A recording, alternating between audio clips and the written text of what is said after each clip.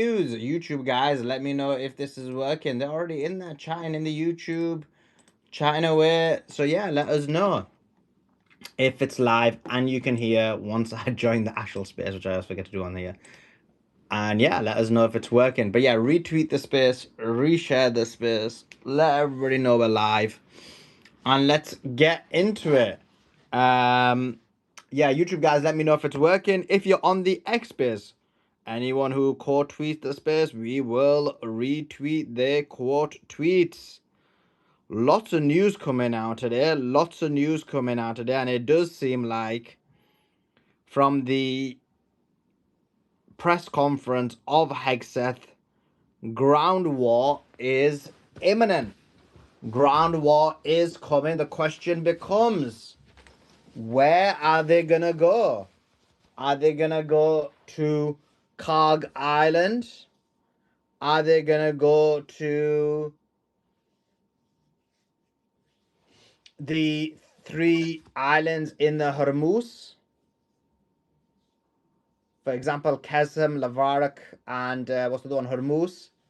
Are they gonna go to the three disputed islands, the Tanub? Are they gonna go to the mainland and invade through Iraq? Or are they gonna go through the mainland and invade through Pakistan? This is the $1,000,000 question. One thing interesting was I was thinking about this last night, and I was thinking maybe Trump isn't as stupid as people claim, and this is all going to the plan. And what I mean by that is, if you remember, one of the things he kept on saying about Bibi Netanyahu was this. He kept on saying, you should respect Bibi Netanyahu. He is a wartime president. You know how unique it is to be a wartime president? And I believe that he was reflecting his own hopes onto society that he himself would be a wartime president. And so I'm a big believer that the invasion, ground invasion, is going to happen. I've been saying it from the start. But maybe, just maybe, this ground invasion might be a lot more expansive than you think. The first step might be, I don't know if the first step's going to be the mainland invasion, but I would not be surprised if that ends up happening. I would not be surprised at all. But lots to speak about, lots to get through. Want to welcome Simon onto the stage, Bruce onto the stage, Robert, who glitched out, I think, and Andrew onto the stage. Appreciate each and every single one of you. Lots to speak about. We're live on YouTube as well. Beatrix, are you there? Hey, has anyone seen it where I don't know if it's just my account, but X doesn't show the spaces anymore. It just shows the live videos on like your main feed. Is that just my account, or is everyone else seeing that as well? Because I couldn't No, I see just anything. noticed that. Yeah, I just noticed for the first time just now. That's the way it looks for me. Yeah, so I think that's going to impact traffic. So if everyone could share the space, it looks like X has had a bit of a change in policy where you don't see the space on your feed. It looks like they're trying to push everyone to video. So you can only see the videos. I'm not sure if that's about to change, but I kind of rely on that to see the spaces, and I didn't know many of the spaces were going on, so we're going to need your help sharing it. I'm seeing it on my X space here, Simon, but yeah, that's something to look at. Hmm, I can suspicious. see the Zio one. I couldn't see Suleiman's one. So yeah. We are being played by algorithms, everybody. Get used to it. The Well, games are beginning. Simon, he took your Tesla out. Now he's taking your X out as well. He's taking my Literally. Tesla. He's launched a $7,000 house. He wants to make prices unaffordable. You will own nothing and be happy. And you can have an electric house with your carbon credits. And when he doesn't want you out of your house, he just locks the door like he locked my Tesla. My Tesla does not move. It is stuck. Fortunately, I had another energy car.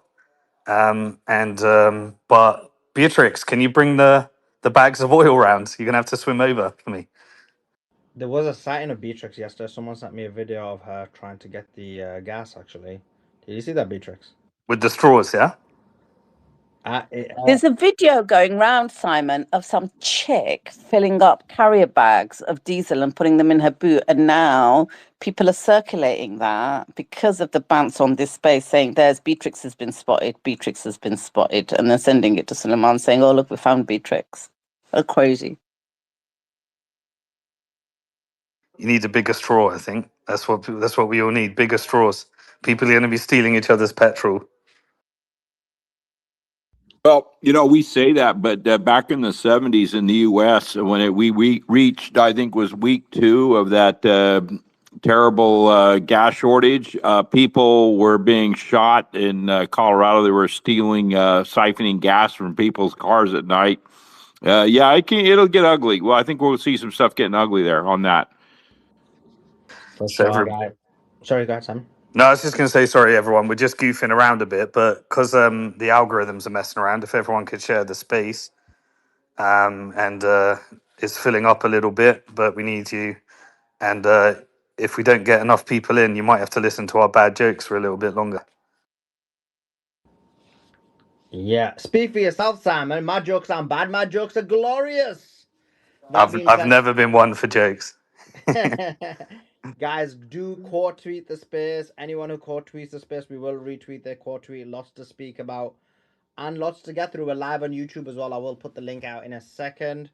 But yeah, YouTube was a bit sad because when I saw that we get 800 listeners on YouTube and actually nearly all of them from X, it's like even the YouTube algorithm isn't pushing us out, which is kind of annoying considering we're getting large number of live viewership on there. So if you could do what you can do on YouTube to push it out and on X, that would be awesome. Let's try and get the news out. And on X, if you quote tweet the space, we will retweet your quote tweet. Let me quickly read 2 of these super chats, which have come in thick and fast to help support the space. And it is Johnny Strong with a super chat. Thank you. Hummer says 4th for the Palestinian children held in Israeli prisons. Appreciate their support. And yeah, there are a number of Palestinian children held in Israeli prisons without a trial.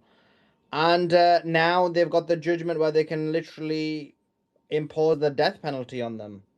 Welcome to the world of Zionism. Solomon, was that actually a pass? Has that happened, or is it like in a process? It passed, yeah. It passed. Oh my, really? That passed? Yeah. Like I didn't That's even think. very Yeah, and concerning. they were popping champagne too.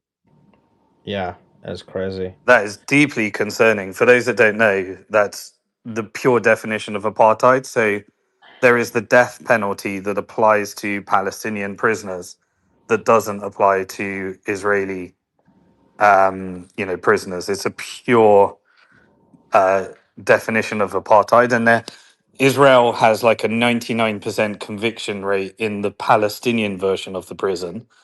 And literally throughout this whole time, they were just snatching people out the streets, putting them in prison with no due process.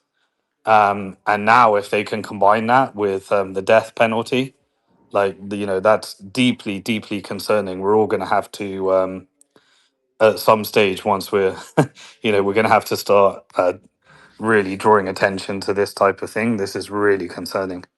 Exactly. Yeah, really concerning. And as you said, the most important point, which is it is a definition of apartheid.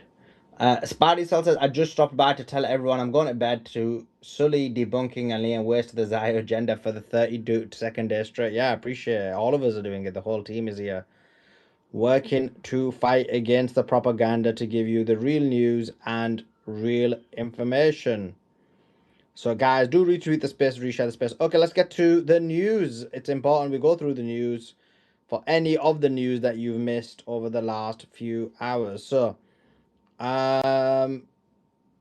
Beatrix, are you there? Are you able to let me check a few messages? Yeah, are you there to give the news? Indeed, I am. Give me a second and I'll bring up the news now.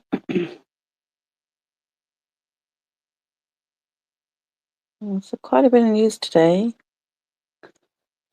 Okay, so I saw Simon shared this as well. Iran's President Pezeshkian says Iran is ready to end the war, but America wants guarantees. In the meantime, US stocks are surging. What frustrates me is the UK. So Keir Starmer made this whole "I'm putting UK interests first" nonsense. Anyway, now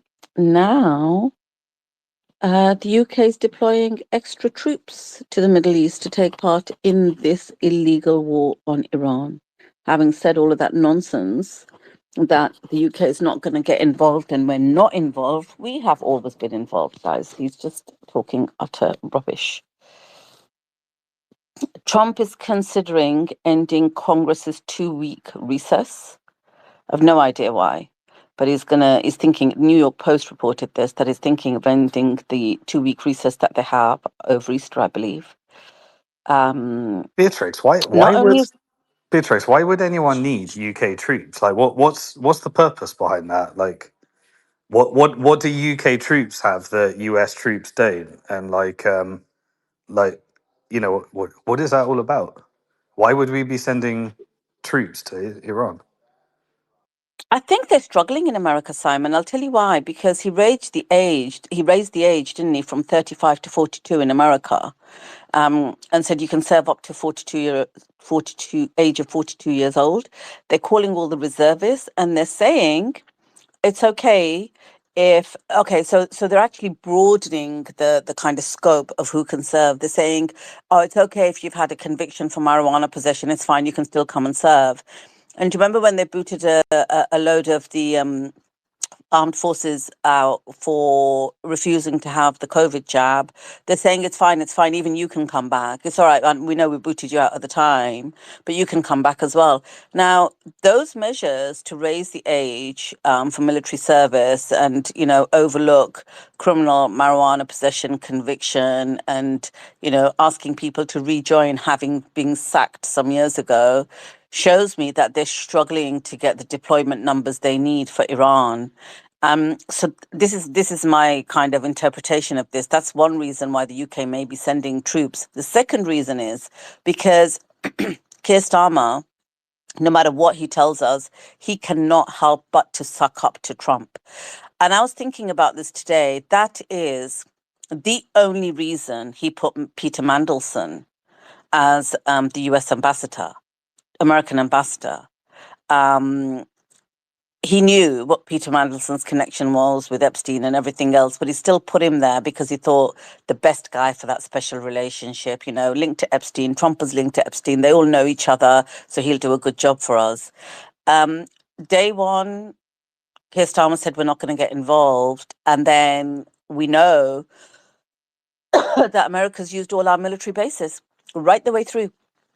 Right the way through, their B-2 bombers have been coming here and setting off from here, from Fairfield, various different bases here. And I've got to the stage now, Simon, where I actually think that America runs our intelligence and therefore has complete control of our military. It's not Keir Starmer who has control of the military. He's saying one thing to us and something completely different's going on. And not only are they deploying extra troops to the Middle East, but they're also sending the Sky Saber air defense missile system to defend allied skies from Iran. So they're sending the Sky Saber air defense missile system. Now, if you're allowing a country to use your air bases, if you're allowing a country to use your airspace, if you're allowing a country to refuel, if you're sending air defense missile systems, if you're sending troops, in what world does Keir Starmer think we are not involved? It's just pathetic. Yeah, and I may add on that too, Beatrice, if I may add on to that. What most don't realize is the United States and the UK, we're connected at the hip militarily through several treaties and alliances and agreements, not way beyond even NATO. And from even the Navy aspect, whatever we do an objective, we have the UK inexorably linked with us from the submarine point of view. That's why I spent so much time working when I was working with the Royal Navy there in Faslane, Scotland. People have no idea how close we're related. Yeah, I just feel that MI6, CIA, Mossad, like intelligence layer is like one layer with different factions of power, obviously, but it just feels like one layer that is able to enforce these policies. Um, and like, I'm also starting to think that the only reason people are joining like the military now is like, you know, the psyche must be so different because I mean, I think people are just desperate for a job, so they kind of join the military. But at the same time, like the psyche of patriotism has just been decimated. Like you figure out you're working for the Epstein class, and you figure out that your fellow Brit, American, European is just being raped by inflation and just destroyed in terms of all the matrix of what makes humans humans. And people are just discovering, right? Who the hell do we work for? Do we work for Israel? Do we work for military companies? Do we work for the Epstein class? Do we work for a bunch of pedophiles? And how's that going to motivate you if you are doing it just because it's a job? And then kind of compare that with the IRGC, like how motivated they must feel, like existential threat, illegal invasion, you know, religious beliefs around what they're doing, and martyrdom, at the same time as you know, 6,000 years of preservation of history from the Roman Empire to the Greek Empire to now the American British Epstein Empire. Like, imagine the difference in the psyche. Like, I think it's incomparable.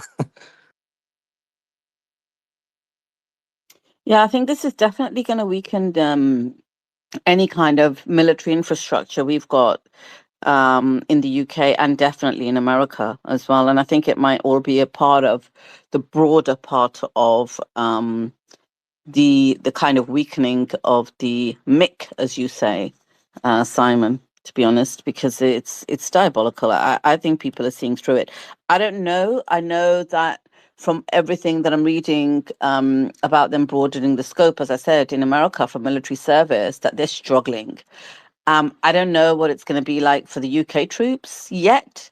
It depends. We don't have information in terms of what how many he's sending over and when they're going. And what we do know is actually there was a team already based in Florida week one when Keir Starmer was saying we're not involved. We found out there was a team based at CENTCOM in Florida of British advisors to help America devise how to open the Strait of Hormuz.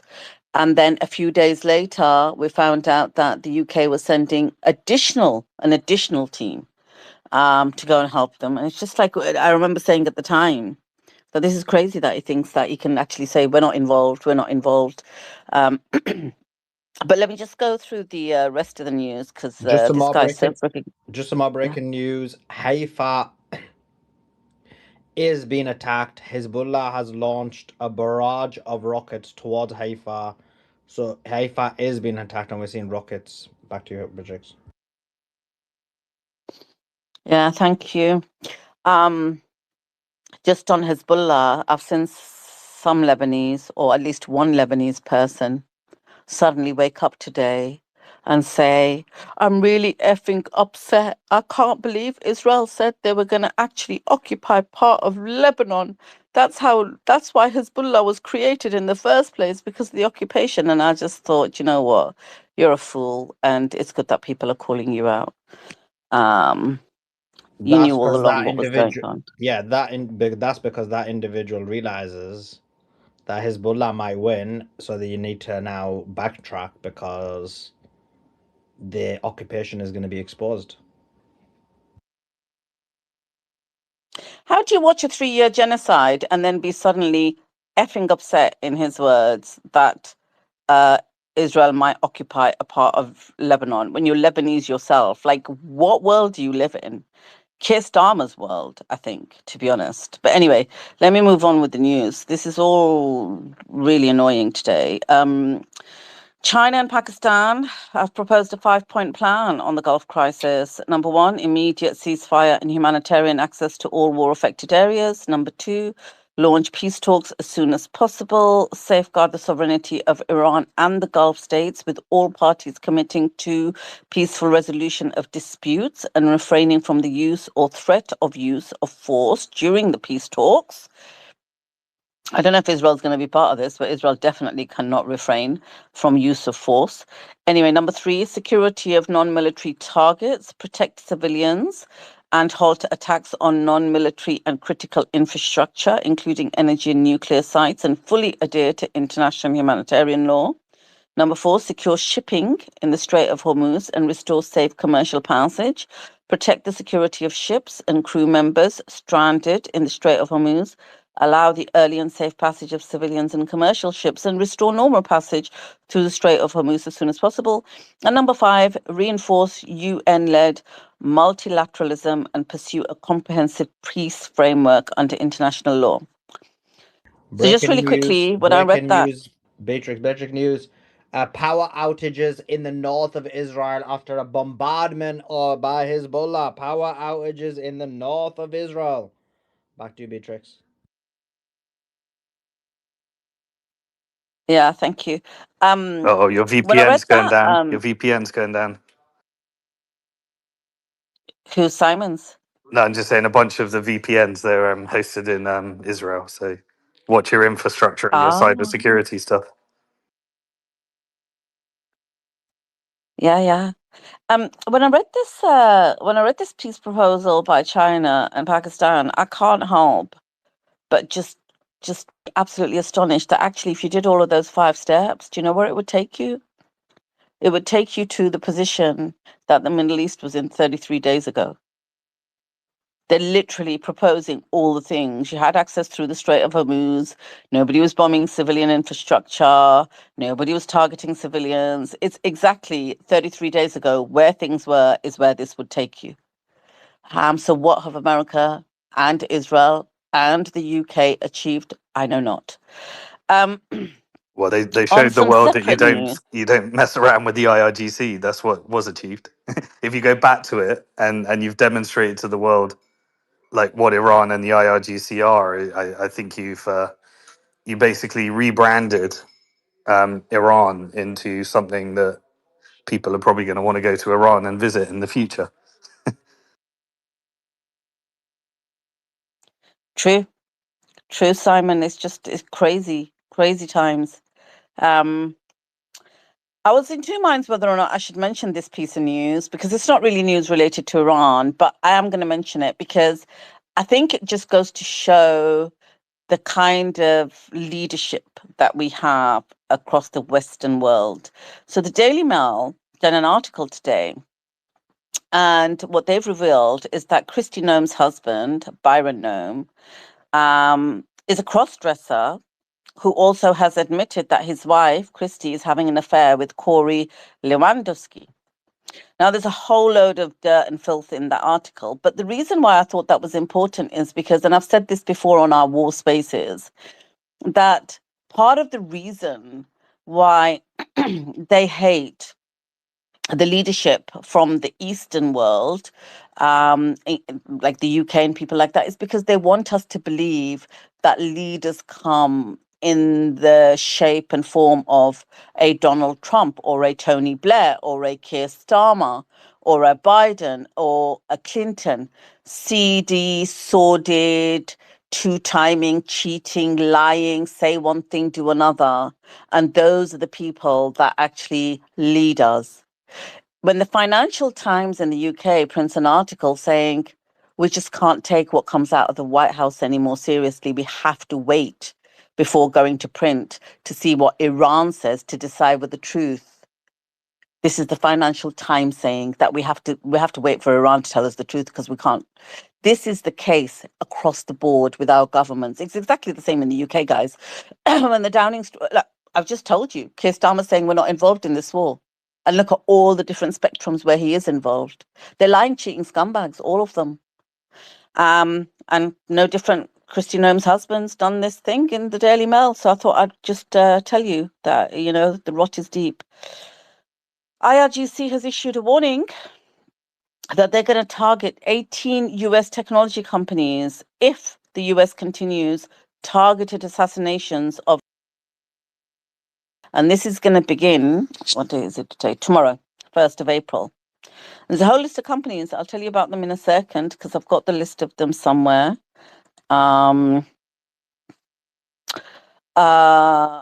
Trump was pressed about remember last night, the Wall Street Journal report said that he might end the war without reopening the Strait of Hormuz.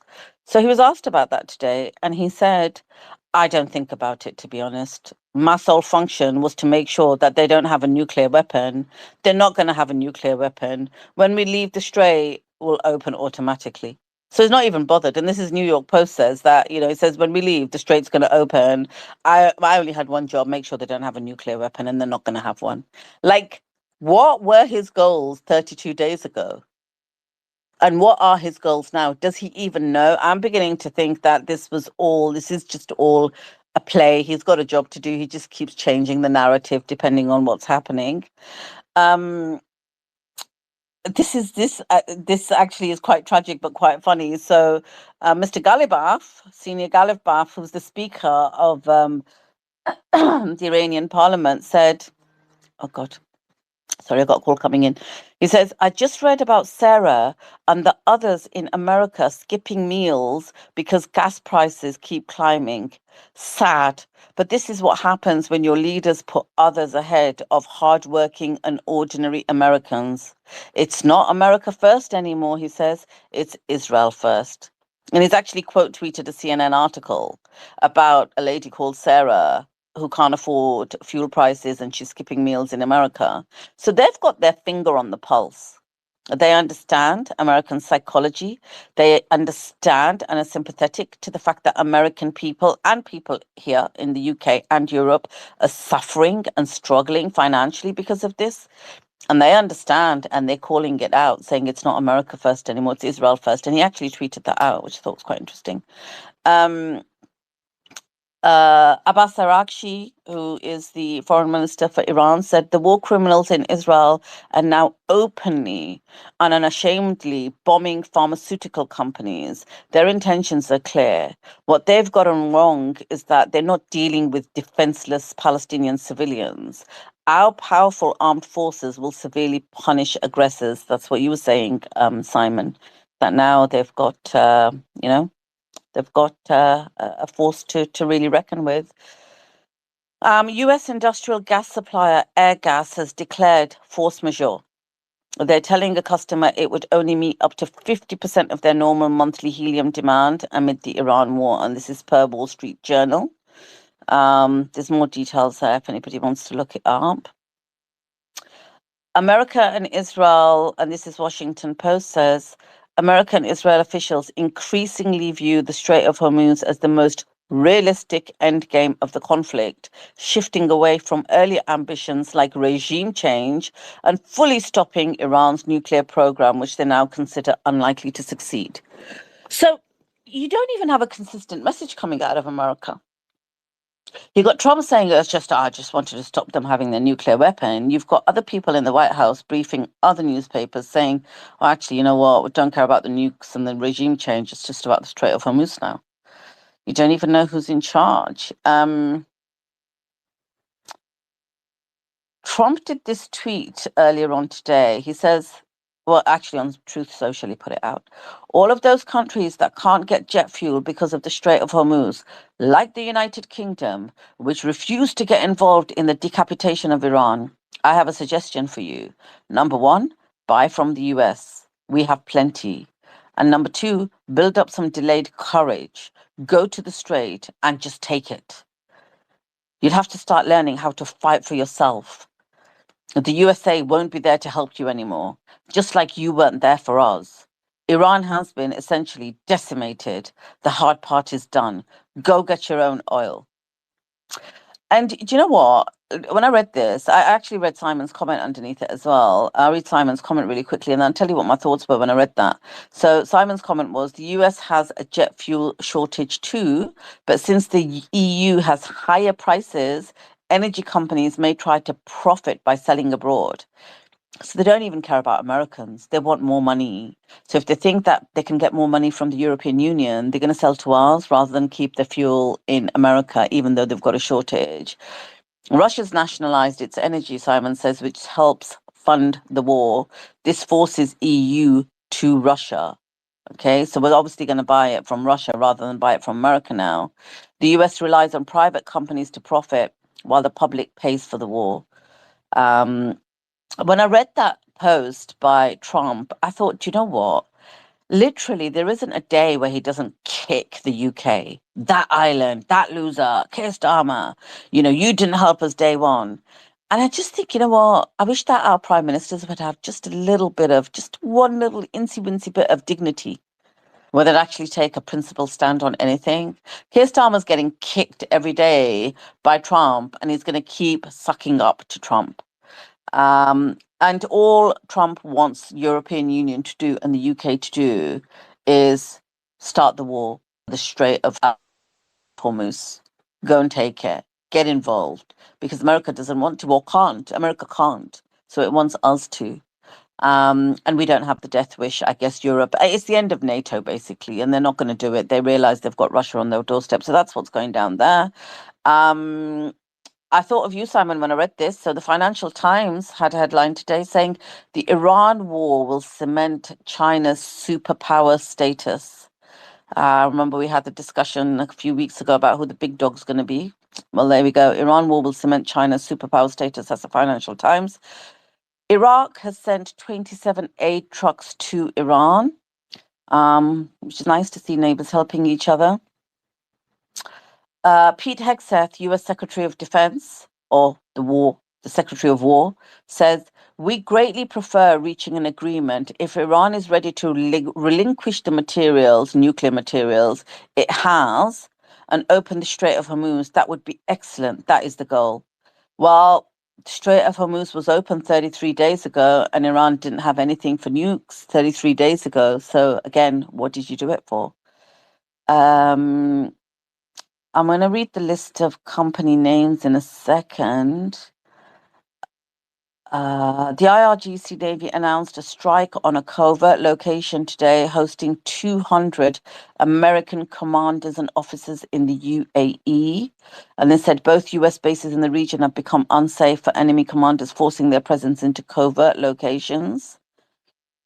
Let me have a look what these companies were. So some of these companies that they're talking about targeting. I just had the list here. Give me a second. Including NVIDIA, Apple, Microsoft, Google, Tesla, Intel, Oracle, IBM, Boeing. In fact, I've got the full list here. Cisco, HP, Intel, Oracle, Microsoft, Apple, Google, Meta, IBM, Dell, Palantir, NVIDIA, JP Morgan, Tesla, General Electric, Spire Solutions, G42, and Boeing. Those are the companies that the IRGC said has issued a warning against, saying they will target if America continues targeted assassinations of Iranian leaders, and this is starting from tomorrow. I guess that's all from me for now, guys. Sulaiman, Simon, back to you guys. Thanks for that, Beatrix. Can go I ahead, Andrew. interject up here real quick here? Yes, I posted something in here. What we're battling with here, I've got a pretty big follower here. He's got over 250,000. And with the words he's personally attacking me with, this is what he's attacking every American and any of us, all of us. It doesn't matter what our nationality is, who's standing against this Epstein class. And this guy writes and writes and writes using how I'm not an American and we're a disgrace to every fallen hero in the war, etc. But my response here, I've already posted it, but we are literally in a battle here, people. So listen, listeners, go repost the space. And when Sulaiman and Beatrice are always saying, go into the YouTube channels and you have to literally log log on to YouTube, repost that on your social media. I've loaded it on my social media posts. And what happens is people that don't get into Twitter, they will watch the video and they share it. I've had now my dear son in Switzerland come back and being shocked over and over again, and others here, even in the U.S., saying, I had no idea. I had no idea. We're not just here spending hours, and Suleiman dedicating his life to this, and Beatrice dedicating their life, and Simon and all the wonderful people on the panel, folks. Please get involved. Roll up your sleeves, repost, reshare, and then also comment and let the video scream, and please donate. Donate in there. And I'm not one, I've never done this before. I've never in my life can remember ever gone and say, donate some money. No, donate some money. I don't care if it's a $1 because they need the support because they're working and live streaming and they're running. Suleiman has been running this nonstop, folks. So thank you so much. We're in a battle here. Appreciate that, Andrew. Thank you for your comments. Just to get back into some of the news, I was definitely listening to everything Beatrix was saying. We've got some more breaking news, which is okay, first one here. The IG spokesperson calls Trump controlling the Strait of Hormuz a dream. He said this dream they will take to their graves forever. USS George Bush sailed out of Norfolk, Virginia for the Middle East. So, as you know, the Gerald Ford out of commission, the Abraham Lincoln retreated. They're now saying they're going to be bringing the George Bush has now left. We were talking about this, I believe, a week ago. But the George Bush has now left Norfolk, Virginia, and is heading towards the Middle East. And we mentioned about the Hezbollah attacks that are happening right now. What we got here? The UK continues to get deeply. Oh, we mentioned. Okay. Okay, we mentioned that one. Okay, Dubai was hit quite hard. Apparently, a Ukrainian senior lieutenant who was in a hotel in Dubai was hit and killed and taken out. So more targeted attacks, and from what I'm seeing, I received a number of messages from random people who live in Dubai, and they were telling me Jebel Ali's been hit, a large number of places have been hit, a huge amount of explosions, about 10 plus casualties. So things are really bad in Dubai. They just kept a complete censorship on the truth coming out. Israel is bombing Lebanon really badly. And what they're doing is bombing, because they were getting absolutely demolished and destroyed in southern Lebanon. Southern Lebanon. What they've now done is they've started bombing from the air. So they're doing that right now. So in order to then take control over the area. Same as Gaza, right? Same type of thing. Exactly. Beatrice, did you mention Hexet's interview, press conference? I mentioned what the goals were in terms of the statement, just that one statement where he said that, it's just about getting the Strait of Hormuz. We don't care about the nukes or the regime change. Yeah. So he says, Hexet says other countries need to open the Strait of Hormuz. So obviously things are not looking rosy. They're just not able to do it. Hexet on Russia and China says, as far as Russia and China, we know exactly what they are or not doing. We don't have to air it publicly what all of that is, but where necessary, we're addressing it and mitigating it, and we're confronting them head on. Hexet now is saying that reopening the Hormuz is not an American objective. Hexet says there are 15 different ways US can put boots on the ground. Our advisors think that there are 15 different ways we can come at them with boots on the ground, and guess what? They are. We could execute them if we need to, but maybe we don't have to use them at all. The point is to be unpredictable. But then he said something separate about boots on the ground. Hexet on boots on the ground, he says, as far as President Trump and the boots on the ground, I don't understand why the base wouldn't have faith in his ability to execute on this. Look at his track record. He said that He claims every single US soldier on the ground asked for more bombs to finish the job. He complained about the UK not helping. He claimed that there's already been regime change in Iran. He said that the talks are very real, they're ongoing, and they are active and they are gaining strength. Hexed was asked when the US will achieve its objectives in Iran. He said 4 to 6 weeks, 6 to 8 weeks, 3 weeks. It could be any particular number. It will be the president's determination. Hexet on NATO, he said there is not much of an alliance. And obviously Trump attacked France and wasn't happy with the UK. So those are just some of the important pieces of news. Obviously, Israel struck a pharmaceutical company earlier on today as well. UAE fuel price spike increases from 30 to 70%. Ahmed al-Shara. Jolani was in London, and reports came out yesterday that they've been allowing the Israelis to use Syrian land in order to attack Hezbollah. CIA agent doing what CIA agent needs to do. That's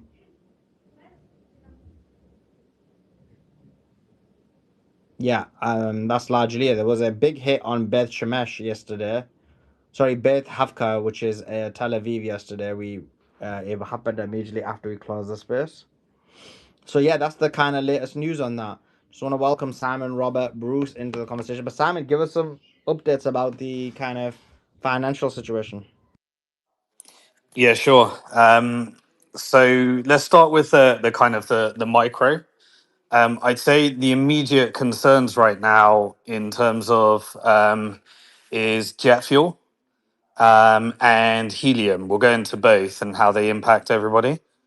So jet fuel is an interesting one because you saw that somewhat erratic post from Trump where he's basically, hinting at what this is really about, which is renegotiating new LNG contracts for big LNG suppliers in Texas and America. And obviously, Trump basically uses the American people to pay for war. And then at the end of it, he negotiates a contract for a few multinational corporations. That's always been the model. And at the end of all this destruction, all of these contracts are going to be renegotiated, force majeured, and then renegotiated now that we've had like 50 different repricing events for all these essential components. And some of those will be aligned with China and BRICS, and others will be just, the multinational institutions in America. And so you kind of have that play where Trump's negotiating for private interest and dumping debt on the American people. Then countries like Russia and Iran that have their own nationalized resources, they're able to sustain their operations through these higher prices. But then in countries like China, many of these new negotiations will be, eastwards instead of westwards as we enter into these new things. That's kind of like the big macro picture of what's going to happen at the end of this. In the meantime, we have a game of chicken, which is the closure of the Strait of Hormuz is an economic nuclear bomb. I don't believe a nuke needs to be fired because we have the economic nuclear bomb and the financial weapon of mass destruction that essentially has been enforced due to an illegal invasion and on Iran, which we've seen time and time again with various countries in the Middle East. And so the difference between this war and every other war is that there is huge leverage and time sensitivity because if the strait remains closed, we've have firstly an energy price crisis, as well as all the other components, including things that affect supply chains with food, electrics, every part of the world and how it functions today, which leads to immediately higher gas prices. That then leads to inflation. Inflation leads to these higher yields in terms of the bond markets, higher oil prices, higher commodity prices, and just everything going up in price. until we end up with this demand destruction phase where it reduces economic activity and we enter into a recession. And at the same time, all of the economies in the world have to deal with their supply issues. They become more insulated. They hoard. They start acting against the national interest. For example, jet fuel companies could start, because prices are disjointed. American companies might just start selling it into Europe or selling it into other supply chains because they can get more money out of doing it. And then it doesn't, at the same time, there is a genuine shortage of jet fuel within America, even though they're energy independent.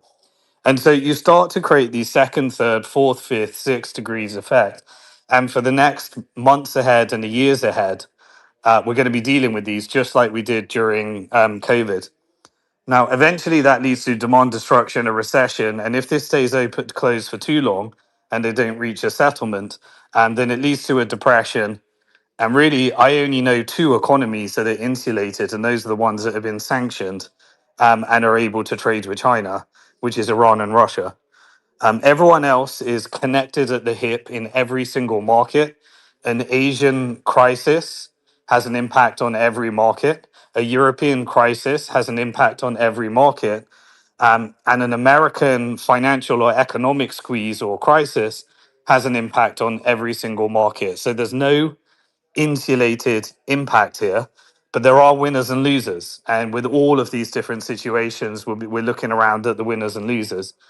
Now, the ones that have immediate concern, other than price inflation and gas and energy costs, which impacts the cost of everything, is right now jet fuel.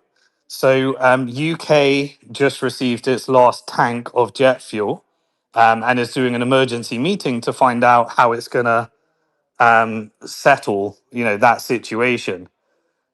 And immediately, you can go to America, but America is actually hoarding its jet fuel at the moment as well because they've actually got a shortage.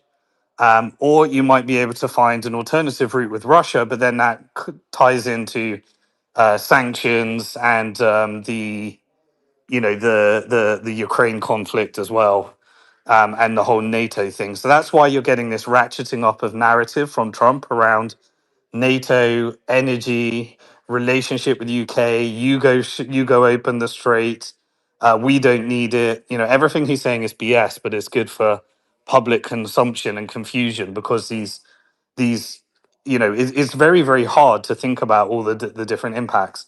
But immediately, if this continues, I don't think there is a good solution for jet fuel. So I think that could immediately lead to everyone canceling their travel plans, potential bankruptcies from airline companies, the need for bailouts if those airline companies are important to the national interest of a country. We saw all of this during COVID.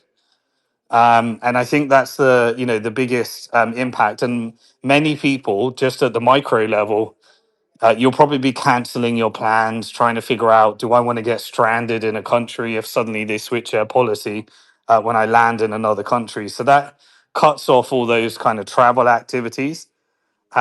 And the worse this gets, the longer this goes on for, the more draconian policies that we might get, potential lockdowns in order to preserve energy, enforcement of kind of tariffs and carbon credits and new experimental taxes in order to try and preserve energy and get people to change their behaviors and habits.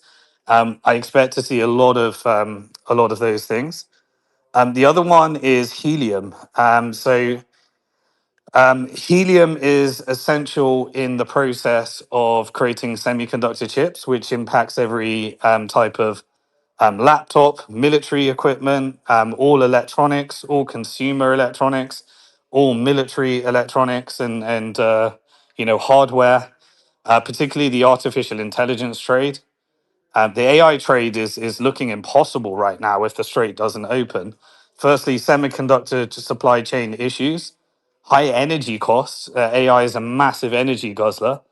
Um, Decreased investment from both the credit markets and the Gulf countries, as well as if this pulls over into the equity market, then the bond market could spill over and then you could get an equity crash. That would mean that you would probably miss many of the IPOs Many of the API companies were meant to go public this year. If that doesn't happen, then you're going to have a real issue, and the whole artificial intelligence might lead to some ginormous money printing bailout in order to try and save the sector because it's geopolitically and strategically important. Now, couple that with the fact that Iran as a strategy is kind of targeting many of these tech companies as the next phase of escalation. That would imply that there may be destruction of infrastructure. And that means that there may be new relationships formed with Chinese technology in the Middle East, as well as American technology firms. All of these different things have these knock on effects. If they start hitting server infrastructure, then we might have to go back into redundancy servers. You might find that cybersecurity services, we had examples of that throughout the last few years, like CrowdStrike. Much of the cybersecurity and deep technology and AI and military grade technology that happens in Israel. Israel is being targeted as well, so that infrastructure is being hit. That can have its impact on things that we don't fully understand how they're actually set up. So, and then if we end up with a semiconductor chip squeeze, then you may get situations where you can't order phones, you can't order laptops, you can't order electrical equipment until the supply chain and grids actually clear up a bit. They were already having, massive, massive backlogs during the good markets and the AI bull market. They were having issues in terms of fulfilling that demand as well. So all of these different supply chains, we're talking about now states of emergencies across Asia, and America as well. They have a lot of the agricultural industry. If you can't get your fertilizers and stuff like that, who's impacted? Where does your country import? Now is the time on the micro level to find out the things that you rely upon and the things that you normally get. What are your local supply chains relative to your global supply chains? Because they might break. So start thinking about how you order things locally, and what those different habits look like. And so all of that is likely to come. Now, what we had today is, I think, a bit of teasing out of a narrative of what a deal looks like. Um, and also the kind of the pushbacks against it. So Trump kind of said that, we could just leave and leave the Strait of Hormuz open. So that's kind of hinting towards two contradicting strategies.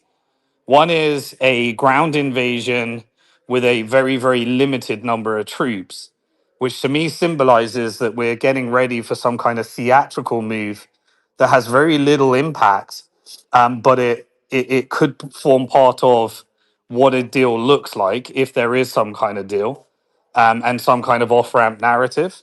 Or it could be a suicide mission. But either way, let's hope that it's actually some kind of deal or off ramp.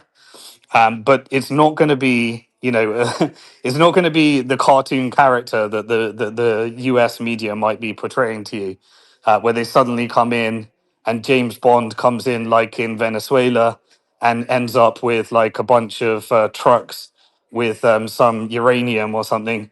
It may be just complete theatrics, in order to try and make you think that there's an off ramp narrative, and something has been achieved. Nothing would really have been achieved.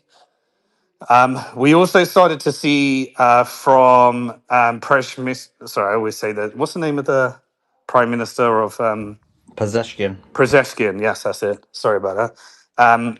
He doesn't have IRGC authority, but he's starting to hint out there in the public that we'd be willing to look at a deal or that type of thing.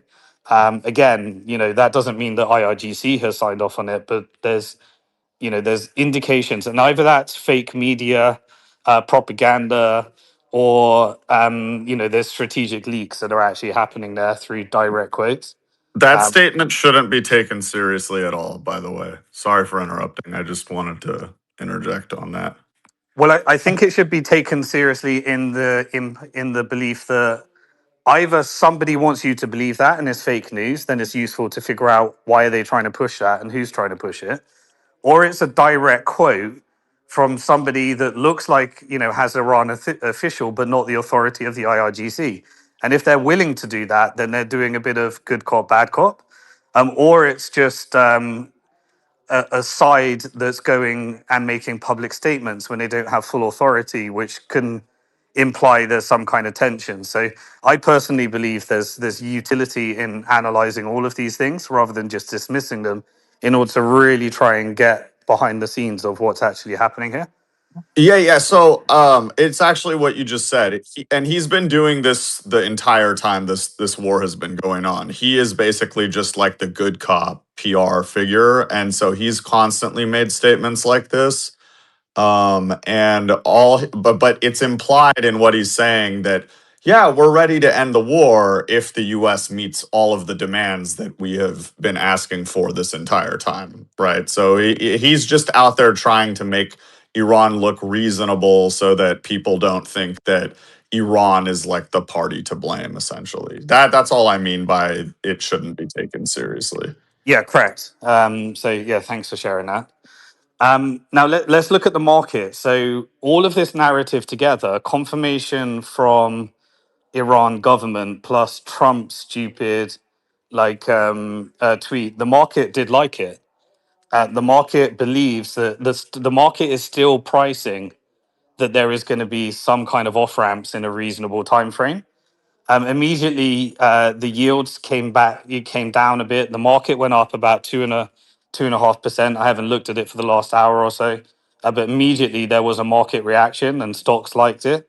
The bond market started moving in the right direction, where yields came down, and oil prices are kind of flat. But they're not going up, they're not going down.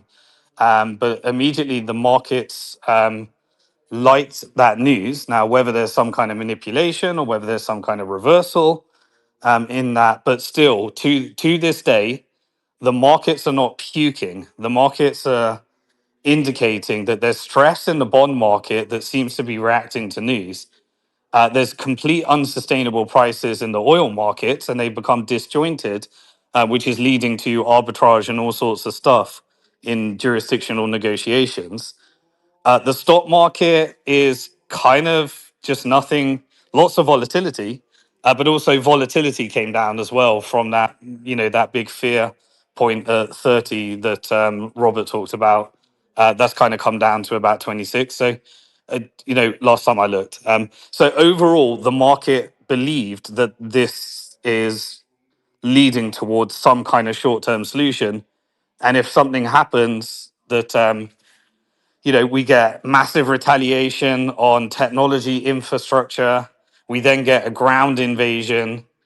And if the market doesn't believe that that's theatrical to get to some kind of end goal or end state or end solution, then you'd expect markets to violently react in the wrong direction, which will make all of our problems worse.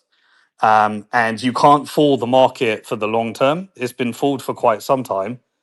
But it's still at a critical stage, both in time real supply chains, which you can't solve, but also the economic issues. So we've got a bit of a relief rally right now, but it's a very fluid situation, and we'll see what comes next.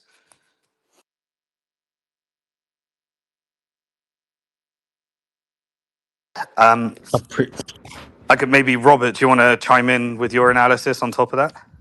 Yeah, Robert, if you can jump in and give us your thoughts. And just before Robert goes, guys, I have put a poll in the YouTube comments, and it really is. I'm really confused. I don't know what to do. Maybe Simon now as well. Once Robert's got jumped in, you can give us your thoughts on this. But I don't know whether to open a second channel and just put the interviews on there, because I don't know. I just don't know what's going on with this channel. Like, I feel like it's got a block on it. It's like we're getting 900 live viewers, but then all of them are saying they came from X. We're getting a large number of views on the YouTube. Well, YouTube's like locking in and not really going above 5,000 views, and again, all of those are largely from X, and so I'm not sure if this account is just like completely shadow banned, and it's better to basically it's completely relying upon your traffic, and then it's just not ranking you. But opening a new channel probably won't rank you either. You got to you got to earn the algorithm, and that just requires lots of content, lots of frequency, and then saying the right things as well. Really, but we're interviewing all the big names. Like, I thought that would have. So you think having a new one wouldn't make a difference? Is what you're saying? Yeah, I mean, algorithms have changed a lot. I get videos that rank and then they suddenly stop ranking and they just die, like a video just dies. So it's very confusing. All the different YouTube channels I've spoken to, they're getting very confused by algorithm right now. But I'm not sure starting a new channel is going to solve the problem. Yeah, maybe Joe could give some feedback. I voted yes, Sully. Simon, here's why I voted yes for Sully to do that. I've been on YouTube for over 10 years now, and you're right, Sully, on that, Simon. But here's why I recommend you do open it, because it comes up as new content, and then before they can shadow ban it, he's going to get a lot of push out there on it. So I say give it a shot, because you have a different subject on it in the interviews, Sully. Yeah, you could create a channel that has less controversial people on, and then keep a channel that has more controversial. That might be interesting. But Yeah. Or if I do just the interviews, because the thing is, like, a lot of things that are said on these spaces are probably problematic. That maybe that's what stops the channel get boosted out. Do you know what I mean? yeah, there's Whereas things that we'll say that will cause major issues. Yeah. exactly. Whereas on the interviews is a lot more like war related, and it's more like a judging Napolitanus type channel, and maybe that may not be as deboosted. But I don't know. I'll see what everyone thinks, and then we'll do that. But yeah, appreciate it. Robert, if you can give us your thoughts on the financial market, that'd be brilliant. Yeah, Simon pretty much ran through it. We got that headline and market started to pump. My understand I couldn't see who was speaking, but someone pointed out the president of Iran is not really who calls the shots. So there'll probably be a period of realization and digestion of that reality by the market, and you'll probably see it come in. Some just for people trying to trade or even understand the stock market, some of the most violent rallies actually occur in bear markets, in downtrends. So yeah, just keep that in mind. People get short, right? And then they get short squeezed, and you get kind of a gamma squeeze on top of that, and it can get kind of violent. So that's probably what's going on there. Yeah, volatility came in. Crude is still not really moving. I mean, compared to yesterday, yeah, it's down 3% on WTI, but nothing major. And I think that oil is really going to be the key kind of constraint on and not just oil, but natural gas, liquid, LNG, aluminum. What else? Helium. Simon mentioned helium, which is really important for the AI trade, and difficult to have a reserve, a stockpile of helium, because I guess it evaporates or it's not storable or something. So those chip manufacturers in Taiwan, they're going to be, if this drags on, they're going to be hurt by that, as well as LNG. I think they only have like 8 days left of their LNG. So when you're reliant on energy imports, this kind of thing can really hurt you. And I would look at the Taiwanese dollar too. In term, they're really no different than Europe or South Korea or Japan. Anyone reliant on energy imports is going to be really, really hurt. And on the other end, you have those reliant on energy exports in the GCC. They are all pegged to the dollar. So, in order to defend that peg, due to the fact that revenue for them is plummeting, right, due to the Strait of Hormuz being closed, their revenue is just there's no other word for it. I mean, Kuwait, for example, in the early 90s, their current account as a share of GDP went like negative 200% during the early 90s. It was really, really wild. So when you have a disruption of the key industry, it really puts a severe burden both the energy importers, but if your economy is reliant, like, most of GCC is at least 20-30% of their entire economy comes from energy, right? So, and your currency is pegged to the dollar and you have to maintain that peg. So if revenue, right, exports start to plummet, the only thing you can do to defend the peg, well, you have two choices. You can either let the peg break, which is kind of catastrophically bad. You never want that. Or you sell foreign exchange reserves, and those can be U.S. Treasuries. Those could be that could be gold. And I think that is part of why we've seen the move in gold that we have is due to central banks selling out of foreign exchange reserves, not just GCC to defend the peg, but probably elsewhere too. I would imagine this is really, as Simon was talking about, this is really catastrophically bad for the global economy and global financial markets. Kind of, I don't think that the stock market here in America, or really most of the rest of the world, is accurately pricing in what this is likely to become. If it doesn't end completely, totally and completely, like not like a reduction of hostility, but a complete reduction, a complete elimination of the war in hostilities. If that does not occur in the next week or two, this is going to start to get really bad. Those jet fuel shortages that were being mentioned by Simon, liquefied natural gas is, like a key power source for a lot of these kind of Asian economies. Europe to, some of the countries in Europe rely on nat gas, but they've built kind of contingencies to some degree, and they have the access to Russia, right? There are countries that will benefit massively on the economic frame of it. Norway, for every 10% that oil goes up, Norway's GDP grows by 2%. I mean, that is enormous.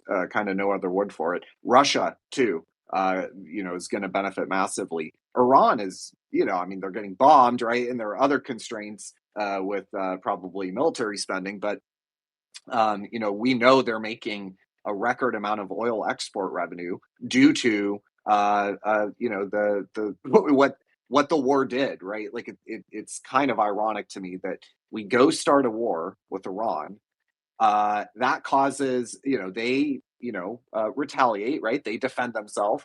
They close the Strait of Hormuz. That sends oil, sharply higher, which, by the way, happens to be one of their key exports.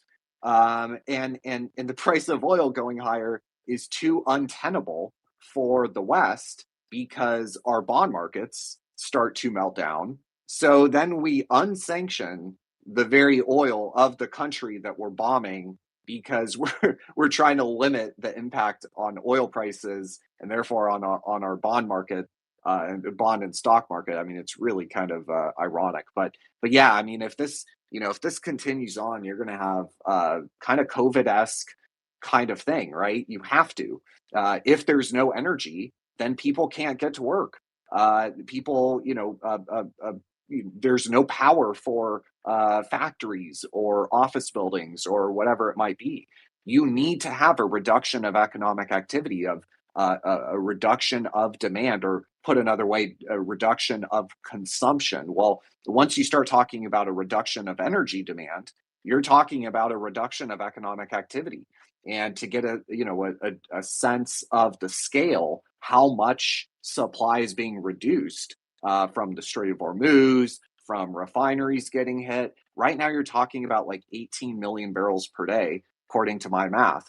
And that is, about 18% reduction in global supply. So meaning there must be mechanically, like there is no way to print oil. There's no way to print natural gas. Therefore, there must be, on a global sense, right? Maybe not in America, but globally speaking, you have to have an 18% reduction of global economic activity.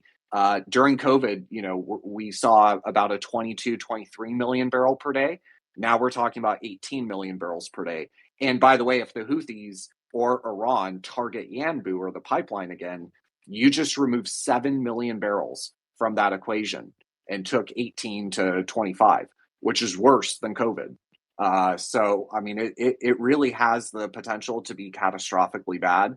And I think markets right now are kind of a bit complacent with how severe this could be. And kind of, if you look at the forward curve on oil, it's indicating that the conflict's going to be done. And, if you go out to December, that contract is trading at 75. So you have, this significant amount of backwardation where the front month is trading way, way, way higher than, 9 months out, indicating that the market believes this is going to just be over. But, just to kind of put it in perspective, refineries, right now we're talking about 10-ish million barrels per day that is shut in, meaning it's going to take time to get it back up and running. 10 million barrels shut in is huge. So even if the strait, reopens and there is a complete and total end to hostilities, it's going to be months before that 10 million barrels comes back to the market. And not only that, but like just logistically, right? It takes 3 weeks for a tanker to get from Kuwait to Japan, and then it probably takes some time to process the crude oil into gas or into diesel, within the border of Japan. Then it takes time to get it to a gas station or distribution hub or what, right? Like things don't happen overnight when it comes to physical commodities like oil. And obviously all of that is also true for aluminum. It's also true for helium. And yeah, markets I think are kind of sleepwalking into a potential catastrophe. I mean, there's really no other word for it. If this goes on for another year, you're talking about a global depression. Even if it goes on just another couple, like a month or two, you're probably talking a global depression. I mean, it's really that bad. 18 million barrels per day. That is a huge reduction of economic activity that must happen, either as a result of much, much, much higher prices, right?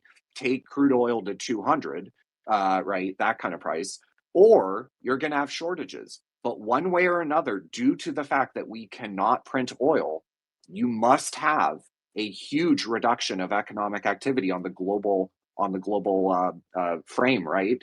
Maybe America only sees 5%, but even that is, you're talking a recession. So yeah, it's pretty bad, and markets I think are generally optimistic when it comes to Trump. They've seen him taco, and during the April Liberation Day kind of chaos, right? When he tacoed that one day, the S&P 500 rose by like 9% in a single day. If you're a hedge fund manager, you cannot afford to miss that.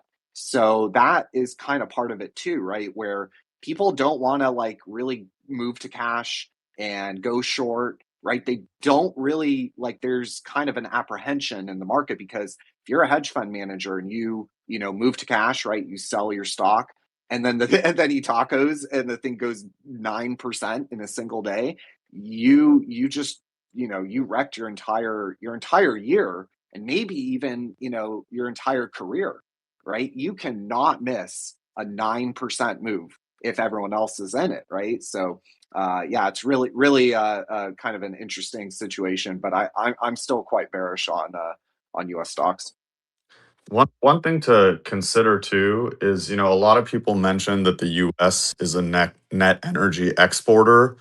But actually, when it comes to crude oil, we are a net importer, and I think the net difference is about 2 million barrels per day, because most of the crude oil that we produce is actually light crude, and a lot of our refineries need heavy crude. Heavy is also better for a lot of different products, and so that's why you're gonna like what Simon and Robert were mentioning as far as jet fuel shortages. That's because we're still going to have issues if we can't get crude from abroad. And not only that, right? But I've made this point before, but this view from kind of MAGA that America is a net exporter, will be fine. We can just, we have all the energy we need. No big deal, right? The Strait of Hormuz doesn't matter. It's not our concern.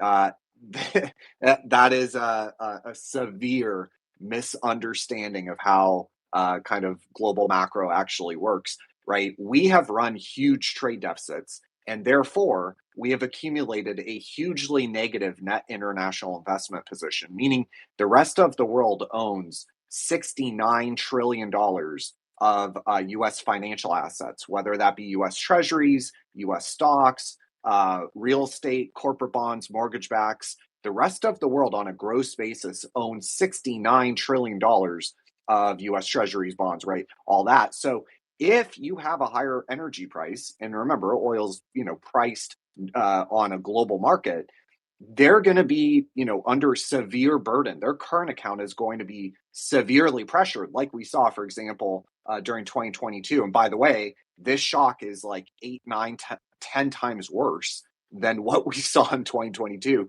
We saw them, France, for example, their current account as a share of GDP went from basically like a 1% deficit to a 5% deficit. Robert, And you have to that's fund 69 trillion. How much is that as a percentage of the whole market in the US? Do you know? 92% of GDP. So I've looked and asked various AI, has a country in global history ever accumulated that negative of a net international investment position where the rest of the world literally owns America?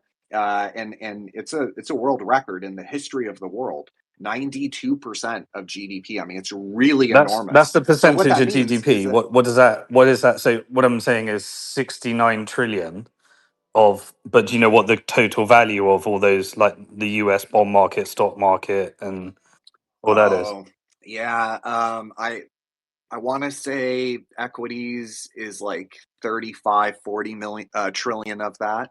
Um, I think 20 trillion is various kinds of bonds, corporate bonds, US treasuries, mortgage backs. I want to say kind of in that ballpark, a large share. Okay, so And the and and majority what of that means. America is foreign owned. Is that what you're saying?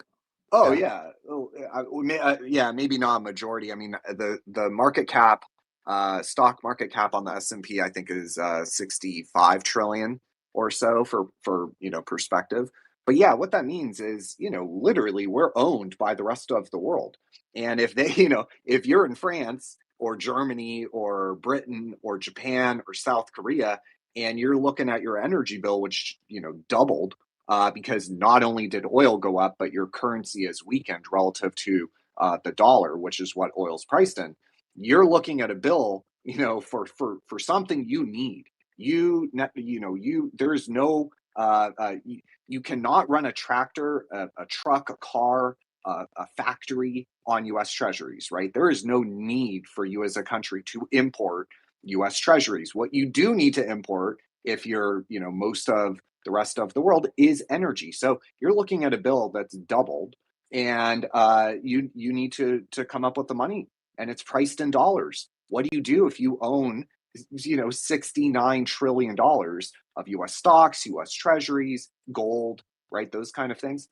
You sell it, and so I think that this argument that America can just escape unscathed is just not true. If anything, during Liberation Day, we saw the rest of the world start to dump US treasuries. If anything, that was the one thing, right, that caused rates to go up. That was the one thing that caused Trump to taco. So if anything, kind of the one thing that does matter, which is our bond market, it cannot sustain, a what separation, I guess, from the rest of the world where we just put up, barriers and go no exports, capital controls, whatever. If anything, that'll just make it worse for the bond market. So yeah, there's really no good option here for America. We are going to get hurt by this. Yeah, and Everybody's Robert, on. as we talked about a few days ago too, I mean, we've largely deindustrialized, so the rest of the world is like our industrial base basically. So everything is produced abroad using a energy that is abroad to produce it, and then it's also shipped from abroad using that same energy. So yeah, it's like if there's high prices, everything's more expensive. If there's not higher prices and there's shortages, then well, you're SOL. Including the Yeah, US military, I think, is the most important part in this context. exactly right. Yep. Exactly right. Yep. That's why these spaces, we can all agree on this. When Sulaiman puts these together, he brings in the financial, economic gurus, the military gurus, and he brings in, of course, the geopolitical, of which Sully is one of the most phenomenal geopolitical analysts I've heard, and I've been listening to it for a year. And we have come into this together. We bring in more expertise, we weigh it, we talk about it, we level it out here, and that's why the listeners can benefit so much from this. I've learned a tremendous amount. I'm an econ major from university. My background is economics. I'm just drinking from a fire hose here. Thank you, gentlemen. It's amazing.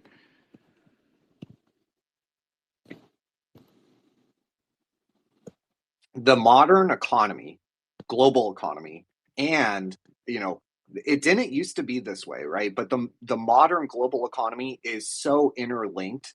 And again, it didn't used to be this way, but nowadays, we have to accept the world as it is rather than how we want it to be. I don't want, a $1 trillion per year trade deficit, current account deficit, right? Like, I don't want that. I don't think that's good for America to rely on China, right? Who, depending on who you are, right, is anything from a competitor all the way up to an outright enemy. I don't think that our military should be reliant on our enemy, our adversary, our competitor, for the components that go into the weapon systems that our military might use to defend our people. To defend me and my family, we need China's permission. And I don't think that's a tenable situation. That's why, that is what free trade, has gotten us. It's also gotten us a dollar that is, significantly overvalued and has hollowed out our industrial base. It's gotten us really a lot. Now, if you're in Wall Street, it's worked great, right? Like, you benefit from that $1 trillion per year of capital inflows. That's how we fund our huge trade deficit. Right? This is the part no one ever talks about. But on the other end of a huge trade deficit, current account deficit, is a huge capital and financial account surplus, meaning that, yeah, we might have hollowed out our industrial base and rely on China for basically anything and everything. But the other end of that, the mirror image of that, is just, an accounting reality in balance of payments. The other side of that is an equal size capital financial account surplus. The rest of the world has just piled in capital. And again, about $1 trillion per year. That is the other end of the current account deficit. So if you own stocks, right? If you're wealthy and you own a bunch of stocks, if you're wealthy and you own bonds and mortgage-backed securities, right, and all this stuff, you have done obscenely well. And not only that, but financial services, right, all the kind of ancillary supportive industries. This is the dollar Dutch disease, right? This is that concept where we have hollowed out our industrial base, but we have created this very small industry, as a share of employment, this very small industry of very, very, very wealthy, finance, financial services, insurance, all that, right? Fire, real estate, right? So there are huge consequences to globalization, and one of them is that kind of at the end of the day, America has lost its sovereignty, in my opinion, due to that negative 92% net international investment position, $69 trillion gross. I think it's like 26, 27 trillion on a net basis. Because of course we do own financial assets of the rest of the world, but there's a 26, 27 trillion dollar gap between what we own of them, what they own of us. So yeah, at what point can we say that America's lost its sovereignty because the rest of the world literally owns us, right? And we do something they don't like, or right, we create a higher oil price, an energy shock. It's gonna, they can just start dumping U.S. Treasuries to fund their higher oil bill. This is also kind of an ironic, consequence of the petrodollar system, right? If oil was priced in euros, that dynamic wouldn't really be there. But we back in the 70s and 80s, we went around the world trying to get people strung out and addicted and dependent on dollars. Maybe we got a couple decades out of it, but we got to a situation now where higher oil bill and it's priced in dollars, your currency is weakening. Not only is it going up in dollar terms, but it's going up in euro terms even more, in yen terms even more. What do? Well, you sell some of the tens of trillions of dollars that you own of financial assets. And by the way, you crash the stock market here in America, you create a recession by definition. You dump U.S. Treasuries and you margin call the government, right? You just increased the borrowing cost. We are constantly rolling debt. In fact, over the past week, we issued $700 billion of debt. We had $700 billion of U.S. Treasury auctions. We are constantly rolling over huge, eye-watering amounts of debt. And if you cause rates to go up, what that means is the U.S. government must roll it over at ever higher interest rates, right? And we know that interest already $1.2 trillion per year, $3.5 billion per day. That's only going to go up if interest rates do not meaningfully decline from here. The average marketable rate or the average interest rate on the marketable debt is 3.3. So, when you look at the bond market, just remember that number, 3.3. Any interest rate above 3.3, and that interest bill for the U.S. government is going to only go up. We have to get that interest rate below 3.3 just to stop the increase, right? That interest bill is growing, in fact, at about 15% year over year. And so, yeah, we're really not in a good place. And anyone that tells you, oh yeah, America's like, I just laid out how, and that's, I don't know, a tenth, right? I could go on and on about this. That's only a tenth of the story, right? And I hopefully it is already clear that America is not some kind of island that gets to just kind of do whatever, start a war in the Middle East and then just pull out and everything's better. Robert, I think it's critical that I bring this up again. I don't think it's a coincidence. When I was in Beijing, China, again, many have heard this. I got to repeat it quickly. I was in Beijing, China at a ballistics, high-level scientific ballistics conference with the scientists from all over the world in China, sharing technology with China. Now, I'm not one of them that was working in the working groups, but I was invited to it by separate reason.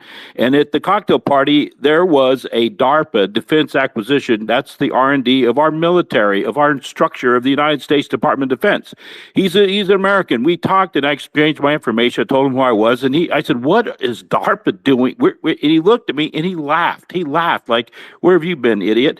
Now, also, when I was working on a very sensitive contract for submarine weapons systems, submarine weapons launch systems for submarine warfare as a consultant, they were Russian. They couldn't even speak English. Dobre utra, как вы поживаете? I go, what the hell? They were our programmers. They're writing code. And I say this calmly, slowly for our listeners. They were writing code for the U.S. Navy. And I said, what the hell? And I was told by the director, hey, Andrew, come on, nothing to see here. Move along now. So we are global. We are global. We have been, folks. We have been. Thank you.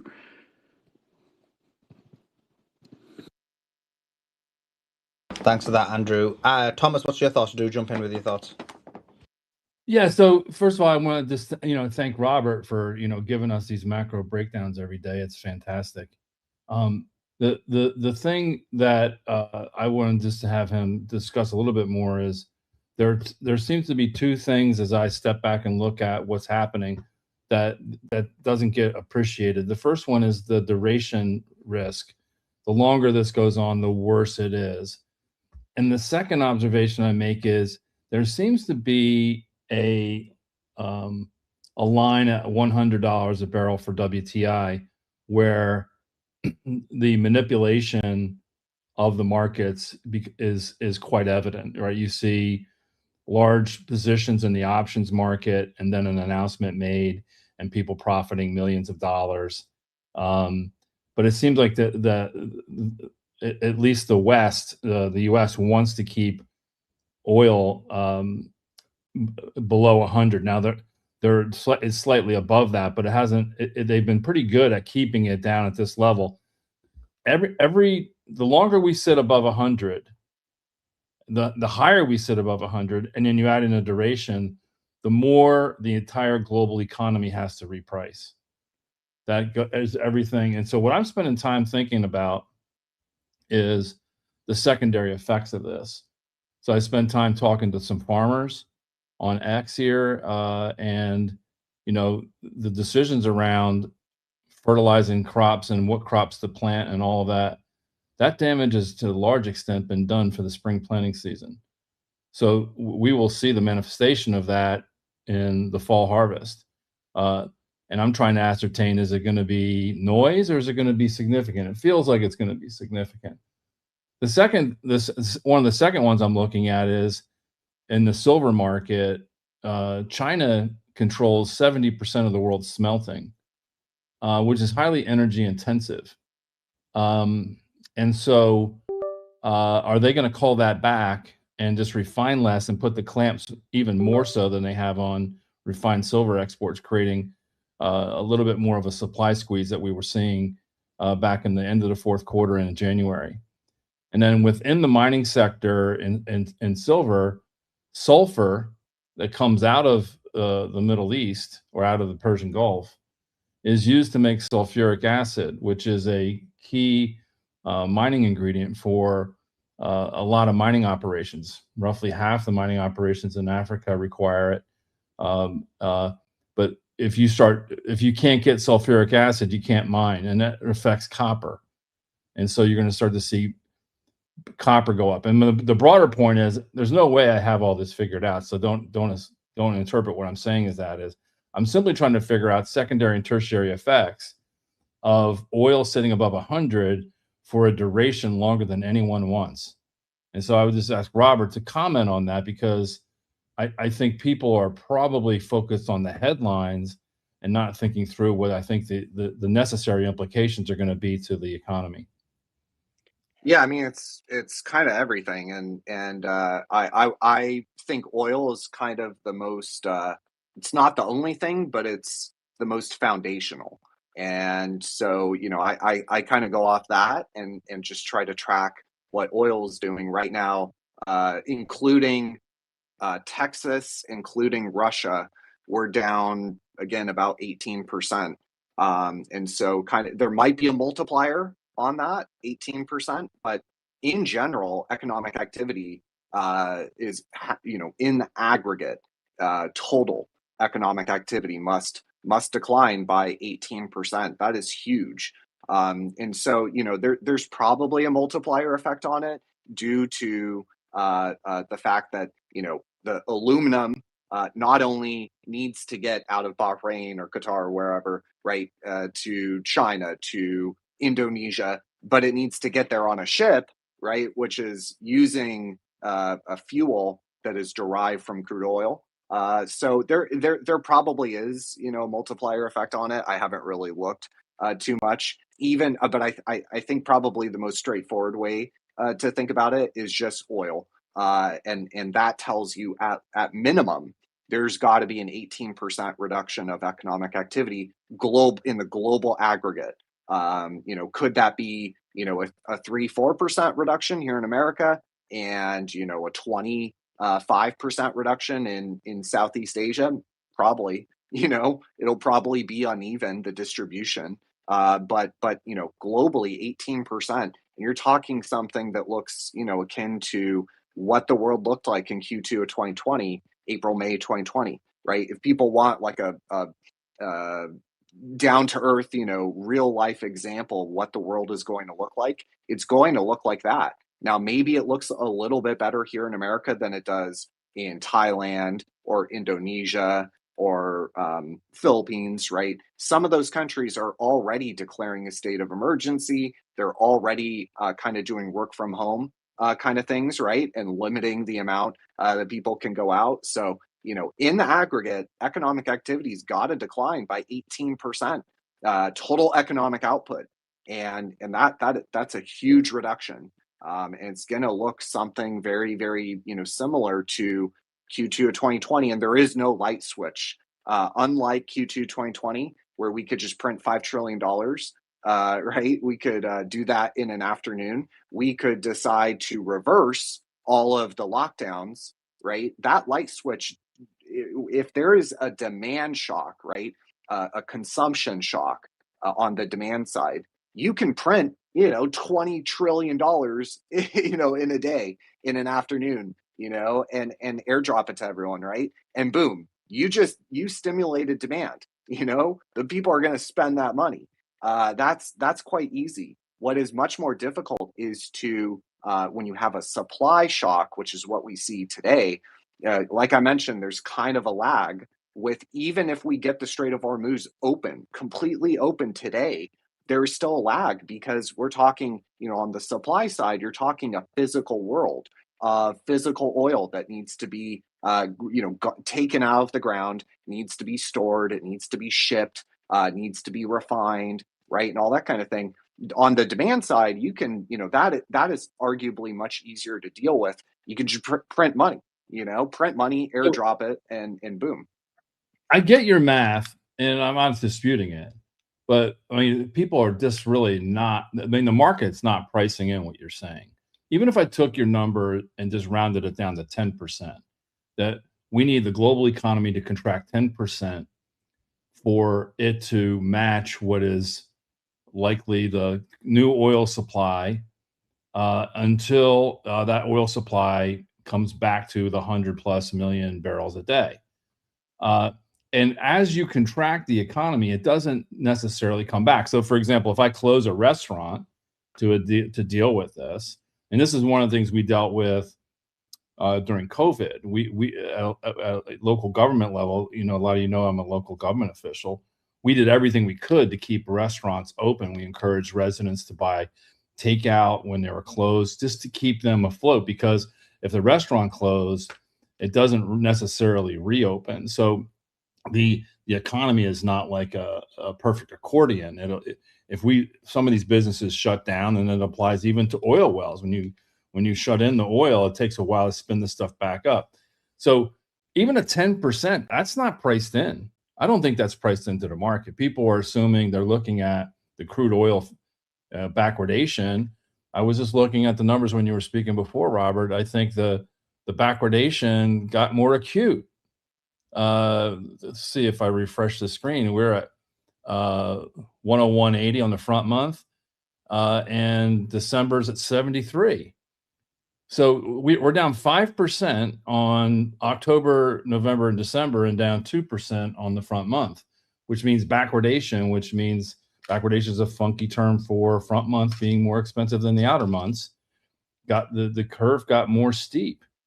And so people are assuming, hey, we're going to be back to normal.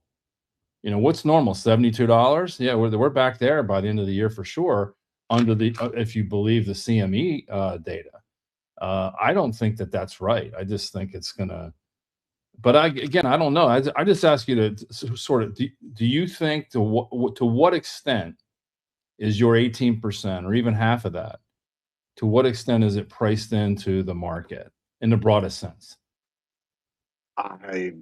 Maybe 5-10%. That there is a lot of downside, for example, in the S&P 500. Really a lot more. And I am not normally one to be bearish on the S&P 500, right? Normally stocks go up.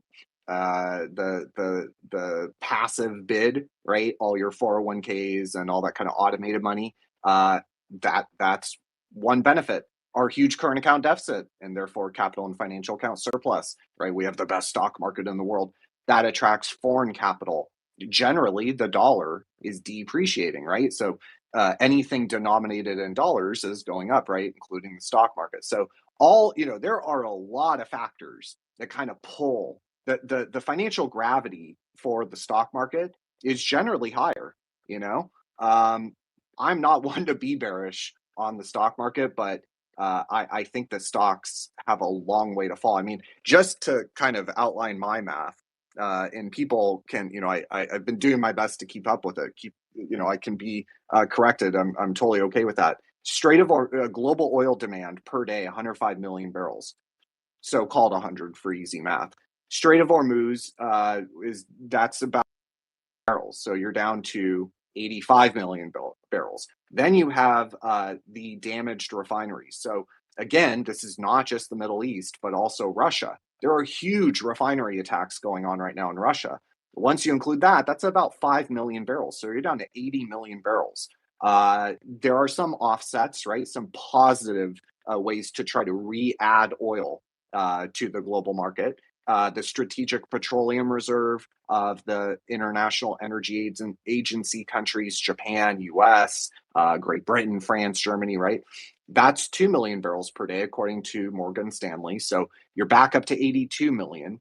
The Saudi Arabian pipeline, it's not about the total amount that can flow through that. It's how much did it go up since the Strait of Hormuz was closed. It went up by about 3.5 million. So you're up at 85 and a half. Then there's the Fujairah pipeline, which again, not the total amount that goes through there, which is 1.5 million, but how much did it increase, right, to offset the Strait of Hormuz? You're up to 86 million, because that's only 500,000. And then the oil on water, that sanctioned oil on water, Iranian tankers and the shadow fleet, all that kind of stuff you hear about, that's about 1 million barrels per day. And by the way, it's going to be gone in 2 to 3 weeks. Well, that brings you up to 87 million. So you went from 105 million normal right before the war to 87 million. That's a reduction of 18 million barrels per day. And if the Houthis or Iran were to strike Yanbu or the pipeline, you just took 7 million barrels offline, and you're up at 25 million barrels per day, which is worse than COVID. And if they strike Fujairah, you're down another 1.5 million. So, I mean, it has the potential. And by the way, that's not including, potential attacks elsewhere, right? Like if Ukraine continues to hammer the Russian energy infrastructure, oil infrastructure, that you're taking, 500,000 barrels per day offline every week. It feels like, right? So yeah, and I don't know what the link is. I don't know if there is a link, with Ukraine and Russia and what's going on there. That's kind of above my pay grade. But, people need to keep an eye on not just Middle East oil, but, Russian oil and American oil. We had a refinery here in America that was targeted. That's about, about 1/3 of a million per day. So yeah, I think it, it's just it's not very good. And if my math is wrong, I'm happy to be corrected. But I've read through a lot of the big bank reports, right? I follow all the kind of day by day developments, and it's really that bad. And Robert, correct me if I'm wrong, but one other potential thing that makes this situation worse than COVID is that, in the opposite direction, like that cool graph that you made, is that when demand drops a bunch, I think if I remember correctly, part of the reason why oil went negative was because like they had to pay for the price to store the barrels. Is that right? So doesn't that also kind of like set a floor on how far down it can go, because storage is like not just an oil thing, it's like a global thing. I might be thinking about that incorrectly, but it's just a thought I had the other day. Well, yeah, I think the biggest impact is what they call the shut-ins. So that is arguably more important than anything with respect to, the war's over today. We come to some kind of peace deal. Everything's totally fine. All, just back to normal overnight kind of thing. In that scenario, which I think is highly unlikely, but should you get that, you have to deal with the shut-ins, which, if you're a refinery or oil, producer, you have an oil well in Kuwait or Iraq or, Bahrain or Saudi Arabia. Normally, you're bringing oil out of the ground. you're storing it in tanks called inventories, and then you're putting it on a tanker, right, to go to Asia, West Coast of America, wherever. What happens when those tankers, right, you're not able to actually get oil out anymore? You're bringing it out of the ground. There's pressure, right? The oil's coming out, but you're not able to actually, get it out from your facility. Well, you have to fill up your tanks, called the inventories. Once those tanks are full, there is nothing you can do other than to cap the well. And that is what's known as a shut-in. And according to JP Morgan, right now, 30 whatever days into the war, we have 11 million barrels shut in, 11 million barrels per day of capacity that is shut in. So even if the Strait of Hormuz opened tomorrow or today, right, completely and totally, you still have an 11 million barrel per day reduction for, call it, 2-3 months at least, probably, right? It takes time to get a well back up and producing. And even when you do, it doesn't come back to full capacity usually, or it's difficult, right? It takes a lot of work to get it back to full capacity. So, even if the Strait of Hormuz opened today, you're still talking an 11 million barrel per day reduction for the foreseeable future for the next couple months. So yeah, oil could go to 90, it could go down to I don't know 85, 90, but it's not going back down to 55 for WTI. I think that is for sure.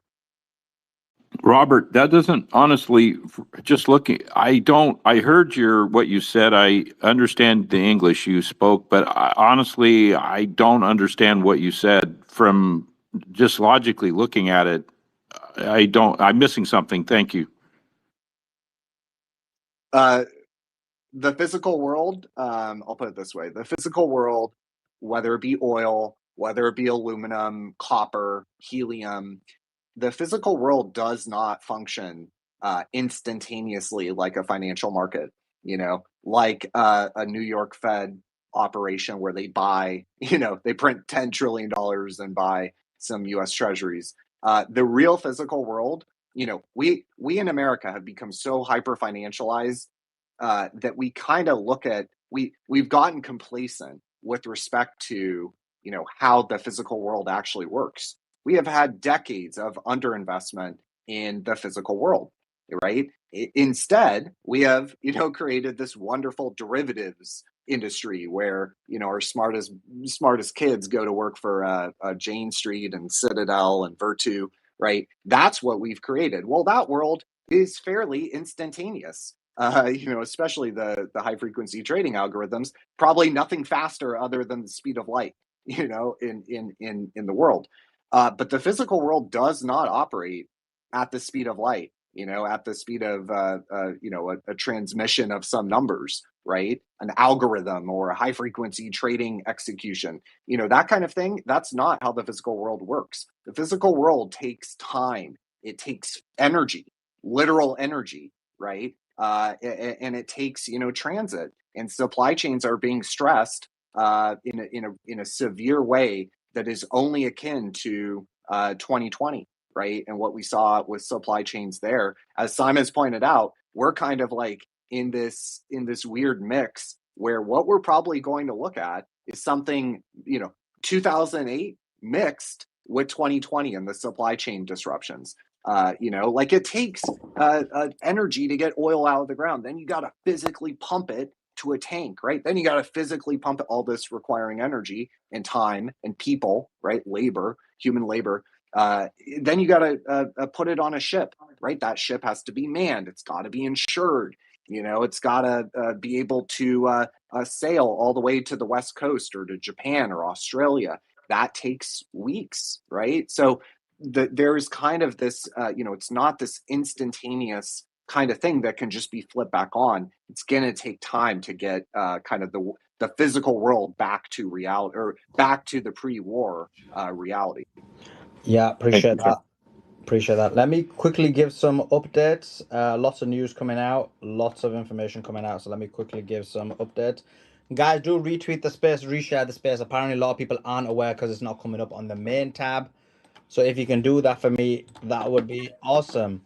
Netanyahu says they are creating new alliances with the Arab countries. Says we are creating new alliances with important countries, Arab countries in the region against the shared Iranian threat. And I hope that soon citizens of Israel will be able to tell you more about these important alliances. IOGC Aerospace Force Commander Musavi says that they targeted the residence of US pilots and air crew. Today we attacked the residence of American pilots and air crews in Al Kharj, Saudi Arabia, with drones and missiles and struck a gathering of 200 people. Now to the list of casualty and damages for Trump and Hagsworth. Apart from the AWACS, tankers and fuel depots, a list of casualties and injuries to the flight crew has also been added.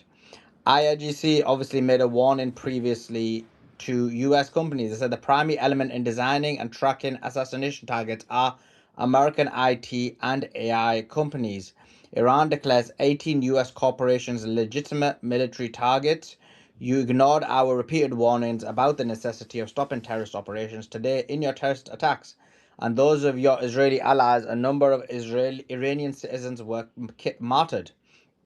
Henceforth, the principal institutions involved in terrorist operations will be legitimate targets. The list includes Cisco, HP, Intel, Oracle, Microsoft, Apple, Google, Meta, IBM, Dell, Palantir, Nvidia, JP Morgan, Tesla, GE, Spy Solutions, G42, and Boeing.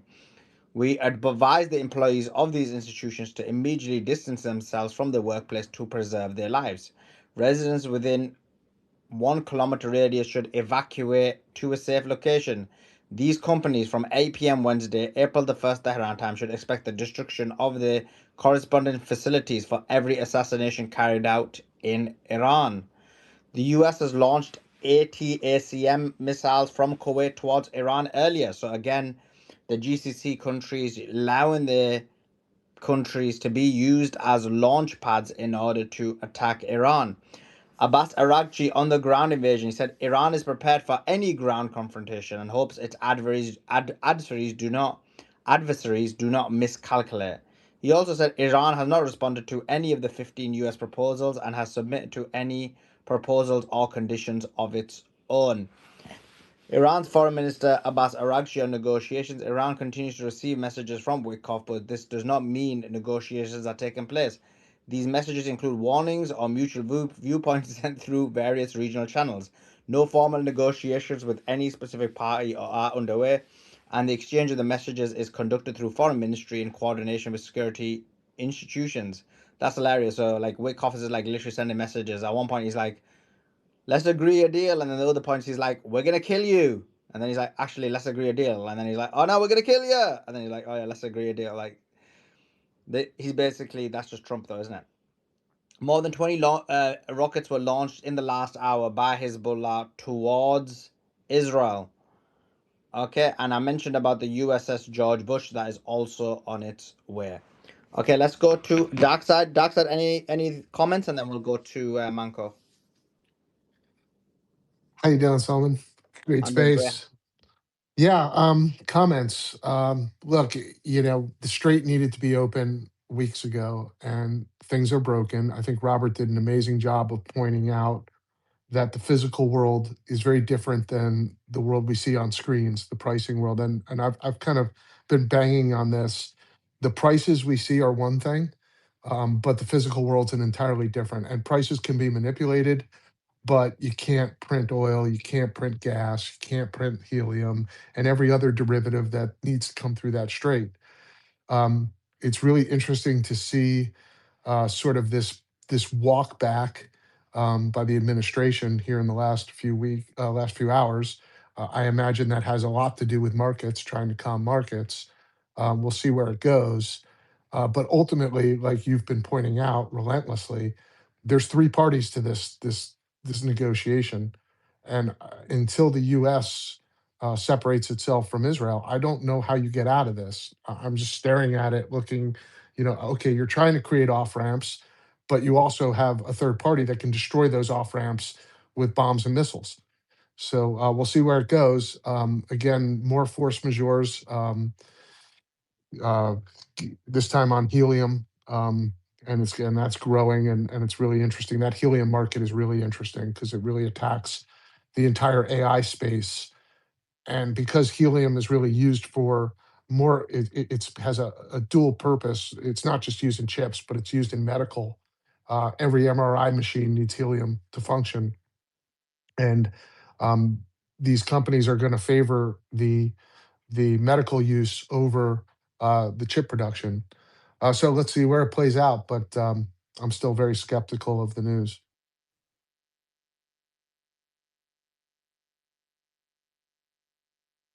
And not only that, too, but with respect to the AI industry, a lot of the investment in data center, AI has been one of the few sectors kind of keeping the American economy doing well.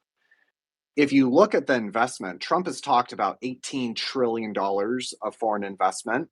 Well, that is partly true. I think the number's lower. Actually, it's like 11. But that is true. There was pledged investment, promised investment,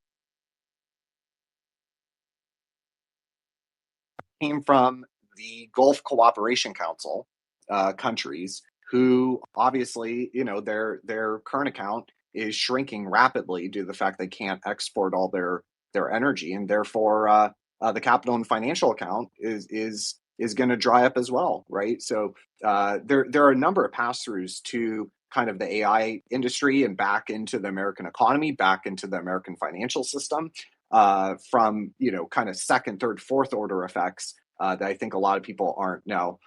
This is something Simon and I have been talking about since the beginning of the war. But I think that a lot of kind of market participants in the kind of general sense have still not really woken up to some of the consequences when it comes to third, fourth, fifth order effects, downstream from the disruption in the Middle East.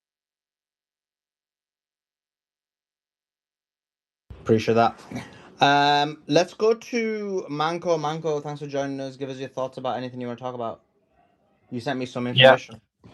Yeah, so this is sort of reaffirming something that I've been saying for weeks now, which is that Trump doesn't really want to open the Strait of Hormuz. And he did a truth earlier, or tweet, whatever you call it, where he essentially said, yeah, I'm not really in any hurry to open the Strait of Hormuz. Hey, we're not really the ones that are getting the stuff out of there anyway. So, hey, all you other freeloaders, maybe you guys should get together and send your ships and figure this out.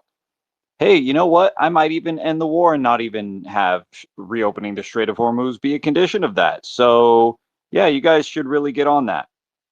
And I think from pretty early in the war, with him not doing anything about it and just letting it sit this way, shows that he's using this for geopolitical leverage. He's using it, number one, to drive a wedge between the United States and NATO. There's ongoing efforts there. See, I would just say, if I was president, that I would just want to leave NATO. Plain and simple. The problem is that would be very unpopular with the American people, because they've been lied to and psyoped for many decades that, like, Europe are our greatest allies, and we have to care. It's really, I don't know why. We had a good run back in World War II, but since the end of the Cold War, there's been absolutely no reason for the United States to be sitting there giving security welfare to Europe. But it's very important for the Democrats, and it's very important for liberals, and they control the media. So they have very much psyoped the American people into thinking that, like, even if I talk to like really right-wing people, they'll be like, oh, we shouldn't leave NATO. What are you talking about? They're our allies. And what Trump is doing right now is driving a wedge. And instead of trying to like make nice with NATO, he's demanding that they go and they do things and they carry their weight. And when they don't, I think it is Spain, France, and Italy have all closed their airspace to the United States military, which is a hostile act. This is not even a neutral act. A neutral country would still allow you to overfly their country. But by actually saying you are not allowed to fly over our country, that is an overtly hostile act. From people who are supposedly allies with us, it's going to go a long way to giving Trump a freer hand to leave NATO and withdraw forces from Europe in the future. That's very helpful and important. The other way it's helpful and important is to wake Asia up and get them out of their malaise and complacency where they refuse to spend money on their militaries. And we've been trying to get them to do that. They have said, yes, we're going to do it, but they drag their heels. They do it a lot less than they should be doing it. And so this is going to be a wake-up call for them. And the price is that now I don't agree with a lot of the economic analysis here that it's going to be so doom and gloom. I've read some reports from, I'm trying to remember what there's a particular Fed bank that has a branch that does economic analysis all the time. And I think it's St. Louis. But anyway, I read a report from them, and they basically said if the Strait of Hormuz is closed for 1 quarter, 2 quarters, 3 quarters, these are going to be the net effects on global GDP, et cetera. It's not going to be really that big of a deal. I don't think we're going to have these like domino effect catastrophes, et cetera. The global economy is more resilient than that. I disagree with the idea that like we're all going to starve now because fertilizer hasn't been moving out of the Gulf for like less than a month when the supply chains take months and months and months. It's not like Kuwait throws some fertilizer on a ship and it goes into the ground in Nebraska in 2 weeks. No, it takes months to actually even get there. So I don't think it's going to be really having much of an impact, especially on American agriculture anytime soon. It might affect countries that are close to the Middle East. They might have a shorter lead time there. As far as America relying on oil imports, that's not really true in the sense that it's being discussed. We do import a lot of oil in order to refine it, but the almost all of it, like a huge percentage, 80, 90% of it, comes from Canada through pipelines. And the thing is, Canada can't take that pipeline oil and just be like, well, I want to sell that on the global market. That's not how it works. Canada won't be able to divert a lot of that because the infrastructure is all set up to essentially wed the Canadian energy infrastructure to the United States. And it means that they can't really just like turn it off and sell it elsewhere because they don't have the infrastructure for that. They'll be able to do that with part of it, but most of it they won't be able to. So the United States, and I'm sure Trump's economic advisors are telling him this, is very insulated compared to a lot of other countries. And I think what he's betting on is that these other countries are going to start to feel the pain at some point in the next month, and they're going to start screaming. And when they start screaming, Trump is going to say, you know what? That's leverage. That's the art of the deal. That's 4D chess. And he's going to start making demands on these countries. That is my prediction for what he's doing. I mean, you said you don't care about the Strait of Hormuz, but his actions seem to, and his statements seem to dictate the opposite. He's been screaming about the Strait opening. He's been talking about blackmailing. He's been blackmailing them, giving them timelines, deadlines about when the Strait needs to open.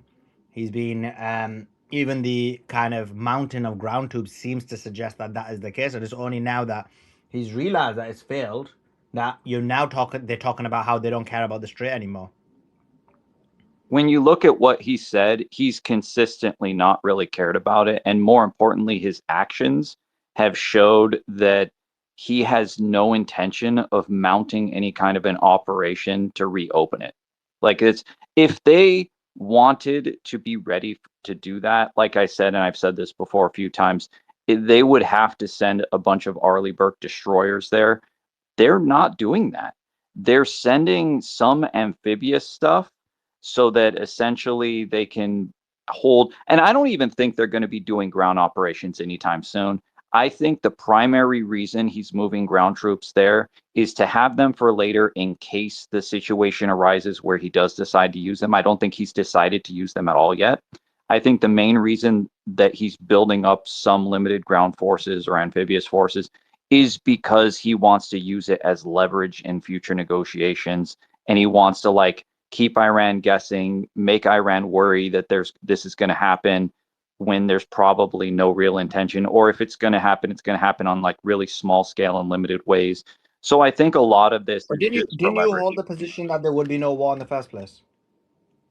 No, I said there would. What? I thought there was going to be a war. I just thought originally Before. that it was going to be a more limited scope war Yeah. where Israel would do the attacks. What changed about that is that Iran, through U.S. intelligence, told Trump, if Israel attacks without us, Iran is going to still attack us, all our bases. They're going to go on us no matter what.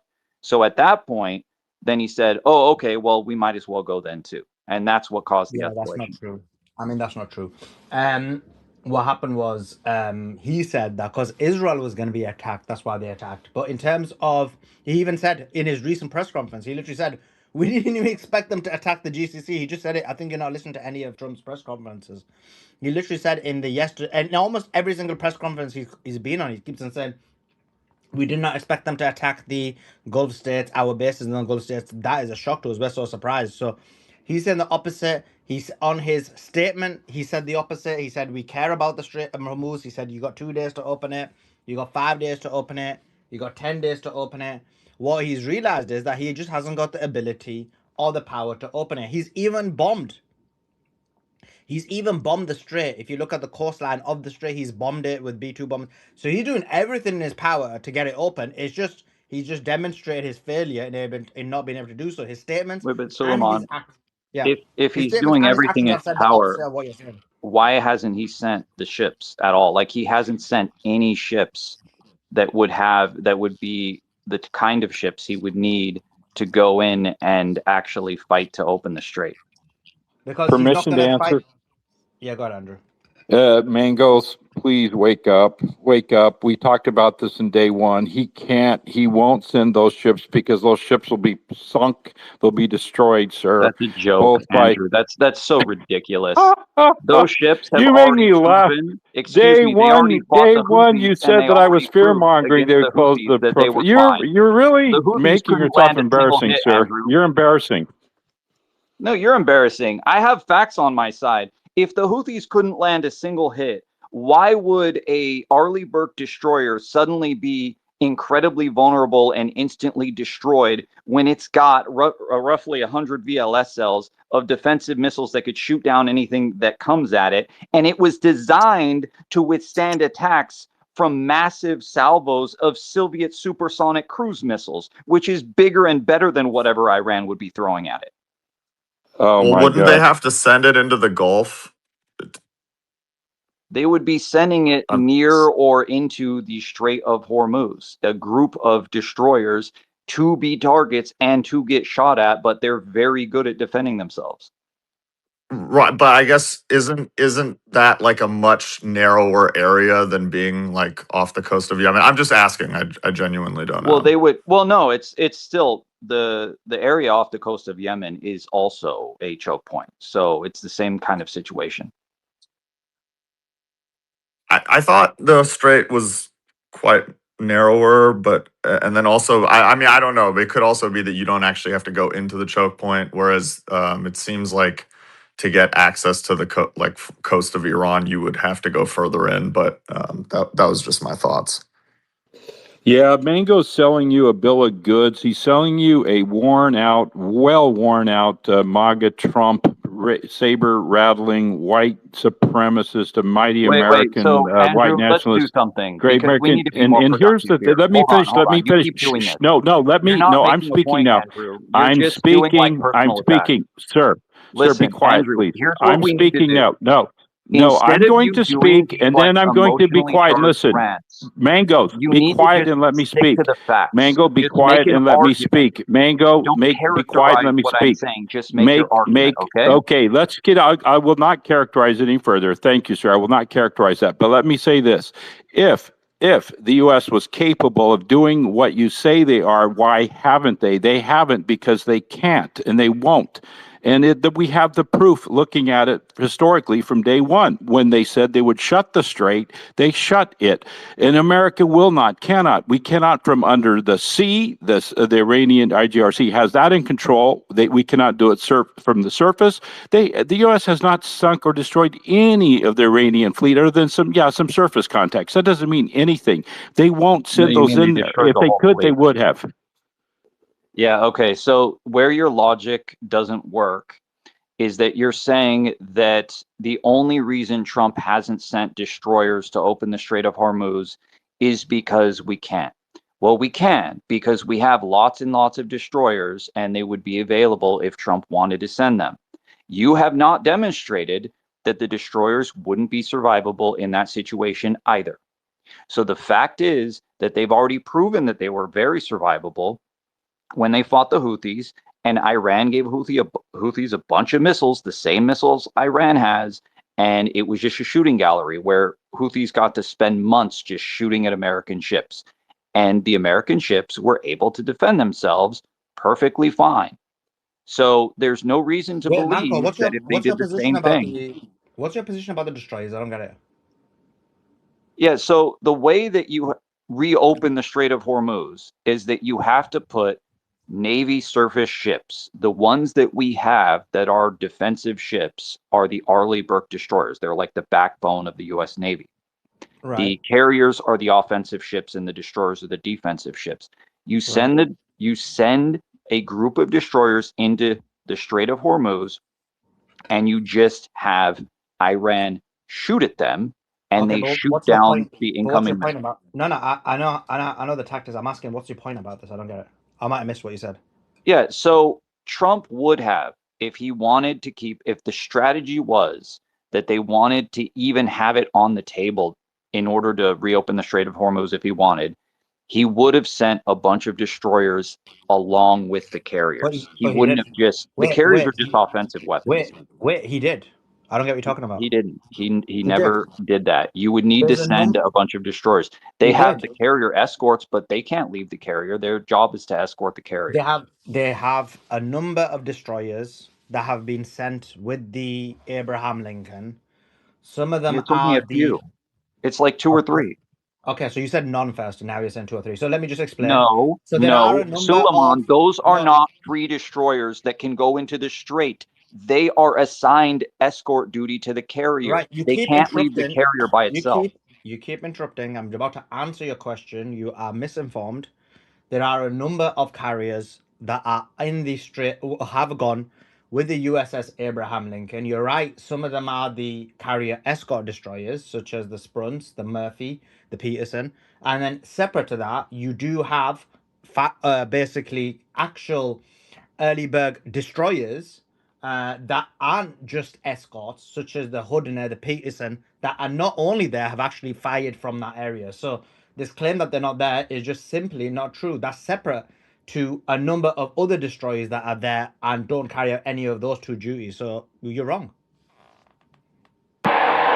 Yeah, so if you wanted to actually go into the Strait of Hormuz, you couldn't do it with one or two destroyers. You would need a flotilla of them. You would need at least like a half dozen or so. I don't know if there have been, I haven't seen any reports of any other destroyers operating independently, only the one with Abraham Lincoln, the ones with the Abraham Lincoln. But if you say they popped up and fired some cruise missiles and left, I mean, that's not enough. You would have to have, number one, they'd Yeah, have to so now have what you're defensive saying, loadout.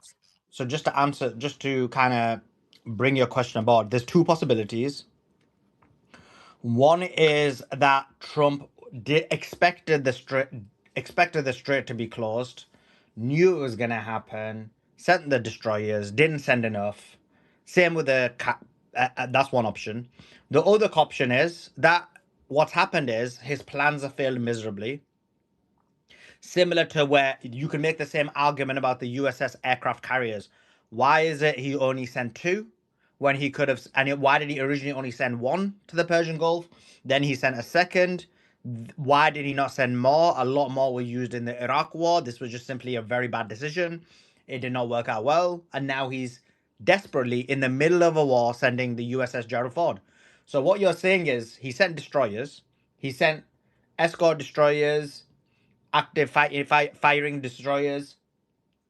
He did all of those. But what you're saying is he didn't send enough. So again, it just shows, just like the carriers, this situation is that he basically failed to fully equip the situation. And actually, that's what it was, because there wasn't the entire attack force against Iran wasn't even mobilized in position by the time he started the war, and he was still moving certain assets up until even after he'd already started the war.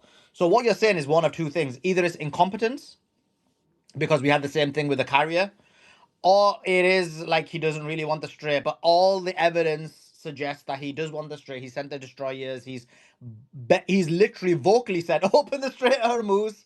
If you don't open it, we're going to destroy you." He said the Strait will be opened, and then he failed.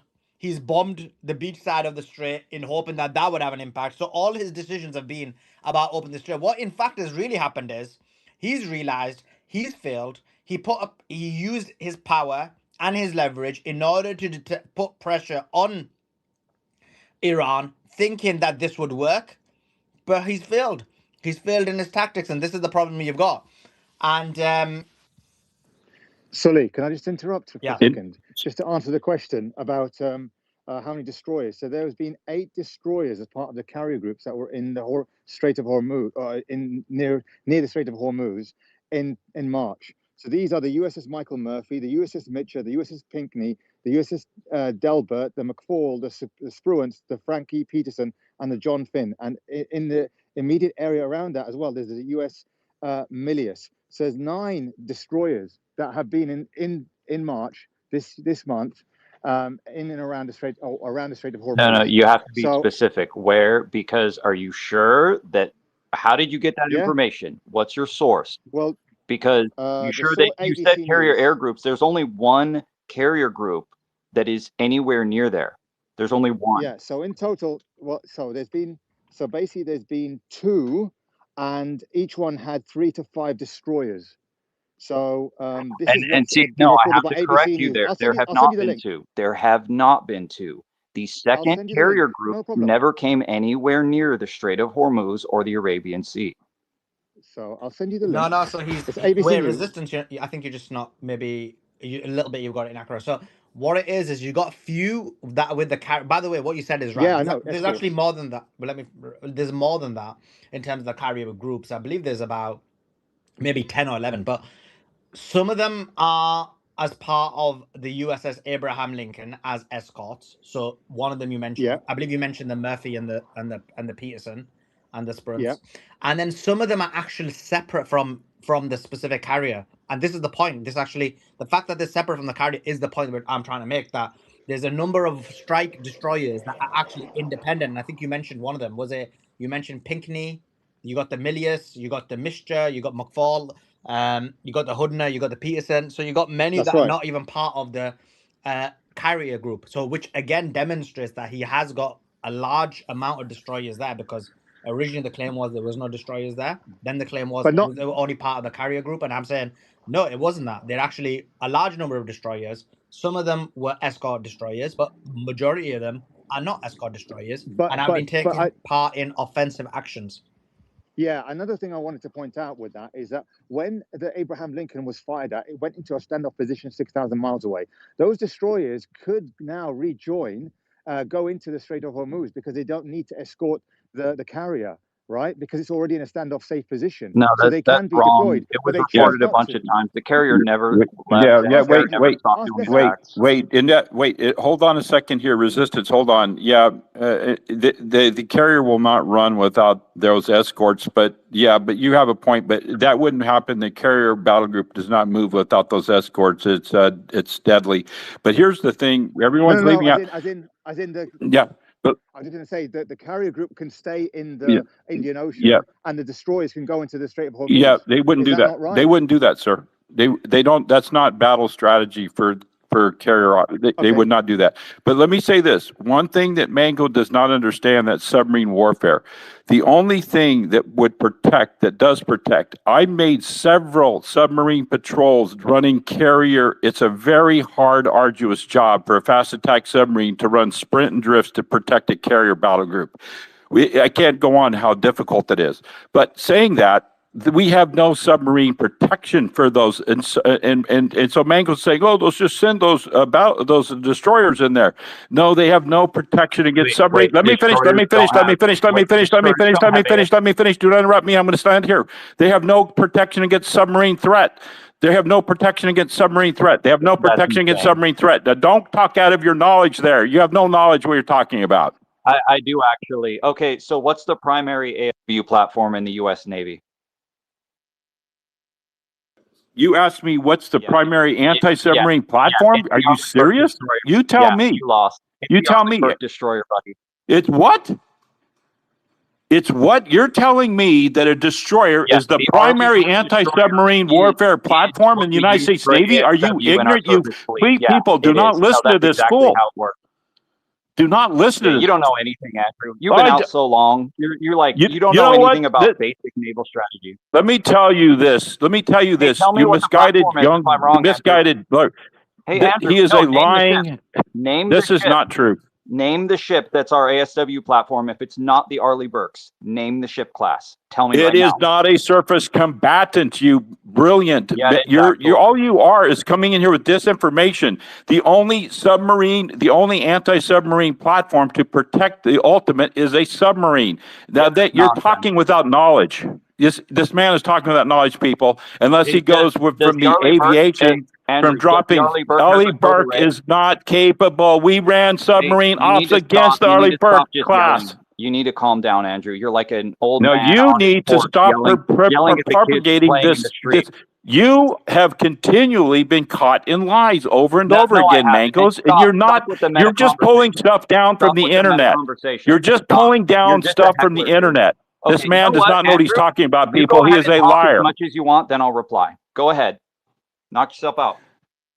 Now, listen to me carefully. Mangos is reading. He's pulling down. He's doing his work, and I think I understand why you he's don't doing know what he's what I'm doing. doing. He's Stop pulling talking about down. me. Just make your He point. has no military experience. He is a lawyer. He is a paid. His job is a lawyer, and I won't go into his law profession, but he's a lawyer. And what he does is he goes online. He probably has 3 or 4 different screens he's working on. He pulls down. He pulls down information. Andrew. He pulls. Let me finish. Let me finish, and then I'm going to stop talking. No, you don't He get to pulls talk down about me. information This online. is not your He's prerogative, an Andrew. expert. Make He's an your expert point on about toilets, on naval carriers. stuff. He's an expert on financial petroleum management. He's an expert on deep financial. Oh my God. And now he's an expert in submarine warfare. Now he's an expert in submarine warfare. You know what? Now he's an Stop expert in talking, submarine Andrew. warfare. Stop it, Mangos. Stop. Listen. Why does an Arleigh Burke destroyer, unlike you, I'm not just going to talk about you and your personal stuff. And by the way, I was in the military, idiot. But I'm not going to talk about you and your personal You are a stuff. Marine What that I'm gonna has talk- no Yeah, record. shut up. I doubt your military service. Shut up. Does an Arleigh Burke have a towed sonar array? Yes or no? Yes, of course it does. What's a and towed? what's it for? Tell the What's it audience for, what a Andrew? towed sonar array is. What's it Tell for, them how Andrew? effective a towed sonar array is. Okay, what's the towed sonar array for, Andrew? The towed sonar array is for passive sonar, Mangos. Tell us about passive sonar, sir. Tell us about passive sonar. Is it for Tell us detecting about how submarines, you stream Andrew? it. How do you stream it? Let me ask you a question. I'm going to catch you in a trap. No. How do you I'm stream a asking towed you array? questions right now, and you're refusing to answer. The towed No, sonar let's go. array Let's go. is for detecting submarines, correct? Yes, Mangos. It's for detecting submarines. Yeah, and do the How Arleigh deep Burke does that go? also- How hold deep on. does that go when Do you're they towing it? also- Do they also load ass rocks? Do you know what an ass rock is? Mangos? So- You don't think yes I or know no? what an Do you know what an ASRock is? ASRock Are you is? serious? Tell me what ASRock stands for, Mangos. Read it. Read it on your Why screen. don't I'm you not answer even the reading your question? screen. Why don't I obviously know, because unlike you, I'm asking the question. So it loads ass Manco. rocks, right? And you know what those are, right? I know exactly what an ASRock is, and Mangos. And what are they used for, Andrew? What are they used for? Submarines, buddy. They're used Submarines. for destroying submarines, right? Yeah, of course. And do the Manco, Arleigh Burkes also I have don't know why we're moving helicopters away from the topic. which have I don't know why we're moving away anti-submarine from the topic, capabilities? guys. Mancos. The fact is, I've just linked it in the chat, right? And have a look at the 6 independent destroyers that are there. And I put a screenshot as well. These are Do you 6 know that they're independent there deployed right guided now? missile destroyers in the Do you Arabian know that Sea. they're there right now? March. They're in the Arabian Sea. No, I don't This is think what it that's says. true. No, Well, I've been okay, looking. so So I've you been asked looking me. at the tracking of these different destroyers, and they were sent there in February. They were loaded with lots and lots. Hold on, stop. They were loaded with lots and lots of Tomahawks. They fired a lot of Tomahawks, and then it's unclear how many of them are still there. It looks like They probably left. I don't know if any of them are there or if only a few of them are there or which ones are there. You have to look at Okay. very updated information. You can't look at stuff from like March 2nd and stuff like that. You have to look at stuff within the last week to determine if they're Okay. still there. This is no. I'm gonna let me answer this question for you. The premise was, and this is your argument, is that if Trump wanted to open the Strait of Hormuz, he would have sent 5, 6, 7 destroyers, and he would have moved them No, there. no, he would have had to This send, is. hold Let me on, finish. he would have had to Let send me at least finish. that many destroyers with completely, which had no other mission other than to do that.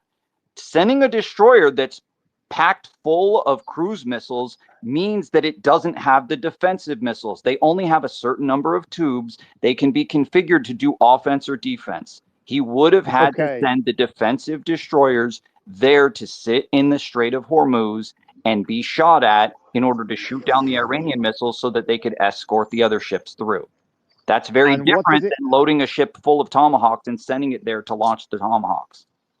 Right. And so, what's the difference? How easy is it to send a defensive destroyer if you're sending an offensive destroyer? Well, we have lots of destroyers. So my point is that Yeah. Trump could have sent plenty of those destroyers if he wanted to. He didn't do that. That wasn't the strategy.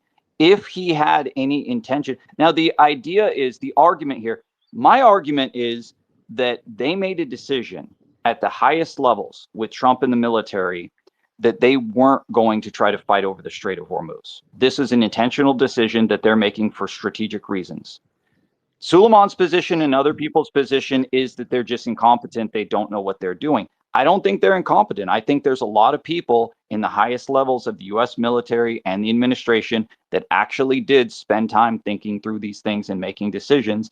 And if they wanted to, they would have tasked those ships for that purpose. And they didn't do it. The only thing they sent is a few ships with offensive loadout to help in the early part of the bombardment. I doubt they're still there because once they fire off all their missiles, what are they even doing there? They would have to go back to port to reload. I have two So, So, questions. Manko, my point is this in terms of incompetency, just to clarify, and this is only based on intelligence briefings and what Trump is saying. So, your position is basically from the figment of your imagination because we can only go on the information evidence we have. The claim by the intelligence agencies is that when Trump carried out this mission, he thought that he was doing a decapitation strike in order to take the leadership out and that would cause regime change. Anything that happened after that wasn't part of the original plan. And since then, he's been escalating. Even the destroyers he sent, he thought it was going to be a 3 or 4 day mission in order to do so. So his original situation is that he did have the destroyers there, but he never ever thought that things would escalate the way they did. He didn't expect the bases in the Gulf to be hit. He didn't expect the Strait of Hormuz to be shut out. He didn't expect all those things. Those happened without his expectation. He thought this was only going to be 4 days. We're now on day 32. And so what's happened is the strait has been closed. Does have destroyers there, but now he's not had the level of artillery left in the region, or he doesn't have it in the region to be able to do what he can do, and he basically knows he can't. He thought by threatening and causing and claiming that he's going to destroy cause destruction to the infrastructure, to the water plants, would result in the Iranians bending the knee. What happened was the Iranians didn't bend the knee, and what is shown is Trump. It demonstrates Trump has been extremely weak. Once again, when you talk about the Strait of Hormuz, this is again in the figment of your imagination because Trump himself has demanded the opening of the strait. Trump himself has said he wants the strait open, guaranteed it many a times, promised that it's going to be open many times, gave deadlines for it to be open many times, bombed the shore many times. Just none of those things simply worked. So what's in reality happened is we've got evidence of the things that occurred, and on the other hand, we've got what you think may be happening in your imagination, but there's no evidence for this whatsoever. It's like almost like this Q version of 9D chess because in reality, we can only base it on what this individual says, the actions he takes, and it's on those bases that you're able to make the decisions you make. And so it's quite simple. He's not able to open the Strait of Hormuz. He's realized he hasn't been able to open the Strait of Hormuz. He thought that maybe as a last-ditch effort, his European partners would help him, just like they helped him in the war against Afghanistan, just like they helped him in the Iraq war. But this time, they've decided that they're not going to help him, and I think even that's clever because there's a number of RAF bombers and jets that have been helping Trump from the UK. So these countries are helping, but they're just going through the facade of not helping because they know their own populace is vehemently against it, and this would may cause a regime change in their own countries. So that's the reality of what's going on. Those countries are actually complicit. They are actually helping. I posted something today where the UK was heavily involved in this war. So coming back to the point, yeah, just Trump has realized that he can't take the straight. He's extremely weak. He's lost in all his objectives. He's now talking about not wanting to get the nuclear bombs. First, it was like, we want the nuclear bombs. You yourself came on this space and said it's all about the nuclear enrichment. That's all it's about. He said, now, look, we're not worried about that. We're not worried about regime change. I think you mentioned you wanted it was regime change as well. He said we don't want regime change anymore. We don't want nuclear enrichment anymore. We don't want the ballistic missiles to be reduced anymore. Even though he himself, in his very first press conference, said these guys have got ballistic missiles. We need to take the ballistic missiles off them. They are very threatening to our allies. So all of the objectives he said, he's reneged on them, and the reason he's reneged on them is because he simply knows he can't accomplish them. So it's either going to be he's going to have to bend the knee and accept that Iran is their daddy and they couldn't achieve any of their objectives, or he's gonna have to escalate, and escalating is the ground invasion. But Sully, could I just read this from Donald Trump's Truth Social today? He said all of those countries that can't get jet fuel because of the Strait of Hormuz, like United Kingdom, which refused to get involved in the decapitation of Iran, I have a suggestion for you. Number one, buy from the US. We have plenty. And number two, build up some delayed courage. Go to the Strait and just take it. You'll have to start learning how to fight for yourself. The USA won't be there to help you anymore, just like you weren't there for us. Iran has been essentially decimated. The hard part is done. Get your own oil, President DJ Trump. That doesn't sound like a guy that could have opened the Strait of Hormuz, but decided not to. That sounds like a guy that he couldn't do it, and then he needed all his friends to help, and they didn't help him. Yeah, although that one just adds to his part argument, because his argument is that he wants to pressure them to do it in order to basically separate himself from them is his argument. So that's why the more important argument is actually Trump himself saying, I want to open the Strait of Hormuz. I'm going to give these deadlines on the first day, given those different demands. So that's probably the one that pushes back on his position. I think your Yeah, one probably adds to his position. Doc, go ahead, Na- jump in. I appreciate you coming on. How are you? yeah, good, thanks. NATO is a defensive, and NATO and no country in Europe should have been expected or could have been expected to join into a war of aggression on behalf of Israel. I mean, so I don't think this was ever a belief of Trump. Trump had never been assured by England or any other country that they would help take the Straits of Hormuz, even if it's in their best interest. It was in their best interest, to maintain a relationship with Russia and to keep the pipeline open, but it got destroyed. Europe is, they can't get out of their own backside, and to expect that they would have helped or could have helped. That what would the addition of the NATO troops have done in this circumstance? That you can't take an island because you can't hold it. There's no defensive position available, even if there were enough troops in the area and the willpower and the support of the American people to do so. You couldn't keep it. So it's just a killing box, a killing zone. And this was all should have been all well known. Trump, had the wrong people in his ear. He's apparently not very bright. Who told him that they would just fold the tents, and he wouldn't have to pursue the path that he set himself and the country off onto. So he really, all the talk at this point is trying to save face, trying to find a way to declare a victory here. But that doesn't mean that's what's going to happen. I still think that Trump could be forced into the boots on the ground scenario and the massive death of American lives that would come from that, because Israel apparently has been able, in the midst of Trump wanting to pull back, to go ahead and continue to attack on their own, dragging America with its Zionist-controlled Congress along for the fight. So regardless of what Trump is saying right now, that can still happen. Israel needs to we need to bring Israel to its knees. We need to create regime change in Israel. the people there are ready for it. We see them protesting. We understand that there are Jews in Israel who don't want and don't support Bibi Netanyahu and his criminal behavior and the constant war that now is being brought home to Israelis as they have spent weeks in underground bomb shelters. So that's the fragile piece here that needs to be broken. And I don't know. I haven't heard anyone talking about what will it take to bring the Zionists out of control of Israel right now, because that's the off ramp that everybody wants.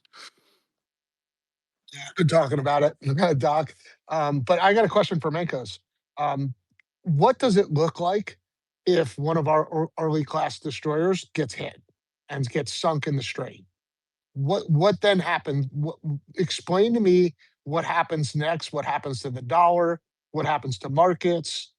Just kind of walk me through, because again, you may be right. I don't think you are, but they only have to hit one, right? We have to pitch a perfect game.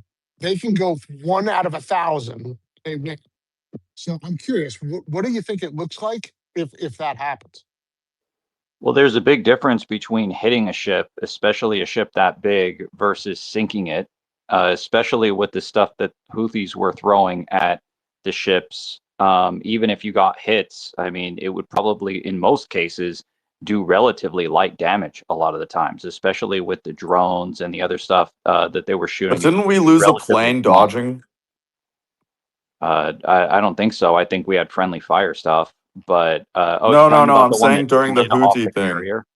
Yeah, that's Yeah, not, it's not like literally dodging a missile. It's just that when the carrier does hard turns, which it does for tactical reasons, the planes are supposed to be bolted down, and some people who were being negligent were moving a plane in the hangar deck when they shouldn't have been. And normally, a plane in the hangar deck can't go overboard because it's not on the top, it's in the ship. But the elevator was down, and so they were moving the plane while the elevator was down, and they didn't bolt it down, and it slid through the hole where the elevator was. So that's what they were But go doing. back, And it's because the Mankos, just carrier turned. go back to my question. What happens? And again, I'll grant you it's 1 in 1,000, right? What happens if the 1 in 1,000 happens and they sink one of our early class destroyers? I mean, I don't even think Then, it's 1 out of 1,000 when it comes to sinking. Maybe hitting, sure. But the only well, reason, for example, that then Ukraine was they'd able, hold be on, the only reason Ukraine was able to sink the Moskva, which doesn't have nearly as good of defenses as the Arleigh Burkes, was because it was that ship was absolutely a mess. Like the crew was completely incompetent. Half the ship was like inoperable for maintenance. They had all of the firefighting equipment like locked up where they couldn't access it. So that ship was absolutely a clown show. Like I read the long report about all the things that had to go wrong for that ship to sink, and it's crazy. That ship never should have been out on the water. The United States doesn't operate its ships like that. If you want to yeah. sink something like an Arleigh Burke, you have to either, Andrew would know this, you have to either hit it with a big torpedo. Torpedoes are very, very dangerous. Or you have to hit it with maybe a really big missile, like those big Sylvia era missiles. And Like a Iran doesn't use hypersonic those. missile that we know that they have. Like a hypersonic missile that we know that they have. They They have a carry small what number. a 2,000 pound payload. That'd take it out of commission. Forget about sinking it. It would be out of military commission at that point. Yeah, Yeah, so exactly. Mankos, Iran you has a have to small agree. You could number put it out of of. commission without sinking it, Mankos. Like Doc said, Yeah, I you mean, could put it listen, out of you can commission. damage it, sure. That's what I'm saying. I was just pushing back Just on some the idea breaking. of sinking Okay, it. can I just get some breaking news? I think you're kind of agreeing. Okay, just some breaking news. Here we go. Reports of a massive explosion in Tehran. We did say, I believe, a couple of days ago that the next 3 days there is going to be, the Americans are going to try and basically blow a large part of their load and try and cause as much devastation in Iran as possible. And we are seeing a large amount of explosions in Tehran right now. So a huge amount of explosions in Tehran. And actually, I realized I double posted. That's annoying. Okay. Huge amount of explosions in Tehran. Iran unveiled fighter jets hidden inside secret underground air bases. Oh, I thought I had more breaking news on that. 1 second. Okay, we got hostile aircraft intrusion alerts have been detected in northern Israel. The UAE has banned Iranian nationals from entering or transiting through the country. See, what can I say? Racist people. A US response to the joint statement uh, from Pakistan and China was neither an attack nor a criticism, said the negotiations with Iran to end the war are progressing well. Let's see what else we got.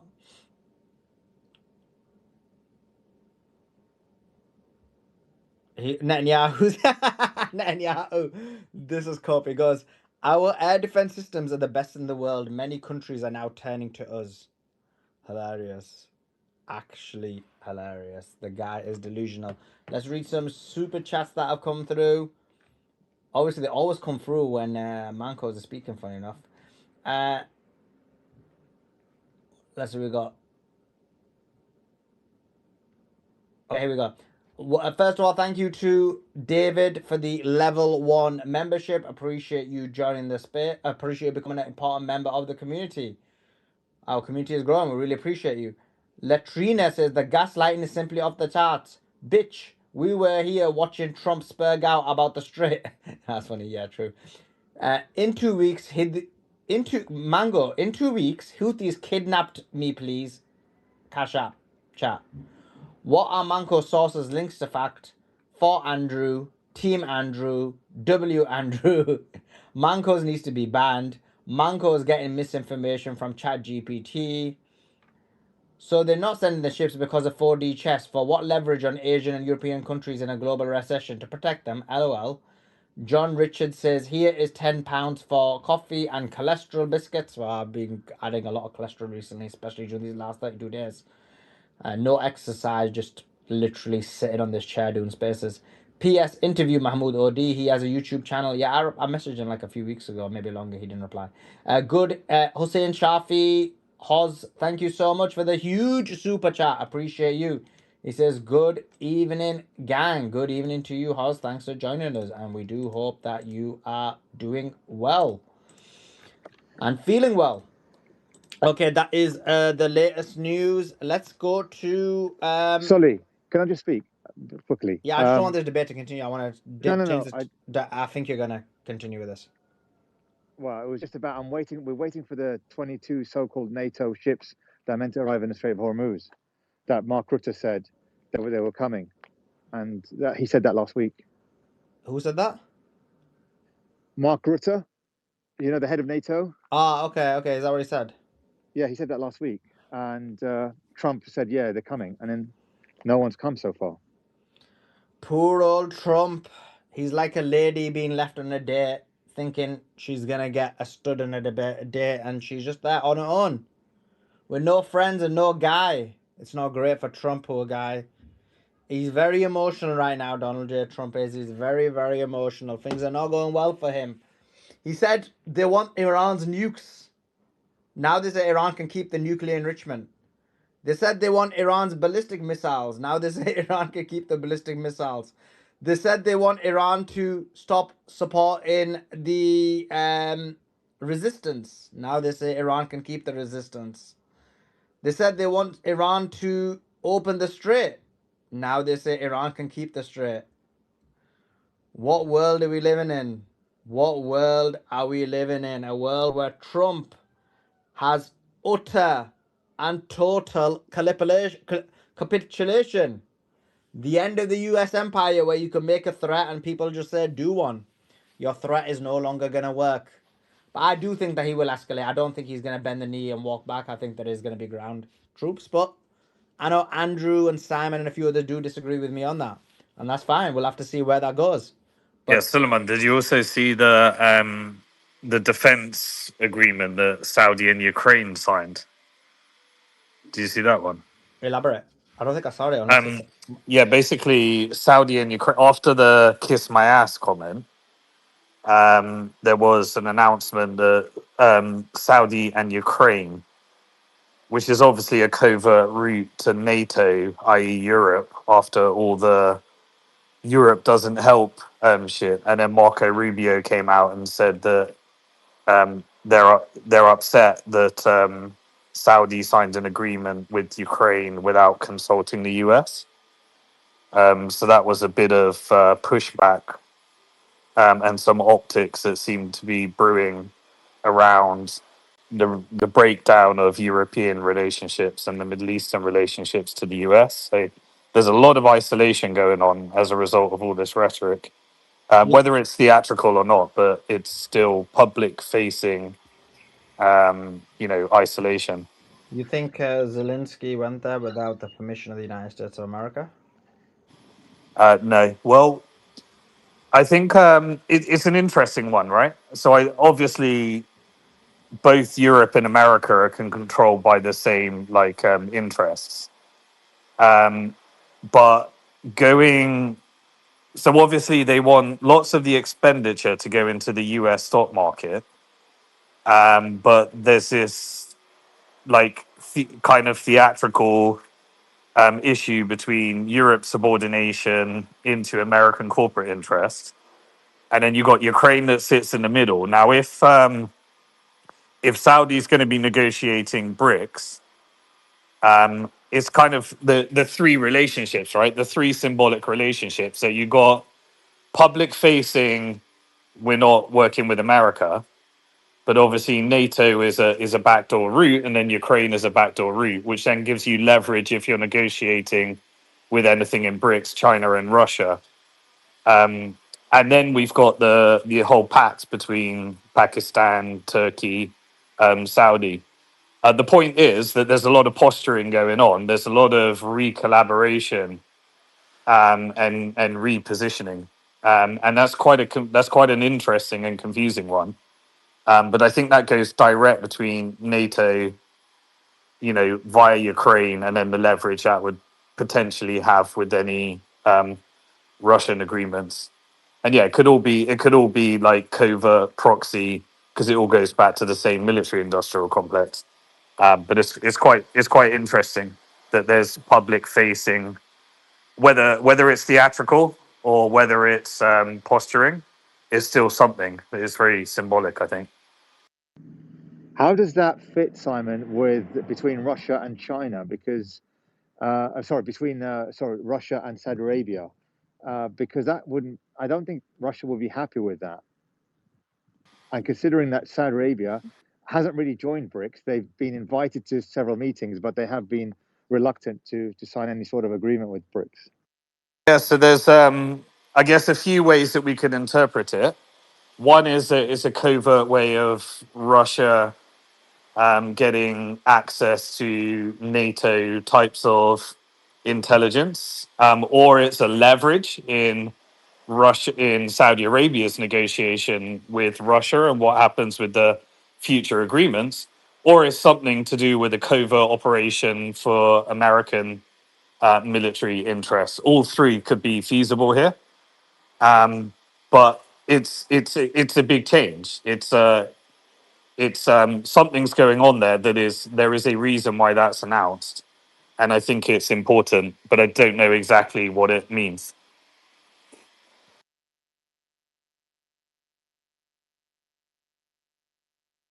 Yeah, thanks, Simon. It's an interesting turn of events, certainly for But the but I GCC thought seems to Ukraine be. was. I thought Ukraine has had a number of experts within the Gulf states to help them with the drones because that is one of the things that the Ukrainians have kind of been, I wouldn't excelling at to an extent, is how to deal with the drones. And actually even the Japanese are really good at it as well. And I think that anyway, there's a complex agreements with that as well. But the point being, coming back to it, um, and this It's is why. missiles and drones, isn't it? Which is what this battle has been between US and Iran, and the fact that Ukraine built the expertise on missiles and drones. It Yeah, kind of brings some weird circle here. yeah, exactly. So the drones specifically, because obviously with the missiles, they still think that they can use the defense interceptor missiles, and the problem they've had is something we mentioned right at the beginning, right?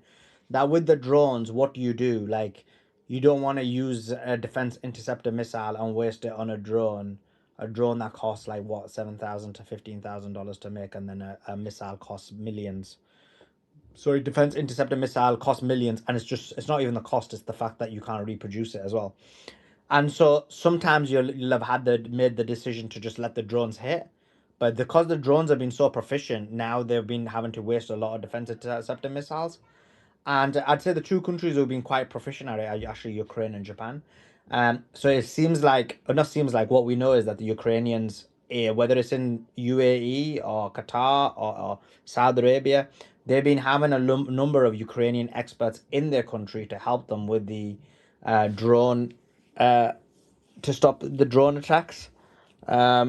So I Yeah, think which it feels like a bit of a brain drain of Ukraine's experience that obviously is, deeply connected to NATO and exactly, Western military.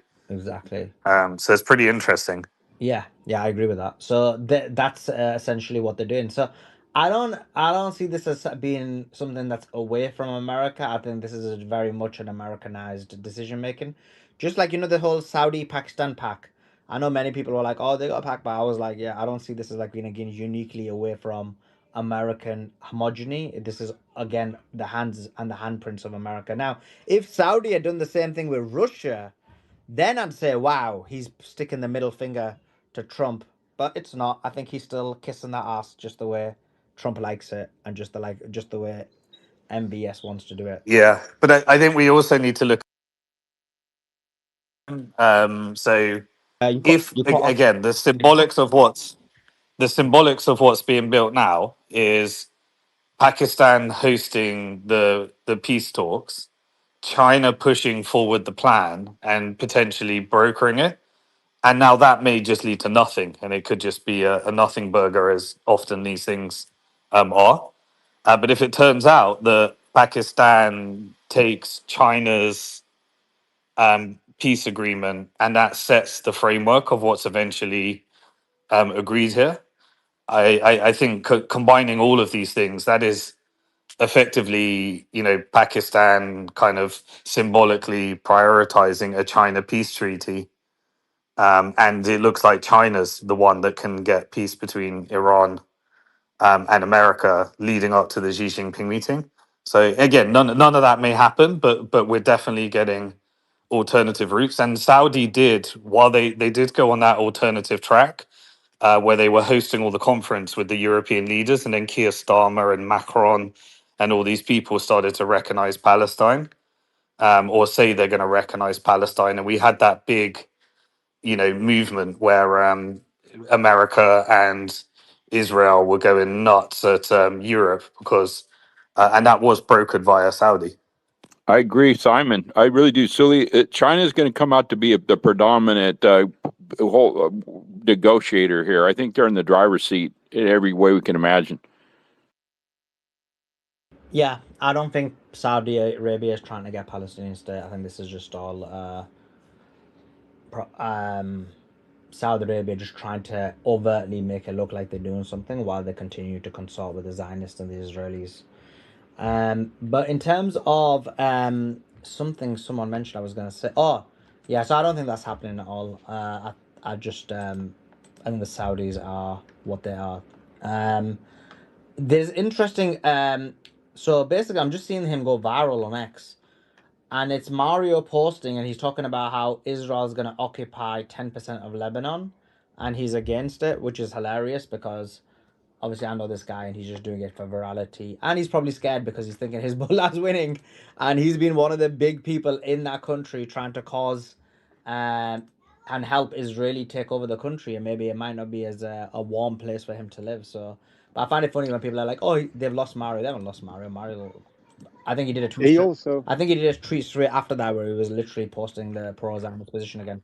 If they've lost Mario, there will be a significant regime change on the propaganda spaces, and Yeah, I they haven't haven't seen lost him that because yet. straight after that he was like, "Oh, the Lebanese army should, should attack Hezbollah." He said something anyway, which was against the resistance straight after that.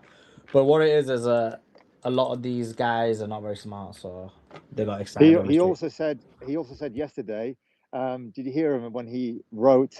I know it may not look like it, but this is a good news. As in, so Trump made it clear that, again he's trying to end the war and warning Iran that if they don't agree to his terms, the US will obliterate them. So, i.e., keep bombing them. I know it may not look like it, but this is good news because Trump will just keep bombing Iran until they concede on reasonable terms. So he was just advocating for bombing, and he got called out by Scott Ritter and Yeah. Simon Godek and Kim.com, etc. So he's not looking very popular right now. But also he was a part of the, the whole Operation Ajax 2.0, where he was, really coming after Iran to get the uprising.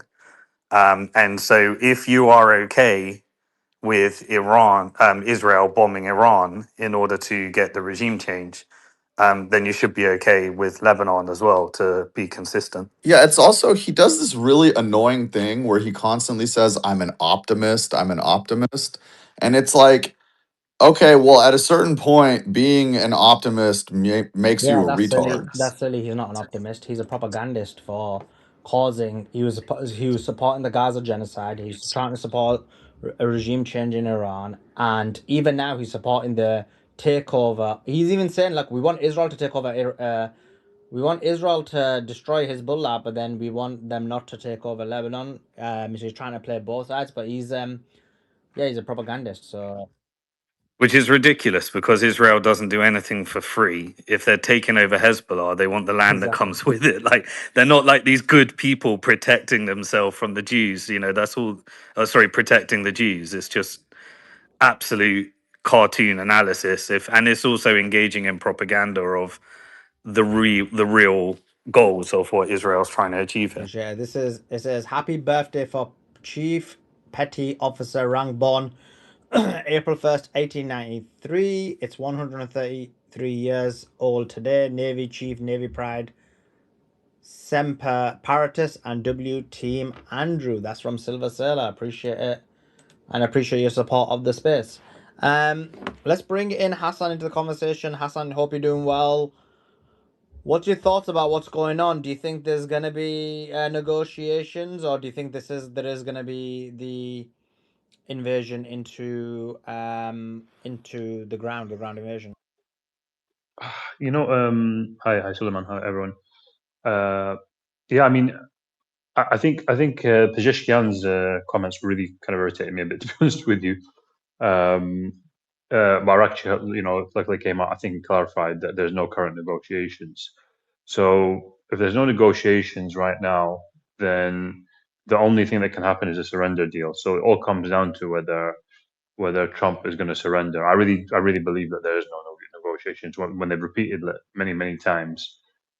There's obviously messages going between the two, but to negotiate, you need to have an intermediary, you need to sit down, you need to discuss terms, etc. And that's just not happening. So this will go on, and the only thing that can change that is if surrender does if Trump does a tackle, the ultimate tackle, not like a mini tackle, the ultimate tackle, and says, "I'm done." But then what happens to the bases? What happens? I've said this before. Doc was asking like, how do you what do you do? And I would pose a challenge. I've said this before. I think that the only way to solve this issue is an invasion of Israel or occupied Palestine to liberate it, because so long as that exists, it will continuously reform, continuously invest in its technology, get money, rebuild, and attack again and again and again.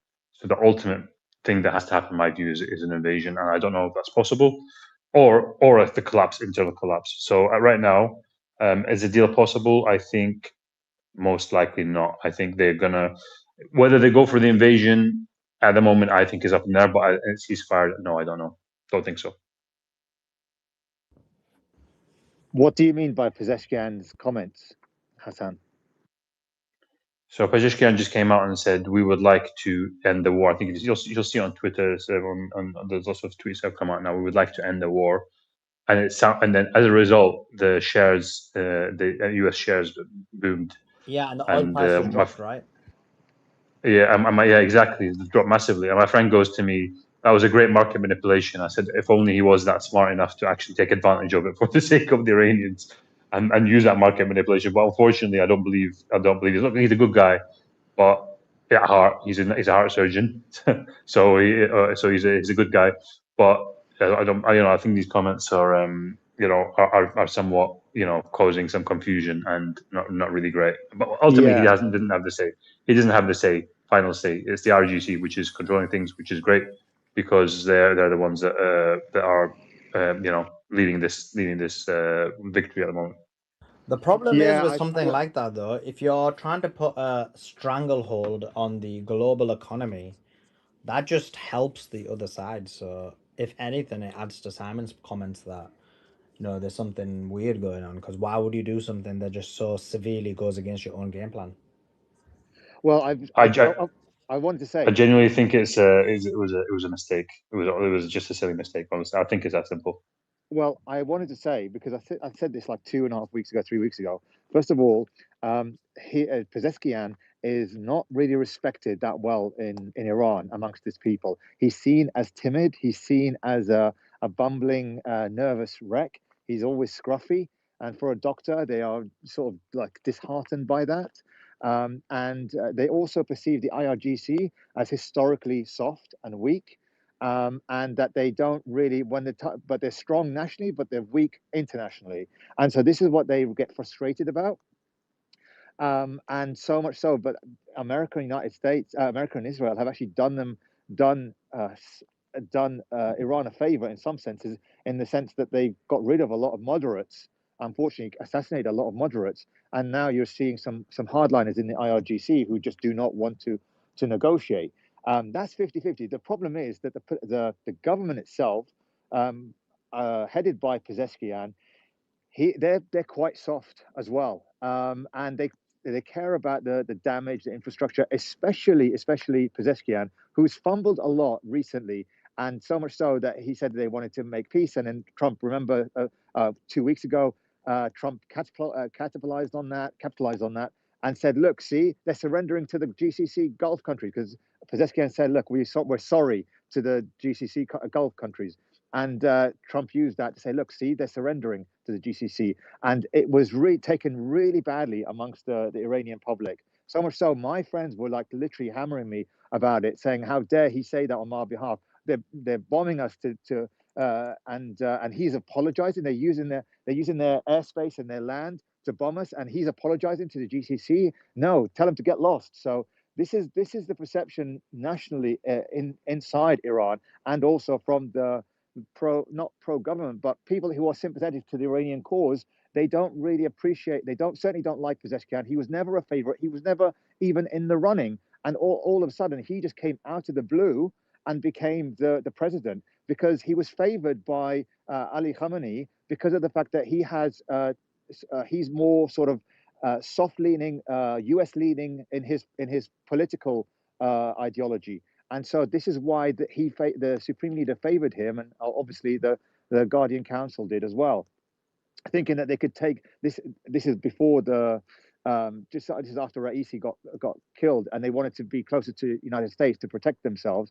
But in the end, it backfired greatly, because it was seen as a sign of weakness, and so much so that Zarif was the advisor to Pezeskian. He brought him along, who was a best friend of John Kerry, in the States. And this is what they thought they're going to do. They're going to align themselves well with the United States, so that they can sort of make amends. But it backfired spectacularly, because in the end, John Kerry promised Zarif and the Iranians that United States will be friends and blah blah blah. And in the end, they attacked. They were double dealing, as you know, the United States and Israel, and they actually Israel attacked Iran, and they killed Ismail Haniyeh as well. So on Pezeskian's inauguration. So this was a huge humiliation for them, and Zarif was let go, and now he's actually been detained. I've heard, Zarif, for conspiracy to commit espionage, or conspiracy to talk with the United States illegally. So he's under house arrest, as far as I know. So it's not a great look for Pezeskian. And Pezeskian, he's really, the more he talks, the less people like him. So this is sort of the dynamic that's going on in Iran.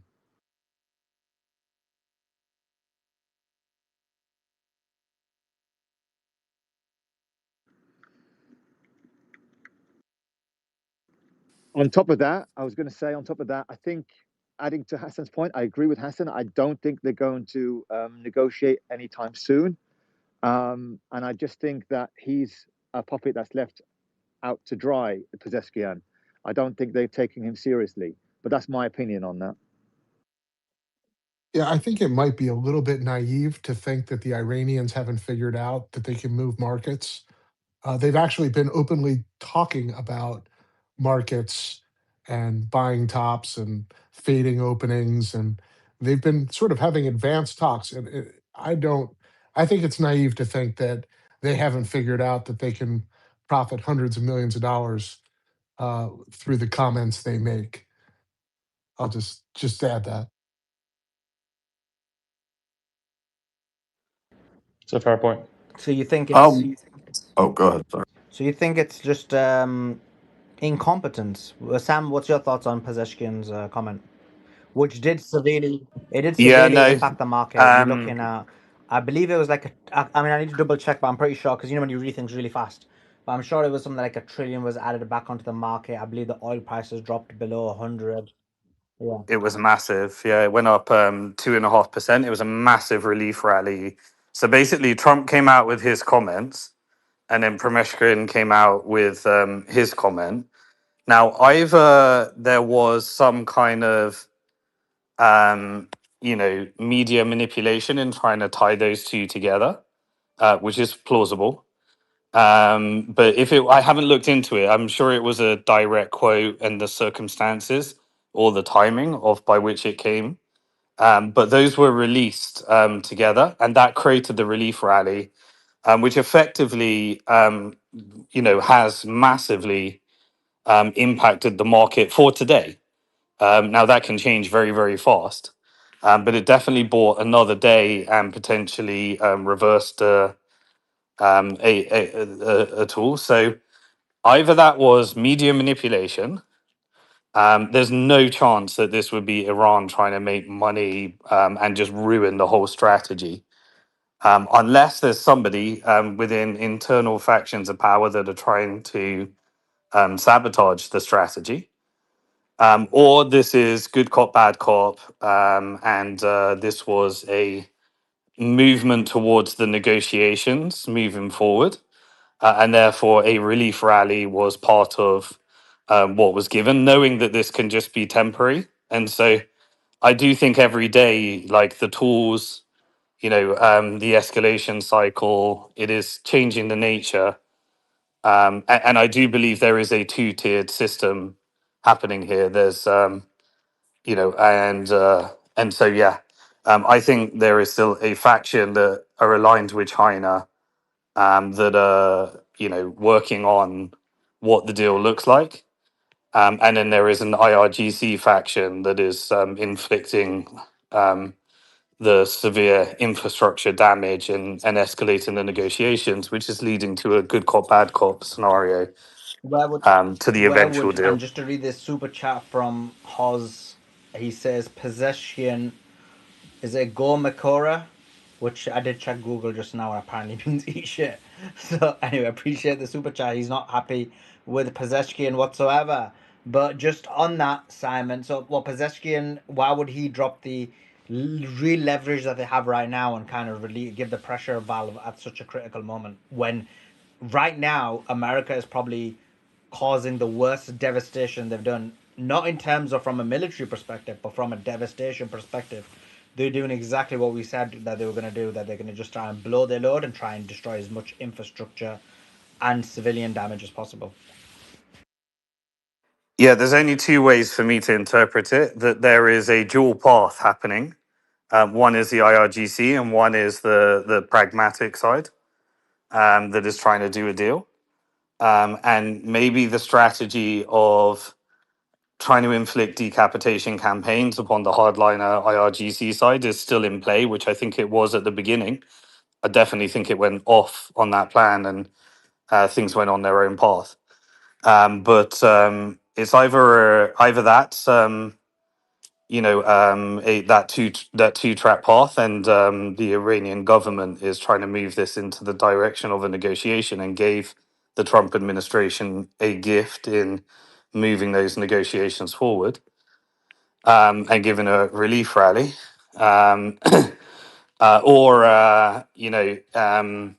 there is a good cop bad cop game that is designed to get to the eventual agreement. That's the only way. Or he's genuinely a wild card that's gone off in his own direction, or he was manipulated by the media and they just combined it all together. But normally that would be met with him denying it publicly. So yeah, to me, you can pick which one of those. I can't really think of another So one. it's hard to actually fully understand if you don't like if you're not familiar with Persian culture. It's hard to explain, but there's this sort of like politeness culture. I can't really think of like a better word for it. Among Soft natured. Persians. Sorry. Soft natured. Well, I guess you could put it that way, but I think it's it kind means of like soft mannered. Like the way they talk is in a Yeah. very like kind of soft manner. So like we know how I'll be like, bruv, I'll be like, Thermo, why are you bothering me, bruv? But they'll be like, oh, please, you've done such a great job with this conversation. Please take another 20 seconds to finish your point.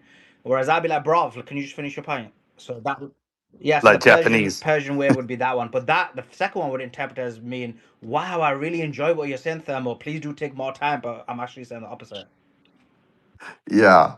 So it's kind of like that, and if you there's and you're also just taking this one quote, not looking at all the implications. He's sort of up there saying, "Oh yeah, like we're also here to make peace." It's hard to understand when you don't understand the full nuance of the culture.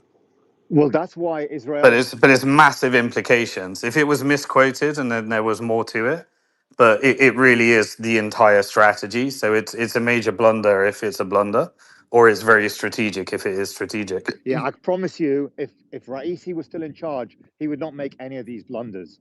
Raisi was a dominant, confident, But isn't that why they assertive took him out? leader. Yes, that's exactly why they took him out. Exactly. And remember, I mean, that was one. I remember I got a lot of heat for that because I I literally said that it was assassination, and everybody was kind of no. I agreed with you, Sully. I Yeah, agreed but at that time, oh no, at the you probably time. did as well. I'm not saying you didn't, but I'm saying at that time, do you remember like a lot of people were just not accepting that position. It was very emotional, and I get it, it's an emotionally charged situation. Well, no, And it's not your fault, Sully, because the Iranian government, they still to this day have said, no, it was an accident. They're trying to cover it up for what goodness knows, whatever reason. I think it's one of two reasons. Either it shows Yeah. weakness because if the Mossad were able to use some kind of weird 5G, 6G technology to take him out, they're then having to force to go to war with them because they killed the president and they probably wasn't the right time. So that's one option. The other option is that maybe somebody important within the administration was involved. So one of those two things. I think it's the former, but I know Simon probably thinks it's the latter. I think it's both. Yeah, I think if someone gets assassinated at that level and you thought it was Mossad, then you'd make a massive PR push out of it. If it was an inside job, then you'd be very quiet Oh no, I about don't it agree and with deal that with it though. internally. I don't agree with that though. I don't think you'd make a massive PR push because what it means is you'd have to go to war. And what you've seen about Iran is they've been very allergic to going to war, and now it's only because they literally got bombed on their soil that they've had to go forced into war. They didn't really want the war. That's clear. I think that would be That's true. Yeah. I think that's more so. But then I'm saying your position is so it's either that they were trying their best not to go to war, or it's your position, which is that they were in cahoots. I think my view is the former, but I know yours is the latter, and I think Yeah, both are both. logically possible. I think both are the feasible explanations. Yeah. I think both that they didn't want to go to war and there could be a mole inside, and that's why they've been keeping quiet.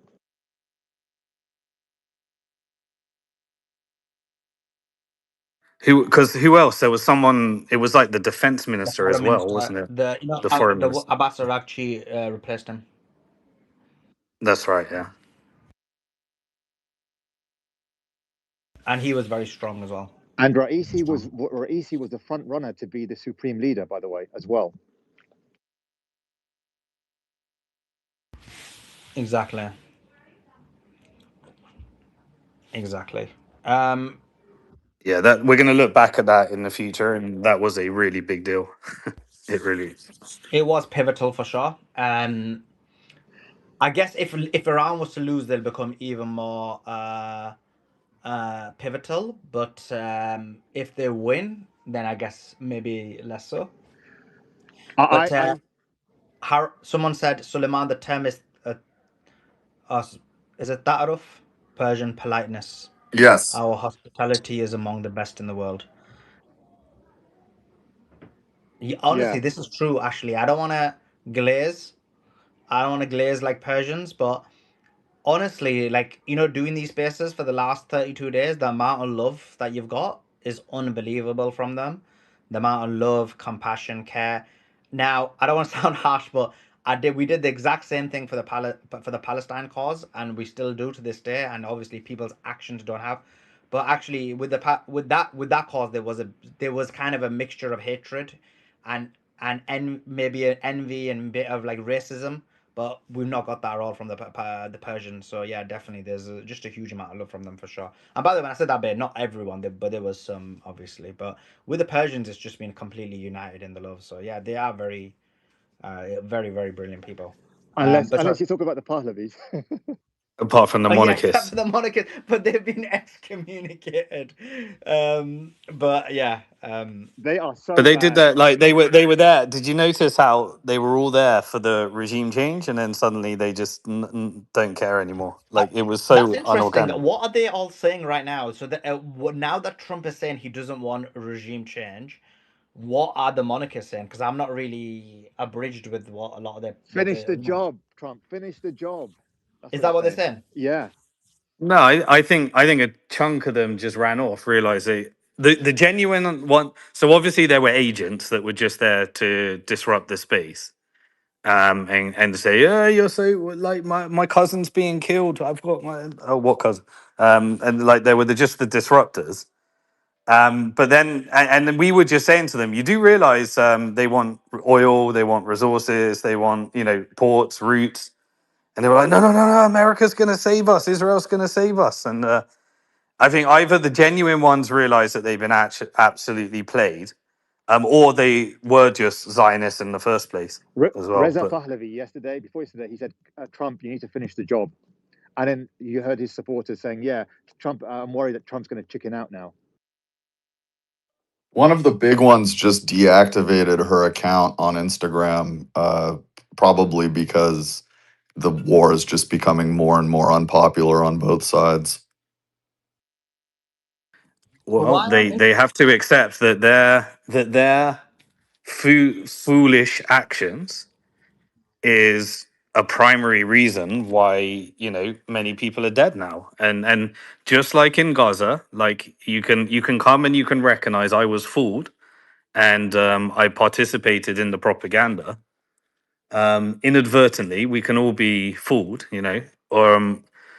or you double down and recognize that and you continue to participate. And I do think a lot of what happens is doubling down, and that's how you find yourself supporting an evil agenda, and then before you know it, maybe you're in some kind of financial loop that you can't get out of, or you're in some kind of blackmail loop, or and this is how I think people like end up in situations that they can't control, and you just got to squash it at the beginning and just really this is a lesson for everybody.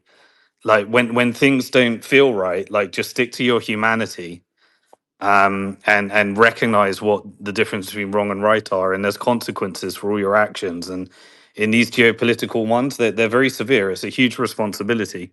So everyone on this stage, you know what I mean, it's you're either engaging in propaganda, which can lead to the death of people, and if you're you really need to just take a look at what you're actually doing. There's a big responsibility that comes with this information war. what's interesting is that I'm just looking at, because you mentioned it and I was interested because I did see a tweet from there was this female Iranian monarchist influencer, and apparently she went viral because her cousin died. and everyone was like, "Oh, America killed her cousin," so she had to like she came out just last night and was like, "Oh no, even that death I blame on the Iranian like America bombing my cousin. I still blame that on the Iranian government." So that's how they kind of some of them rationalize it. But I'm looking at some of the tweets to see like are they talking about Trump's regime change? Because Trump's saying he's not even going to do regime change that's already been done. And actually, what they are, many of them are doing is like, for example, the one I know is Tusi. He's like a Iranian monarchist from the UK, very big channel. He's not even talking about that. So quite clearly, this wasn't important to them. They only wanted to cause propaganda. It'd be interesting to see what the other ones, that one who threatened Cenk says, and a few others, because it does seem like they're all kind of just walking away from it. And do they really Well, they've want given regime up. change? Sully, they're giving up because they don't see that that's going to happen. They don't see the Yeah. will. They don't see the capability of the United States or Israel or the will. So they've given up on that. But they keep. That's why they keep forcing and they keep messaging, finish the job, finish the job, finish the job, because they're worried that this is Iran could win and they could become a dominant power in the region and it will be the government they absolutely hate. They We have to wake up. They've already won. Iran has already won. Yeah. So we got a super chat from Huma saying, "Bring back Beatrix, break in mail." Listen, this is chicks for the part timers. And then DJ says, "Bring her on, Sully. What a misogynist space so far, Sully. Bring the chicks." Listen, this is why this space is going smoothly. There ain't no chick drama. There ain't no chickness going on in this space. It's complete autonomy. It's freedom. It's logical, irrational thinking. Right. Listen, if I want From Andrew and Manco, that was a shit show. if I want if I want someone to come on the space and cry, I'll bring a chick up. If I want emotions, I'll bring a chick up. Um okay, so this is an interesting one, guys. This is it says US embassies are coordinating with the Pentagon with Pentagon PSYOP units and Elon Musk. And this explains it, guys, because I have got Simon. I think what you said was right. There's many people who messaged me and said that our space specifically isn't on the bar, and they've actually sent me pictures. So this is accurate. It might not be for everyone, but for a large proportion of people, they're not putting our space on the bar, and it seems like this is part of the PSYOP. Because let me read to you what's been uncovered. This is about drop site, and they're saying the following. Secretary of State Marco Rubio signed a cable Monday ordering all US embassies and consulates worldwide to run coordinated campaigns against what he calls foreign anti-American propaganda, according to The Guardian. Embassies are instructed to recruit local influencers, academics, and community leaders to spread messages that appear locally driven rather than directed by Washington. The cable also promotes X's community note feature as a crowdsourced way to counter anti-American narrative without compromising free speech or privacy. And this is true because I put a tweet out last night saying there's a major explosion in Dubai. And I know there's a major explosion because at least maybe 10 to 15 people from Dubai directly contacted me and said there's major explosions. I was even told that there was 10 casualties. I didn't post the 10 casualty bit out, but I did post about the major explosion. And yet that was community noted. So quite clearly, they don't want you to know the information. They don't want you to know the news. And the community notes are going to be used to be weaponized against us. I'm just reading here. Suleiman, you have 3 places open in X space. I'm requesting to be I promise I'll brief and on emotion. Oh, right. You want to come up? Okay, cool. And then Hussein Shafi says, "You do not appear for me on Twitter Spaces." See what I mean? Yeah. And so thanks to all 2,300 of you who have got the notifications on, and all 700 of you on YouTube, because you're gonna have to put notifications on because you're not getting the blue. You're not gonna get us on the blue bar. It seems. So the vast majority of people are not getting that. Anyway, this continues. The directive tells diplomats to work with the US military psychological operational unit and use X, owned by Elon, as a key tool, describing it as an innovative way to counter disinformation. So I always told you guys that X was the most important platform. This is why. And I've always believed it. And even though we're building on YouTube, I will never ever let X go. Even though there's no financial benefit, we don't financially get any money. We've not been monetized since a year and a half, maybe 2 years. We've not got any. We don't get anything by doing these long spaces on Twitter. It'd be easier for me to do a quick 2-hour YouTube video, YouTube live stream. But the reason we're focused on X, and by we I mean all of us, this includes Beatrix, it includes Simon, it includes everyone on the panel, is because we understand that X is the most important thing. I'm gonna explain to you what I mean by this. So on YouTube, you could get 10,000 listeners live, right? On X, we'll get maybe 3,000 live listeners. But those 3,000 live listeners on X, because they're not extremists, they're actually very, very impactful. Because if you look at it, the people who listen to these X spaces are very impactful, important, intelligent people, thought leaders, largely speaking. And so someone like Simon, someone like myself, someone like Gary, Beatrix, Uncommon, who's here, Manco, Resistance, well, okay, less so Manco, do the other side, but Resistance, everybody else will then take that information and disseminate it. And not only that, there's a large content creators. I'm telling you, I know this as a fact. People with maybe 50,000 live viewers, 30,000 live viewers, 10,000 who listen to these spaces and then relay that information to the audience. So 2 or 3,000 live listeners on X is probably equivalent to 40,000 on YouTube in terms of the global impact you have. It's exponential, the level of impact you have, because it is the most powerful, influential people on X. Whereas YouTube is a lot more normies and whatever it may be, but the thought leaders are the ones who impact the normies.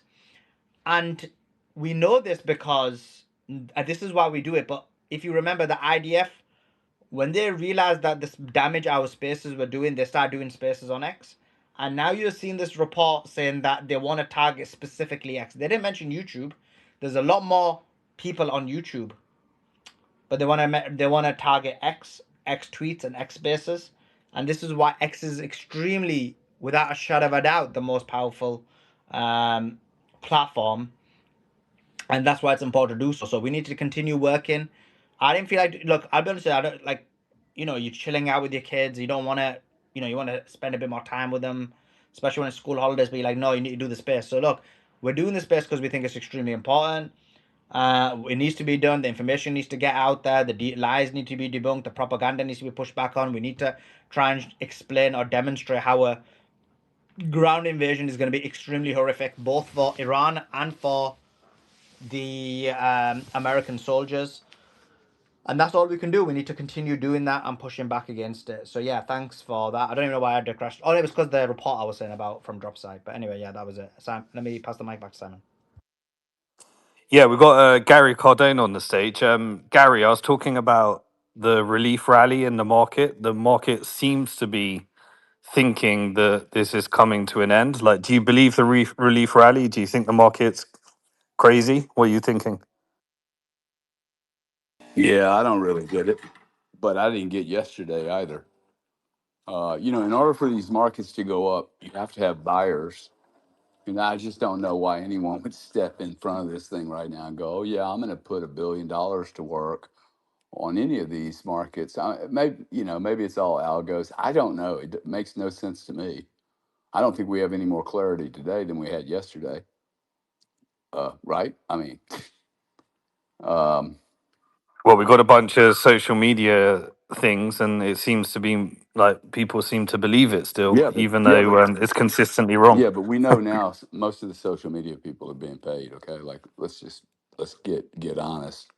We've gone from CNN to even worse. I think that'll come to an end though, because all these people are going to be exposed as what they are. So I actually do think I know it sounded like a little pitch by Solomon, but I actually think I was just when he was talking about why he's doing what he's doing, and I was like, because I actually questioned, hey, why am I spending so much time on some of these spaces? And it's always very clear to me, Bitcoin only has so much newsworthiness that would keep me entertained for very long. That's why I quit doing the podcast. I'm like, you can't keep talking about 10-cent moves. Now this though, this is educational because like I've learned a lot from this. And I've met people that I suspect when I first came in this room, you guys probably, gave me the cold shoulder. And now, maybe a bit more my community has broadened. Okay, not just in numbers, but in quality of perspective, culture. Americans don't know very much about the rest of the world. To me, having a bunch of Europeans on stage is just, to me, having anybody that has a different viewpoint is awesome. And that's not spreading a bunch of foo-foo, which is harder and harder to get. So I don't know, Simon. I actually think, Simon, the financial piece of this, like, I am sleeping better than I did a month ago because it's not even important. At this point, I think we're at such a critical point. Anyone that's worried about their 401k, bro, you have your fucking attention on the wrong shit. 'Cause, I mean, this is really, even if if I'm wrong, and the conservative people are like, hey, it's all getting settled, it's a negotiation.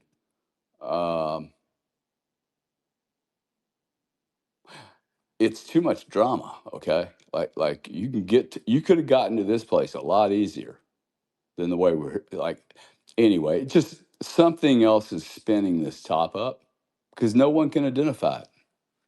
Notice no one can identify what the problem is. It's like a squeaky little thing that just every time you grab the problem, well, that's not the problem. That's the symptom.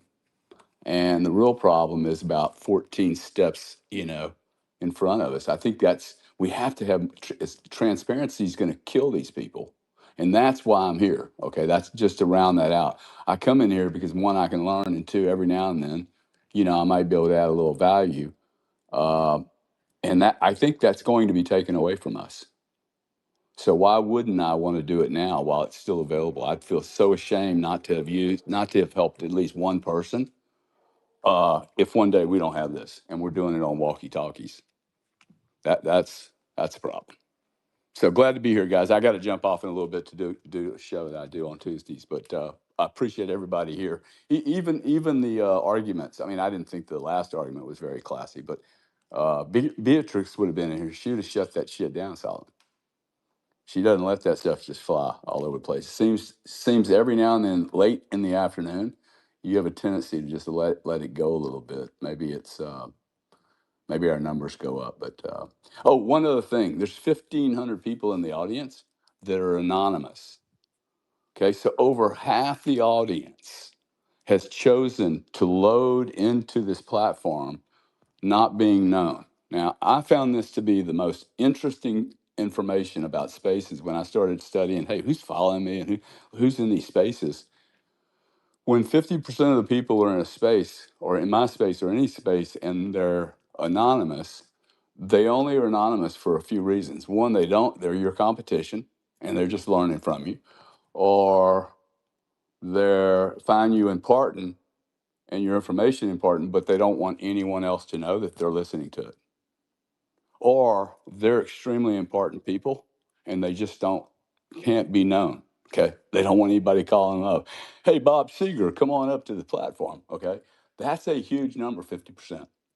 I've seen the number as high as 75% before, but I agree with Solomon. There are some very important people listening to these spaces for sure, without a doubt. And anytime you start looking at some of the spaces, who's anonymous and who's not, not that you're going to know who's anonymous, but the ratio is very telling on the space itself. 50% is a big number. There's some people in here just aren't going to want to be known to be even in here, like me. I'm like, well, fuck, I'm not going to hide. Okay. I'm not going to. There'll be Wait, some of those people, wait, though, Gary, just won't want to be known. how do you know 50% anonymous? Well, because look, if you go down and you look in the space, I can jump in here. I've had some you experience with this. got, Wait, let him okay, hang answer. tight 1 second. You got 3,000 people in the room right now, right? Yeah, 2,300. Okay, 2,300. Well, if you go through the entire list and you scroll down to the very bottom and you see the last guy that came into the space, let's see who his name is. It's a big scroll, of course. Go all the way down. There's 12. It says there's 1,306 other listeners after Dylan's name. Oh, Bobby and Dylan. that's because how X works is they only show you the first 1,000 people. Then Oh, so anything you up, you don't think those are anonymous? no. So basically, how X works is I'll bet you there's not 2,300. Oh, there's not 2,300 names there. You're saying it stops it. 1,000. So basically, anyone who has a Huh. space more than 1,000, anything above 1,000 will always show as other listeners. Most people don't realize it because they don't have these big spaces, but I've done spaces for so long, I figured it out. So basically, anything above 1,000, you'll see.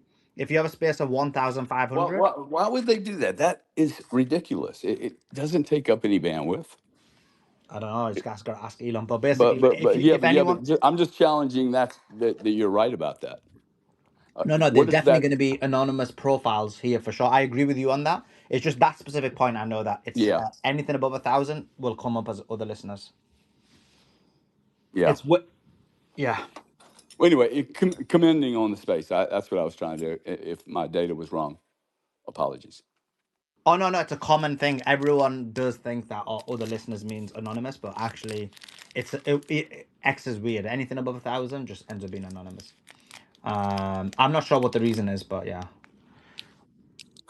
And one thing I'd say, Gary, is look, there's two approaches to this, right?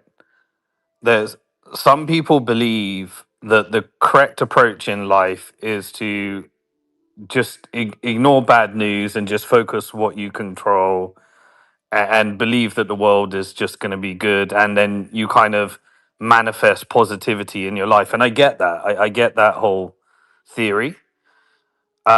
But in situations like this, I really feel like to be prepared wrong and feel stupid means that you'll probably be better off if everything's okay anyway. So if you like prepared for everything, like prepared for a lot of shit going wrong, and you really took care of your finances, your supply chains, you got your relationships with your community better, you started thinking about how to be, just really started to think about what if.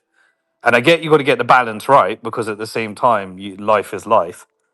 Um, but I do feel we've hit a stage right now where it's better to be prepared and feeling stupid because you were wrong than get caught on the wrong side of a trend and it be a disaster for you and your family and your community.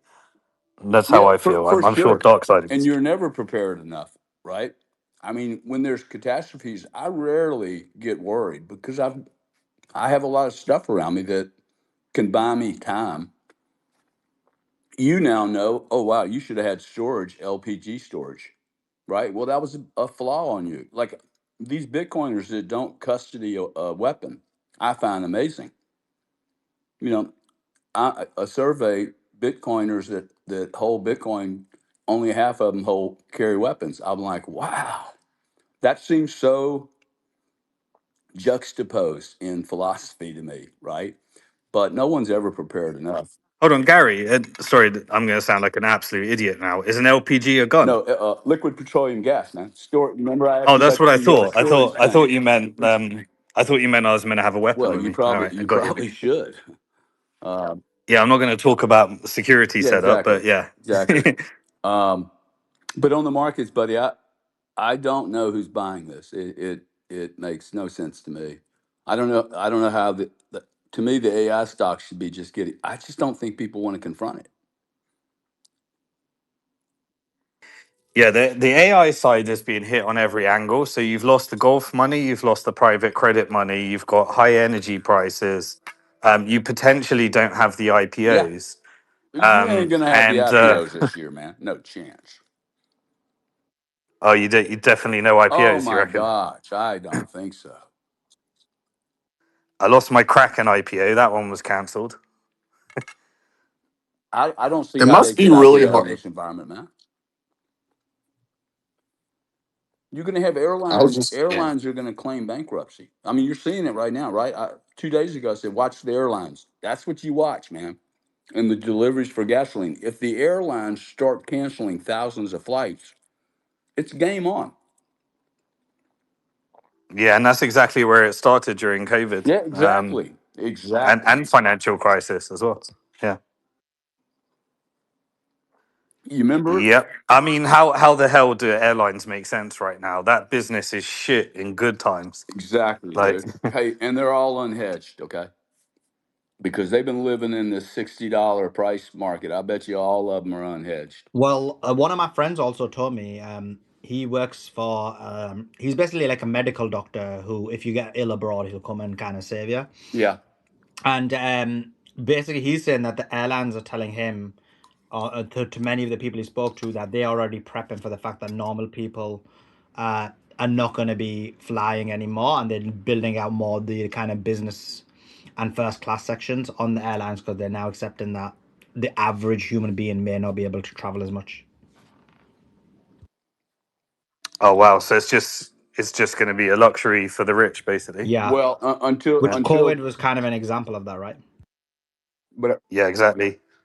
uh, Money fixed everything, and just completely, not everything, because if you can't get oil, you can't get energy. Money, well, it does kind of fix it if you can get a private jet somewhere else. So like, it does fix it, but it disproportionately like impacts those that just don't have options, and that's the saddest part of this whole thing. I was on a show the other day with Melker, and we were talking about jet fuel, and I was like, he and I flew to Vegas from here. I said, I'm going to go check. A year ago, I flew to Vegas on a plane. I'll go check what the price of that ticket was compared to this year. And I wasn't planning on going to Vegas, but I called my guys up and said, hey, price me the same jet that we flew out on. The price has changed upwards by $27,000. Went from 83 to 103 or $107,000. I mean, that's a substantial difference. That's just now. That won't be Europe, by the way. Europe will be much bigger than that. Gary, I was talking to Vietnam this morning, and some high rollers like yourself, their contacts, they cannot get out of Dubai. They said to fly out of Dubai right now, it's astronomical. It's over the roof. Then they got bucks. Yeah, can you imagine competing for a private jet in Dubai? Yeah, that's what they're Come doing, on, man. Simon. That's what they're probably doing. Hey, I need to fly out of here. Okay, how much money you got? You're competing with some serious bucks. Bro, I've seen 4-hour flights priced at 350 grand for a 4-person jet, tiny little jet. 350. That should be 6 grand, maybe 10 Yeah. Yeah, grand. and they're not even sharing it. They're just going on their own. Yeah. They're bringing all their gold with them, man. Yeah, for sure. Just want to get Bruce in the conversation. I know he's been waiting for a very long time and he dropped in and out. Bruce, what's did you want to add anything?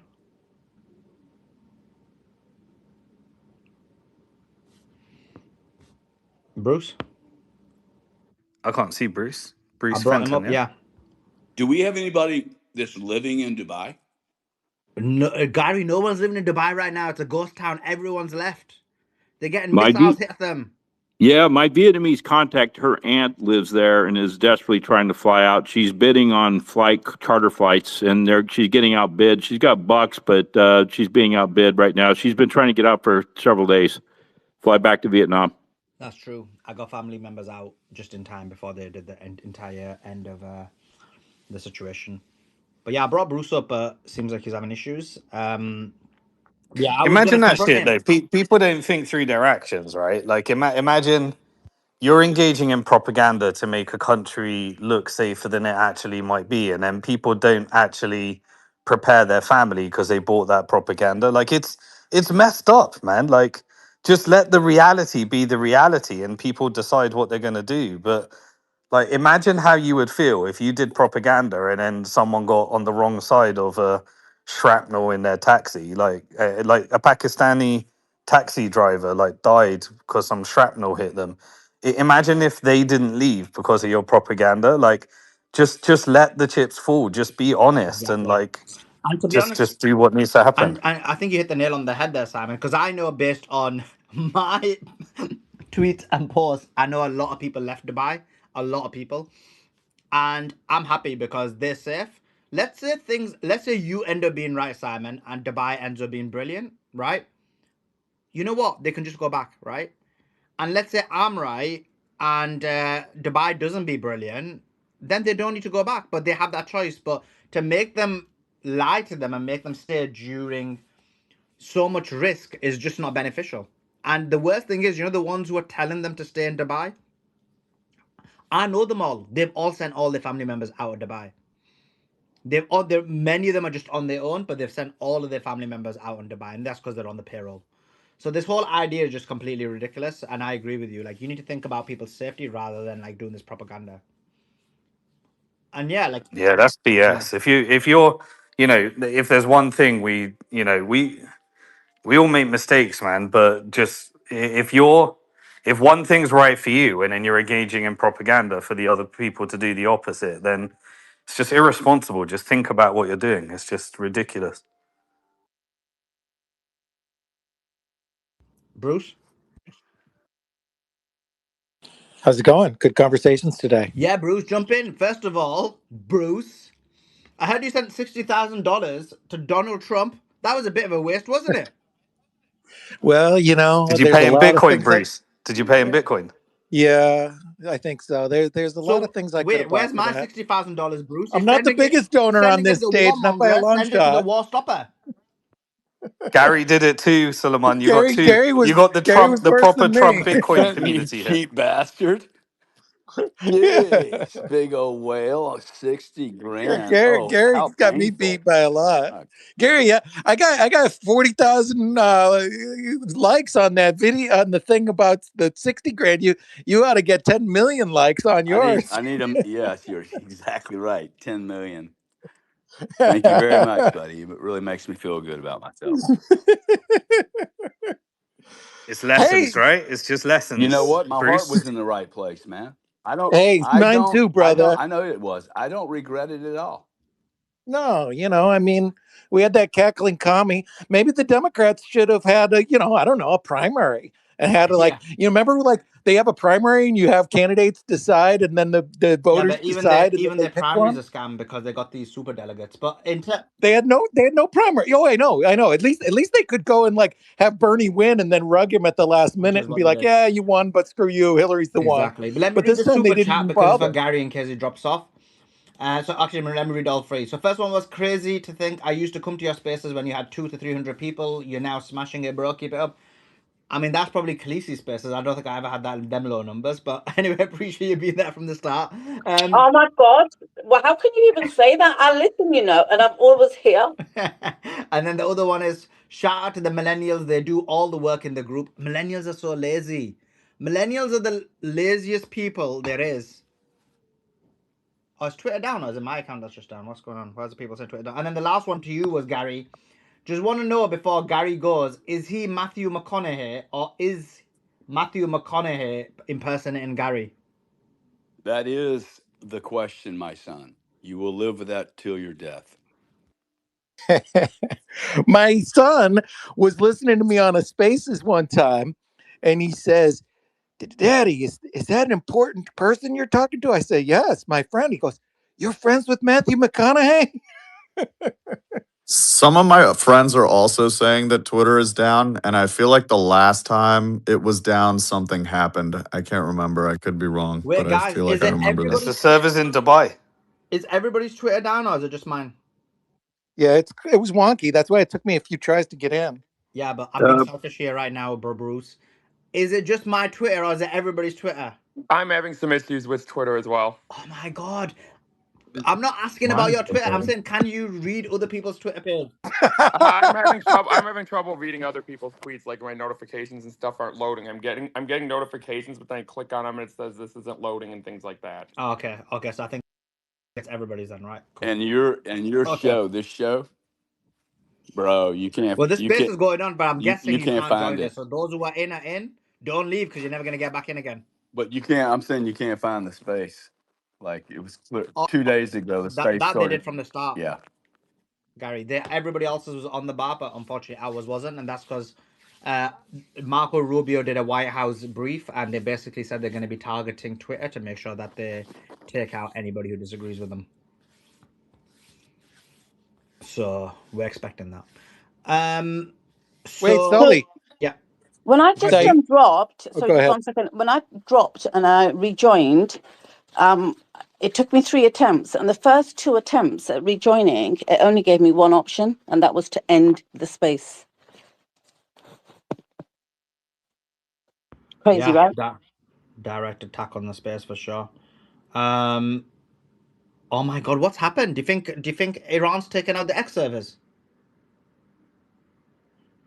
Bruce, go ahead, jump in. Bruce, say Hey, X.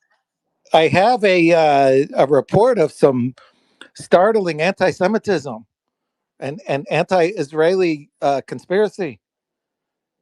I'm not sure who did it. It might have been Candace Owens, might have been Tucker Carlson, might have been Qatar.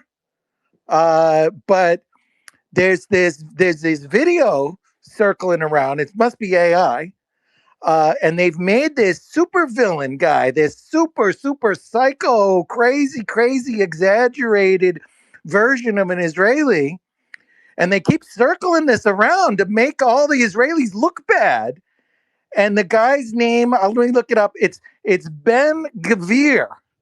So, look that up. And, obviously he must be fake because nobody could be that bad of a villain. I mean, come on, did these anti-Israel people expect us to believe? I mean, what kind of name is Gavir anyway? GV? Like, who puts a V after a G? Obviously fake, because nobody could be this psychopathic and this evil. And I think we got to get to the bottom of this and find out how Tucker Carlson was able to make all these fake videos and make it look like there's this evil, demonic, psychopathic Israeli guy, because that's going to tarnish the good name of the Israelis, and I think that's a real concern. Classic, Bruce. Yeah. Let me read a couple of these super chats. Okay, first of all, shame on you, effing Gumba. I thought you were against Beatrix and now you switched. He goes, better. Beatrix is better than Sully. Oh my god, save yourself. This is what I mean about these simps. In the end, simps be simps. I don't know. And then NPC says, love your work, Sully, but brother, you keep attacking us. I swear we're not lazy. For your information, I voice text this message. I like it. Millennials, bro. Even when they plead that they're not lazy, they demonstrate their laziness. I'll plug the server back in. Try your X account now. Okay. Yeah, so I think X is down. So if you're in the space, you're in the space. Oh, Gary's been glitched out. He's not going to be able to get back in now. See, it doesn't matter how much you donate to the Trump campaign, he's not going to get back in this space. And now Simon's glitched out. He's not going to get back in the space. Oh my god, they're taking everybody out one by one. Okay, let's go to Turing. Turing, go ahead, jump in. Oh, good evening. Just wanted to say very quickly, I'm Team Andrew. Sorry, Manco. And my tag might be anonymous, but it's because I use my science hero, Turing, whose name is way more important than mine, Huma. And also, I am an AI scientist published, but I'm not going to bore you. I just want to say fantastic conversations taking place in YouTube. So thank you very much to Deborah, Claire, Digital, Klexus, Goose. Thank you very much for the space. Thank you. Bye. Thanks for that, Turing. Appreciate your comments. You're all crying about chicks not being here. There's bad chicks. It's Huma. It's Huma. My name is Huma. Turing is my science hero, Alan Turing. It's Huma. I know it is. I'm saying, wait, how did Simon get back in?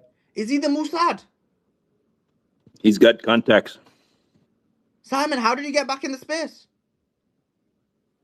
I didn't get taken down. I just got kicked off as co-host. So I was in the audience. Oh, that's probably Beatrix, Thanks to Joseph. Oh, who let me back in? Was it Beatrix? Beatrix, did you let me in? No, I'll let you back in. I think she kicked you out. You know how chicks are.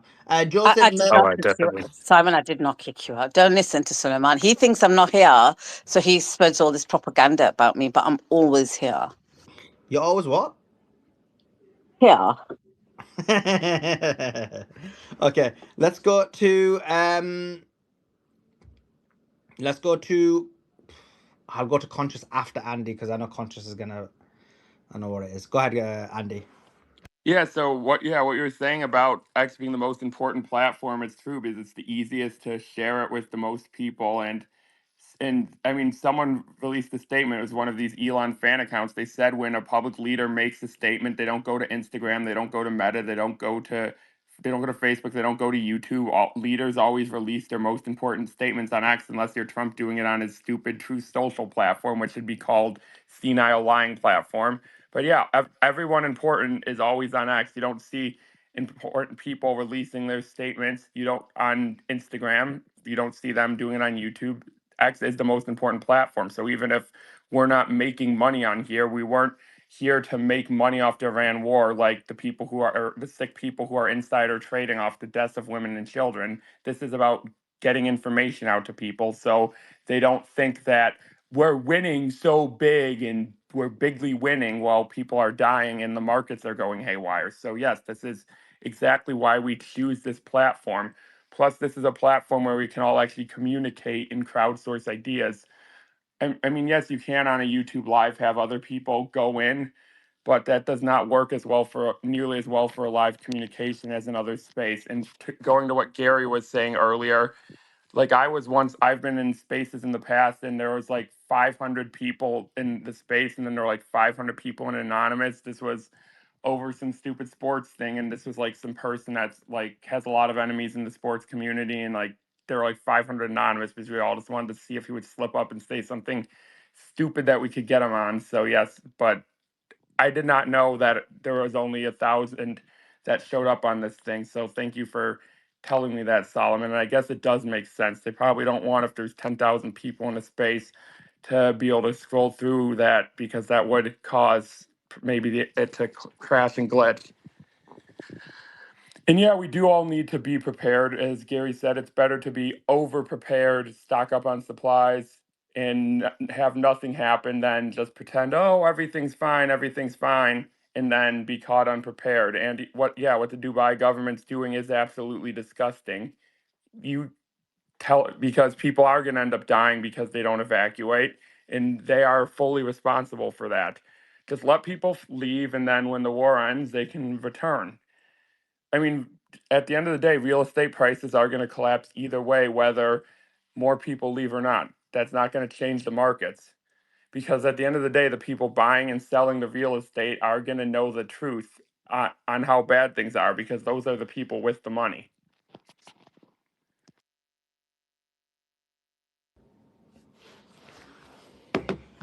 Yeah, great point. Conscious got sorry, before I go to Conscious, let me read this huge super chat from my boy Public. He says, Millennials super chat here. We aren't lazy. We are efficient with $100 super chat.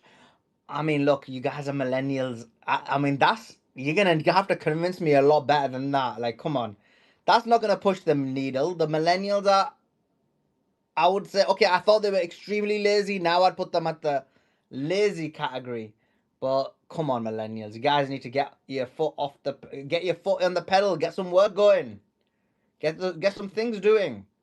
Couldn't be bothered to articulate an argument. He just stated it. Exactly, the millennials are so lazy. Exactly, great point.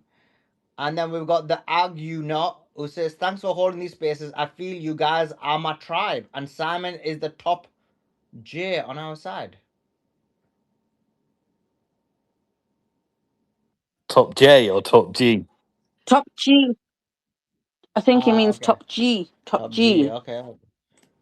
And that brother Jabbar, when he gave that super chat, I said to him, are you Team Beatrix? And he responded, oh yeah, I'm definitely Team Beatrix and Sulaiman. Like, that wasn't the question. Why are you attacking him? Are you The trying to say he's question like a was, are you Team 50% Beatrix? simp? No, he's not simp at all. Okay. Let's get back into the news. Let's get back into the information.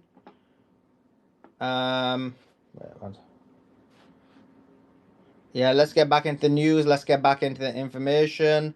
Let's see what we've got. Just while you're looking, Sulaiman, I want to add something to what Simon was saying earlier.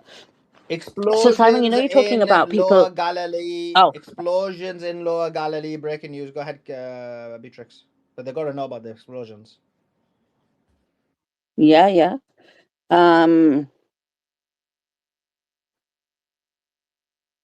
John's just given a super chat. I'll let you read it.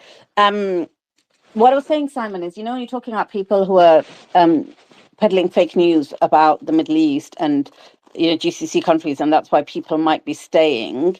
It's even worse than that. So I know the British people that I know that have come back, people that I know quite closely, they've all left the UAE and come back. They're teachers and whatever else, and they're teaching from here, etc. And when we get news on X saying, oh, there's been an explosion or something in the UAE, I do send it to them because they want to be updated, they said. And what happens is they put it on their groups with a couple of the British chicks, for example, who are still in the UAE. And it's like almost Zio level censorship. It's like this crazy attack of, you know, you can't. I mean, there are British people who are just residing in the UAE, but you would think that they were UAE nationals. The way that they're trying to say, don't say that, you can't say that, you can't say that about the UAE, you have to say everything's safe. No, it wasn't an explosion. I was there. I slept through it. I would have known if there was an explosion. I would have woken up. Or a few nights ago, when there was that huge explosion, one of them responded to somebody on the group over here and said, actually, it was nothing. It was barely a little, you know, a little bit of noise. And it's just like, why are you playing it down? You're not even a UAE national. Like, you're British. If they wanted to, they'd kick you out any day of the week. I'm not saying make something up, but don't attack those people who are sharing what's really happening. And they seem to be attacking them. I see a lot of these chicks crying under Suleiman's posts as well, to be honest. It's crazy. And trust me, you see what's happening to Iranians' money in UAE. Like, you soon find out, like, you think you own your money, and if UAE want to take your money, they'll take your money. If they want to take your assets, they'll take your assets, man. Like, you know, that's what they just literally, I think they've taken 500 million locked up from um, Iranian nationals or Iranian people that have their money in UAE. Like, you know, you can't trust any of these financial systems. Remember, all of your assets, they're a promise to give you your asset that you thought was yours. You got to, you know, with all these dark sides, man. He's always reporting every force majeure that's happening, and right now, like, if you're born in the wrong place and your assets are held with a bank in the wrong country, they can just take them, man. That's just how it is.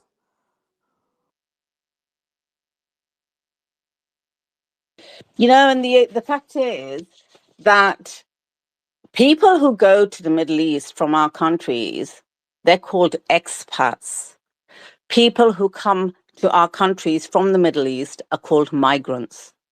There are no expats in America, the UK. You notice? They're all migrants. We don't want migrants. But the freaking Middle East is full of migrants. It's just that you prefer to call them expats because then that's acceptable. The hypocrisy is out of this world. Those migrants from our countries that have left the Middle East have literally sank and tanked their economy, and they are migrants. So I would say to my government, do you know what? You don't want migrants here? Then, do you know, don't send migrants over there. Stop your bases all around the world. Stop your corporations all around the world. Stop occupying half of the world. Stop interfering in half of the world. And if they do go abroad, call them the same, migrants. They're not expats. They're migrants. I'm just so sick of what the West is doing, and then the way the media frames it, the narrative it uses to demonize people. It's just crazy. Yeah, no, that's very true. Like, look at the invasion of Cyprus right now by Israeli migrants. Like, you know, this is an occupation of Cyprus by Israeli migrants, and I don't think the Cypriot people are too happy about that. And in Thailand as well.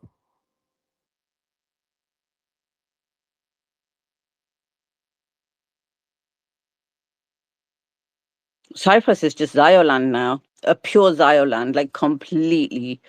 I'd never be able to go on holiday to Cyprus again because it's just going to be like it's just Zio. Yeah, It's I got Beatrice. friends that you know, they love Cyprus. It's like their country. You Yeah, know, they're all Cypriot Simon. families, and they're saying the whole place is just you know, and they're just saying they're just surrounded by the most obnoxious, like arrogant, like horrific. You know, they're all saying the same thing. So like, there's some weird shit going on with Israel, man. I It's up. heard that. How many do you think there are there? How many? Simon, Beatrice? There's not just like thousands. I would say in the tens of thousands, wouldn't you? We'd have to be in the high digit thousands, wouldn't we, by now? I reckon. Yeah, I mean, A lot, it's a Andrew. They small place. started going there even before.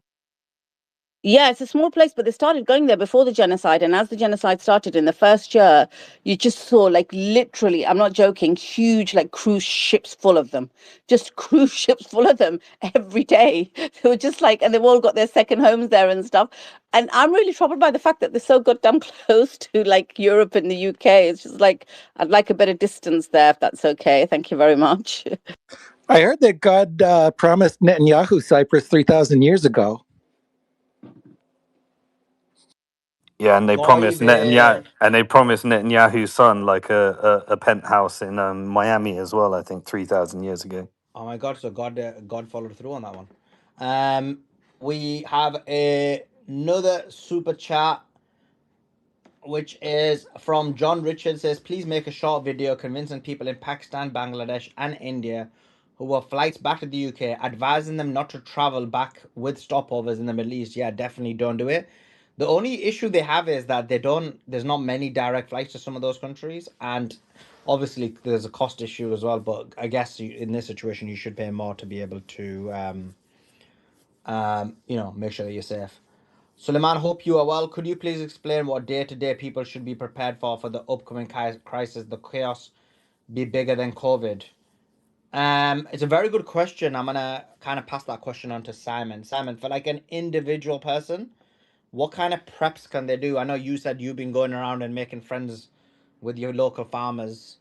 What advice would you give to people in the in terms of what's coming or what could come? Yeah, I mean, look, the way to think about it is just think of all your supply chains. Like, how dependent are you from ordering stuff on Amazon? Like, how dependent are you from, you know, all of these you know, these big multinational institutions, and try and localize everything as much as you can. And at the end of the day, if shit hits the fan and supply chains start to become issues, then as a community you need to figure out how to do group buying. You know, you need to figure out how to you know, divvy up your resources and various other things. So just start thinking about, because there are going to be supply chain issues and you're either going to have to change your habits. I think there was, where did I just read it?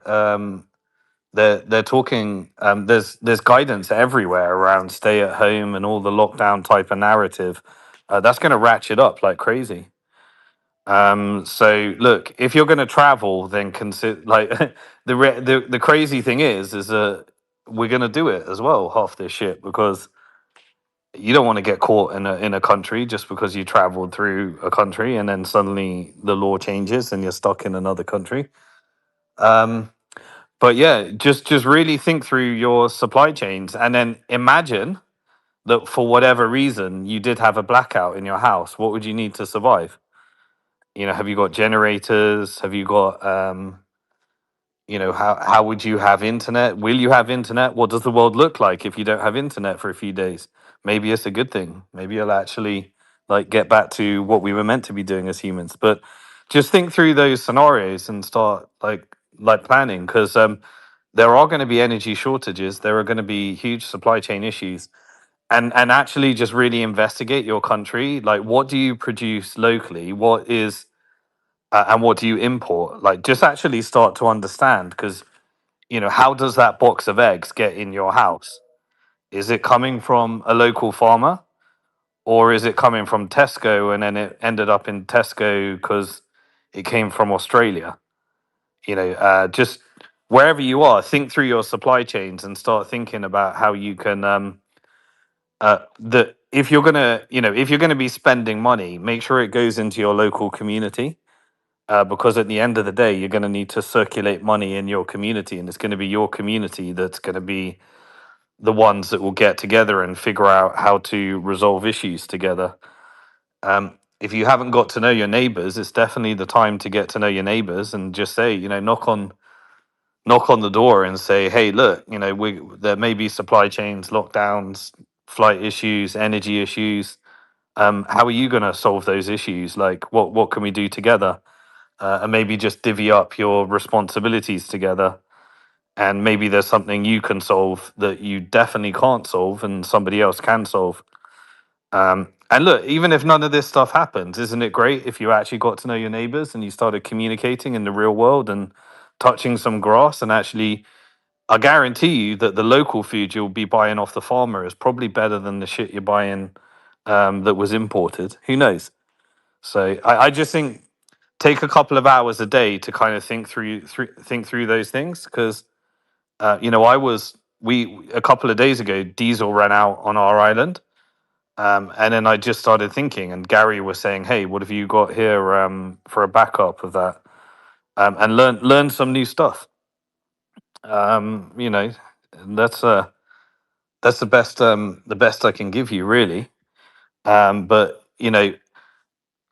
also, like, all right, we're dealing with urgency right now, but after this, like, because we will get through this on the other side, but after this, make sure you're putting together your 10 plan, your 10-year plan as well, so next time you're in a better position. That's all I can say. It's just the simple things. Imagine the scenarios that you depend upon and what happens if that disappears. um I think maybe other people have got some advice around that. Simon, you think it's like we're gonna go through a similar situation, not necessarily a war-based situation, but a situation where we need to think about things like this again in 10 years' time? Really? Well, absolutely. I mean, because the longer term trade here, remember, the longer term game here is a police and surveillance state technocracy where humans are dumbed down because AI is doing all their thinking. And we're just complete, like, that is an agenda that you have to actively resist against. But there will be, we are entering into a world where there's going to be, like, at some stage in the not too distant future, every Uber driver is going to be replaced with a fully autonomous driver. What job are they going to do? Every single job. Like, we've got these massive disruptions coming up, and there's no avoiding it. And so we are going to enter into this world where lots and lots of people are gonna lose their job, and that's just the first one. Like, bus drivers are going to be fully autonomous. All of this stuff that's coming. I just think that this massive change is kind of a state of normality from here. I think everything's accelerating, and I don't. This is just going to be the state of norm from here. I think it's just going to cascade. Like, we're just going to be dealing with other stuff that we've all got to get through together. Like, nothing's slowing down. I don't think we just end up in a, all right, now we got through that hurricane, now everything's going to be normal for like 30 years. I don't see that world. I think we're in this crazy world now where everything continually changes. Yeah, you're right. You're right, actually. And we have talked about this before, but for some reason, I was just literally thinking once the war is over, after a month or two, things get back to normal. But then, no, it's not. It's just going to be forever changed. It's going to be what you say, actually, a world before October the 7th, and then the world that changed after October the 7th and just didn't ever stop changing. Everything's going to be automated, and things are going to be a lot harder for people. It's never going to go back to what it was. Yeah. Is Andrew there? I saw something posted about a submarine. I want to ask him a question. You there, Andrew? Andrew? Okay, I'll just read it out. So Andrew's in someone his yellow submarine. I'll just read it out anyway. Someone posted things you don't see every day. A U.S. class SSGN with Special Forces dry deck shelter DDS on the surface performing a crew transfer off Gibraltar last night. The DDS allows SEAL teams to launch and recover well underwater. Talk about a flex. And someone in the comments said, "Aren't you not supposed to show the Ohio class submarines off when unless don't they typically go dark right off the U.S. coast?" And then they said yes, but there's 4 that are used to launch crew missiles and support special forces. So I'm wondering if maybe this is one of the 4, and they're bringing them in for possible use to support a ground invasion. Because one of our top submarines with cruise missiles is something I could see being used to support some type of amphibious invasion. That is something that would be used that to support an invasion theoretically. Are we still thinking there's going to be a ground invasion? I'm feeling like there is. I just don't see how. I feel like something has to give. The status quo of this conflict, just being back and forth bombing, I just don't see that going on for months and months. Something has to give. If I can jump in on that, though, I literally spent 10 months swinging on the hook off of Beirut, Lebanon for months and months. And the days they dragged out to weeks into months when something's got to break loose here. We got to get this fixed. We got to put everything straight here, all the pieces. And some woman sent me a message. She said, "Hey, Hezbollah never existed till '87." I said, "Then why were we using the H word Hezbollah in '82?" And I verified that. The movements of pieces were all there. They never went away, but it's going to just keep stalemate and rolling along. But eventually, again, I know I'm going to get beat up. I'm siding with Simon. There's a deal being worked out. As long as the deal puts Israel in a box and makes Iran strong, I don't really care. Amen, brother. Amen.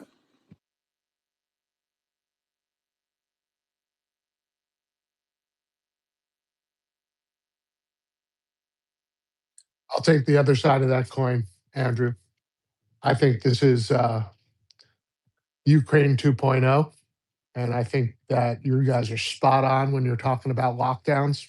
And the difference between a COVID lockdown and a power lockdown or an energy lockdown will be that the COVID lockdowns, at least in much of the United States, were optional. And these energy lockdowns will be enforced strictly. I think we're going to a dark place. And the fact that we can't end the war in the Ukraine tells me everything I need to know about how this thing's going to play out. I don't think they will. It will be hard to strictly enforce them. I mean, just look at all the Democrats. They freaking freaked out over 2 people getting killed by ICE. So imagine how much they're going to freak out if they try to force lockdowns over a war. None of the Democrats are going to go along with this, and a lot of the Republicans aren't going to go along with this either. The COVID lockdowns. You had 60% of the country that were like, yeah, let's mask. Fauci's our king. All hail Dr. Fauci, our our slave master. But not with this, people aren't going to go along with it. That's what you have. No Democrats are going to go along, because you already had Democrats going into this saying Donald Trump is Hitler, Stalin, and Mao combined. He's the worst of the worst. He's the worst dictator on the planet. So you already have half of our country pre-baked in to believing that Trump's a fascist. So if he tries to pull that, that's Andy, half. Andy, think about it. If my country says we got no energy, change your behavior, I'm gonna do it. I'm not gonna protest against it. I'm gonna say we got no freaking energy. I need to stop consuming energy. Except the U.S. does have energy, so that's not the Yeah, issue. you guys, yeah. But all I'm saying is, if my government right now says to me, oh, you know, preserve your energy, don't come out, all that shit. I'm going to say, well, we're in a genuine disaster. I need to preserve energy. I'm not going to protest against it. So this one, I think, what is that what you were saying, Darkside? That this one is like, it's not quite okay. You've got a difference of opinion, and all that type of stuff. It's like it's like kind of hook, line, and sinker type of lockdown. Yeah, and I do think it starts in Europe, but I do think eventually it spreads here. I think we're going to see a lot of false flags, right? Especially with Trump talking like the way he is. Israel has every reason to escalate this thing to like number 11, and that's just like I try to apply Occam's razor and common sense to what I see. I don't think we could have energy lockdowns in the US. I think worst case scenario, you might see some rationing, or like you can only drive certain times a day or get so much gas in a week or That's not going whatever. to happen in the U.S. We have enough stuff that Yeah, I agree. I'm just saying even before a lockdown, that's what they would do. But one thing I could see is financial system collapsing, and then you have like civil unrest, and then they that could potentially lead to some kind of martial law. exact. Yeah, I mean, just think about it. People are people. You're literally people saying if I lose my EBT, like people I. But I mean, I think people are going to have enough food. But if people are literally poor, it's going to be the people that weren't already on government assistance that are going to get thrown down into that lower tier from this. That are going to be the ones. It's going to be the people that were in the middle class, lower middle class, that lose their jobs, that are in a slightly more comfortable position, that then get thrown down, that are going to be the ones that are like, what the heck, we thought we were doing good, and then they're going to start freaking out. And then you'll have lower people that will then just take income people that will take advantage of the chaos to loot, as we saw with the George Floyd riots. Because those weren't all lower income people. You had freaking looting in the suburbs of Chicago where I live. It's like, it's people when there's chaos. You have people of all income levels looting. It's not just poor people. There are plenty of there were freaking looting in a wealthier suburb at a shopping mall, and I don't think those were all just poor people looting. There were probably freaking children of people living in the suburbs that were looting that shopping mall too. You're gonna end Yeah, up with looting. And we know Trump's not going to do anything about it. I mean, Trump's fake. He talks tough on criminals. He didn't do anything when they looted during George Floyd. He didn't do anything about the anti-ICE riots, because at the end of the day, that's what the people in charge want. They want chaos. It's all fake. When Trump talks tough on these people, he doesn't care. Did you glitch out? yeah, that makes sense. Guys, can you hear me? Yes, Yep. sir. Loud and clear. Reset. Is it my phone? Yeah. We hear you, Sully.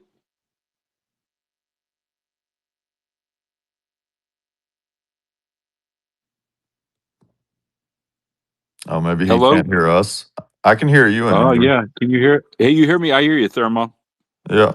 Sully. Yeah, guys, can you hear me now? Yeah. Oh, Yes, phew. sir. Can you hear me, Sulaiman? Yeah, now I can. Okay. Sorry, I think it was Were you glitched, so I hearing just quickly Andrew? reset. I couldn't hear anyone. I just quickly went to reset. So yeah, Andrew, go ahead if you were speaking. No, I was just going to say I went through the 73, 70 when there's no fuel. We have no fuel. And literally the lines were like, I remember there in Colorado waiting, there was 20 cars. So we would just sit there and wait a couple hours just to get enough gas. We were rationing how much we could get. We had to drop our speed to 55 miles an hour. That's when the 55 mile an hour thing came in.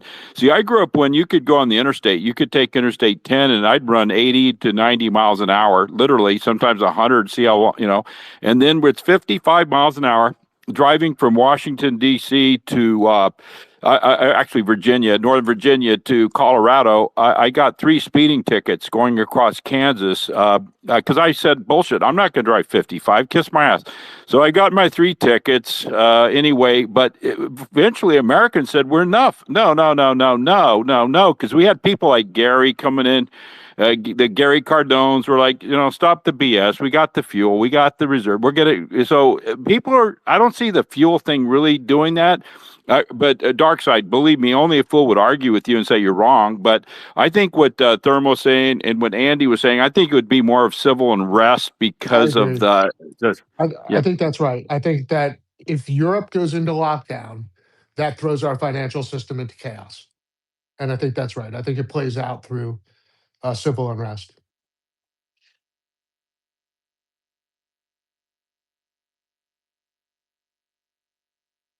Yeah, yes, sir. I just want to say something real quick. Sorry, Maybe for the just on that first dart. Sorry, time. I'll finish that and then you can speak on common. But it's a double whammy, right? Because it's the Asian crisis and the European crisis. Like that's the issue. Yeah, they're all tied together, right? So if it's Japan, if it's Europe, and they go to a CDBC and they shut down their banks, we're toast. It's a We triple go into whammy. complete. It's if putting it in financial terms, it's the euro dollar, the petrodollar, and the Japan carry trade. So you got Asia, Middle East, and Europe. No, there's no chance America's insulated from that. Although you won't have the energy issue, definitely. So it will be something that leads to a financial catastrophe. That leads to civil unrest as a result of the other parts of the world being in energy conservation lockdowns. Yeah, I think that's right, Simon. I think that's how that's the most logical occurrence of events. Sorry, Uncommon. Did you want to chime in? Yeah, I just wanted to say that for the first today, maybe is the first time I'm starting to feel a little bit more like I'm on Andrew's side, I guess, in terms of seeing a deal, and maybe to Simon's side as well. The reason is if you watch the rhetoric, it even Rubio said yesterday, it's the goalposts keep shifting shorter for the United States. It seems like the United States is obviously looking to try to get off the ramp. The wild card is, of course, is Iran, because they do hold looks like a lot of the cards. I mean, to what Sully and Mancos were arguing about earlier, I definitely agree with Sully that the plan was the decapitation strike would work. It didn't work. And then after that, I don't think there was any plan. And everything else after this has been literally just reaction, reaction, reaction. And when you look at the logistics, I do think Andrew's always the best point guy on the logistics. I've went back and listened to a couple Mearsheimer interviews, a couple Scott Ritter interviews, Daniel Davis. These guys know what they're talking about in terms of the numbers. When we invaded for Gulf War One, I think America put in like 700,000 troops. I think it was a million total, but it was 700,000 Americans joint forces with Europe, right? So then you got like 200 or 300,000, and then Iraq, I want to say was 700,000 total, 500,000 American, um, and then now, and I did kind of get in a little bit of a debate with this with Andrew the other day. I mean, it does look like we have, from what I can tell, a lot of special ops units over there, and the Pentagon is signaling for 5,000, 10,000. There's different units over there. The media and the talking heads have been speculating. Obviously, there was the Karg Island stuff. There's the crazy crackadoodle. We're going to take the uranium out of the middle of a mountain. Sounds like literally a Lord of the Rings plot, like literally insane. Um, but I think America is looking to try to show some sort of force so they can say we accomplished something, and then they can walk out. I also think the Truth Social post today about whether or not about basically leaving the strait high and dry, it is somewhat insane. It obviously hurts the perception of the empire, but I think it is good in terms of an off ramp, because if the United States isn't going to open the strait, I definitely 100% disagree with the idea that they're not opening it because they're playing 60 chess. They're not opening it because they can't open it. If they could open it, whole imports that force Iran to the table. So I think that they're abandoning, they're abandoning a lot of these partners.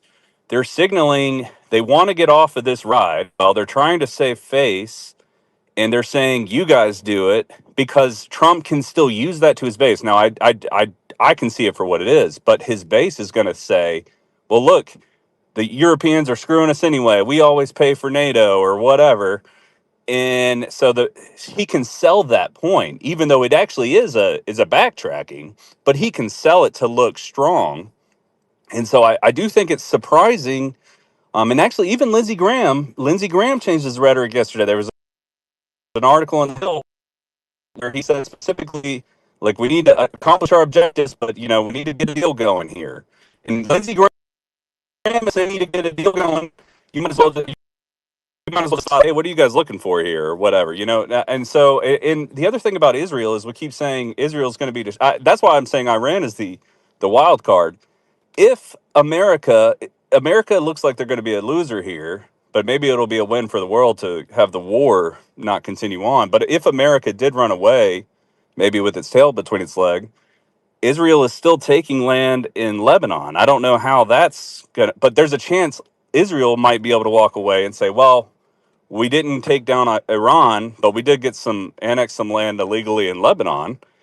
And if the United States can agree to leave the region, I don't know. I mean, it's hard to imagine what Israel will agree to, I guess, because that's another wild card. But I do think the United States is looking, I'm feeling a little bit more optimistic about it. Now, that doesn't rule out false flags. It doesn't rule out a lot of possibilities. But I'm starting to, the rhetoric is changing. The logistics are they're shifting the goalposts. It does look like the more I really look at it, the more I'm starting to see that no, I don't know that. And even the Joe Kent stuff, I do think a lot of people will say that I think it works. I think the American politicians, they can pull up dummy military guys that'll say like this is going to work, but I think they know it's unpopular, and they can't. You got somebody like Bill Ackman and David Sachs. They are in support of the war, but they also can't lose the complete and total empire. So maybe they would take a short term loss to stay in the position that they are.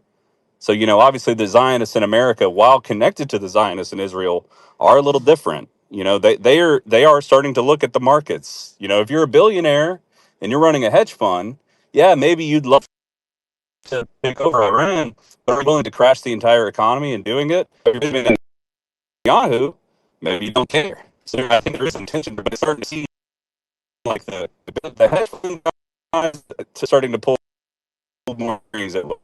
And I mean, even David Sachs, who's Trump's, he does some Trump's, I can't remember. He's in the administration. He basically tweeted last week that, hey, let's let Europe worry about the Strait. This is a good idea. And obviously, I think it's like posture. Look at what Europe is doing. I mean, I know Sully is saying supportive, but very Is it they're uncommon? not backing it. It's dry. It's dry. I think your Yeah, voice I'm is having the same rubber banding. problem. Uncommon as well. What I wanted to do is kind of just um, help people understand. People always talk about billionaires as if like what most people don't realize about billionaires, and I know a bunch of them. Their net worth is normally hugely leveraged, and so their net worth, and they have like funds and someone like Bill Ackman. He has all sorts of responsibilities to investors, and many of these venture capital funds, they're hugely leveraged, and they lose their reputation and various other things. So most people think, oh yeah, they're just sat on like $1 billion of cash and they don't care. It's never the case. Like they have massive responsibilities, massive net worth issues that are tied to subordination by banks and financial institutions. And like someone like Trump, he is leveraged to the hill, and that means you're not like an independent billionaire. Much of the billionaires, like particularly in America, where the economy is so financialized and securitized, it is temporary wealth that can be wiped out with one hedge fund or one trade going wrong. And like that's the reality. People just think like there's nothing, but yeah, their net worth is a paper tiger. It's not like Bitcoin in self custody or gold in a safe that where they can access it. It's this house of cards that can be wiped out just by getting a few things wrong. But Yeah, isn't yeah. that why we have QE? Because then it Um, like takes it in the other direction and kind of screws over everyone else and saves them. If you're on the right side, yeah. But many billionaires, if they're not subordinate, if they don't comply with the network and they don't, prop up this little cabal, it's a ruthless game. They are trying to knock each other off the network. They compete at these levels as well.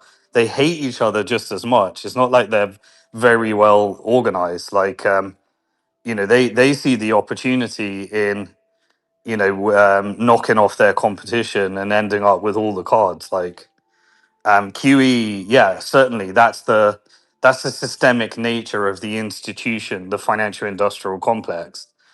But when it comes down to the individuals, it's ruthless. It's ruthless. I Yeah, honestly, I there's a hope you guys are right. Like, I really want this to be over, but I personally think, I mean, I agree with you. I think the whole thing that he doesn't care about the Strait, because if he didn't care about the Strait, then he wouldn't be letting Iran ship their oil onto the market. But I do worry that this is just the last ditch effort because no one was believing him anymore to be like, oh, well, Trump is like basically capitulating. He wouldn't do that. I don't know. Maybe I'm too big of a conspiracy theorist, but Well, we'll just have to see how it all turns out. But I will say that regardless, the world order has already shifted. Now it's been shifting for a long time, but I mean, this has driven a bigger wedge between Europe and Israel. It has taken sanctions off Iran. It has taken sanctions off Russia. I don't like to. I like to look. I don't like to say like, oh, wins and losses and the war, because I feel like everybody kind of is losing, right? To a certain degree, war is never good. But yes, like when Andrew says, I mean, the U.S. has not accomplished its objectives, and I don't see how it can accomplish its objectives. So now that doesn't mean that it won't get crazier. John Mearsheimer said something. He said, policymakers, when they're backed into a corner, tend to double down and make worse decisions. So that is very scary. But I also, you have to think, like Simon is saying, and we have different opinions on this, whether it's a technocratic club elite of billionaires, but we're talking about mostly similar things. But if they were to double down and it goes wrong, you're talking about completely wrecking the system. If they back down, give Iran what they want, they can still stay in a really well off perched position of being a privileged billionaire, right? So, I mean, you're talking about it is hard to know what could happen if it continues to go down the path it's going. I think that the Trump administration, whether they want to admit it or not, knows that there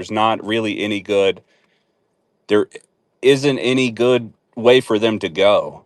So they're trying to get off. They're like, how do I get off of this Ferris wheel that they started in the first place? It's just a question of, I think Iran is kind of holding the cards, so we're going to have to see how it plays out.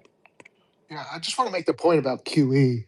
There's an assumption that we can just do QE and that works. QE requires your allies to participate with you.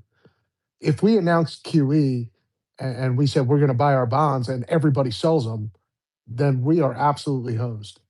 So it can work, of course, but it can also fail, and that's not something we've ever seen before. You go right into hyperinflation.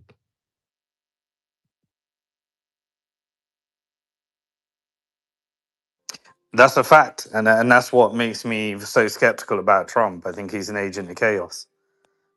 He has destroyed every relationship that props up the whole system, at the same time as raging a war that breaks the system. Like that's, I don't put that down to stupidity. I put that down to serving certain interests. Did you see Bill Ackman's tweet the other day? He said, some of the highest quality businesses in the world are trading at extremely cheap prices. Ignore the MSM. One of the most one sided wars in history that will end well for the US and the world. And we have the potential for a large peace dividend. One of the best times in a long time to buy quality. Ignore the bears. And then he commented, and Fannie and Freddie are extremely cheap. Asymmetry at its best. They could be at 10 times and it could happen soon. So he's staking his entire reputation on this going well, because if this escalates and the entire thing goes down, he has no credibility left. Because if this goes crashes and the market drops 50% and this turns into a prolonged conflict, everyone's going to look at him and be like, this guy is absolutely insane. He has no clue what he's talking about. So he's has to be pretty confident to put that out there. This well, we isn't. know where his allegiances lie and I what know, his but end yeah, goal but is. it's one thing for him to shill for the. I know we know he's a Zio. It's one thing for him to shill for the war. He could shill for the war and say this regime's evil. It has to go. But for him to say the war's going well and it's a good time to invest, that's a whole other step. He could show for the war and just ignore the market realities and say, What Andy, what else do you think he can say? As Simon pointed out, these guys are leveraged long like a fortune. They literally have only one thing they can bet on, which is that the system heals itself and that they print money and it works and all asset prices go up. true, That's their bet. he probably shorted stuff, let's be honest. He's probably shorted stuff and he's lying. Yeah, but again, you can be short, you can be long, but you're betting on dollars. If the dollar's worthless, it doesn't matter whether you get back $1 trillion if a loaf of bread is $100 million. It just doesn't matter, right? That their bet is on the US dollar. That is their religion. That is what they have faith in, right? They need the dollar to succeed. You're not a billionaire anymore if the dollar becomes worthless. It's that simple. Yeah, which is what so this is going to be very interesting to see how it plays out. That's why I think Bill Ackman, honestly, he would choose his portfolio over Israel. I think 100%, the Simon. opposite. No, I think the opposite. 100%. There is no Israel without the US dollar. Israel gets conquered quickly without the US dollar. Yeah, That's India's a different. as much I'm as saying Rose Lar wants to hypothetically. say, India is not propping up Israel when she says, if America abandons Israel, America will fall and we're going to India. Yeah, good luck. India is not propping up Israel, despite what Roseanne Barr wants to say. It's not freaking Yeah, happening. he's tied the two together. But if there was a situation, and these people are smart, where he knew it was between preserving Israel or preserving his personal net worth, he'll choose his personal net worth. I think the opposite. But I mean, I'm not. I don't know, obviously, but I think it's the opposite. See, I think the two are tied together. I don't think you No, can you're prop up. right. I We're think if just speaking Israel falls, hypothetically. yeah, I'm just saying if Israel falls, I think the dollar falls. I don't think those two can divorce each other. I think they are tied completely at the hip. Well, I see how if the dollar falls, then Israel falls, but I don't really see how if Israel falls, the dollar falls. Because I'll tell you why. Because Israel is our sort of sister state, right? That we prop up, and if the allies see that we cannot preserve Israel, then there's no reason to hold dollars, none, right? And that's why again it comes back to like I said earlier. What happens if they sink one of our destroyers or one of our aircraft We carriers? can just It's abandon this. it. No, I'm saying we could just theoretically abandon Israel and assume, well, I mean, if Trump actually had a pair like JFK and wasn't a coward, he could, if let's say hypothetically, he decided to, something clicked in his head and he wasn't a coward and said, okay, we're abandoning Israel. Yes, this has gone on too long. We're done being subservient to the state. And we need to protect the U.S. dollar instead of letting the dollar get devalued in these forever wars. Now, That's what if I. you let Iran destroy Israel and you walk Oh away, no, make a deal where you give No Iran what it chance. wants, lift the First, sanctions, move the bases first of out, all, not let it remember Israel. Israel Make a deal. Israel will unleash nuclear war on the entire world before they go down. And that's sort of the Yes, you problem. make the deal. You make the deal. You leave the region and you lift the sanctions. And Iran's not. Then it's not going to. Iran does not want to wipe Israel off the face of the earth. They want a deal. They want the U.S. bases gone. They want sanctions lifted. They don't. Iran's not genocidal like Israel. Yeah, but they want security guarantees. How do you give security guarantees if you abandon Israel? Get the bases out of the region. But how are you going to make a security guarantee that Israel's not going to continue to attack them? That's why I keep saying it's a tri-party agreement. It's not as simple as us just leaving at this point. I mean, what can Israel alone have to do? you have to Israel add alone China. can't do You anything. have to. That's why it's the Xi Jinping meeting. You have to add China to the equation. I think we're talking past each other. I think Dark Side is saying, how do you get Israel to stop attacking other people? And then Andy and Simon are talking about how do you protect Israel from getting attacked, maybe? I just don't see how. Look, if we abandon If Israel, the they U.S. won't. is They gone, if the U.S. is gone, Israel is not going to start another war with Iran because they know they can't win it. If the U.S. is they're gone, they're they're not. going to use their nukes. They're going to use their nukes, and then I then don't we think have they'll to. use their nukes like that. I think because I think they want to survive, right? Like I I agree. just I think Israel will hedge eastwards. They'll just start aligning with UAE, India, and bow down to King China and figure out how they can fit into the New World Order. If the United States collapses, I don't think the UAE survives. I don't think these Gulf countries could survive in that I scenario agree. because I they're all agree. their survival is contingent. China wants them to survive as long as they're aligned with China. They won't.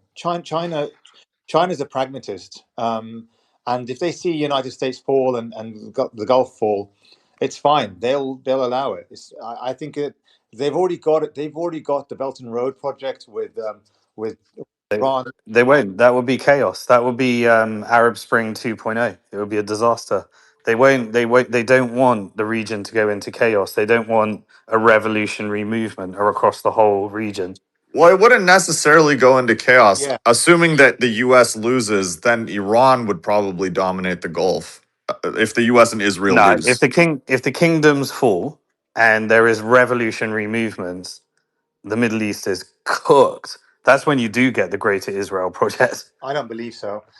I don't think so. In Iraq right now. So Iraq, their resistance, and they're forming, they're fomenting rather their alliances in Iraq, and it's actually become pretty stable when you think about it. I would say that the most But that was propped up by Iran. Like, yeah, and I would say that if Iran wins this war, we're talking about a scenario which is a very unrealistic in the sense that the United States collapses. But I'm saying if United States collapse, I agree with Darkside. Israel and the United States are tied together. They both collapse. But I also think that the GCC countries also fall with them, because that's what's stopping the monarchies from. That's what's allowing the monarchies to survive is the United States propping them up, and China. but who takes control of the Gulf oil? This is the most wealthiest assets in the world. Who takes them? Yeah, so Probably Iran. yeah, it reverts back to how before 1971. So you had so Kuwait would be part of Iraq again because it was a province of Basra. You'd have Oman, UAE would be part of Oman. Again, it's a stable. That's a stable country, Oman. I don't see that deteriorating. I just think that UAE, because they're so intrinsically tied to Israel and the United States, and they're so leveraged up in Dubai. I just think that they're ready to collapse, just like as the United States would collapse if that is the case. Dark side is if dark side's scenario. What would Turkey do in this scenario? What would Egypt do in this scenario? Like, this is complete chaos. I don't know. I mean, I don't know what happens to Turkey and Egypt. I don't know. I mean, Egypt, unfortunately, is governed by the military, by Sisi. But it's a serious military. Egypt and Turkey are a serious military if they were to use it. Egypt's been relying on United States funding for a very long time. So No, it's switched to GCC and China. It's been paying down IMF. yeah, I think if that's the case, then obviously Egypt would actually potentially have a revolution, and you'd probably have the Muslim Brotherhood or remnants of that. Uh, Disaster. They can't govern. Muslim Brotherhood can't why? govern. Why do you say that? Well, look at the track record. What happened with it? What happened last Track time? record. They started negotiating with the IMF, and then Sisi came in. Yeah, Like, because again, it was a Zionist coup, a U.S. Zionist coup that took over. That's what happened. They were elected democratically. They won, but they were taken over by a Zionist coup, and the generals, Sisi and his generals, were the ones that took over, and then they imprisoned Mohammed Morsi and killed him. And it was deliberate. It was all. It was a huge one. but They all wanted to. Morsi leaned further into the IMF, so they pretended they're like the anti-imperialists, and then they went straight to the IMF and the imperialists. I think if United States collapses, I don't really have much hope for the IMF, to be honest. I think it will be determined by China and Russia and who they favor to prop them up or to support them, and Iran being the dominant. China would much rather have a monarchy that they can deal with than Muslim Brotherhood. Actually, the Muslim Brotherhood is very, very moderate, right? Very moderate and fair. Just like you see with the IRGC, they're very fair partners. They do deal. They honor their deals. But again, But they can't govern shit. Tell me an example of Muslim Brotherhood like successfully governing and building relations and building a so country. they haven't been given a chance to. But if you want to see the closest to a Muslim Brotherhood would be Hamas. They're the closest to a Muslim Brotherhood, and they were governing Gaza. But they are. Well, look, I don't want to talk about that because but look what happened to Gaza. Yeah, I know, but not because of Hamas, but because of the fact that they're under occupation. Every time that Muslim Brotherhood attempts to get into power, always you see the U.S. Zionist coup take over, and that's it. You just don't see it because you know why? Because they don't allow these moderates. They allow either puppets or extremists into power. That's all they do. So you don't. Because Muslim Brotherhood has always ended up serving Western interests inadvertently or overtly. No, they've had to force to because the paradigm is a U.S. But that's a failure to me. That's a failure. It's a U.S. Zionist. I'm talking about a scenario. We're talking about the scenario where United States collapses, right? What happens then? And in that scenario, I personally believe China would love to deal with someone like the Muslim Brotherhood, a governance infrastructure system that is fair. It's the same sort of principles as the Islamic Republic of Iran.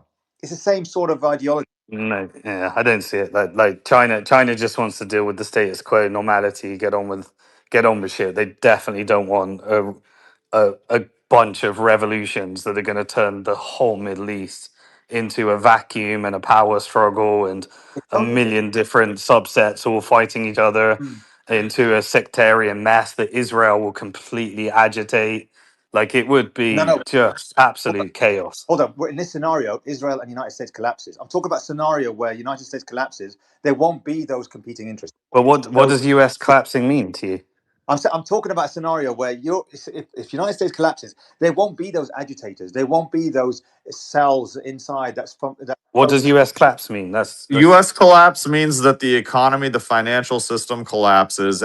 You probably have civil unrest for a while. Nobody has the stomach to project power out for a long time, and it's not. It's okay. just going to focus on the Western So Hemisphere. in that scenario, China still buys all the GCC's oil. China only exports 15% of its goods to America.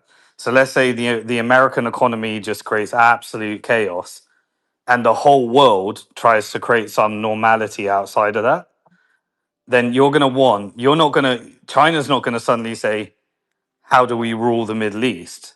They're going to try and preserve the status quo, normalize between Iran and the GCC, and create trade routes that lead to immediate regional stability, so that America falls on its own and and then they can stabilize the region. Well, Like that might be ideal for China, right? But like you don't always get everything you want. So, in my opinion, I think once this all goes down, Iran probably is not going to tolerate having these like unfriendly governments unless they all agree to play ball, and they're they sort of will. like, You're in the scenario where effectively China can broker an alliance between the region. And if there's no Israel agitating at that stage, you just say, right, we're Persians, we're Arabs, we have all this history, but I don't think Iran tries to create a revolution across the GCC. I think Iran doesn't want instability there just as much as they don't want instability in their own region. so one problem that I think I could see there being some friction that Iran might insist on is some type of control over the GCC, whether that's like through, the threat of military force. I don't know. I have no The idea. way to But achieve that is to commit to a 5-year deal where you push a gas pipeline from Iran through the GCC with security guarantees by China, and then they can switch it off if they want. And so You achieve that through economic routes. Yeah, You so could. that's what I was gonna say, because I think one thing Iran is going to try to avoid is a pipeline going from the GCC northwest to Europe through Turkey or through to the Mediterranean, because they're gonna want to keep the chokehold on the Strait of Hormuz. They don't want to have that bypassed because they want to be able to use that if they ever get attacked or threatened again. Won't be enough. That pipeline wouldn't be near enough, bro. Yeah, I think that I also think that the way that history has shown, China has been non-interventionist, so they just allow whatever the chips to fall, and they'll support whoever becomes in charge.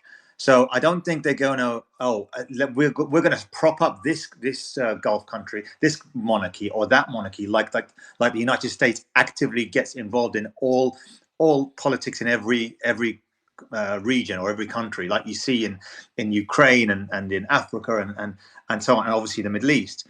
So for me, it doesn't suggest, just by looking at China's history, they do get involved, and Iran as well. They do support. What about Russia then? They just deploy Wagner or something. I'm just saying because Wagner is across Africa. Like Yeah, you don't let your oil supply turn into Libya. Like you really that's because have to do something. You have to make a move. again, a lot of the scenario, a lot of the things that Russia has been doing is really just playing war games or like soft power games against the United States in Africa, right? And that's what we're seeing because of it's a reaction to United States. But if we're saying that United States no longer there, a lot of these reactions don't actually exist, and actually you allow for the prosperity of these countries again under moderate rule, not necessarily monarchy rule. So, for example, you look at Iran and you see that they're supporting the resistance, and you think, oh well, Iran wants to maintain this dominance in the region. Yes, to some extent they do, but what they do want is they want fair, equitable leaders that you can trust.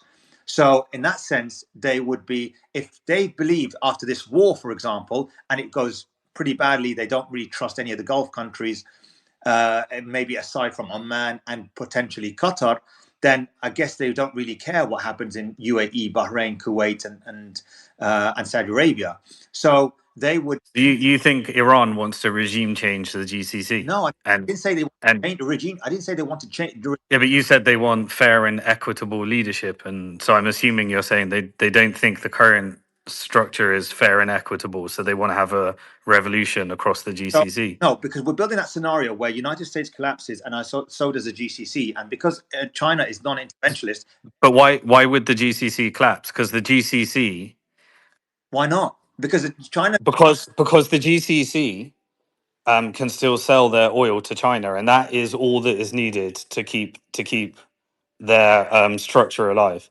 Right. I If personally why think how does Iran how would does do. America, so the only thing that collapses is, let's say the American stock market collapses and so they lose a bunch of equity value, and they end up doing some chapter 11 distress acquisition of the most innovative infrastructure in America. They get it for pennies on the dollar because they're the major shareholders in many of those corporate interests in America. What's the value? All their revenue is coming through from China still. The entire infrastructure is still there. Now Dubai is a bit of a paper Well, tiger because it relies upon tourism, what's the value of the. but Saudi's got their 35 million people. The people are still happy in terms of their level of living and life. They don't want to overthrow.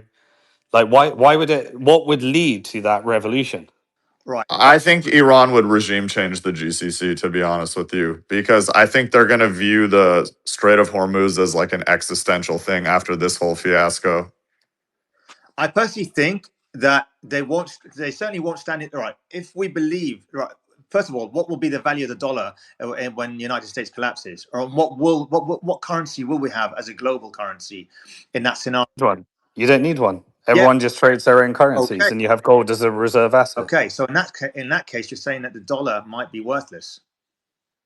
I'm not. Yeah. That's not my prediction. But if you're saying the dollar might be worthless, they've already built the infrastructure to be able to trade without the dollar. That's already been built, like leading up to this. All you need to do is change those contracts and settle in your own currency, and then you decide what you're going to use as your pricing mechanism. And what? But the dollar doesn't need to collapse. The British pound never collapsed. It just created a silent depression for the British people and transferred wealth over to elites. Yeah, I'm saying in event of a United States collapse, right? I personally don't believe that the dollar survives, and I don't think that, and the United States don't have the collateral to have any sort of. Okay, so let's work through it. How does that impact the Gulf countries? So the Gulf countries remove their peg to the dollar. They start using their gold reserves and energy reserves to try and stabilize their currency in absence of the dollar. That means they don't need to continue to sell down gold. They got very few treasuries. Their treasuries go into default. The equity that they hold leads to a big write down on their sovereign wealth fund. Now, if China goes into a depression, because everyone has to adjust to that new reality, then effectively your downside is really just based upon Chinese economy and the fact that they got lower exports. But And even really, then, they're still going to buy a lot of oil. yeah, and so you're kind of still in a good position because you're not exposed to America. You're just propping up a legacy relationship. First of all, I'm not saying that the GCC countries will collapse their entire infrastructure. I'm saying that they'll have a revolution of the monarchy. They'll still be able to sell their assets, they sell their oil and the gas and everything else. That's not what I'm saying. And what would cause the revolution? Again, when the United States collapses, they don't support the monarchies, and Israel collapses. In that scenario, there's nothing to hold them. Like, for example, Bahrain. Yeah, but what causes the revolution? So So you're look asking at Bahrain. what causes the people to revolt against their leadership in that scenario? When a lot of the infrastructure is destroyed, they don't have. So these people, Because Iran keeps continuing to bomb the yeah. GCC. Well, I mean, I'm talking about in this war. So you're saying that the United States have collapsed. I'm taking it that Iran goes pretty deep in this war, destroys a lot of infrastructure, destroys a lot of the GCC and on the way. And these people, they don't know how to handle that. Those people. But all you need is for China. So basically, what we're talking about is Iran economically and deliberately collapsing the GCC, which is, do you think that's something they want to do? Deliberate. Look, it's just a normal natural escalation. No, it will be. It's a natural escalation cycle. No, he's saying in the course of the war. Yeah, and during the course of the war, it gets destroyed. Because you're giving me right. We're talking about a scenario where United States have collapsed, and so has Israel. What does that mean? It means that the war has devastated these countries for a length of time, which has elicited the collapse of the United States dollar and Israel. And so by that inference, you can also say that the GCC have been sufficiently damaged to the point that their infrastructure has been completely damaged. Their desalination plants, their oil fields, everything, that infrastructure has been damaged severely. So in that scenario, I don't see how these people are going to be very happy with that, considering that they've been living for 60 years in absolute luxury. Okay. So basically, Iran targets the desalination plants. The Gulf population can't drink water, and then they do a revolution against their monarchies. This is they can't fly out. Yeah. They're stuck. They are choosing between starvation or famine because they don't have water. They don't have imports. Yeah, in that scenario where Iran destroys the monarchy infrastructure to that degree, then I can imagine a revolution. I can't imagine Iran wanting to do that. This is what's been talked about on Al Jazeera just over the weekend. This sort of scenario. Their worst case. Yeah, but Al Jazeera is Qatar. Exactly. What Qatar wants you to believe. Exactly. And that's a propaganda channel for Alpha Qatar. And this is what they're saying. This is the fear that they have, right? That Iran would somehow destroy all the infrastructure, and then it would cause a destabilization in the region, in the governance structure of the region, the monarchies. And these are the Arab political analysts are talking about this. on YouTube and on TV. This is what you're not seeing. This is what people It's not what I'm not seeing. That's always been their fear. That's what they've always tried to no. prevent. This That's why they didn't want a war with Iran. yeah, That's why, yeah.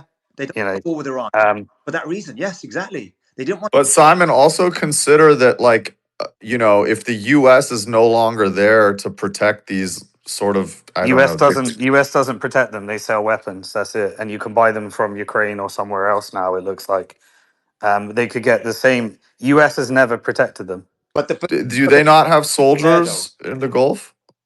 They have. US is able to utilize those bases to destabilize the region and achieve their goals for Israel and America. They've never protected them. That's Well, I why. mean, That's I why. would imagine Why if do you you have think MBS soldiers. went to Putin when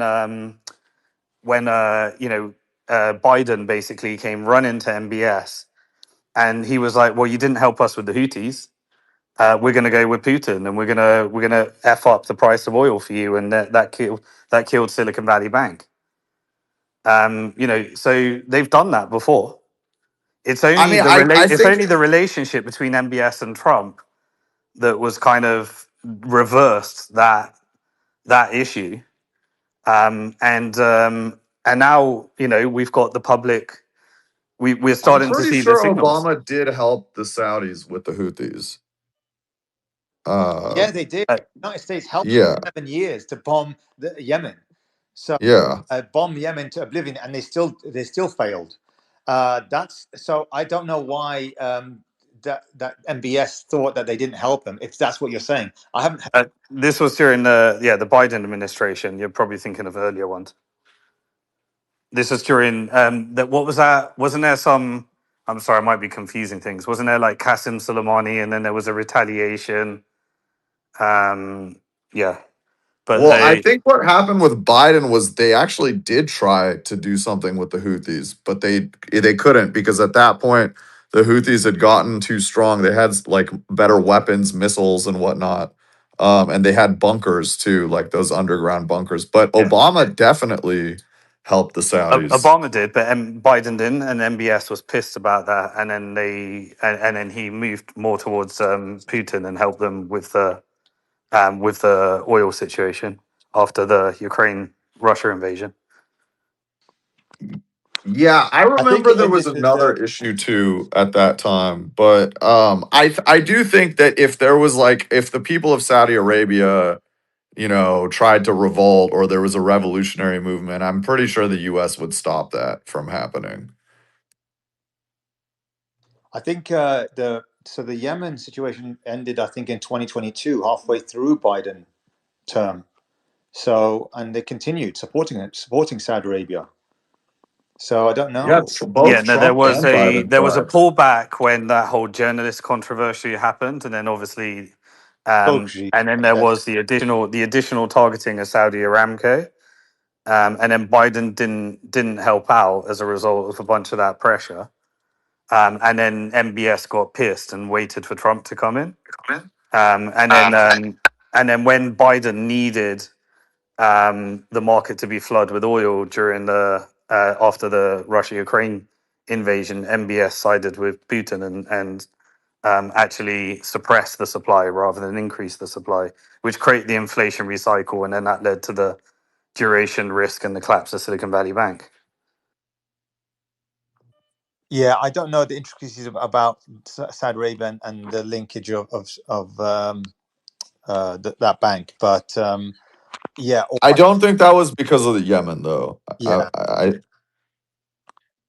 Real quick, breaking So news: Trump, Silicon, Trump's talking right now. Iran doesn't have to make a deal for the U.S. to end its war.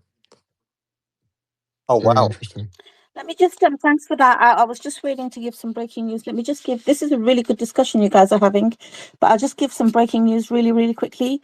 So CBS is saying that about 348, let me just mute, let me leave the breaking news and just mute the mics quickly. I'll go back to it. Sorry. So CBS is saying about 348 US Army personnel have been injured so far from Iranian attacks. There's been Israeli air attacks on southern Lebanon in the last hour that have killed 8 people. Also, in the last hour, there's been strikes and explosions reported in Erbil, Iraqi Kurdistan, in Bahrain, Victoria Base in Baghdad, Bushehr, Burejin, and Isfahan in Iran. Trump's made a lot of statements. He is speaking right now. He's been asked, what is the plan to bring prices down, as in oil prices down? He says, all I have to do is leave Iran. We'll be doing that very soon. Further on Iran, he said, we knocked out one regime. This is interesting, right? Listen to what he's saying here. And then as I go through the statements, you'll see just complete contradiction. And this is all within one kind of presser. All of these statements are from the same presser from the White House.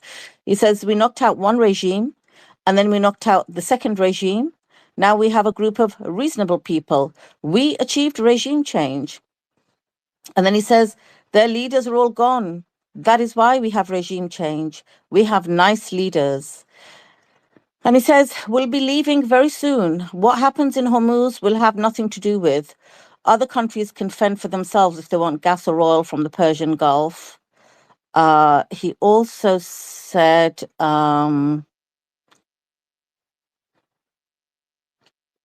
he says that the US may not strike a peace deal before it leaves. If Iran tries to develop a nuclear weapon, he says, a future president like me would bomb Iran again. So it seems like he's got no bloody goals at all.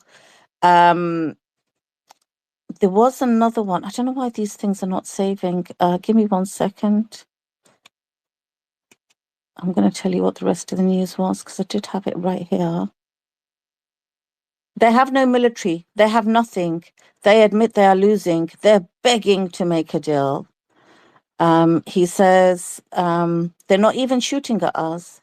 He says, when we feel that they are, for a long period of time, put into the Stone Ages and they won't be able to develop a nuclear weapon, then we will leave. Whether we have a deal or not is irrelevant. And then the reporter says, does Iran have to make a deal to end the war? And he says, Iran does not have to make a deal. He says, this is what he says. Regime change was not one of the things I had as a goal. Shocking, right? He says, I had one goal. They will have no nuclear weapons, and that goal has been attained. They will not have nuclear weapons. And he was asked, when will the US be done with the war in Iran? And he says, I think in 2 to 3 weeks we will leave. We will be leaving very soon. We have nothing to do with what happens in the Strait of Hormuz. What else did he say? Yeah, that's it. That's the statements from him. There was just a couple of other bits I wanted to go through really quickly. So he knows how to fix the prices and bring them down. Europe's pushing back on US military operations.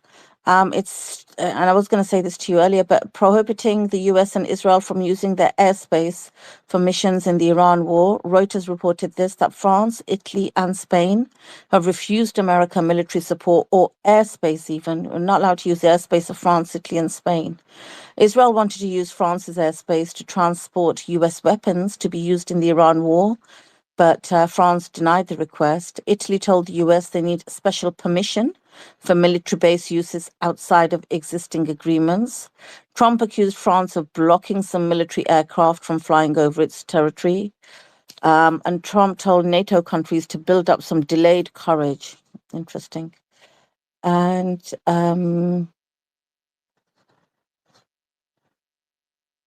just relating to what you were talking about earlier, but I do want to go back to this discussion you were having now. The European Commission has urged people to work from home, drive and fly less, and for EU countries to urgently roll out renewables as it warns of prolonged energy crisis as a result of the conflict in the Gulf. That's it for now, guys. Thank you so much for that breaking news. And that's the rest of it. Thanks for that, Talisa. Simon, back Yeah, to you. just so you know, renewables are No problem. a stimulus check for China. China provides all the infrastructure for renewables.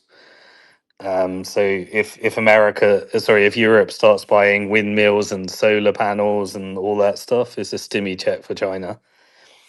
Son, can I run a scenario by you? So imagine this. Imagine we go back to Iran. They just defeated America and Israel. Okay. Like just assume. Now you got China and Russia. They're kind of like your big brothers, right? And you're sitting there, Iran. You're like, I don't want these unfriendly governments in the Gulf across from me. And you tell China, hey, why don't you let me do whatever I need to with them? And I'll be the warden of the Middle East for you. If you're China, would you prefer that, or would you? I mean, given what we know about China, or would you rather get directly involved and like make all these security guarantees and everything with the Gulf countries? If I'm China, I try and keep the status quo because the alternative is too unpredictable, and I don't want it necessarily Iran to own the whole region.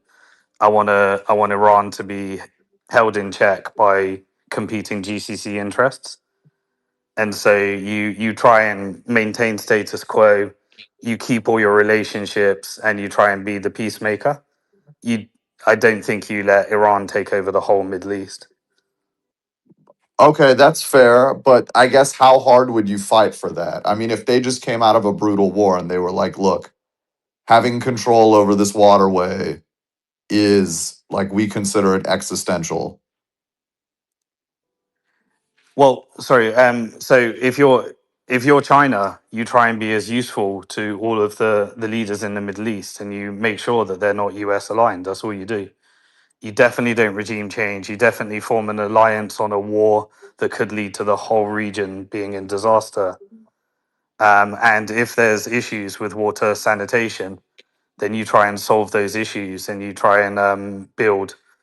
You try and solve people's issue because they'll remember you, and they'll be saying, America effed us up and China saved us. That's all China needs to do. That's exactly what America did after World War II. Sure, I guess, but if there's kind of like a conflict between Iran You and the normalize. You GCC. normalize. You say, guys, we're all gonna. If we don't get our shit together, US has left the region or whatever it is, whatever the acceptable. Obviously, China doesn't still wants to maintain. They'll still allow US to have their optics of because they've still got a like US. China doesn't want US to collapse, but in that theoretical scenario, you recognize the bigger game that we're all economically suffering. I've got the manufacturing base, you've got the energy. Let's all sign agreements. Let's all trade with each other. Israel and America, the agitators, are out of the region. Let's build a better world. And you become the world leader and you create your own United Nations. You set up a structure and you create a Bretton Woods meeting to declare effectively the New World Order. Simon, I can agree to that, and I can believe that. I personally don't think that Iran is going to be too forceful on things. I just think that when you look at the situation in Bahrain, for example, and Kuwait being defenseless, I just think that those are prime for revolutions.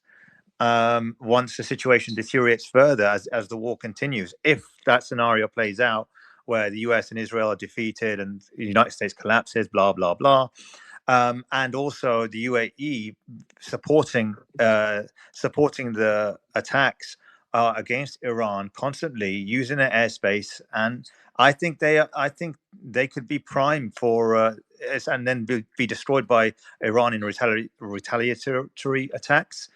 So much so that Dubai is literally completely destroyed. Well, I mean, not completely, but a lot of the oil capability, or manufacturing capability, the finance as well is destroyed.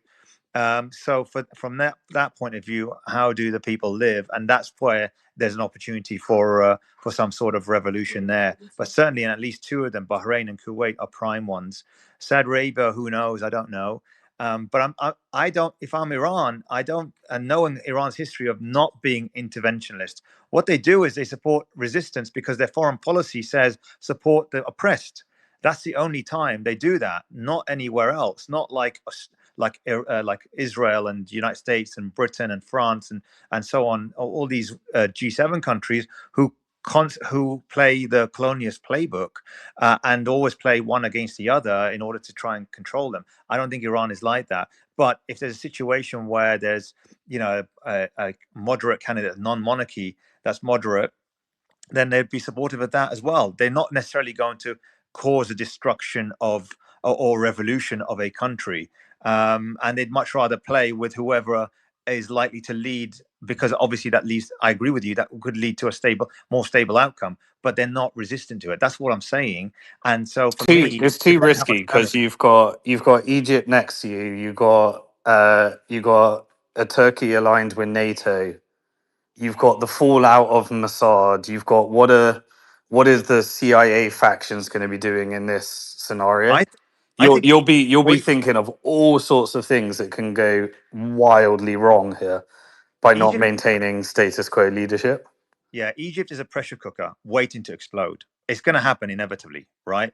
So the Sisi and the government, they have an iron grip on Egypt, but the people they are forced to support them openly, like Saddam, for example, with the Iraqis. But they really do. They're so riled up again during the last 2.5 years of the genocide, and what the government's doing to actually support Israel rather than anything else. They're so angry with them. You'll But see some. the Egyptians that I talk about, they actually, I mean, of course, everyone hates the Palestinian cause and what's happened here, but many of the Egyptians I talk about, they're very patriotic. Yeah, they are. They believe that Sisi has started. They didn't do the ethnic cleansing. They didn't allow the Palestinians to end up in the Sinai Desert. Mhm. Not because, They are happy that the GCC has been investing, and they're happy that the IMF influence has been resisted against in terms of the ethnic cleansing of the Palestinians, and they can see that China has been investing in more and more infrastructure, and their currency issue, while they still have, they've seen the worst of it, and they're starting to taste growth. no. I don't think the Egyptians are going to want to disrupt that. So the new administrative capital is, for me, it's like this dead duck, because they were supposed to rely on GCC funding for this. This $1 trillion city, and it's a mess. On top of that, you have Sisi. I can tell we can talk about the Sisi and closing and preventing the Palestinians from going into Egypt. That's for selfish reasons. He doesn't want to have this. He doesn't want to have a Muslim Brotherhood aligned group of people to create problems in Egypt, and Right. that's I agree that's with that, but that's irrelevant. It's just what okay. the impact That's not that relevant. what they That's did. why Sisi didn't allow. That's why Sisi kept the border closed, not because of Yeah, any. but also Egyptians. If you're living in a country that's about to have a revolution, most people don't want revolutions in their country. It's a disaster. Like Yeah, revolutions are not good things. They're bloody. They're horrible. They yeah, destroy your status quo. They kill your children. I agree. It's the worst thing that can ever happen to you. A revolution. I agree. Revolutions are always forced. Are forced because food prices, when food and prices go 40% of your wages, that's when a revolution starts. And lots of things. When infrastructure is completely destroyed, And when also remember, you got to persuade the army to turn against Sisi because a revolution only works when you can get the army and do a coup. And so if you can't get if you literally create a revolution, you're just going to kill loads of so Egyptians. That's in it. It's the Egypt, only result. yeah, in Egypt, it's the generals own all the land in Cairo and Alexandria, the two big cities. Sisi and the generals own the land, so they own all the land and they make all the money. The actual army itself, the junior officers, the ones that are below them, they don't own shit. They paid pennies, right? But because of the army, because the army is an economy on its own. That's why people join the army, and they're also all Egyptians. You're right; they're Oh, so very you think you do a coup rather than a revolution? deeply patriotic. Yeah, it will be a coup. So a coup is Yeah, much more doable. normally Yeah, a coup is worse is normally better than a revolution. that's right. Sometimes it depends if it's foreign interference or genuine. But Well, I'm saying in a scenario where there's no when it's absent of United States and Israel, then you allow it. and I think that would happen because of the fact that when I go there every year, and the common thing is they can't say anything about CC because this is something that because there's lots of the secret police are there, and it's very tyrannical when it comes to CC and the Yeah, but I don't think freedom of speech is the highest on no, that's one. these people's values. They're just trying to survive. No, that's just one aspect. It's the rising. It's the currency inflating away. All right. So But it's that's improved. That's moving in the right direction now. what you talking about? It's 70 Egyptian pounds to a pound to a pound sterling. It's Yeah, like but it's gone. fine. It went in a disastrous scenario, and then since they've started taking China and GCC funding, No, things have gone more have a look. stabilized than they were. Have a look at the chart, Simon. Have a look at the chart. It's only going one direction. Have a look at the chart. It's inflating away. This is the problem, and the problem with Egypt is they don't have dollars. They encourage it. The banks are encouraging you. They're giving you like 10% to keep to, or 20% to hold on to dollars in the bank, US dollars in. Okay, so dollars have collapsed in this scenario, and therefore you've lost all your dollars, and that was a good move. Yeah, that's well. I mean, it's not through a lack of trying. They wanted it, but in that scenario where the dollars are, whatever remaining dollars they have, the central bank has, then you could kiss goodbye that, and then so you're going to have extreme hyperinflation. Like what they have to they have to peg it to something else now. Well, the inflation is because they're Um, printing their own. It's because they're So printing their own currency, nothing to do with dollars. unemployment is pretty high. Youth unemployment in Egypt is really high. A doctor's salary is actually so low. It's not even it's not really that worth it to be a doctor in Egypt. Yeah, And this is the I high. get it. So you think they coordinate and align with the military, and they do a coup, and they think that's going to change everything, and it just gets worse. The same shit happens again. Like, but you think they would choose absolute chaos and like pick up guns and start to take on, like, because that's what these revolutions are. I'm not sure if they will. Well, And I'm trying to figure out the trigger for it, because yeah, if you end up in the dollar, if you've built your relationships with China, you just lean into that, and that's what people will.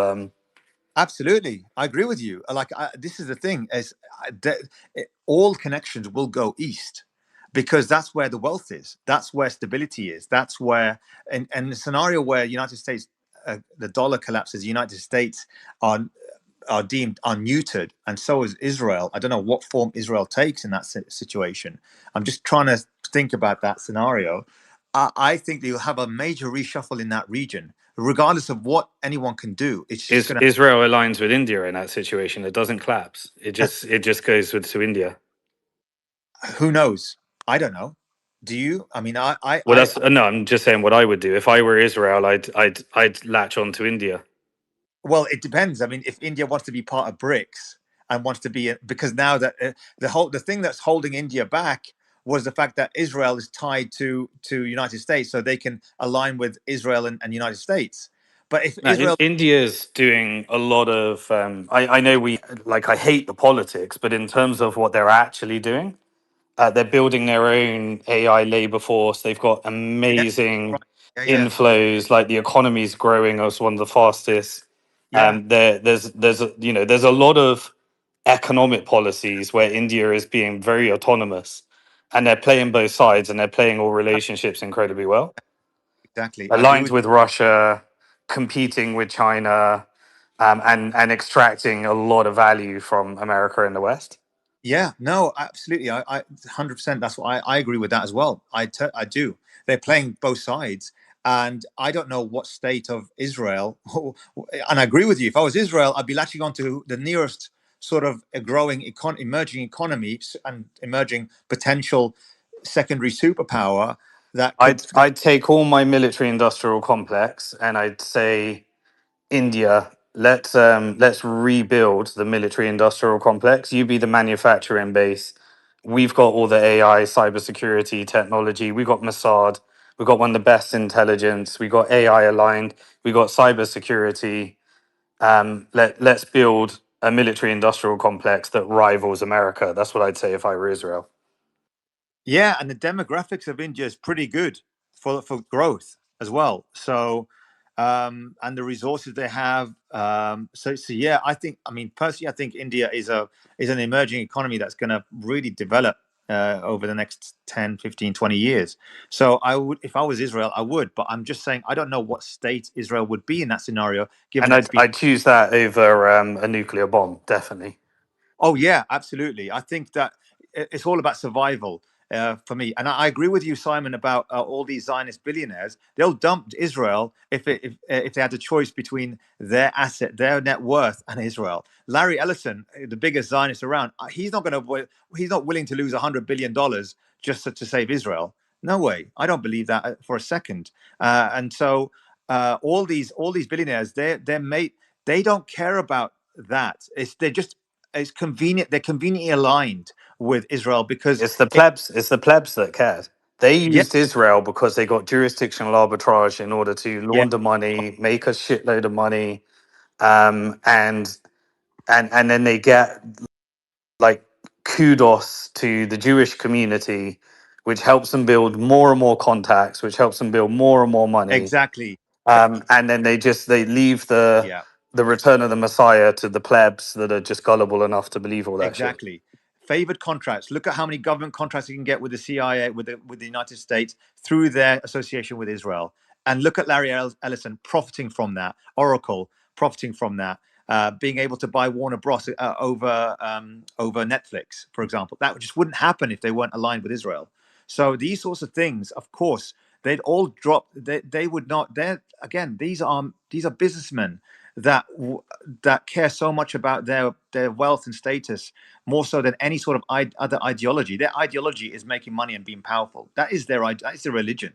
That's it. So I agree with you, but I just don't know what the state of Israel will be in a scenario where, Iran defeats the United States and Israel. That's the only thing. But I do think that I personally think that I wouldn't place any bets. I'm not a gambler anyway, but I wouldn't. I'd say I wouldn't be comfortable to say that the Gulf countries will be intact at the end of this war. If this war prolongs for a long time, and in the end, Iran wins.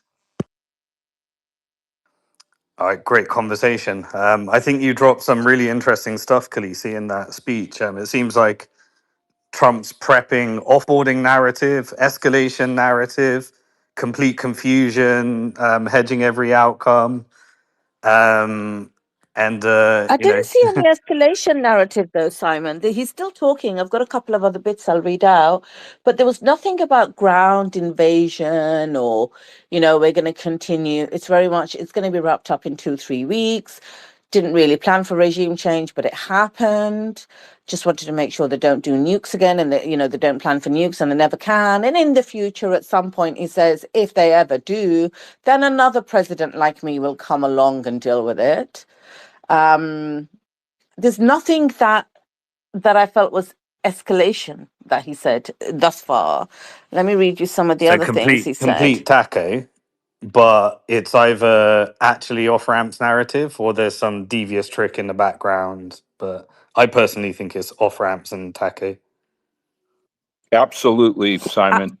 I think it's obvious. Yeah, I filled his off ramp. I just, earlier on I asked, do we really think he's still going to do I popped into the space for a second and said, are we really thinking he's going to do a ground invasion? Because I think that whole thing was like calling a bluff or drama or theater.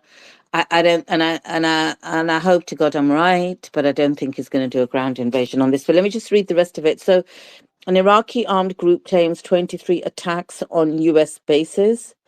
Lebanese Ministry of Health, there's horrific footage coming out of Lebanon. 2 killed, 3 wounded in an Israeli raid on a car south of Beirut, on a car. Horrific images that just set alight a family in a car.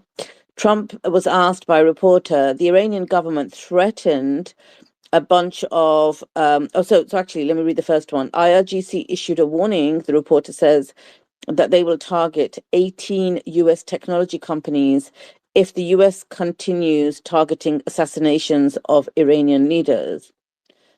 And Trump's response to that was, well, most of those people are dead already. As in, most of the IRGC is dead already. So then the reporter says, but the Iranian government threatened a bunch of US companies today in the region, including Google and Apple.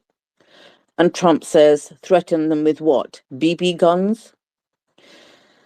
Netanyahu's also been speaking, and he says, we are working on transforming Israel into a super nation in the region and globally. God forbid. Can you imagine?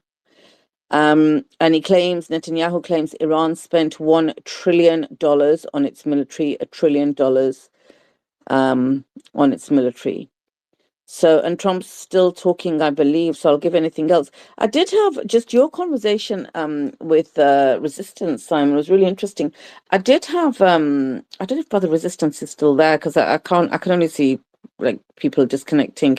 But I did have a couple of questions for you. So number one, if gold's going to be the reserve currency, do you foresee in the next 2 to 5 years gold prices will increase more? And secondly, with regards to like countries like Egypt, where they were paid a lot of money by America, military aid albeit, but then the general kind of standard of living and economy for the working class is not great. There's a lot of poverty there. Do you think when China is, you notice how I say when China, not if China, when China's overseeing the region, do you think there'll be some more balance restored in some of these countries? Or do you think China's not really going to care as long as China's got a good relationship with the leadership? Yeah, so 2 points. World reserve currency and world reserve asset are two different things. World reserve asset is where you store your value as a country when you don't need it, and gold has already surpassed the U.S. Treasuries as the world reserve asset. That happened this year, so that's already happened. Gold is the world reserve asset, and the dollar is still the most commonly used currency in the world, and then euros is after that. And actually, yeah, Chinese yuan is the biggest market cap currency in the world, but it's very insulated. And so, yes, the my projection over the next 10 years is that in a multipolar world, gold has an increasingly important role, and I think Bitcoin does as well in the next over the next 10 years. Does that mean it won't go down short term, up short term? Anyone's guess. I'm just talking about a long term trend. But I think gold's got a lot further to go. I could see $10,000 gold in the next decade. The second question, I personally believe that Egypt is actually a sleeping powerhouse. And obviously, you got to get the governance right, and there's lots of things that can go wrong. But my personal belief is that taking USAID money is it holds you down from your growth potential, and so you're enforced. Like Jordan and Egypt were enforced into accepting, like the $1 billion and the IMF money, and it completely oppresses, because the way the IMF structure things is you have to do the neoliberal model, which is where you privatize everything, and then your currency and central bank just become connected to propping up the dollar system. So you end up borrowing dollars and then lending them back to the US government. And then they engage in military operations that destroy your country. And then they install a puppet government that really hurts the people, but really helps Western interest.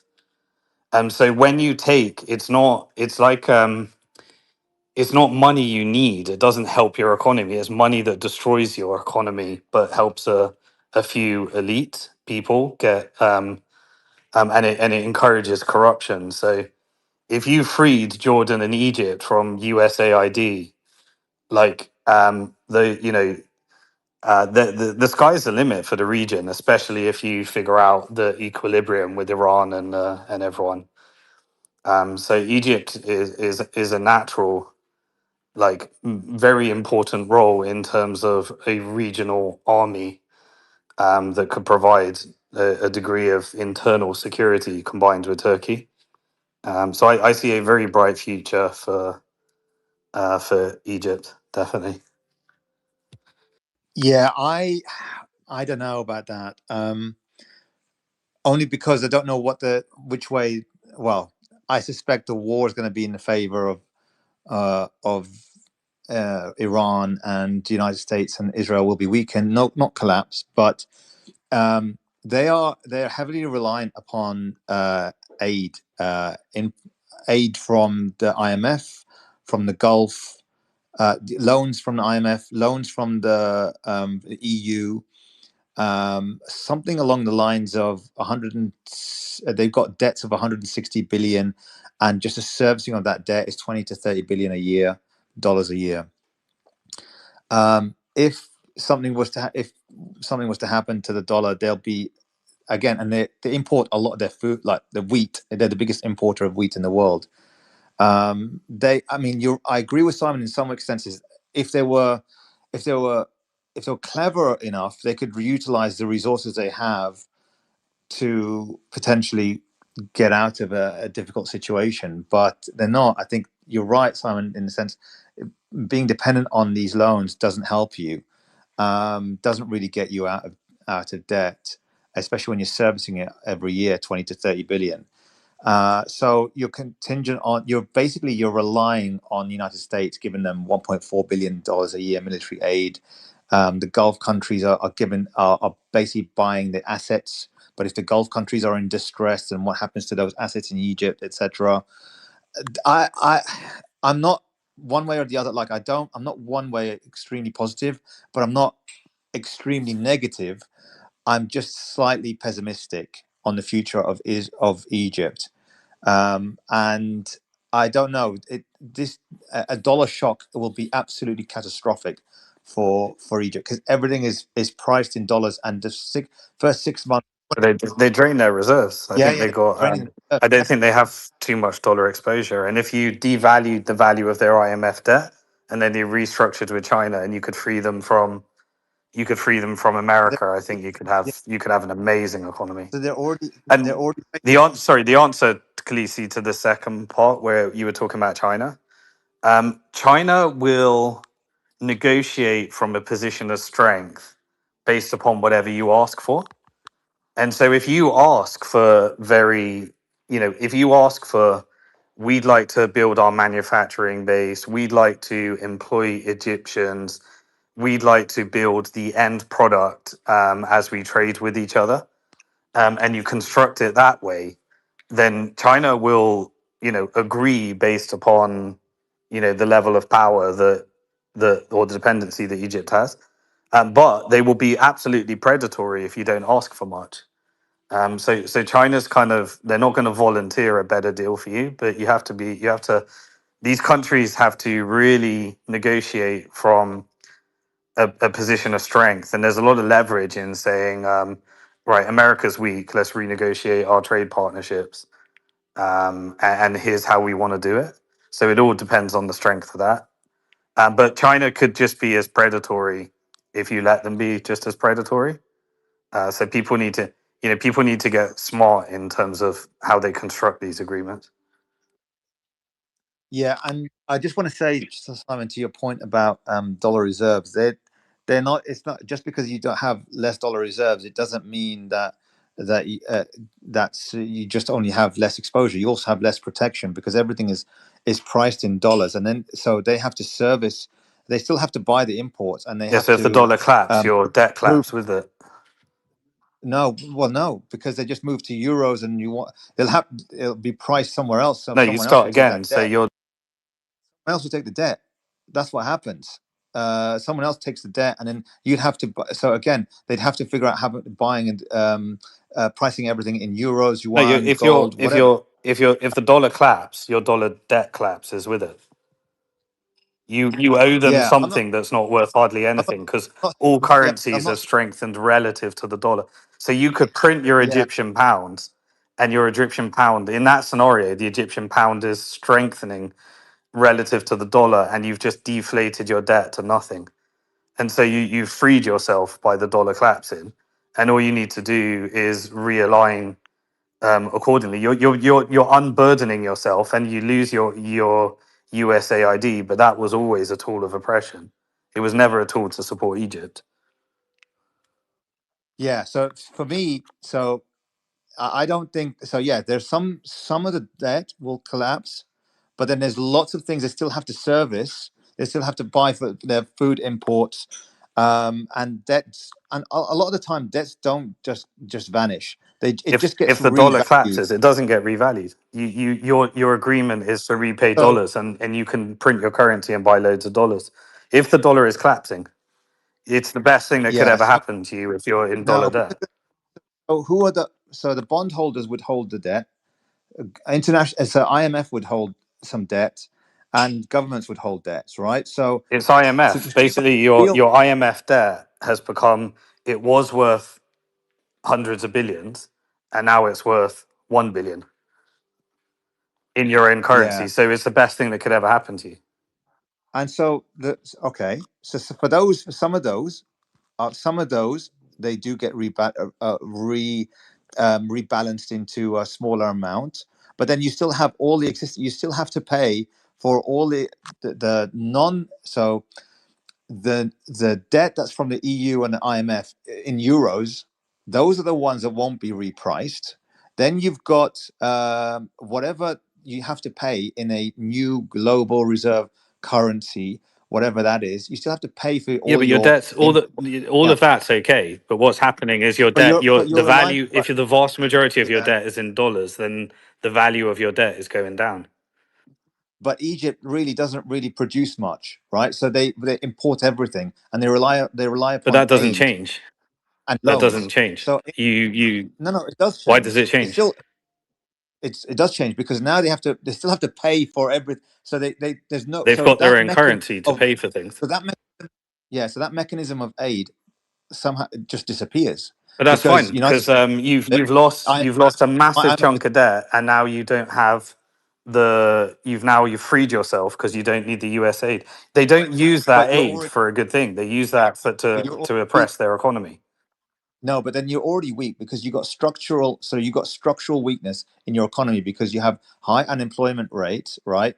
Escalating food prices relative to From your what though? current So yeah, because of if you destroy your own currency at the same time, yeah, it's yeah, but why would well you? What I'm saying is, it doesn't no, change any of that. where's the aid?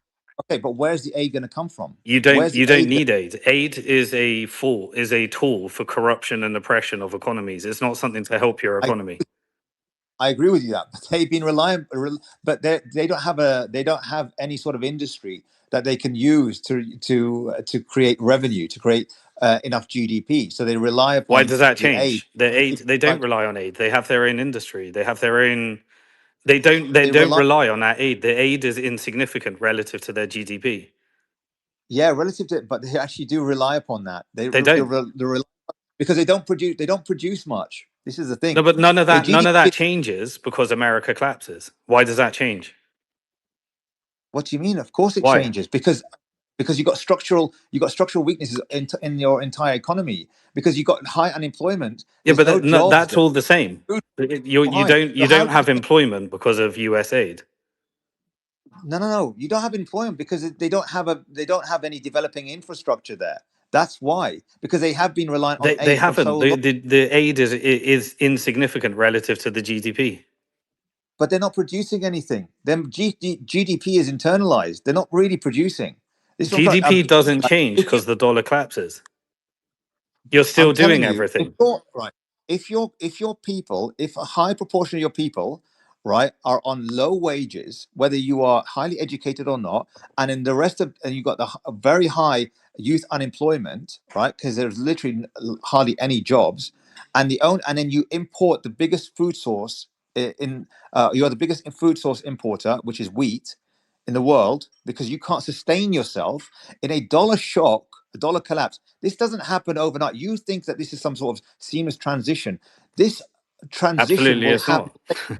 exactly. So it's going to take 6 to 12. This is going to take at least 8 to 24 months to really transition out, and it's going to be a horrible, horrible time for Egyptians. A very horrible time, and I don't believe that Sisi and his government will survive during that chaos. I don't believe that. So So you for me, think the I'm very Egyptian worried. economy is propped up by America? I think the Egyptian economy is so weak, so Yeah, weak. I but don't is it propped think up by it's America? It's worth your it. exposure to America that you're analyzing. No, it's not just exposure to America. It's the fact that they're not like Iran, where they're self-sustaining, right? No, Because of nobody the is because they're not sanctioned. yeah, they're Only not Iran and sanctioned. Russia are. The whole world is connected. Yeah, yeah. So, but then look what, and they haven't done anything with that, right? This is what I'm trying to say. If Because IMF doesn't allow economically, you. Once you take IMF debt, yeah, you have to serve the I agree American with you. interest. You can't serve your I country's agree with interest. you. I agree with you. I agree with you. I agree with you. And I'm trying to say to you, I think the structural weakness of the Egyptian economy is going to mean that any sort of transition out of the United States dollar is going to be really catastrophic for a period of time, like 8 to 24 months. And I don't know what's going to happen in that time, because the Egyptian people already don't like the government. They just can't say it, but you speak to them privately, they will say it in their homes, right? So I'm saying I would love Egypt to get out of this situation and really prosper. I'd absolutely love it, because I love the Egyptian people. They're very, very nice people, and aligned with the Palestinians and the Arabs in general, right? But the problem is that the government is such a Zionist-owned cucks, and they have been ingratiating themselves at the expense of the Zionism's people, over in right? your scenario, right? You were Sorry. talking about the scenario where Zionism, America, and Israel collapse. Yeah, and that's going to be good for Egypt in the long term. Absolutely. In the short term, it's just going to be really painful, and it's going to be hard to see it. But maybe it's just necessary. So for me, I'm not optimistic. I'm not super pessimistic, because obviously the long term, but short term I am. I'm not super pessimistic short term either, but I just think because it's necessary, because something's got to give, because this is not sustainable. The currency inflating away is not sustainable. Food prices escalating so high to the point that actually it's everything is, except for maybe petrol, is expensive. Like food, only locally produced food is relatively cheap, but everything else is imported, and it's just so detrimental to people. Can't afford to live. They're already. I mean, it used to be 10,000 Egyptian pounds to live in Cairo, for example. It's now like 25,000 Egyptian pounds for The main one reason is because they're printing the family. Egyptian pound to pay off the Yeah, US debt. That's why. yeah. Again, And that then kind. the US did a covert operation to destroy their They currency when still they have. started aligning with BRICS and GCC. Because remember, they're in BRICS as well. So Yeah, yeah. then America did an operation to destroy their currency to make it. That's right. So Yeah, yeah, all yeah. I'm saying is that that goes away. You've liberated Egypt. So for me, I personally think that the best thing that Egypt could do is really align themselves with BRICS. Really, really align themselves with BRICS to the point that they make deals with China, move away from US, even the Gulf countries, especially if they're now becoming a distressed asset themselves, and just really align themselves with Russia and China and BRICS nations in general, because that's where the growth areas are, right? And if they can transition now before a complete dollar shock, then that would be the best thing I for think them. they're The doing it. problem is, I think they've been already the been problem doing is, it. I sorry, think they've already been doing that. in what way? Firstly, they joined BRICS. They started paying down their IMF debt. They took GCC funding. They took BRICS China funding. They joined the Belt and Road Initiative. They started investing in significant infrastructure. Yes, they have their USAID that they have to take, but that's because they have to maintain the border and keep the blockade with Israel, which is a forced. Is I don't think that's going to maintain a voluntary relationship, because Egypt will effectively adjust to the new reality that Israel is a pariah state, and then you said it collapses. So now America stops paying their aid, and effectively, Egypt's able to do what the IMF stopped it from doing, and they've already lined themselves up for that scenario. I think they've been sat there waiting for this scenario, and they recognize where the world's going, and I think they've adjusted to that new reality. And that's why I don't think they ethnically cleansed the Palestinians, and they held strong, and to make sure they don't end up in a war zone and turn into Libya. And I think that I was think because you're the China only. backed them. to do that. I think you're the only one that thinks that, basically because the prevailing view is that Sisi didn't want the chaos of the Palestinians in Egypt Well, that's because it true would as be well. it Two would things can be true. Two represent. things can be true. I agree. Two things can be true, but I think Sisi doesn't think in economics terms in that sense. Sisi thinks about for himself, and so do the generals, and they know that this is going to be a huge problem for them going forward. So that's the predominant reason why they didn't. If it was just about money, then they would follow Israel's orders because Israel was pressing for it. They wanted to, get rid of the Palestinians, empty the Gaza of Exactly, and that's Palestine, why I think they've been and if it pivoted. was a money, Why I think they pivoted if, away from no, America to the if it was, extent they can. I'm seeing yeah, everyone slowly pivot away. They got to manage their yeah. existing relationships, but I'm seeing everyone slowly pivot away. Yeah, I think I'll be surprised with Egypt. They still rely upon $1.4 billion of military aid, which the military absolutely Right? You just said we're love. talking about the scenario where the dollar collapses and America's over. No, as in, yeah, exactly. So what happens is they'll stay to all the way till the end. They won't transition like you're saying.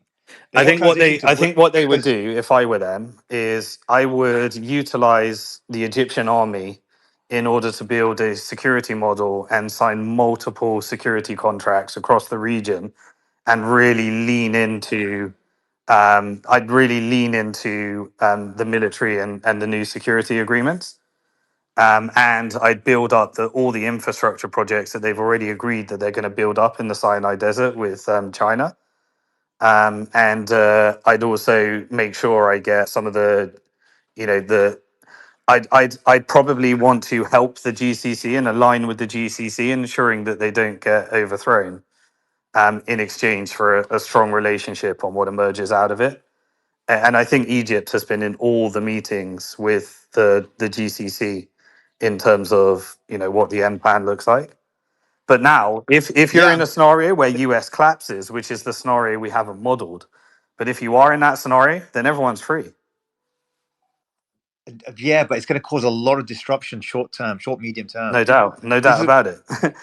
um, economies are so weak, but imagine that wiping off your IMF debt in one go because they collapse. That would be awesome. yeah, but everything's still again You don't need to print the your price. currency to pay dollars anymore. You've literally Yeah, reset. you still got the loans. You still got to pay all the bills, the imports, Yeah, none of everything. that You changes, still, but you've wiped out your debt, which means you can use your currency to serve your people rather than pay US dollar debt. what will it be backed by? The currency. Thing. Hello, No fiat currency.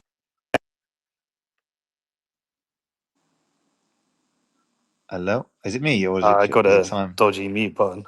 Um, every no fiat currency in the world is backed by anything. What do you mean? Why does it have to be backed?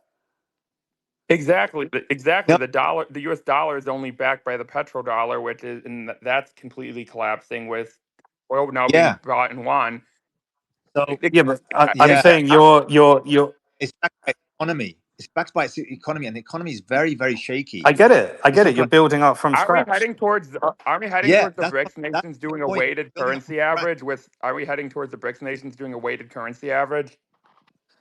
No, I think BRICS figured out that it was a psyop to have a single currency, and it was just a tool in order to turn the region into something where you could collapse the whole region, like Europe. So they don't want a single currency, and I think they made the right move. They pivoted to economic and political trade allegiances, and I think they've done an amazing job. Personally, people think people focused on the currency, but they build all the alternative payment rails. They build the integrated payment markets, and they did, and I think I think they did. Yeah, I think they did it. Yeah. So I look at the ground level. I go to Egypt. I go and see who employment levels. I see businesses. I see these are the things that really sustain a nation is the economy and how people live and what's sustainable. So these other infrastructure projects, they're owned by the generals, the billionaires, the elites in Egypt. They are rich. I'm seeing how does that help those people, right? So you look at the new administrative Yeah, capital if the outside of corruption doesn't change, and yeah, they'll just rinse the yeah, people and rinse the people. You can't change that. So basically, they've given up on Cairo and they built a new capital in the desert, right? This is like 10, 20 miles away from Cairo, really, where all the government and the elites will live, right? They're still building up right now. They're struggling for funding, so things are still partly being built, etc. Right? Whereas there's a huge divide, and it's becoming really like the poverty line is getting bigger and bigger and bigger, as in like it's encompassing more and more of the population. And you look at how people survive; it's really a struggle now, Well, much more almost so than everyone has 10 to years. live And a couple that miles. happens to, just so you know, that happens to every single country that takes IMF debt and money from America. Yeah, and I agree with you. I agree with you, Simon. And believe me, I respect you, Simon, a lot. Right? I listen to you all the time. I listen to you on my podcast, on my runs. Trust me, I agree with you on lots and lots of things. In this situation, I just happen to go there all the time. I listen, I speak to people, and I see the economy for myself, and I'm still staggered how they're trying to stretch this. And a lot of them are unemployed. Have all the, so they have 2, 3 kids, and they're all unemployed, and they're struggling. And the biggest problem is that it's a conveyor belt of kids that are just living at home, nothing, and try. How do the parents survive? And this is sustainable, Simon. So any shock that economy is built for a dollar shock, right? So the best thing they could do is a slow transition out of the dollar and into the hands of bricks. And I agree with you. I'm just saying that this sort of thing, the structural weakness in that economy is so bad that the prices are so high, the currency inflating away is getting ridiculous now.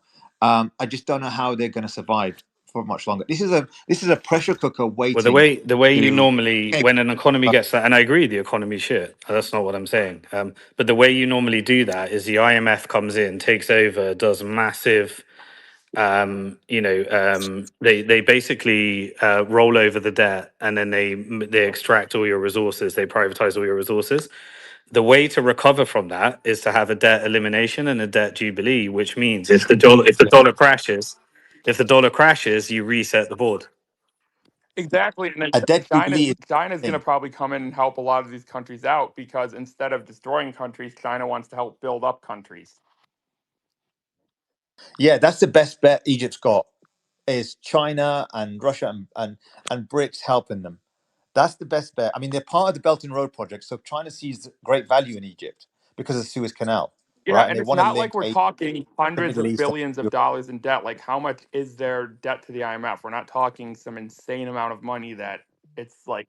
No, it's about $7-8 billion. But when you talk all the debts that they've accrued, it's around about 160 billion, and the servicing of that debt is, I think, 20 to 30 billion a year of that, which is costly. And World Now, Bank, I agree mainly. sense that if some of the debt will just be repriced into yuan and euros and whatever, or whatever the currency is going to be. We don't know what happens in the dollar If there is collapse. a dollar What collapse, how keep it in dollars and let the debt collapse. That's the best thing. If you convert it to yuan, then you got a problem. they've got 30 billion in they owe China. Well, I mean, you could say it's not really owed. Some of it is owed, and some of it is investments. Blah blah blah. Part of their infrastructure projects What that they're doing. denomination, But it's what currency is the debt in, though? Oh, okay. yuan, that one. Egypt is going to be fine, I think. They've been around for a long time. They'll find a way. It's $30 billion worth of yuan, basically. To me, if the region can just maintain a non-revolutionary movement and they can stick on this plan where Iran expels America from the region, I personally think it's the best for all. And Israel will need to get in check in this scenario. And then once you've removed the agitator, and the dollar doesn't need to collapse. Like I don't think something that dramatic needs to happen, and I don't think it will happen. But Well, And you would Israel, agree it would weaken a Israel lot, doesn't want though. Egypt to be a failed state. You think Israel wants a failed state with that many people right on their border? That would be horrific for them. That would be a huge threat to their security as well. They don't want a failed state that could descend into terrorism right on their border. That is the last place. Agreed. And imagine, you know what the issue with Iraq was is that basically the vacuum picked up all the weapons, and then they formed into ISIS and Al Qaeda and all that Well, stuff. Israel wanted that, but Egypt is right on their border, so that's a lot harder for them to But so was control. Syria. Wanted that when they were backed up by US. If they're going independent, they need to switch their model. That's a good point. But Simon, don't you think that the US dollar is still going to devalue a lot? Because I just don't see how we don't have serious quantitative easing. Yeah, Um, I do think the dollar devalues in a managed way, and I don't think that's a bad thing for America. I think America switching out of being world reserve currency and becoming a regional power, and devaluing its currency is probably the best thing. I think that's the best thing you can do from here, because then you can devalue the debt. And that's why you need to end this war and get back to fiscal dominance and stop trying to be the global hegemon. Because this Iran war has strengthened the currency, which has increased your dependency upon China, and it's creating severe economic stress. You just have to give up on world reserve currency and get back to devaluing the dollar. And I think a less painful there's no way it's going to be painful, because that's just the reality of the situation. You don't get a century and a war and such a change without pain. right. But I think weakening the dollar is a good thing, because then you can rebuild your manufacturing base. You've got amazing resources in America. You've got a massive population. Yeah, there's decline in birth rates, but you really have a lot of good things going for you if you could just be an internalized economy. I agree with you. I think it's just going to be a lot of pain in the short to medium term because I don't think we're going to be able to like do this managed transition of, reindustrializing before, you know what I mean? Like I think that the dollar is going to collapse or at least take Yeah, a the pretty big the big hit. biggest issue is that the elites are just going to asset strip America like they did to Britain. So, and they own America. Like the there's no independent government. It's the lobbies rule, Right. and Is I there don't know how any to change way it. to save the dollar or no? I don't think so. Saving the dollar means allowing elites to extract more from the American people. You could do what Hitler did. You could literally chuck out the Fed, build a labor-backed currency, rebuild your manufacturing base, get rid of the military-industrial complex, build infrastructure, transition to something that looks more like the China model.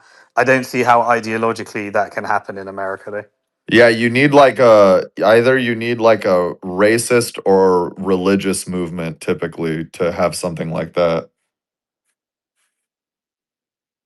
You'd have to chuck all the banks out. You'd have to literally back. You'd have to completely reform everything. It breaks everything. And so you'd have to basically build a non-debt backed currency. Use it in order to pay for labor. That labor then builds American infrastructure, and you have to give up on this whole communist versus capitalist kind of doctrine and realize that the model was a psyop. Exactly, and I think and that's the issue. That works, but that doesn't work in a country where you have all of these immigrants that you put on welfare. And I think you could get conservatives and liberals behind something like that, but you need to do mass deportations for that to work. You can't do that when you have all of these immigrants when you have 20 million immigrants that came in under Biden that have to be part of that system as well. Like if you look at the demographics of Germany, you didn't have all these immigrants. It was like obvious. I'm not talking about deporting people that came legally, but these people that hopped across the border for that system to work, they need to go. But yeah, but So see, Andy, to your point, like in order to get something I like that, agree. s- it, Yeah, like I can acknowledge that this pure capitalism, trickle down economics is a complete failure. I can acknowledge that as a Republican, and like Republicans need to make concessions there. but the people on the left can, like, this is more of a less capitalistic system, but the people further on the left need to give up on their fantasy of having all these immigrants for whatever reason they support them. But the people who are in power are pushing the immigrant agenda. And notice Trump, he didn't do mass deportations because Trump and all his billionaire buddies want these illegal immigrants in for cheap labor. Why pay an American citizen $20, $25 an hour when you can pay an illegal immigrant $10 an hour to do the same job? Yeah. So the thing is, though, I don't see the left changing its mentality without like a period of significant pain. You know, it's usually pain that changes minds. And I'm not endorsing what Hitler did and all the shit he did. He did a lot of bad things, but one of the things I think that did lead to the more positive economic outcomes was because Germany did go through that period of pain. Yeah, and it's one period, right? Like early, it's coming. Yeah, high inflation. Maybe not bad, but Inevitable. It's kind of hard to even hear. Is that just me, or oh, can, can everyone else hear hear him me now? well? Can you? It's like rubber banding a lot, but I don't know if it's just for me. No, he's rubber band real bad. Inevitable, we can't hear you, buddy. Goes. He had to go. Yeah, I don't know if you can hear me now. Yeah, way better. Yeah, that's better. Oh, You're, cool. No, I you're, was uh, just saying. I Yeah, don't go know ahead. how you guys are going to govern the world, Inevitable. You've got really rubbish like Wi-Fi facilities and broadband in China. What's going down? And like Simon's bigging you up like you're going to take over the GCC and you can't even fix your net. What's going on? This is worrying times. Shitty infrastructure. That's what happens when you use Starlink in a city. I think either look, at least it's not as bad as Tehran though. If you use Starlink there, I think you had a lot worse problems. But no, the You need to Weimar learn. You need to period. learn from Isle of Man. We've got perfect infrastructure here. Wow, man, yeah, I bet Guys, Starlink works amazing out there. wait, guys, did you see Nick Fuentes absolutely crushed Mark Levin? Mark Levin said, get out of my country, little Adolf creep," when Nick Fuentes was saying on his show, "Pray for Iran," and then Nick said, "I'm not in Israel," so, and then Nick got a complete and utter ratio. So it's always good to see the total Zionists get cooked. I mean, Mark Levin is completely disgusting. He's like one of the worst of the Zios. He's going down fast, though. I think Andy. He's consuming himself. He's being exposed every day. Is that the one that Trump retweeted about the case for doing a ground invasion in Iran? Yeah, Yep. I, Trump's always like, Mark Levin has a big, please go in and watch his show. So he basically, it's like, yeah, but, and it's like, oh yeah, and then they try to say these people don't have any control and influence when Trump's literally saying, go watch their shows. Like, give me a break. And he's the one who said Trump is our first Jewish president, and it's like, okay, come on.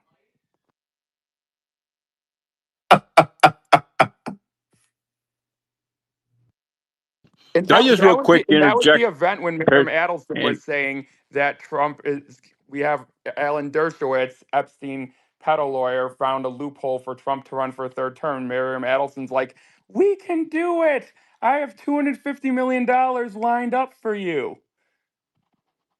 And it's like I'm not sure if Trump's gonna even have any cognitive function left by 2028 the way he's declined. I mean, just a year ago, Trump was sounding coherent, and now his brain's a pile of mush. Give it 2 more years. By spring 2028, I don't know how much brain function he has left, and that's concerning considering he's sending our troops into harm's way. And I think that's what it's. I think that was the entire plan, was putting Biden in. You have someone who's senile, so yeah, sure, we'll just go ahead with the genocide and doesn't care what the people think.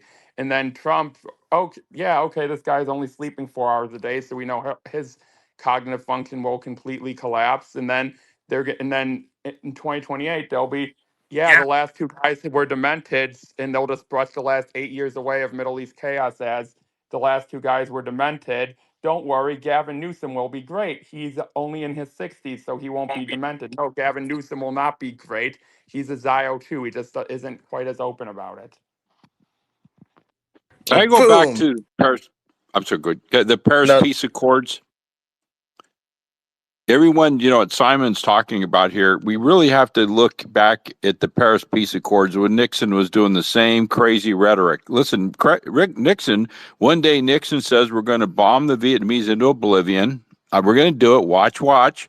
And then the next minute he blows up some trees. Nothing's happening. And then watch. Now, really, we don't need to do that. We're working, and Kissinger was working in secret meetings behind closed doors. And Vietnam kept saying, we're not doing any deals. There's no deal. It's not happening. You're talking out of your ass. But in reality, there was deals. Now, I know people are going to get pissed off when I say this, but there were deals, and deals were done. We have history. At the same time, China was very, very involved because what happened? Nixon opened China.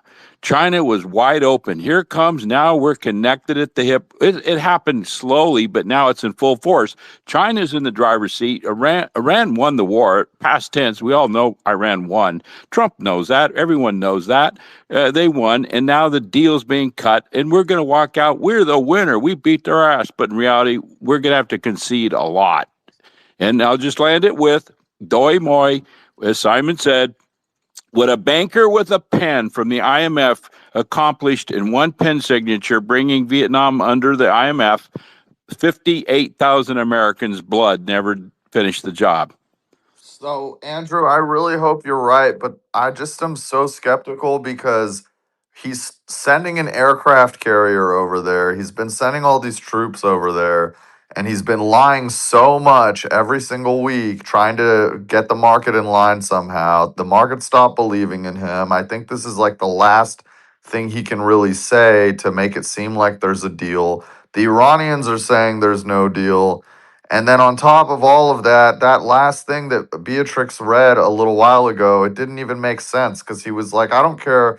All I care about is the nuclear, and we already took that out, and we're going to wrap it up in 3 weeks. And it's like, well, why are you there for another 3 weeks if you already got the nuclear? It's like, it's just all this constant nonsense, contradictory statements. And it just makes me feel like he's going to keep trying. Well, I knew the Yeah. arrangement was like, I knew when they did the SPR release and it took about 120 days to release the strategic reserves. That gave me like the first indication that like, okay, this is kind of gonna, they don't think that it's going to resolve in a few days, right? That in and of itself. And there's a lot of other things, but I think what we're seeing now is like a lot of movement, such as the warthogs that they're sending out, like the dozen. Also, they're slow rolling. Look, I said on Saturday night, literally, hey, they hit three AWACS. They first said only one got minorly damaged. Then they changed it to, actually one got destroyed. Now today they're saying, oh, well, actually, yeah, two are destroyed. Wait until the third one comes out. Not only that, but another, there was a EA 37B that's being sent out to replace the previous unit that got destroyed. There are, I believe, two electronic warfare planes. That I think the EC-130H Compass Call was the one that got destroyed. I think there were about two of those that got killed. Isn't that the Now one we only they're have not like saying three it. of or something? The Compass Call, I think they have about like 10, maybe a little bit less than that. They're very, mind you, they're kind of being phased out. The one that they're replacing it with is the EA-37B Compass Call, which is like literally brand new, and I think that's the one that they have like maybe five of. It just got rolled out in 2024. It's literally brand new. Like I don't even think they have any on the ground experience with it. At least with the EC-130H, like that was used in in Afghanistan and in Iraq and in Desert Storm. So that's the frame of reference there, though, is that's a specific like electronic warfare plane. And look, what they're telling you is, oh yeah, look, our planes didn't get hit at all at King Sultan Air Base. And then they're rolling out the number of planes that got hit. They're telling you, oh well, Trump was right. Who's that guy that Andy always brings up? um Oh yeah, Gunther Eagleman. Oh yeah, he's like, yeah, boom, Trump was right again. Yeah, more oil tankers are cruising through the Strait of Hormuz. And in reality, it's like seven tankers, and all of them were approved by Iran, and all of them paid $2 million in yuan, and all of them like have to follow that same channel. through the through that little like channel that goes near Heshem Island, which is probably like the only unmined area. Like that's probably I'm really like the more that they follow that same little path, the more I'm convinced that like they've got mines in the main channel and they just don't want to talk about it or say it. I could be wrong, but it's just hard to believe anything otherwise. um and yeah, like they keep showing you these like epic pictures of these refuelers, which also got hit, by the way, the refueling planes that are where are they, they're what are they called, they're I don't know, I don't remember the name of it, but they have like strato tankers, maybe that's what I'm talking about. And they send you like these epic pictures yesterday or last night of the strato tanker getting refueled in the middle of the air by the B-50, or refueling the B-52s rather, before the bombing, which are flying out of the UK, by the way. And they're like, yeah, look at this epic picture. And it's just cope. Why? To destroy a fucking weapons depot? It's ridiculous. Like, Iran has way more than that. Yeah, you got a lot of weapons in one city. They have missile cities and they have remote missile out like silos and outposts. And like it's a joke. It's a joke, okay? Like, yeah, they got the jackpot. But the idea that they're telling you, "Oh, we're going to seize the whatever, like 440 kilograms of uranium," like it's like a temple run or like a desert quest or like it's Indiana Jones or something. Like you're gonna have like Tom Cruise or whoever, like Daniel Craig as the guy, the inner over the soundboard, or as your personal assistant. You know what I mean? Like you're gonna pull out like the PDA and it's gonna be like Daniel Craig giving you like instructions on where to find the where to find the the drop zone. It's like, give me a break. Give me a break. It's nonsense. Like they're completely trying to convince you that they're winning. They're painting a false picture of reality. They have to lie over and over again, and they get caught in their lies over and over again. And why is it? It's because they're catching up. And I think that's why Iran is doing what they're doing, because they're literally catching up. And by the way, the whole facade of the Europeans being like against this whole operation, then why is the UK allowing the US to basically fly its Warthogs and most recently its B-52s to do the bombings out of their location? That literally makes you a participant and an aggressor. If someone opens up their house, for like your worst enemy to throw eggs at your house because they live next door, are they not hosting your enemy? Are they not like making you like, okay, if Mexico hosted Russia tomorrow and said, "Hey, Russians, come in," and then drop bombs over over Texas, what would America do to Mexico? Yeah, What I would mean, if America you do let to someone Mexico? sell drugs out of your house, they'll arrest you too, even if you're not selling drugs. Exactly. Exactly. So the UK is complicit.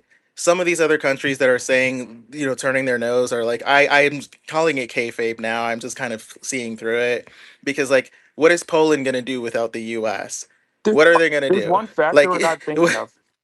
Think about the carrier that's coming. I don't think the Houthis are going to let that through the Red Sea. So won't that take weeks longer to go around Africa? Like if I don't see how what universe the Houthis are just going to let the George H.W. Bush go through the Red Sea. So is it going to have to go around Africa? That's an that acceptable would be the route. only other way. And even then, I think they Yeah. would still end up going near Camp Lemonnier, which I've considered Yep. like to be the Houthis' first target, basically. Like, if they Yep. were to do anything, I think that'd be the best and easiest place for them to hit and make it. And look, they're already sending assets to and out of Camp Lemonnier anyway. They literally have like a ton of movement in that area. I don't know what specific stuff is there, but I know there were a ton of troops that were moved around there. So yeah, and obviously Israel is basically volunteering to be a central command at some Yeah, and point. I was But reading up that if they try to station the carrier off Saudi Arabia to do strikes again, they won't just be dealing with Iranian missiles this time. The carrier would also have to deal with Houthi missiles. So it would be dealing with missiles from two groups, making it much more susceptible to being hit. So I don't know what this carrier thinks it's going to accomplish. Nothing. exactly, and that's why and yeah, no, you're absolutely right. I like. I just struggle to even see how the Houthis would accept them going near the even the Suez Canal. To be I honest, I think know they're this. not going to drag Yeah. Egypt into it, but still. I think this is just bringing a carrier in so to try to calm markets. Like, look, we're winning. We're bringing a carrier in, but if they bring it in, it's going to get hit by something, and then it's going to cause damage, and then that's just more money, and that just even further weakens our preparedness for a potential conflict with China. I literally was reading an article on the Houthis, and it's like, oh, when they bring the Ford back in, the Houthis will be able to block it. And it's like, the Ford's out of commission for a year. The Ford ain't coming back into this fight.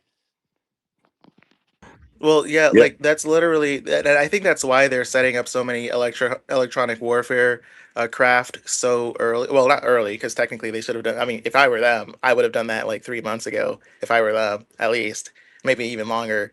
But the reason why they're bringing them in is I think they want to, and they look, they probably could stand a better chance.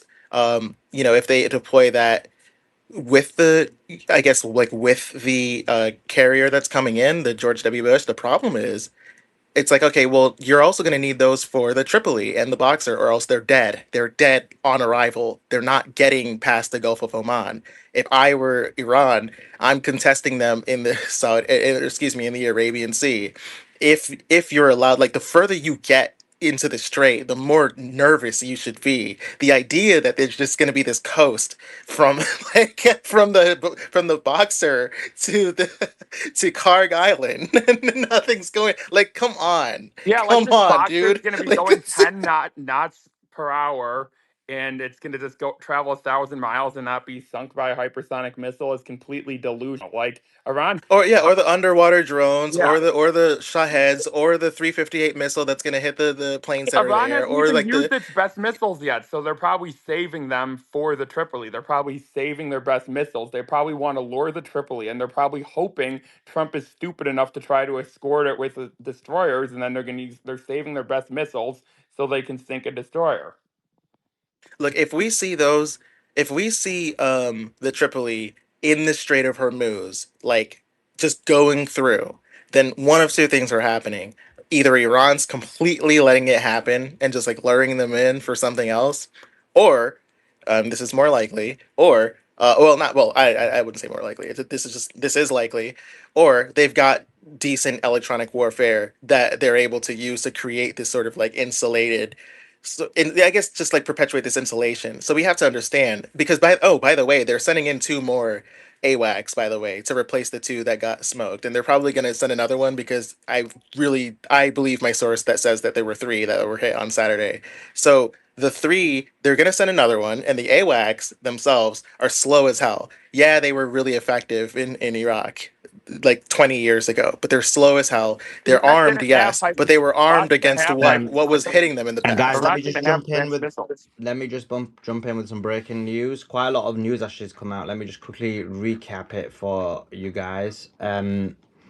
So Trump's been back and he's been asked questions. Some of it's a repeat of what he normally says, so I'm not going to say that. But he was asked, uh, "What is the plan to bring prices down?" He said, all he has to do is leave Iran, which we'll be doing very soon." Trump claims he's done regime change not once, but twice. He said we knocked out one regime, then we knocked out a second regime. Now we have a group of reasonable people. We have achieved regime change. Delusions.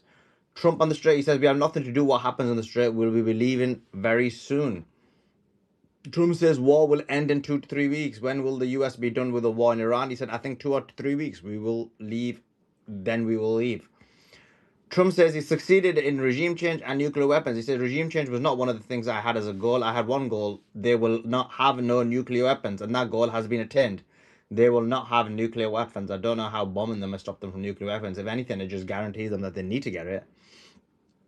We also have Trump says Iran does not need to make a deal to end the war. This is crazy. Listen to what he's saying.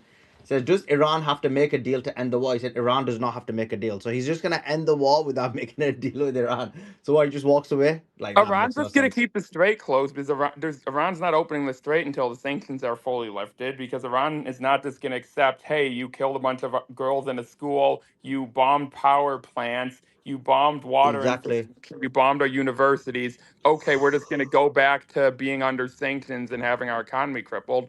they're going to get their sanctions lifted, and they're going to charge tolls. And they estimated that that's $73 billion a year from the tolls. They get their sanctions lifted, and then they can become the thriving economy that they deserve to be. And that is how you free the Iranian people, by letting them become a thriving economy. That's truly freeing the Iranian people from the tyranny of the Zionist entity. Yeah. So Trump's admits the aim is really to destroy Iranian infrastructure. So this is to the Pahalvist. He says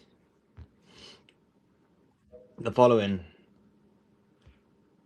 He says, Trump admits aim is to destroy Iran. He says, when we feel that they are for a long time put into the Stone Ages and they won't be able to develop a nuclear weapon, then we will leave. Whether we have a deal or not is irrelevant. So aim is to destroy Iran, send it to the Stone Age, and not to have a deal. Which is weird. How can he leave without a deal? Because that just means Israel's going to get obliterated.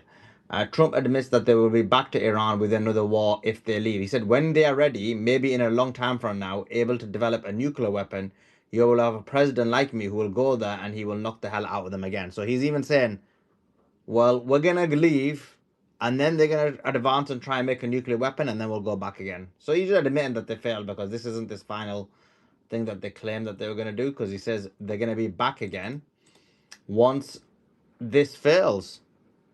That's crazy. What's your guys' thoughts on that? I find it really interesting. I want to see if anybody's picked up anything different from when I read all that out literally about 20 minutes ago. Did they absorb it better because Sulaiman read it out? Maybe.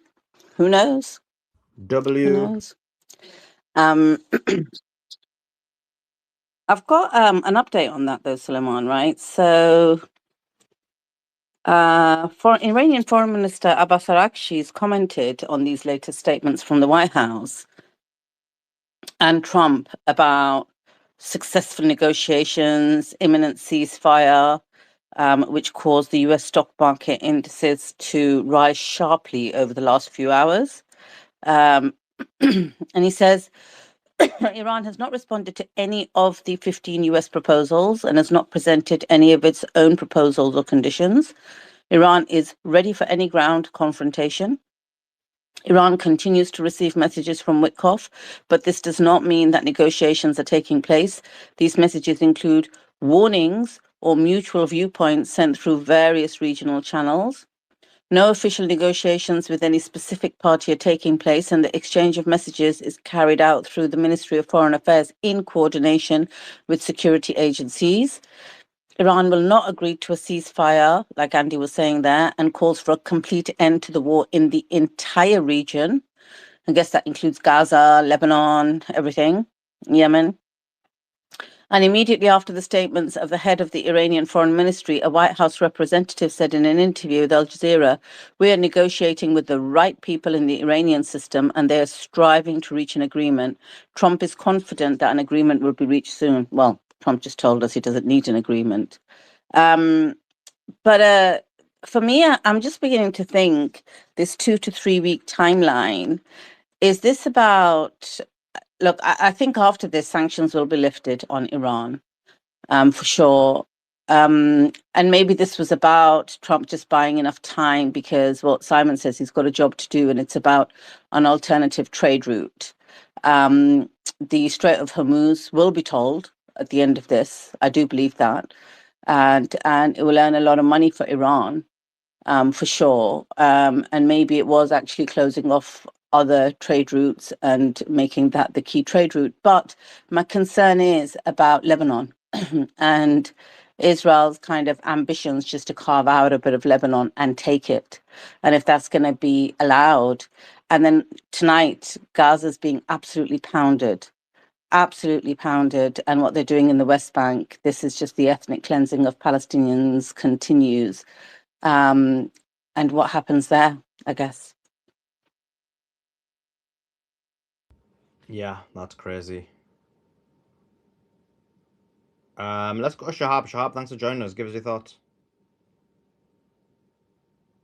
Hi, I'm from Iran, and I don't really want this regime, the Iranian regime, win, because all the money that you mentioned that goes to the regime is not going to be spent on people. All the money is going to turn into missiles, into guns, and it's going to go to the other countries in Middle East, and it's going to create proxies. So remaining in power for this regime is going to be a disaster for us Iranians, because they're going to build nuclear bomb with But the Trump said he's going to keep them in. Trump said he's going to keep them in. Do you Yeah, no, regret? Do you I'm not regret? here. So let me ask you a question. Do you regret supporting him because Trump said he's going to keep the current government of Iran in? He said he succeeded in changing the government. He said he's going to leave Iran without a deal and job's done. The only thing he's going to do is destroy the infrastructure of Iran. So he's going to send your country, which you claim is your country, back to the Stone Age. But he's not. That's all he's going to do. The current government stays in power. Everything stays the same. What's your thoughts on Trump? And did you Okay. and answer that If question and answer? Did you support him doing this in the first place? I don't support Trump, and I don't support everything Trump says and everything No. Were Trump you does. Yes, calling there are for? things. Were you? No, that's not what I'm asking. Were you calling for this war I'm with Iran? calling for a regime change. Yeah. I'm calling for a regime So you change. were calling I for think Trump to do this war, correct? I think Trump did not think it through. He jumped into action without having any plans for the Strait of Hormuz being closed. That was the obvious thing that could happen. And he did not have any plans for making a coalition from Western countries like Europeans and NATO. So he just jumped into action, and now So how does he's it make stuck you there. feel? So answer this question then. How does it make you feel in terms of where he's going to place Iran? He said he's going to destroy all the infrastructure in Iran. By the way, we were saying this. You guys who were supporting this regime change were begging Trump to liberate you. Well, this is the liberation Trump's given you. You have the exact same government in charge. You have them totally in control of the Strait of Hormuz. You have Trump saying that the actual goal is to destroy all of Iran's infrastructure, turn it back to the Stone Age. So it means destroying all civilian infrastructure. And he's going to go back without a deal. And then maybe in Okay. the future, another president may come back for Iran again. What's your thoughts on this? What some of the things that you were asking for? This is the result of it. We told you this was going to be the result. You said, or you guys, generally speaking, who had the same position as you, said they wanted Trump to go in. They wanted a regime change. Well, this is your regime change. He gave you what you want. First of all, I did not beg Trump anything. Secondly, yes, I want regime change, but I don't want the infrastructure to be destroyed. And my concern now is Trump is stuck there because he did not think this through. He thought it would be as easy as Venezuela. And now he's stuck there. And his way out, I think he's going to make Iranian people pay by destroying all the power plants and infrastructure. I don't think he is But I agree with doing you. a good job. So we agree with you here. And But this is the result of regime change. This is what I'm trying to explain to you, that when you ask okay, for a but you're trying to blame me oh for yeah, I'm blaming wanting a regime change. all you guys who want a regime change. This is what you got. All who? I am one Yeah, person. all of you guys. You're one of the No, many. just talk to me. No. I don't know what I you're don't need to talk to assuming you because I about don't my know who you are. position. You're a nobody. But I'm saying you, as one of many people who called for the regime change, this is the result of it. We were explaining to you, as people who actually had read a book and had some form of formal education, that this would be the result of what you're asking for. You guys, in Look, your ignorance and folly, pushed this. The result is exactly what we told you what would happen. So why are you here agreeing and saying, yes, I don't want Trump to destroy civilian infrastructure? Hey, what do you think Trump would do but destroy civilian infrastructure if you had any knowledge of geopolitics? You say you wanted regime change, but we told you regime change would never succeed because it's simply impossible in the manner that he's trying to do it. It would never succeed. okay. We told you that all Trump is going to do is destroy civilian infrastructure, kill civilians, but you clamored for regime change. So everything you wanted, the opposite happened. You strengthened the current government of Iran, but you've destroyed the civilian infrastructure completely. And Trump is telling Iran, We're going to be back again. So any chance you even had of regime change in the future is going to be like everyone in Iran who may think, oh, wait a sec, I might disagree with this government, because psychologically people are short-minded. They forget after a year. They'll forget that America bombed them. But if I was the government, I would play that message over and over again. The Americans are coming again. They're going to murder your children. They're going to murder 170 girls. They're going to murder the civilian infrastructure. We need to build more weapons, build more nuclear weapons. We need to be ready for them again. Trump has told you today, he let it out what the plan is. They're going to be back again. Okay. So if you don't interrupt me again, I want regime change, yes. Well, And listen, you're in my space. It's a conversation. I'm not interrupting you. I'm just okay, responding to if your you are going points. to interrupt me, I'm not talking then. Thank you. Okay, see you later. Couldn't deal with it. Couldn't deal with it because they can't answer any of the Couldn't questions. deal with somebody who is interrupting me and keeps talking and talking and We're loves talking together. It's monologue called a and conversation. It's doesn't let called me a answer. convers. 1 second. It's called a Look, conversation. Go ahead, you don't continue. even let me talk for 10 seconds without interruption. It's called a So conversation. I haven't if muted you you love once. talking, just keep talking. I've not muted you. We're having a conversation. Go ahead.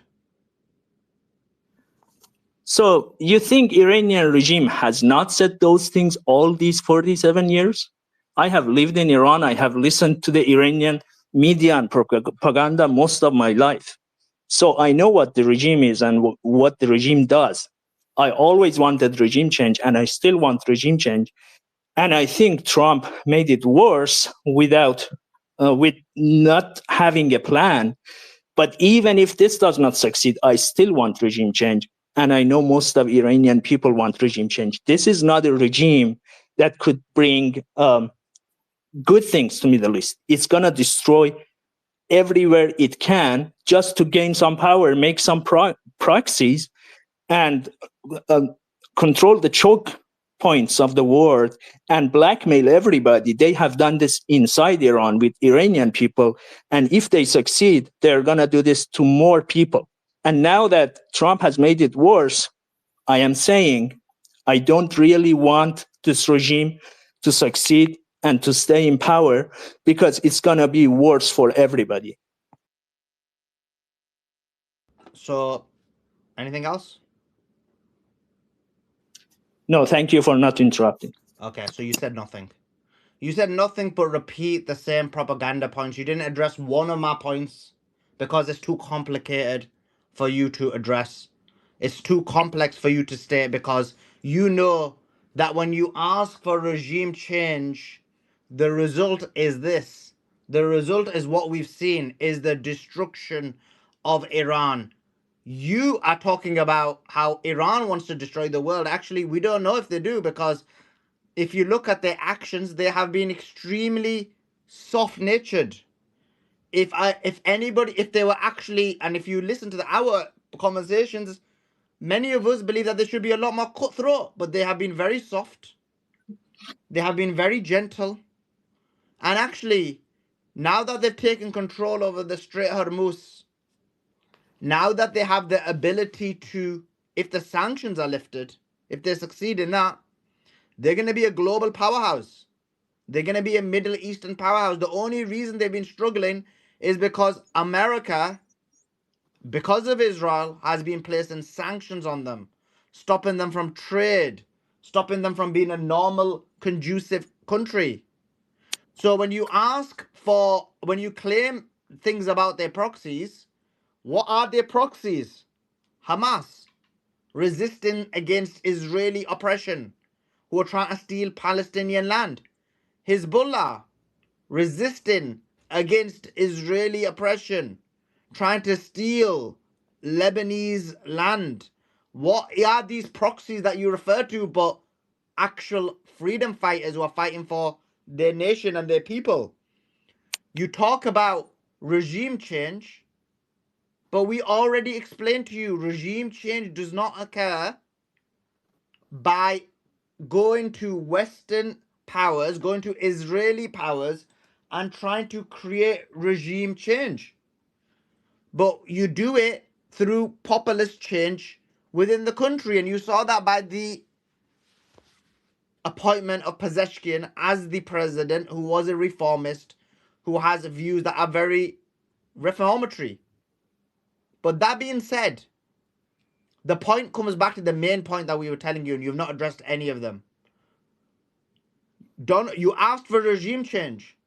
The regime change you asked for, we told you, and it's happened, is Trump just said he's going to destroy your country, destroy the infrastructure, kill children, 100, 200 children, one in 170 girls in one school, another 25 girls in another school, murdered. This is what you wanted. This is what you asked for when you asked for a regime change. When people ask for a regime change, this is the result of it, Shahab. It's not like, oh, guess what? We want regime change. And now King Trump is going to click a finger and automatically Ayatollah Khamenei is going to be replaced with Pahlavi. It doesn't work like that in the real world. Certain mechanisms occur, certain results occur, certain situations occur. What are those? It's Trump destroying the Middle East. It's Trump saying that he's going to, allegedly, if it's your country, because we don't know, it's another anonymous profile, but he says he's going to take your country and send it back to the Stone Age. He's going to destroy the infrastructure. He's going to destroy the livelihood. He's going to destroy and kill hundreds of thousands, if not millions of Iranians. Is this the regime change you asked for? He said he's going to, once he's done that, he said there's going to be another American president that comes back. You talk about propaganda. If I was Iran, they would be foolish but not to replay this over and over again. I would have this playing in 80D, in 100 and 200-inch TVs, playing this over and over again. That the Americans are saying they're going to come again. They murdered these children. They destroyed this infrastructure. Be ready, for they're going to do the same thing to your children. This will galvanize the population. They will stand behind the leadership and they will be ready for the next American-Israeli invasion. You ask about regime change, but your country has been devastated. Your children, if you're really from there, have been murdered. You basically have committed treason.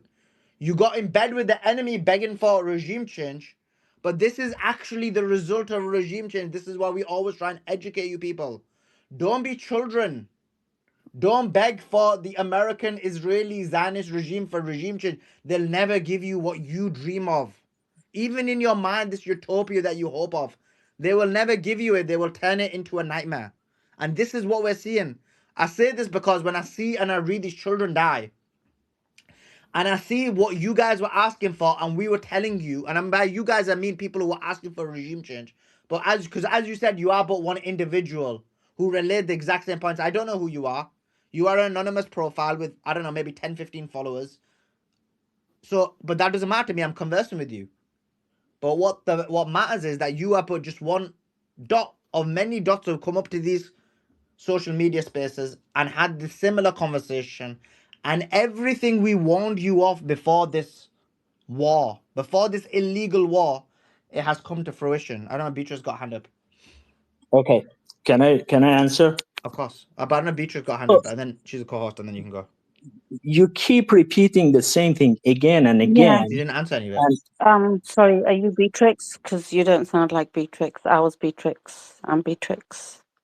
So I just want to say, hey, can I? I don't know how you thought. Hello? Can I just finish what I was saying? Can I finish what I was saying, Shahab? Do you mind? I think I was talking. You jumped in. I'm not a feminist. Don't worry. I'm not a feminist because I know you've got on. Women's rights? I thought they believe in women's rights. No, I'm going to come on to that in a second, Sulaiman. But Shahab, you know what? I don't know how you thought regime change would happen. I hear you when you say that you weren't supporting Trump and you don't want him to damage the infrastructure. But it really troubles me that you're living in America. I have yet to meet one Iranian from Iran to come on here or even see one video of one Iranian that's actually standing with America and Israel and the terrorism they're committing on Iran.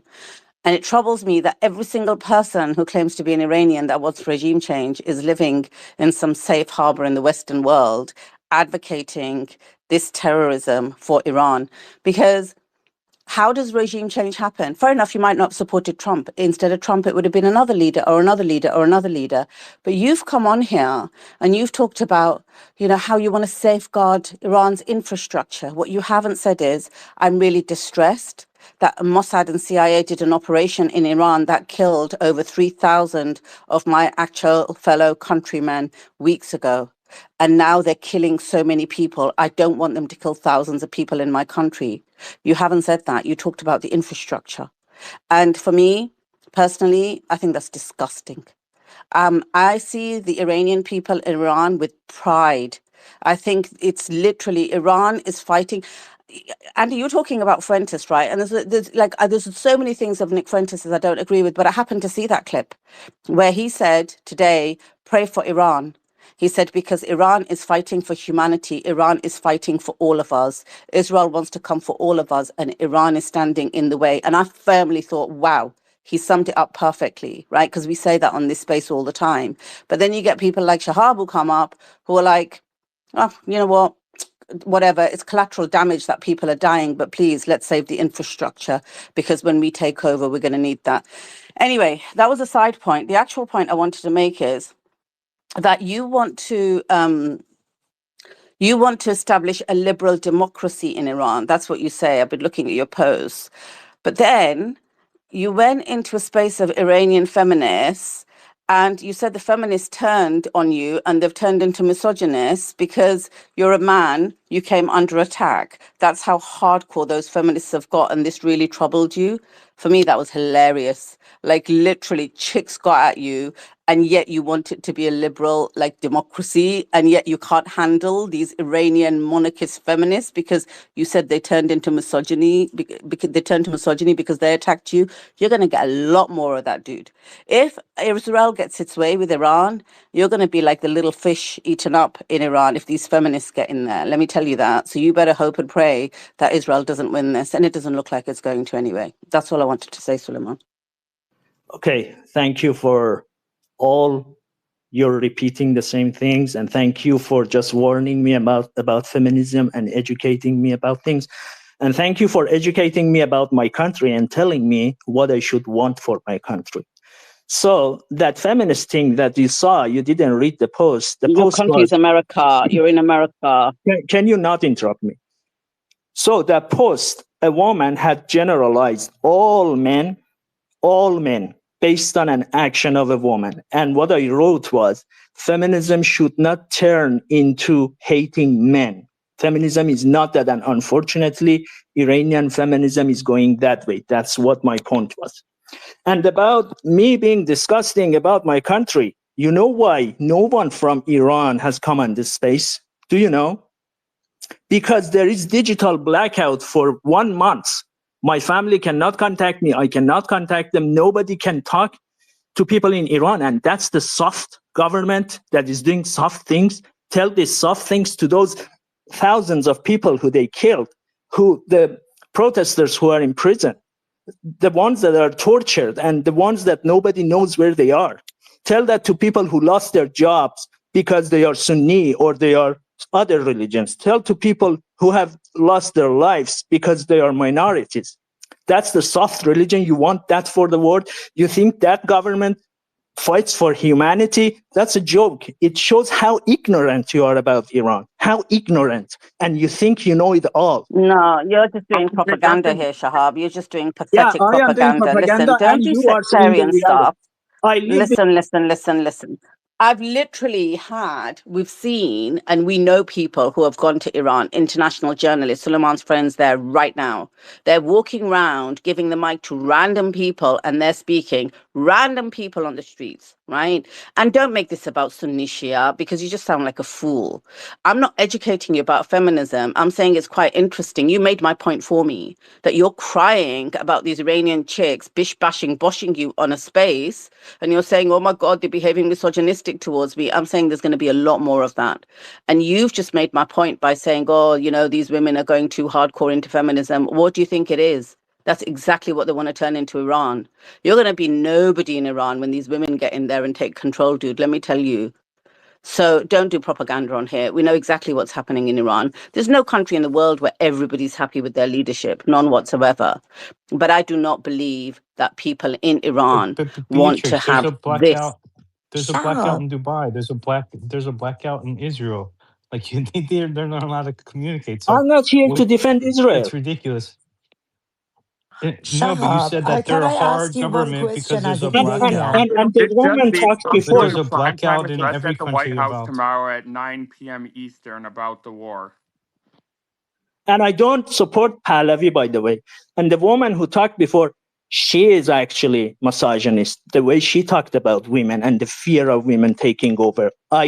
I just point out what is going wrong, and I want to correct things. That's Dude, you got beat up on a space by Iranian feminists. I don't even get beat up by them. And you were I crying never in your got tweet. I I, read I your never got tweet. beaten up. Literally, you got beat up. You like, oh, got attacked. They're turning into misogynists. I went into a space. These feminists are turning to misogyny. They beat me up. And you were crying. I Dude, you were don't crying. lie. That's so Don't bad, lie. man. Why are You you claim to be crying? Muslim and to be honest, you're lying.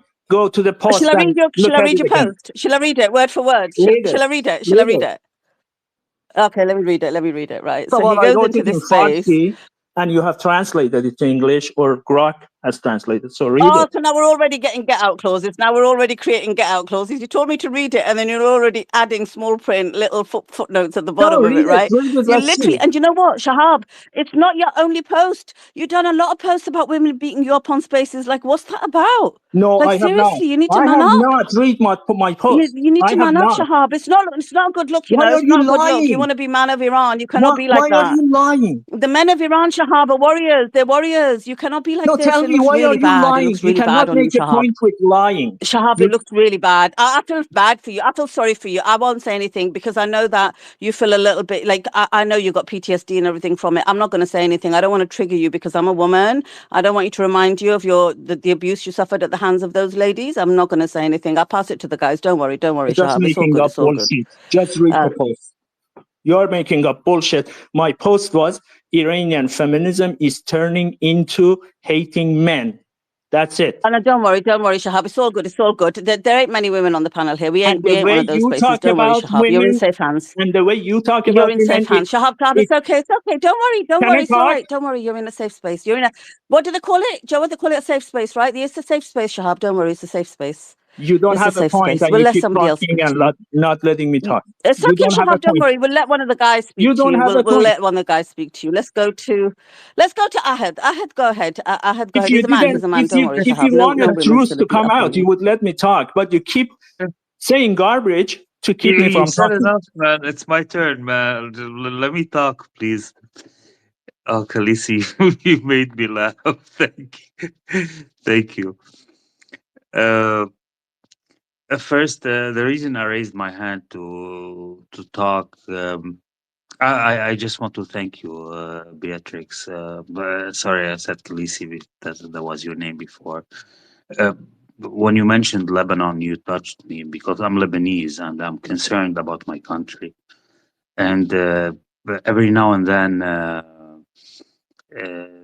Netanyahu says even if the war stops with Iran, it's not going to stop with Lebanon because Lebanon is on the front line. We have our freedom fighters, the resistance. Hezbollah is fighting, and some people tend to underestimate the Lebanese front.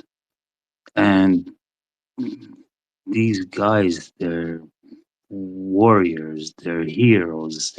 Every day they're putting their lives on the front line and they're dying, but they are fighting and they're preventing the enemy from occupying Lebanese land.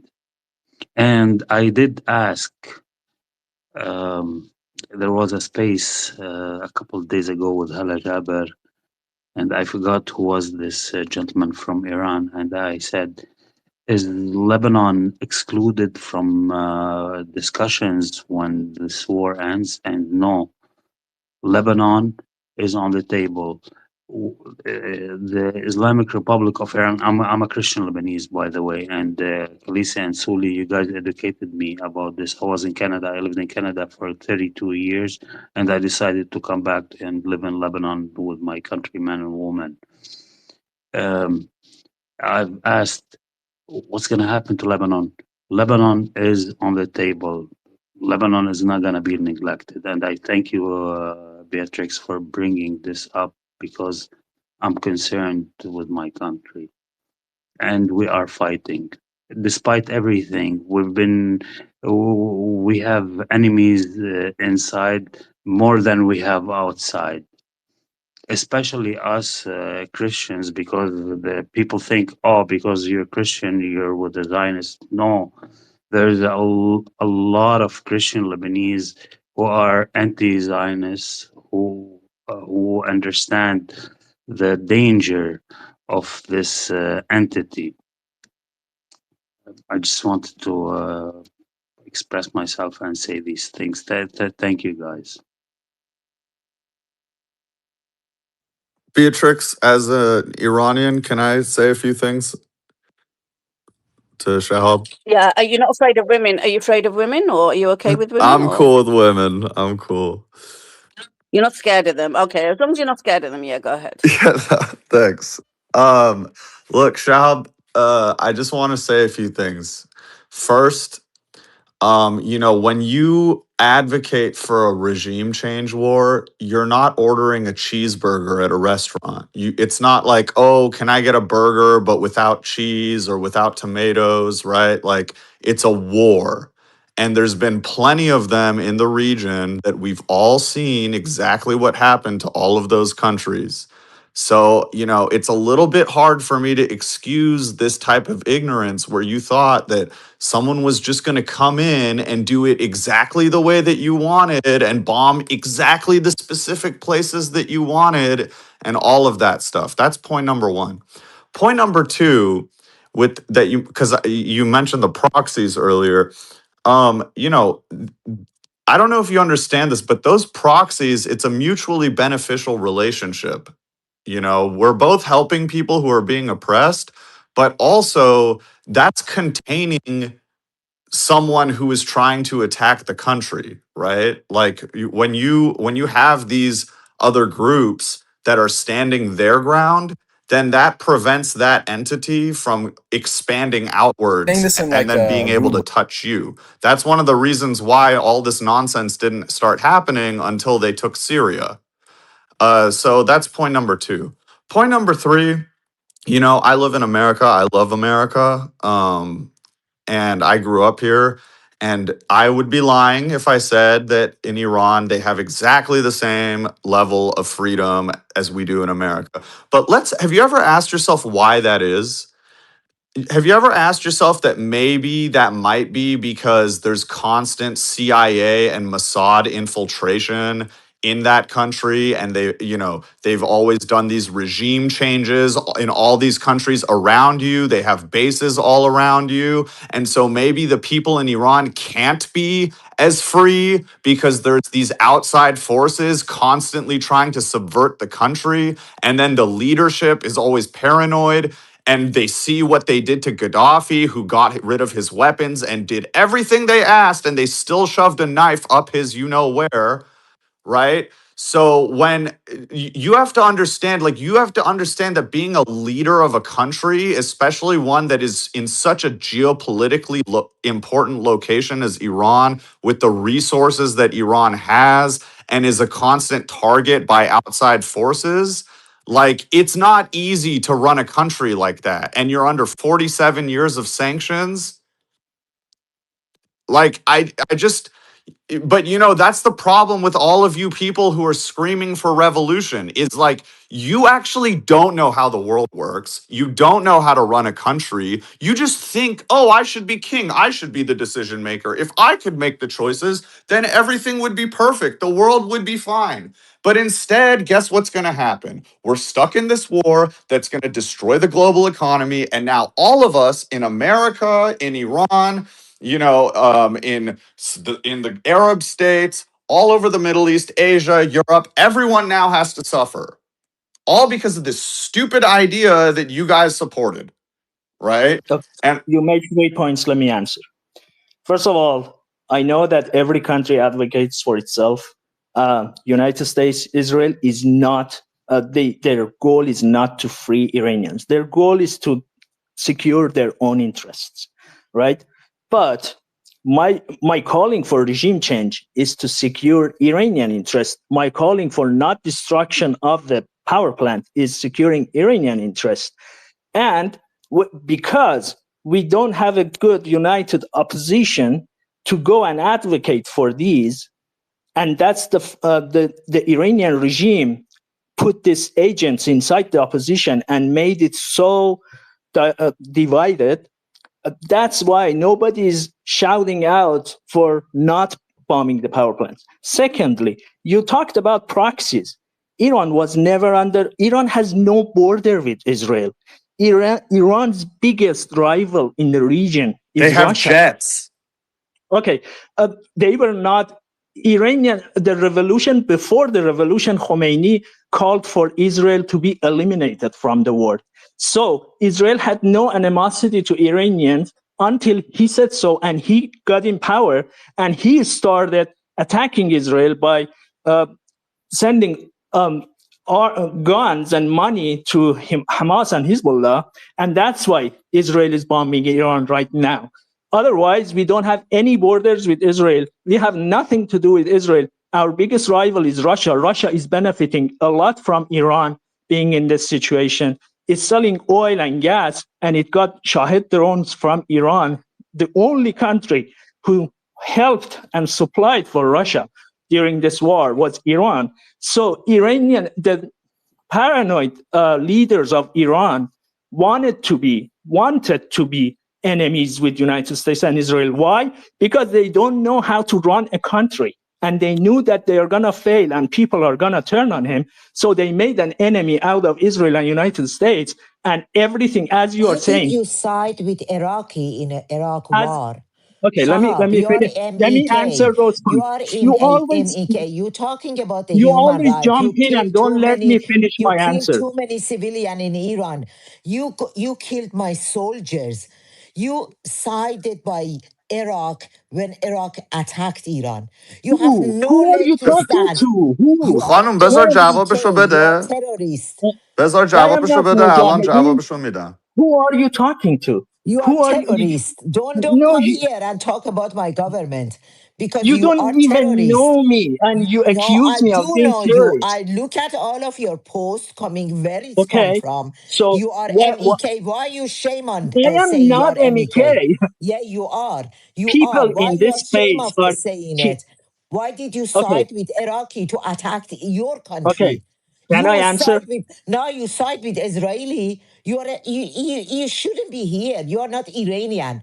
You work for American. You get paid by American, and you can you have no right to talk about Iran. Do you You understand have that? I'm 57 years old. I see how you make a terror attack in my country. I see by okay. my eyes you killed civilian, and you coming here and talk about Iran. Iran Can I is a talk? no, you can't. You have Yeah, to this is how you disappear are. from the This is world how you are. You because don't you let are others talk. dangerous. You are dangerous for the world. You are dangerous. You are dangerous because you side with Saddam Hussein to attack your country. Do you understand You, that? you assume stuff about me. I am not Mujahideen. I don't approve. You I don't are. You support are. Look at operation. your Yeah, post. okay. Look at your What post. post? Do you Tell think me I'm what post. stupid?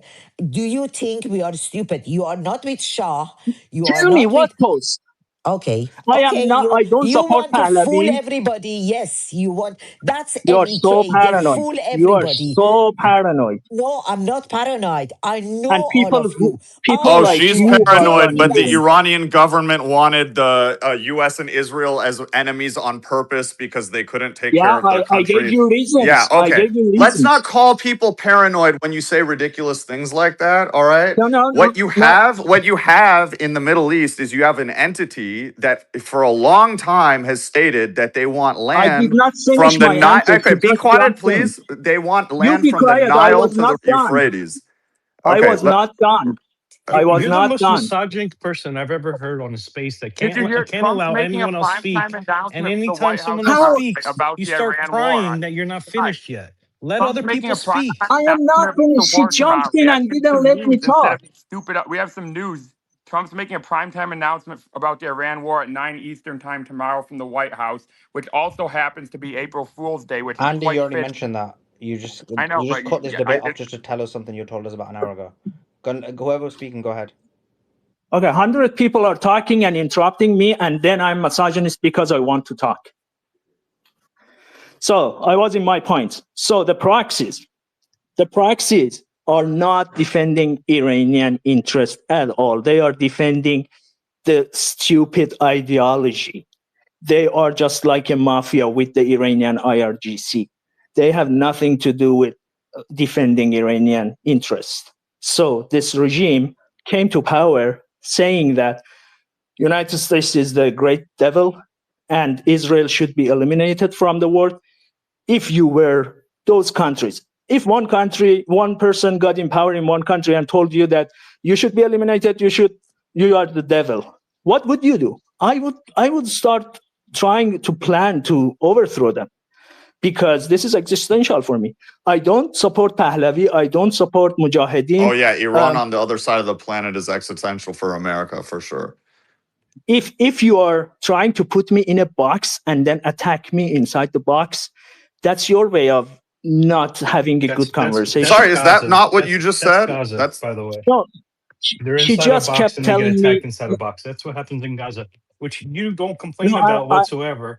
And you want the regime to I go care attack your about country. Iranian the first. I care about Iranians the first. No, If I you actually wanted to don't. worry about Okay, Gaza, Shahab, Shah, can I actually say something to him? let me interject you Can I one say something second. to him, please? Because I haven't Yeah, said yeah, go anything to ahead, him. Joa. Joa, go ahead, and Yeah, then I because wanna go he to Hoz. Go doesn't ahead, allow Joa. other people to speak. He keeps crying that he wasn't finished, but then interrupts and then thinks it's his turn.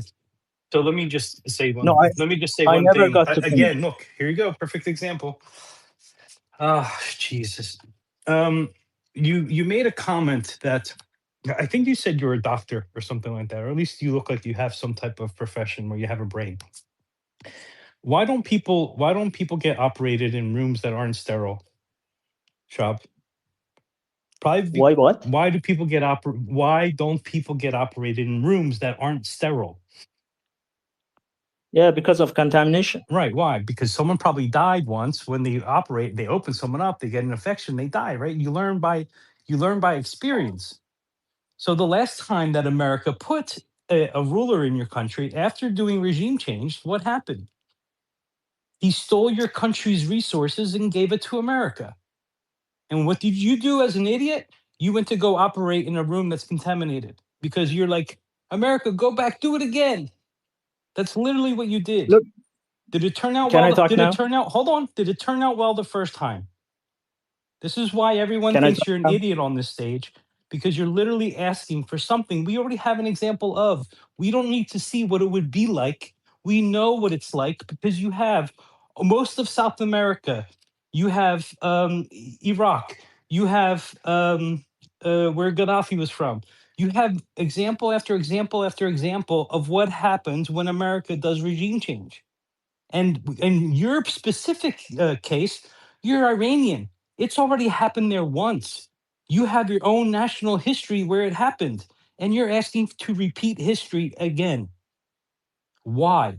Can I talk now? Do you see why we think it's a stupid Yeah, thing? Shahab, I'm gonna come to you in 1 second. I want to go to Hoz. But Hoz, let me welcome. Thanks just for joining say us. this Hoz, can I one just thing. ask you not to Just one Shahab, second. 1 second. Hoz, I want to go to Hoz. He is actually Persian. And then you can respond to both of them. Hoz, can I just ask you not to talk about UK politics or mention anything related to UK politics? But welcome and thanks for joining us. Thank Jump you in very and then I'll much. come to you straight, Shahab.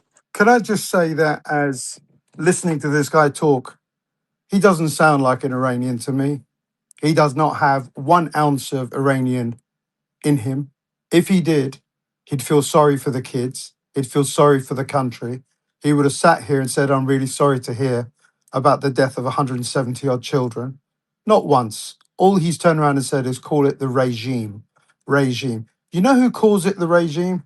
People who are not Iranian. And it makes me sick to have to listen to someone like him talking as if he is talking on behalf of the Iranian people. You speak for a tiny, tiny fraction of a tiny fraction of people who hate Iran and support Israel. That's what you're here for. You are here supporting Israel. There are millions of people every single night in the streets of Iran showing loyalty to the flag of Iran. I don't come up to this space, but you made me want to come up and say this to you, Shahab. Please don't tell us you're an Iranian. Just tell us you're an Israeli with an Iranian accent, or a Jewish person who is an Israeli who tries to, cosplay as you're an Iranian, because you're definitely not an Iranian that cares about the Iranian people. And تو فارسی certainly, بلدی؟ معلوم فارسی بلدم. خبر کجایی شما هستن. بهایی آینده هستی؟ آمریکای شما فارسی بهایی من تو Let me ایران هستی؟ finish. Let me finish, okay? Because I don't really want to. نمی‌دونم. But I came up here for one other reason. Sully, thank you so much for putting people in place.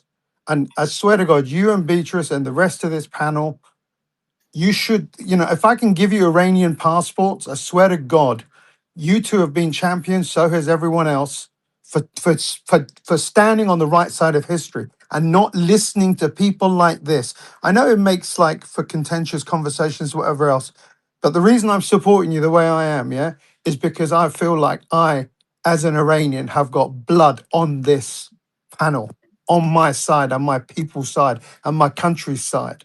Thank you so much for all you do, Sully. Thanks, Beatrice, Joa, Andrew, all of you, and Concha, all of you guys are doing the right things.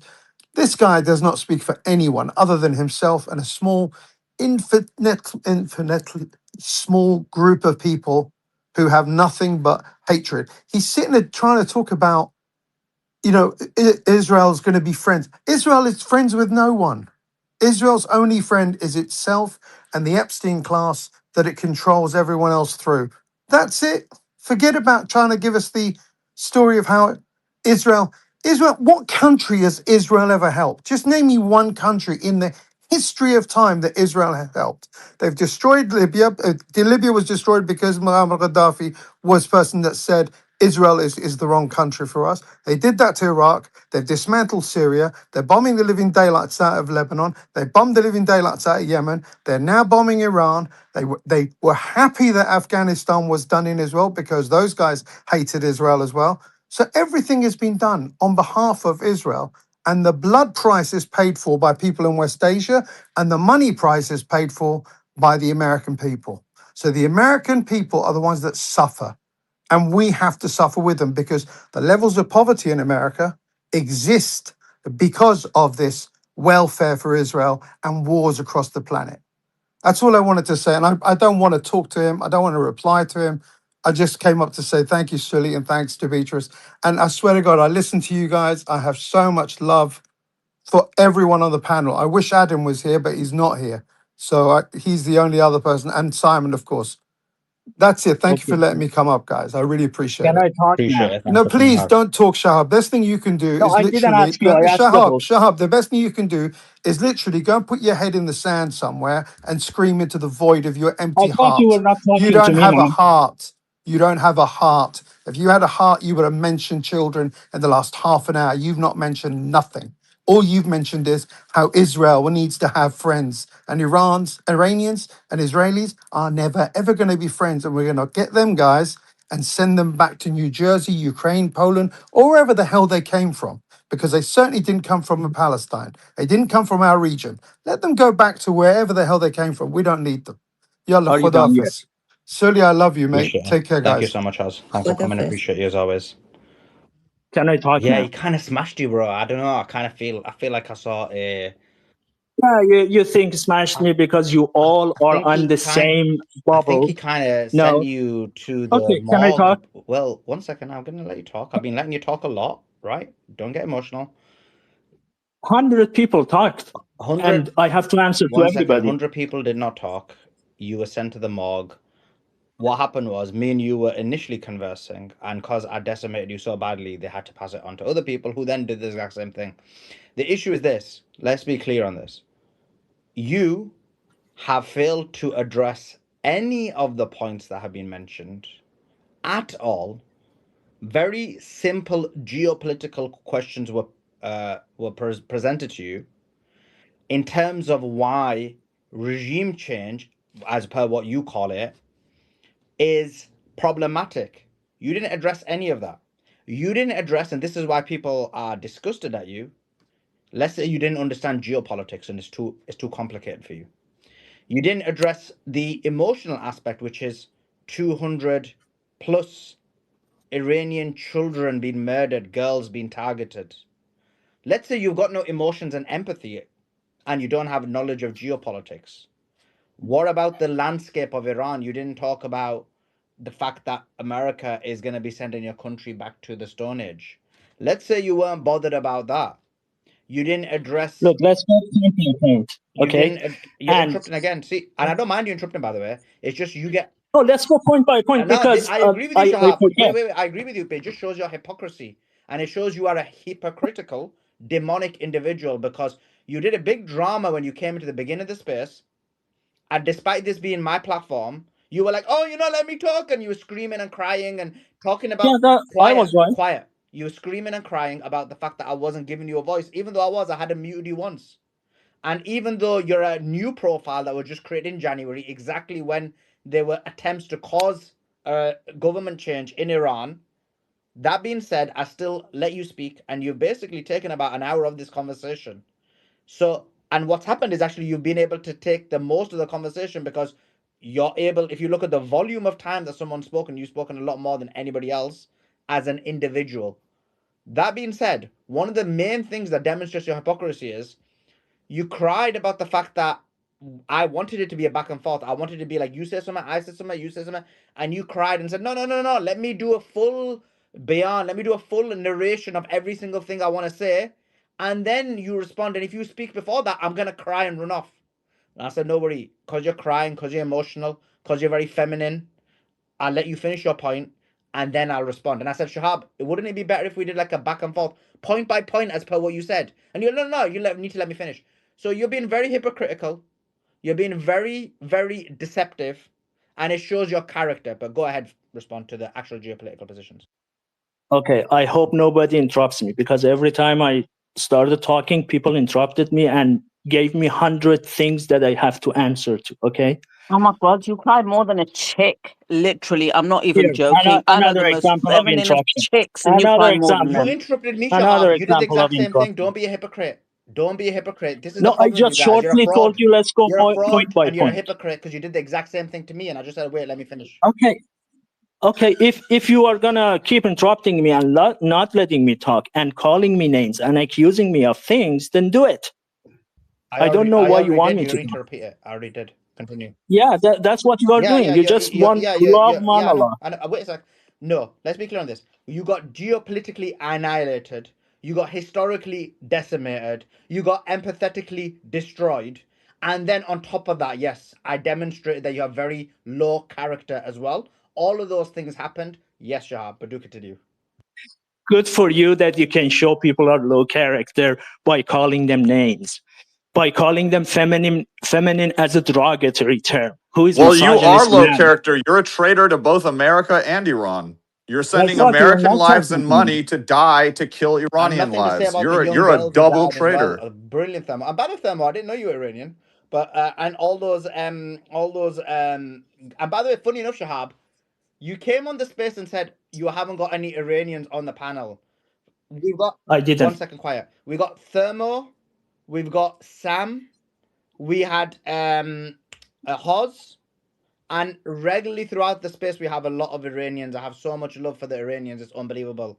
One of the best people. Can you talk more? But not you. You're a fraud. So I don't even know. I agree with Haz. I doubt you're even it. But anyway, Yeah, you have traitors. you You can't have talk to traitors me. You amongst all cannot. You don't people. have You have reasons. traitors amongst You all don't. people. So anyway, go ahead. Okay, can I talk Yes, now? you can. Okay, I hope nobody interrupts me. Just let's go point by point. Oh my Oh my God, God. Shahab, Just stop say what behaving you like want a to say. chick. Just say what you want to say. You're Jesus worse than a Christ. chick. What's wrong with you? Actually, Just I'm say it, saying this man. Just for people be a like you. man. Be a Just man, be Shahab. Just say quiet, the words. please. Say it. Be quiet. So the points you are making, I don't know how many of it I remember. Let's go one by one. So one of the audience, I don't know who he was, he called me that He said, I have no Iranian, a little bit of Iranian in me. You know, that's the common thing between him and the Iranian regime. Whoever does not think like them and does not talk like them, they say they are not Iranian. Only people who are supporting us are Iranian. They have the right to come to street and shout and go to protest. If people are protesting us, they are not Iranian. They are Mossad. They are CIA. So that's what we have been dealing with. And don't tell me that war is going to end in destruction. You think I didn't know that? You think I'm that ignorant? You think you are educating me about it? We have tried everything in Iran. We have tried reforms. They stole our votes. They cheated in the election. When we went to protest on the street, I was on the street. They killed us. I was there. I saw people being They killed. killed us. Did they kill It's you? Is this a Tom Barak reincarnation? How did they said kill that you? Oh my election. god! Tom Barak Do you said work You for know the what I mean. CIA or the Mossad? Tom Barak CIA said or we Mossad? try to change the government in 8080, which is Iranian. Um, just listen to Tom Barak. Tom Barak exactly explained why that protest didn't work because the American Look, was again, there. interruption. You just see Can I, Neda can I, Sultan can I do? get killed, get shoot, middle of the protest. Only with one person. Nobody could understand who he is. After we understand he came from England. Do you understand? Middle of our protest. And Tom Barak, about 2 months ago, he confessed they've been in that they want to topple the government. And this is not regime, this is government. 50% of the country, the last election, vote for Mr. Pezeshkian. That means has a more right than you to come here and call him regime. It's not regime, it's a government. They have vote. Okay. I don't know how much they pay you, but Oh, everybody get paid, not you. Not you. yeah, Everybody get paid because they love their country. Yes, but you don't get paid to come and support Israel. And we know Israel pay everybody, but you don't know people pay me. But we know who pay to Israeli, to the people support Israel. We know. And that's why you're They not an send message Iranian. to every of us to just work for them. Do you know that? And okay. did you receive That that message? How much you get it? $7,000 a month? Something like that, because they have a big budget for that sort of things. Shame on you for calling me like Shame on those me. things. Shame on you to no call shame Quit on him. you crying. for My because God, you you are a aren't an woman, aren't Iranian. You you? have no pride. Okay, you just said you understand that war is destruction, yet you wanted it for your own country anyway. So no, you're not an Iranian. You have I no thought pride. you're not غیرت talking to me. نداری. I thought you said Khodafez. No, that Okay. was someone else. I never said Look, that. I I'm here am to used to smash you this. all day. Okay, thank you. I am used to respectful conversations where people don't interrupt Oh my each god! other. Don't say thank you. He meant it in the You British don't way, come up. Shahab. Don't get it You, mixed up, right? you He don't get meant to it in come the up here British and way, lecture smashing in the us. British way. Don't get it Let's mixed just up. keep talking to Don't each get too other. You happy. don't let me talk. Okay, then Thank why you. don't you leave?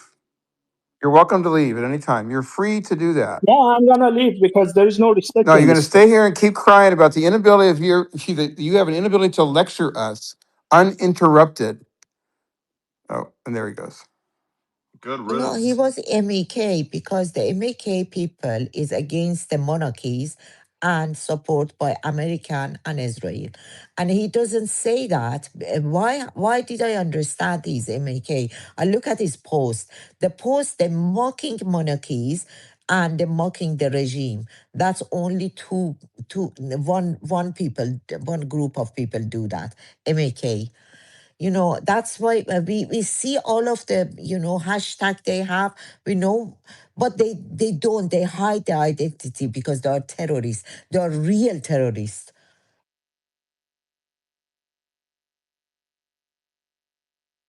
Thanks, Sam. Suleiman, back to you.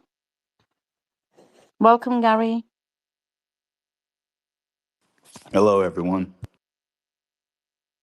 Hi, Gary. How you doing? Where's he gone? He left because he couldn't lecture Doc us. told him off, so he left. Oh, I give the space to Beatrix for 2 minutes, and she ran him off. And Oh my god, I I was didn't. trying Doc to ran him run off. up. I was trying to run up here, Sully, to get in on the action, but I got up here too late. This is the problem. I was managing it, and he was up here. I kept him. I had to treat him like a delicate flower because I knew he was gonna run off because he's very emotional. And you give it to Beatrix, and it's like giving it to a bull in a china shop. No, it's not her fault. Oh my God, it wasn't even me. It was Doc. Doc ran him off. Doc. I mean, I think Thermo ran him off. He was he was worse than a He chick can't. They anyway. can't think So, independently. They can't. They can't have a dialogue about these topics because they're trained in narrative form, right? And they're trained in the way that they attack.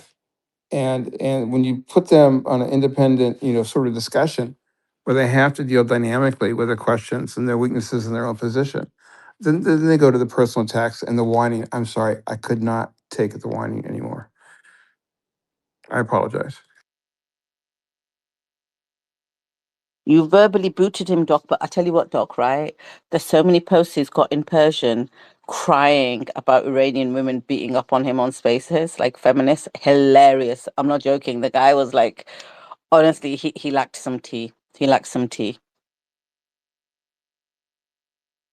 Well, I know that sometimes we like to have the Zios up You here you to should mess like that around guy, with. Beatrix, because he did something for you. You don't Oh my realize. God.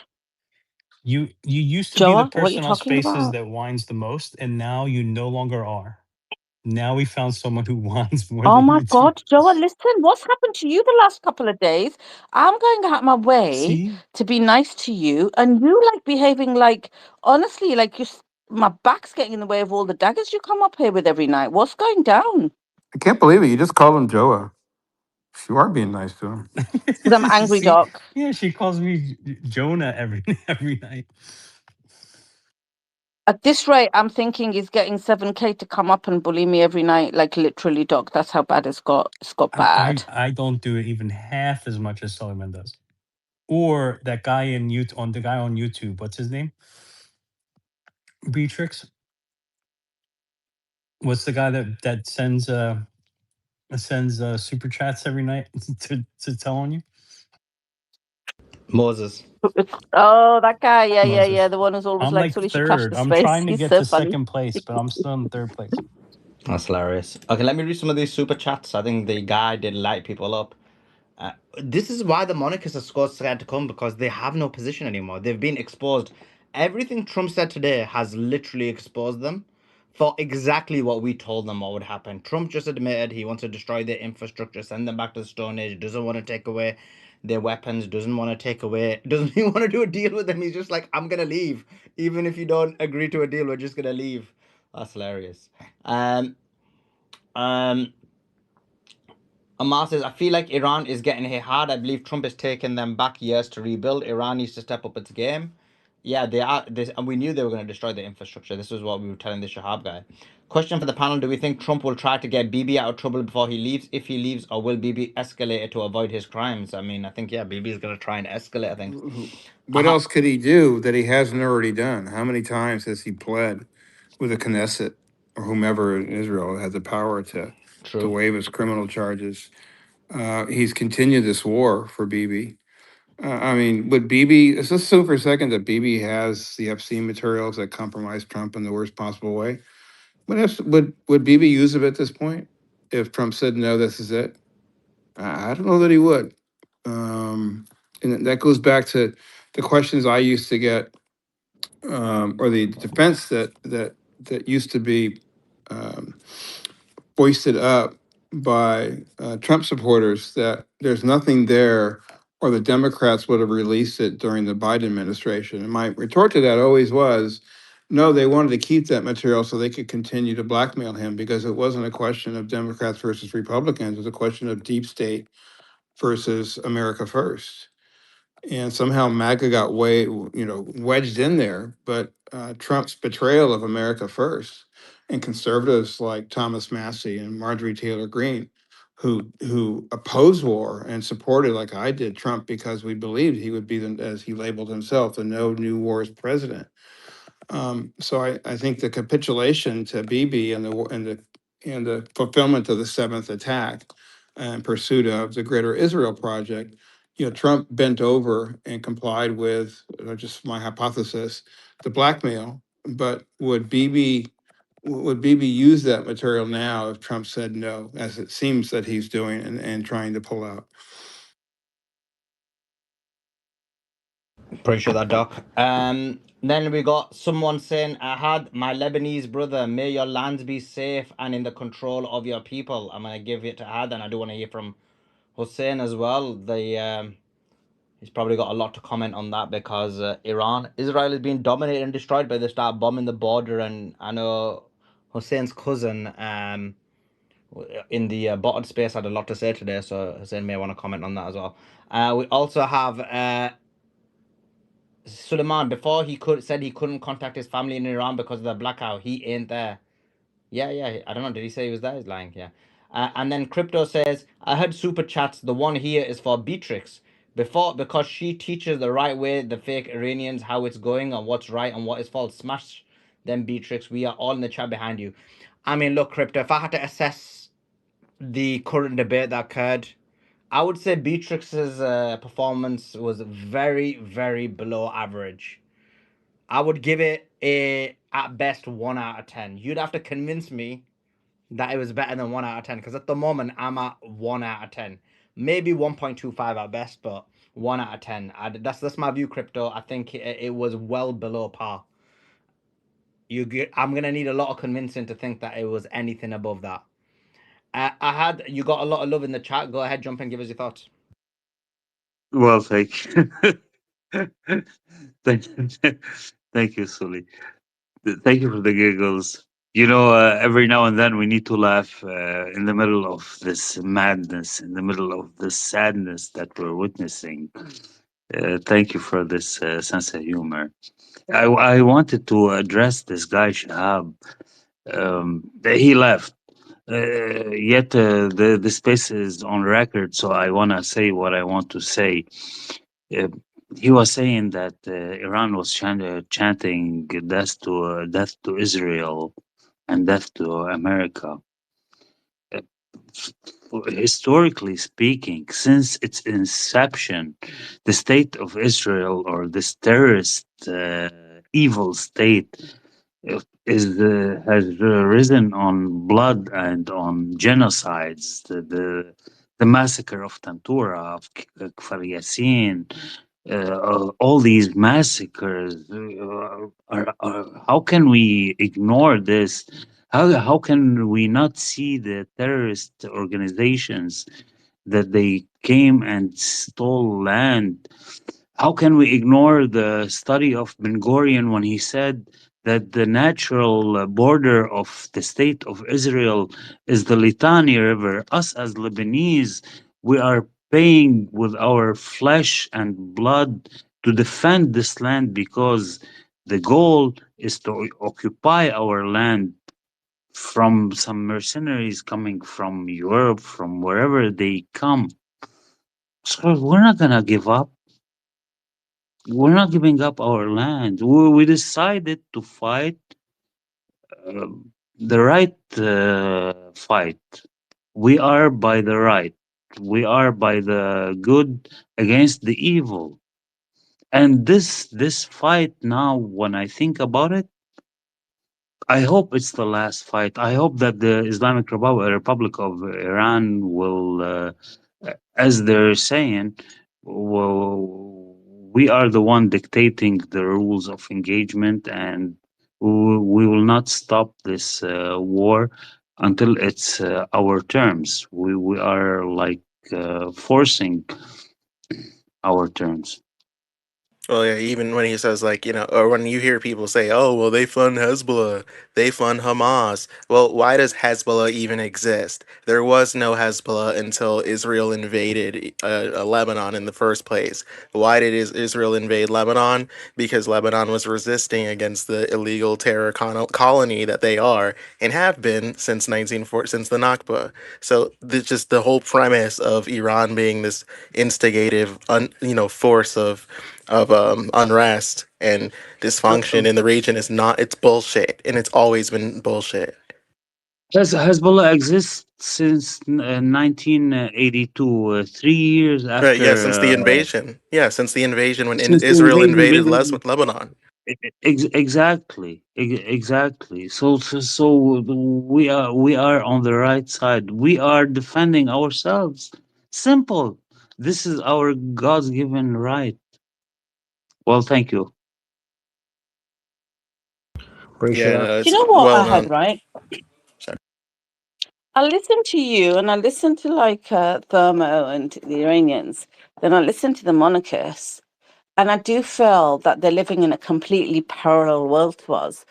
One of the reasons why a lot of people are supporting Iran, as in non Iranians, are supporting Iran, is because Iran supported those who were helpless, those who were oppressed, those who were being killed and massacred, right? And these monarchists and these chicks like that Shahab who just came up crying hate Iran. They call it a regime because they supported those that were helpless. That's one of the first things he said when he came up. Oh, you give them money, they'll spend it on weapons. Weapons for who, dude? Weapons for those people that were being massacred and genocided? You have a problem with your government supporting those people, and yet we support your government because they supported those people. Complete parallel universe. It's crazy. I'm sorry, Inevitable, you were going to jump in. Go No, ahead. no, no, you pretty much took the words out of my mouth. Oh my God, don't claim my words, Inevitable. That don't go down too well. Don't claim that. Don't do that Chinese thing on me. Well, speaking of which, Reject your blind racism against the Chinese people. This is the problem with these people. They're just quite disgusting in their racism. Inevitable. Don't worry, I will back you up and the Chinese people, except Ian Armstrong. this is why we love the Scottish and the 6% Irish. Exactly, my blood. No one likes these posh noshes, bruv. I want to give the mic to Hussein. Hussein, give us your thoughts about what's happening in Lebanon. The Israelis have been smashed up, but now they've basically started bombing the border quite ferociously. What's your thoughts? Yeah, thanks, Sully. I mean, I'm gonna first start off by saying the the the way that the resistance is handling the current war right now in the South is nothing short of remarkable. I mean, this is something that we have never seen as Lebanese, and since the inception of 1982 of the resistance, 2006 pales in comparison. Even the 18-year occupation, although that was the liberation year of 2000, this is something like, I mean, the number of operations they're carrying out daily and the number of Merkavas they have taken out is this, and by the way, this is only in what 2-3 weeks worth of fighting, and if this pace keeps up, I mean, you just do the math. You're talking about they're going to wipe out their entire arsenal of Merkavas, by the time this is all said and done. And the resistance has said this is they can sit there and fight for multiple years. This is not going to be a 1 month, 2 month, 3 month thing. They're not going to fall into the trap of, okay, we're going to agree to the ceasefire that they presented last time, and then still continue getting hit after everything that's happened. So one thing I'll say about Iran is, I wanted to say this yesterday, but I feel like I'm the hardliner here, and this could have all have been avoided if they just, how do I say this, nuked up in a sense. And I don't, because the thing is, like, you look at these countries like Russia, and you look at these countries like North Korea, China, inevitable your country, militarily nobody really wants to F with them, right? So maybe economically they can be messed with, but when it comes to military, they don't get messed with because of their arsenal. And I feel like, the one mistake that Iran did was not go through with their, and again, I respect all decisions, I know there was a religious law, fatwa, on not having one by the late martyr, but in my honest opinion, like, to avoid further destruction, further innocent people dying, I think that's the only route that they can go through.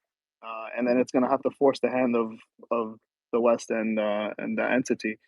But when it comes to Lebanon, I mean, they take out close to 100 tanks is the documented number, and they have minimum 4 to 5 bodies in those tanks. and they're only saying that there's 14 casualties when it comes to dead. Rather, there's a few hundred casualties as far as injured, quote unquote. But when it comes to the deceased, they're only accounting for, I think, between 10 and 14, whatever the number was. There was a skirmish, rather a fight in the town of, and this town is literally on the border, only like a couple of kilometers off the border in Ainata, and this happened yesterday. This was up close and personal, like as close as personal as you can get. I mean, there was reports of fistfights. I mean, that's how up close and personal it was, and they got absolutely demolished, and they had to retreat out of that town. Today, there was a report of them trying to surround Bint Jbeil, which is literally the town right next to mine, which is Yarun. And Bint Jbeil is very notorious for being a town that holds its ground. I mean, in 2006, only 50 Hezbollah fighters were able to repel 500 IDF forces out of that town. And they tried to surround the town, and they were forced to retreat because they couldn't hold. There was also skirmishes in the Bekaa Valley as well, and it doesn't seem that Israel, like, they can hold any of these towns right now. They're still at the border. They're talking about now they want to start demolishing all the homes, so there's nowhere the resistance can hide in. But that's not going to work. I mean, the thing about the resistance is that although they did something that was out of their ordinary for them, where they stayed on the border and started pushing back. Normally, they would allow them to come in further and then start demolishing them like they did in 2006. So, I mean, even if they start moving in a little bit closer, I mean, they're just going to keep walking into a meat grinder the further they go in. And then, like I said, their performance has been nothing short of remarkable. And there's no way they can withstand this amount of punishment for so long. They're gonna have to go back to Daddy Trump, and tell him, hey, can we just get a ceasefire over there, please, and make it look good so that we won, or whatever the case may be. But again, their stated goal is they want to stay there for permanently until they feel that they're safe, which we all know that doesn't really mean anything. But again, I mean, it's nothing short of remarkable, and they're gonna take heavy, heavy casualties, and the numbers that they're giving us are complete lies. They're not talking about the wounded that will never return back to combat. They're just saying, okay, well, we have these casualties, only 10 or 14 dead, even though Merkava tanks hold at least 4 to 5 of these diaper forces. But whatever, let's just put that to the side. Um, there are high-ranking officers that have been mortally wounded that will not see combat again. So, and this is, like I said, only 2-3 weeks in.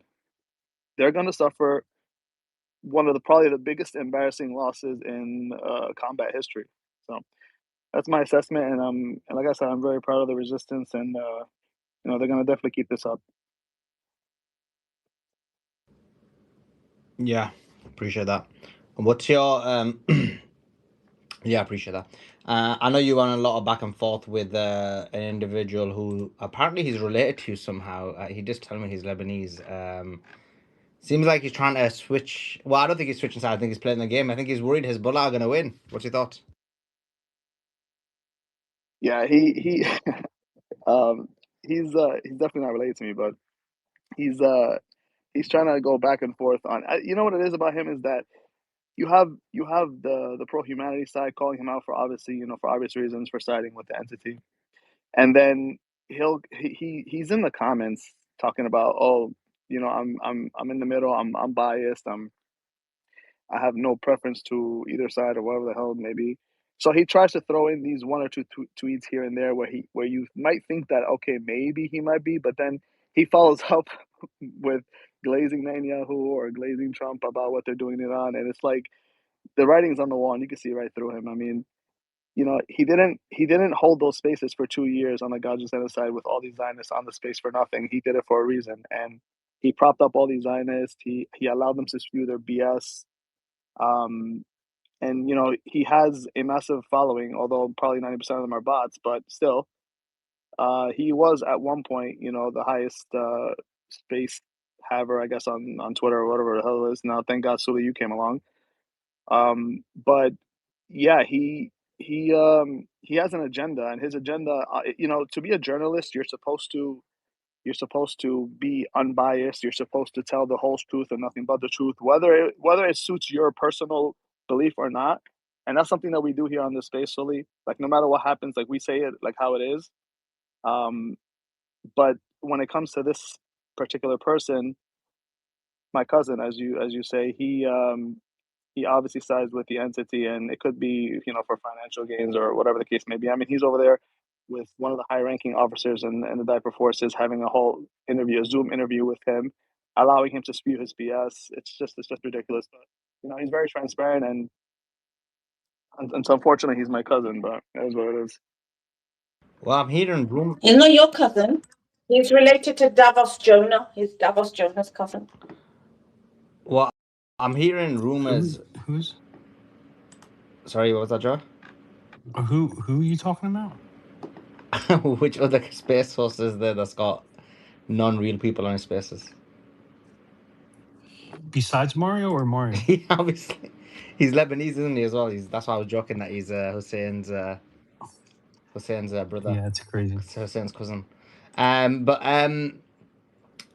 yeah, I think. Well, I replied. I rarely replied to him, but this was the first time I was like, "Yeah, you're worried Hezbollah is gonna win," because this whole thing, like, "Oh, we don't want Israel," "Oh my God, what's gonna happen? We don't want Israel. We don't want Lebanon to be occupied by Israel." That's just fake news. He's been pushing that. He's in bed with a lot of these Zionists in the country.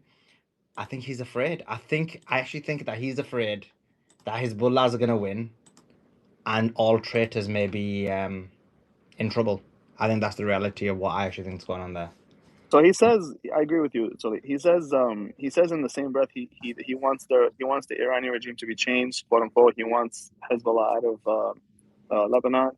He wants the extremists, quote unquote, out of the Middle East or whatever the case may be. But then in the same breath, he says, "Oh, but I don't want Israel to occupy Lebanon." Okay, so if you don't want them to occupy Lebanon, they're going to need a force to repel them, and hence that's why there's a resistance. This just makes no sense. Yeah, he's stupid. Let's go to Andy. Andy, you've been clamoring about this press conference, which is going to happen tomorrow night, 9 p.m. Eastern. Yep. It's Mark, yeah, it says Mark, President yeah. Trump will give an address to the nation to provide an important update on Iran. What do we think it is? Is this him pulling out? Is this ground invasion? With him, it could be I don't either know. one. Mark Levin seems to be scared. He fired off a tweet about 2 hours ago, and he's like, if the U.S. is really going to leave in 2 to 3 weeks, we need to arm the Iranian protesters now so they can overthrow their government. He went on an unhinged rant. So yeah, it's absolutely just insane how genocidal these people are. When has arming a group inside of a Middle Eastern country ever gone well? Well, they don't want it to go well. They want a failed state, and that is what is so sick of these people. It's literally Trump bombing power infrastructure isn't insane enough for these people. These people literally want a civil war in Iran. Like these people are sick and demonic. It's just absolutely insane. And it's just hilarious to see them all crash out on the timeline because they're nervous that the fact that he's acting like that means that there's at least a slim chance that there could at least be a deal. If he wouldn't be acting like that if there isn't some merit to the reports that if he didn't think that the 2 to 3 week timeline is accurate, or at least there's a chance of it, he probably wouldn't be crashing out like that. And I mean, we know he does have some inside information. I mean, he's at all of those big events and he's right up on stage calling Trump America's first Jewish president. He's up there with Miriam Adelson and all these people. It doesn't mean there necessarily is going to be a deal, but I mean, the way the markets have been acting, it's as if they have had inside information because oil should be at 150 right now. And the fact that it isn't suggests that there very well could be a deal. But again, we're also dealing with Israel, which does not want a deal. And so, I mean, we'll see. I could see him. I mean, who knows? Maybe he will announce a deal. They'll lift the sanctions, and that would be really nice to see. Or we could or Trump could do something stupid and invade Carg Island, and oil could go to 180 tomorrow. I mean, we really just don't know. It's also April Fool's Day tomorrow, which just makes this seem even more sketchy. Yeah, Andy, I think we do know. I think we see it clearly when we really look at the big picture. I've been assembling thousands of puzzle pieces here in 32 days with Sulaiman Space. God bless you, Suli, Beatrice, all you panel speakers, God, that understand what's going on. God bless you all. Love you all. But the puzzle pieces are clearly coming into place. Iran has one, and I use the present perfect tense. It's already happened. Now we're assembling it all together. We see it clearly. And oh, by the way, United States, just for the record, we have lost, past tense, this war that never would have started if we really would have had a president that would not be controlled. But Israel will be put on a leash. And well, the reason I say that, when they continually get hammered and hammered and hammered, when they start piling up the bodies, and these Jewish mothers are crying, "Oh, look what happened! Yeah, look what happened!" Like that IDF nurse that called me from Beersheba, and she was, I mean, on DM me from Beersheba. "Oh, pray for us." I said, "Pray for you? Yeah, I don't want to see any suffering." But where were your pleas when the tens of thousands of babies, when women were innocent, have been killed? Why couldn't Hexeth and Trump with these girls, these little girls in their school? You know, nah, nothing to see here. So what? No, America, God will not be mocked. America cannot do this. We will. God has us in derision. Israel's in derision. And thanks. I really love you guys. I can't tell you how encouraged I am to keep You're fighting. very right about there being a deal. If there's a deal is coming, that probably explains. We were wondering, why is Iran not hit back harder and destroyed more infrastructure? So that probably does pertain that there is a deal coming, because Iran hitting more infrastructure. Let's say they took out a bunch of oil in the Gulf, then that would make a deal less likely. And if a deal wasn't coming, then they probably would have hit more infrastructure, for example. So if Trump doesn't announce a deal tomorrow, then I definitely see this escalating. But the fact that Iran hasn't started destroying the Saudi Aramco oil field and all that does actually make me confident that there is going to be a deal, and those sanctions are going to get lifted. Trump will spin this as a win. He'll say, "Look, we destroyed their heavy water. We destroyed this. We destroyed that. They can't build a nuke for at least 5 years." And then they'll lift the sanctions, and Trump will say, "Look, we lifted the sanctions on Iran." And then gas will end up going down, eventually end up cheaper than it was before the war. And it'll say, "Look, gas went up for 2 months, and then it's going to end up being cheaper than it was pre-war with these sanctions lifted." So then he'll be able to say, "Look, we did this, but now gas is cheaper." And then he'll be able to say that that's a win. And then he'll say, "Look, these bases are out of the Middle East." Well, yeah, they're out of the Middle East because Iran destroyed them. But then long term, he'll be able to say, "We're spending less money on the military because we don't have to pay for these bases anymore." That's a win. "I reduced the military spending," and then he'll just be able to spin that as a win. I promised no boots on the ground, and that didn't happen, assuming we don't end up doing that. And he'll be able to spin that as a win. Nope, as a former military professional naval officer, retired commander, I will tell you this, and any military professional, an American, I don't care, if they get the order to send their men to a permanent, I mean, to an absolute slaughter, they have no conscience. But any good military professional will not follow those orders. I would not follow those orders. I would never follow those orders. I'm telling you, the humiliation ritual that happened at Quantico, Virginia, I was destroying furniture in my home. I mean, literally, I was like, what in the hell is happening? And I've talked to other military professionals who are retired, and now I've had others calling me Hamas. And I've been told by others that I need to, be removed from my country, but they can go to hell. Every one of you, by the way, if you're out there and you send me those DMs, you can all go to hell, and you probably are going to hell, because God will not be mocked. A true American will stand up and say no. But go ahead. You're going to be brought No, into they are going derision. to hell.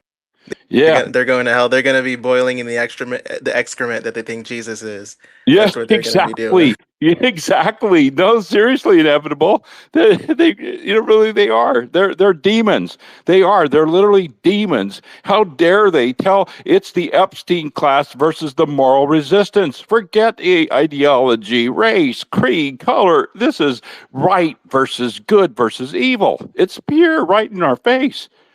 Take a choice now. I've got some breaking news, and I'm gonna tell you how demonic these people are, right, in a second. But the breaking news is, and thank you to the person who sent this to me, appreciate it. A tanker has been hit by a projectile north of Doha in Qatar, in the Persian Gulf, according to the UK MTO. Damage reported to the hull above the waterline. So I don't know what a tanker was doing there, a British tanker, but it's been hit. And I'm sure there's more breaking news, which Sulaiman will give in a second, maybe. But I want to read something to you guys, right? For me, this, like, when we say they're demonic, occasionally you'll see a post and you think, wow, that is really demonic. So, Sulaiman, did you want to jump in with something? Yeah, once you're done, I am going to be streaming Larry Johnson's interview. I did promise my friend Rathbone I would be streaming it into the space. So once you're done, I'll be doing that. But sorry, go ahead.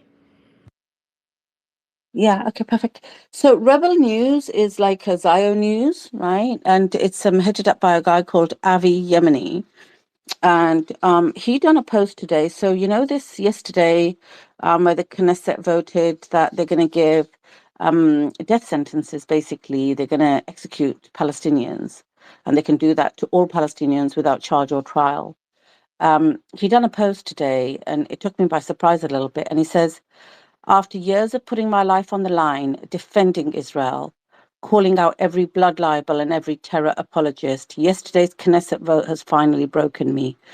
They just passed a death penalty law for convicted terrorists with blood on their hands. I've spent my entire adult life arguing Israel is better than this. Turns out I was wrong. This isn't self-defense. This is the moment we became what our enemies always claimed we were. I can't defend it anymore. Not today, not ever again. The mask is off.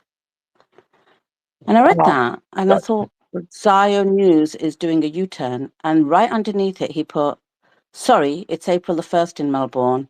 Even I almost believed that nonsense for a second. Back to calling out the lies and standing with Israel like always, because the only good terrorist is a dead terrorist. Well, he explained why he's a terror, why his people are Specifically terrorists. That's what he designed explained. All for to pretty close much support condemn them. That's just supporting highly troops. ironic. Yeah. So guys, I'm gonna play this Larry Johnson because I think he's like very knowledgeable. Why his people are terrorists. That's what he explained. All to pretty much. Oh, I can't do it through here. 1 second. I was trying to do that, but I just realized that's playing that. I'll have to do it through my phone. Give me 2 seconds. But guys, do make sure you're following us and putting the notifications on the X space.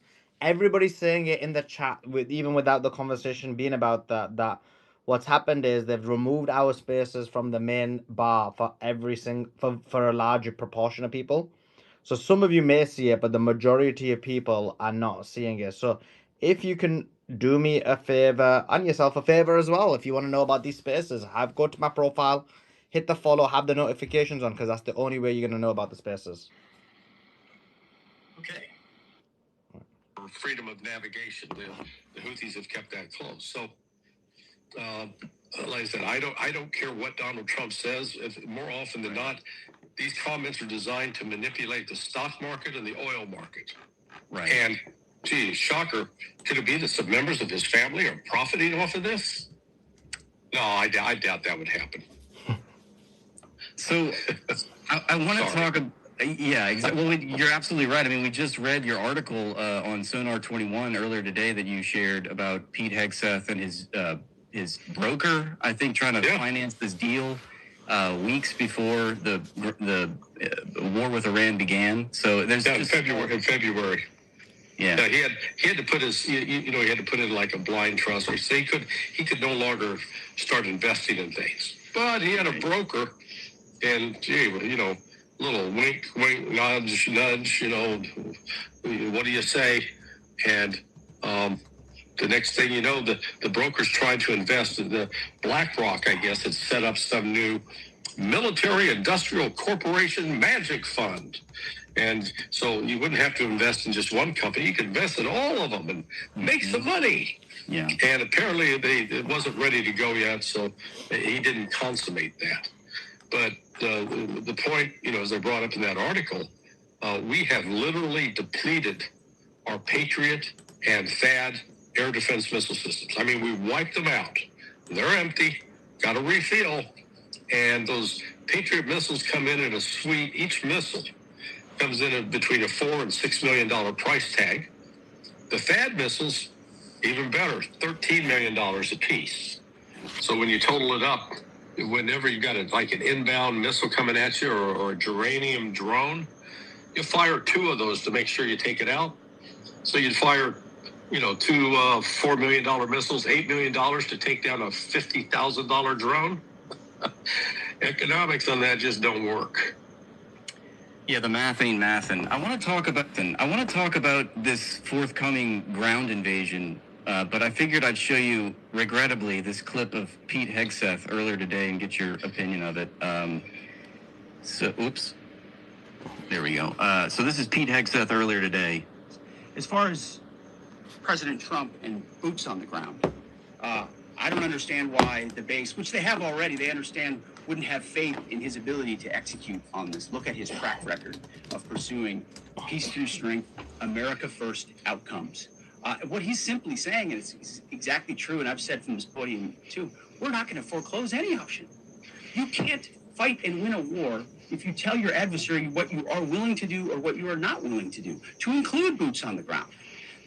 Our adversary right now thinks there are 15 different ways we could come at them with boots on the ground. And guess what? There are. So if we needed to, we could execute those options on behalf of the President of the United States and this department. So my question to you, Larry, is, are there really 15 ways, or did he just invent that number out of thin air? No, he stole that from Paul Simon. 50 ways to leave your lover. I think that's where he left it. It's copyright violation. Yeah, they should get him for that. No, there's basically 3 ways. Okay. You can come in amphibiously. That means you hop off a boat or some amphibious landing craft. You can jump with a parachute. You can land off via a plane or a helicopter, and I misspoke. There are 4 ways. Or you can come in on the ground. You can invade. Now, it's not so much the method that you use. You got to ask, what's the objective? What are you using military force to accomplish? Now, just by way of establishing my bona fides, I spent almost a quarter of a century scripting the counterterrorism exercises for Delta Force and SEAL Team 6. Okay? Now, it sounds, oh my God, that he is a real special operator. No, my job was to replicate all the State Department message traffic, the messages that would go out from the Secretary of State, messages that would come back in, or reports that would come in from the embassies.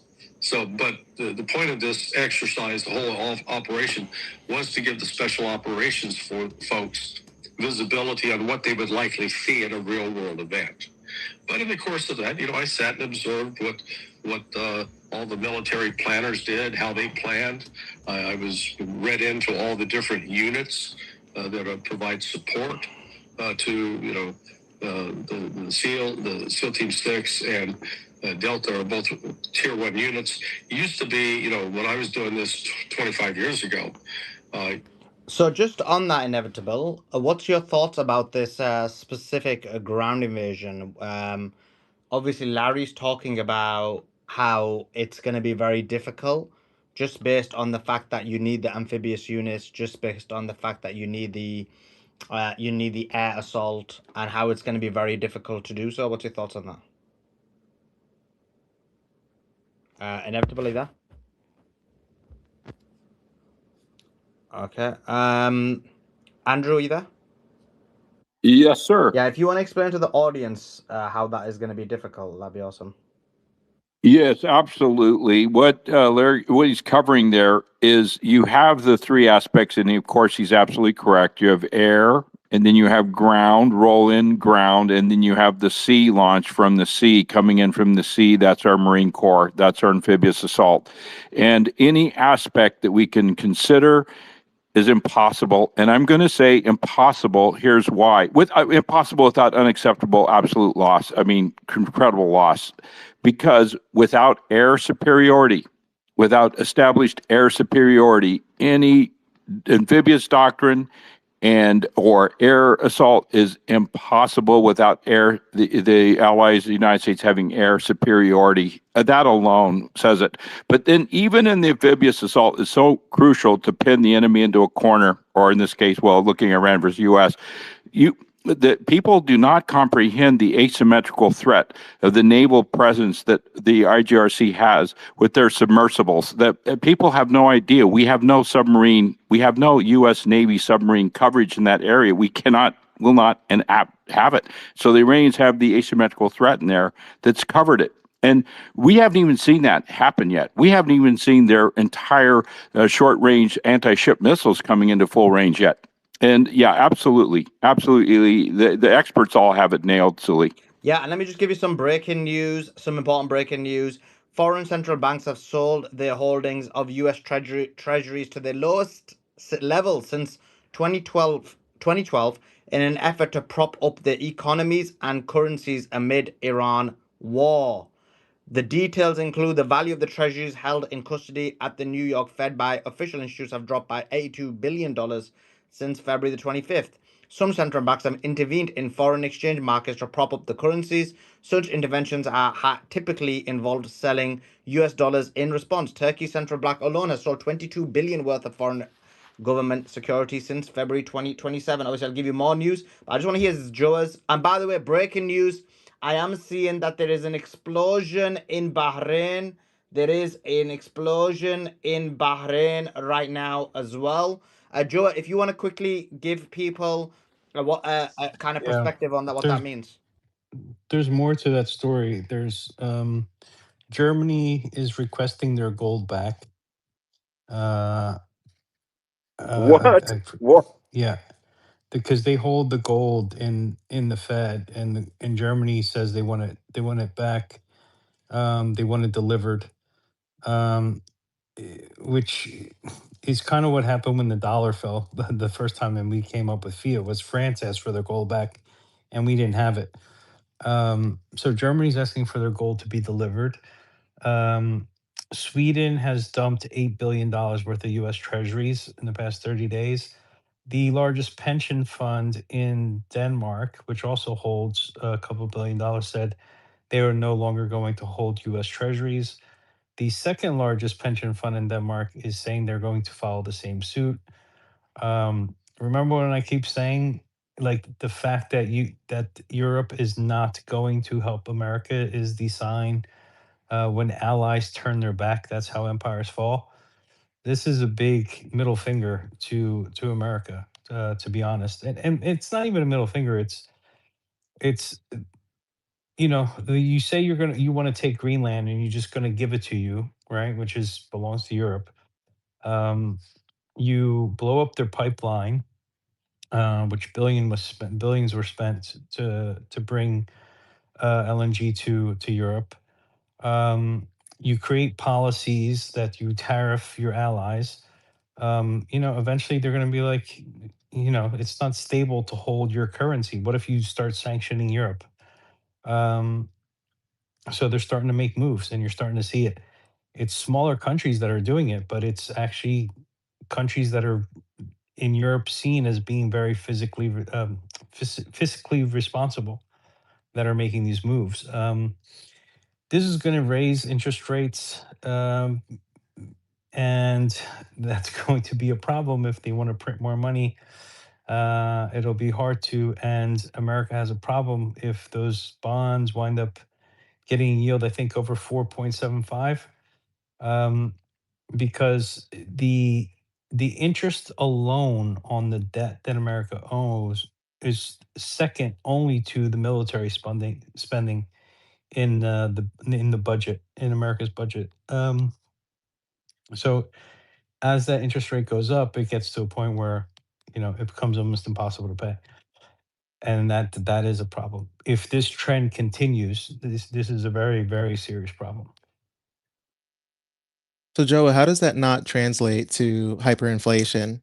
Just off of Oh, sorry. Go ahead. Yeah, go. I mean, listen, definitely important question. Definitely, we're going to cover it. Just let me just read some more breaking. There's a lot of news coming out, and that's why I quickly went back to the news, because we're just going to miss out on so much news. But they're definitely worthy conversation to have.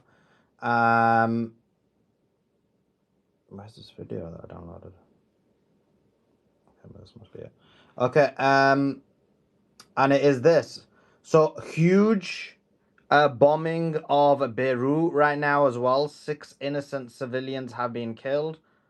6 innocent civilians have been killed in the bombing of Beirut. Blasts were heard in Al Zahra hospital. Israeli warships have bombed several civilian vehicles in the Jinnah area of Beirut, and they bombed near innocent civilian areas in Beirut. Just want to welcome Darkside. Really appreciate him. He'll give us him and Joe will obviously give us some very important insight into all aspects, but also including the financial aspect as well.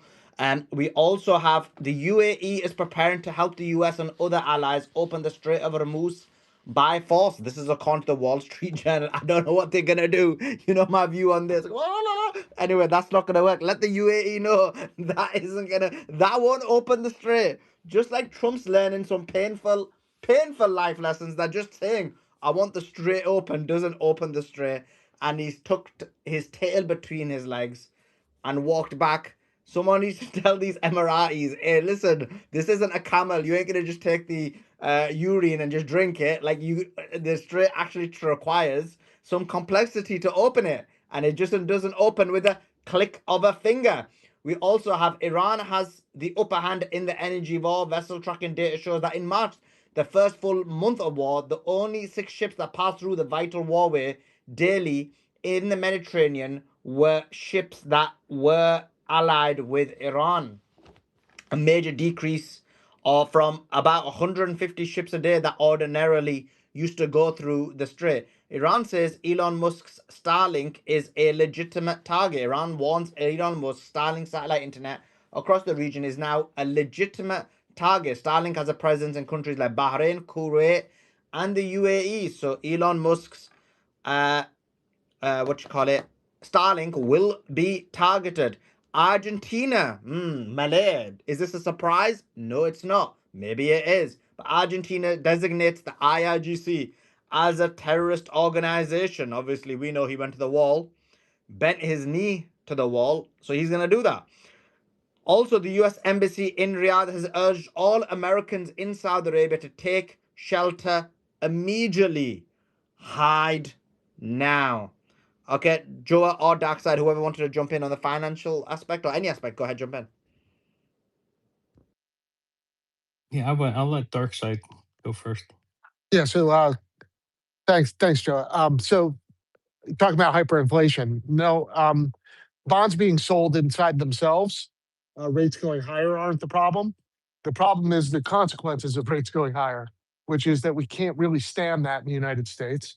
Our system is built around lower rates.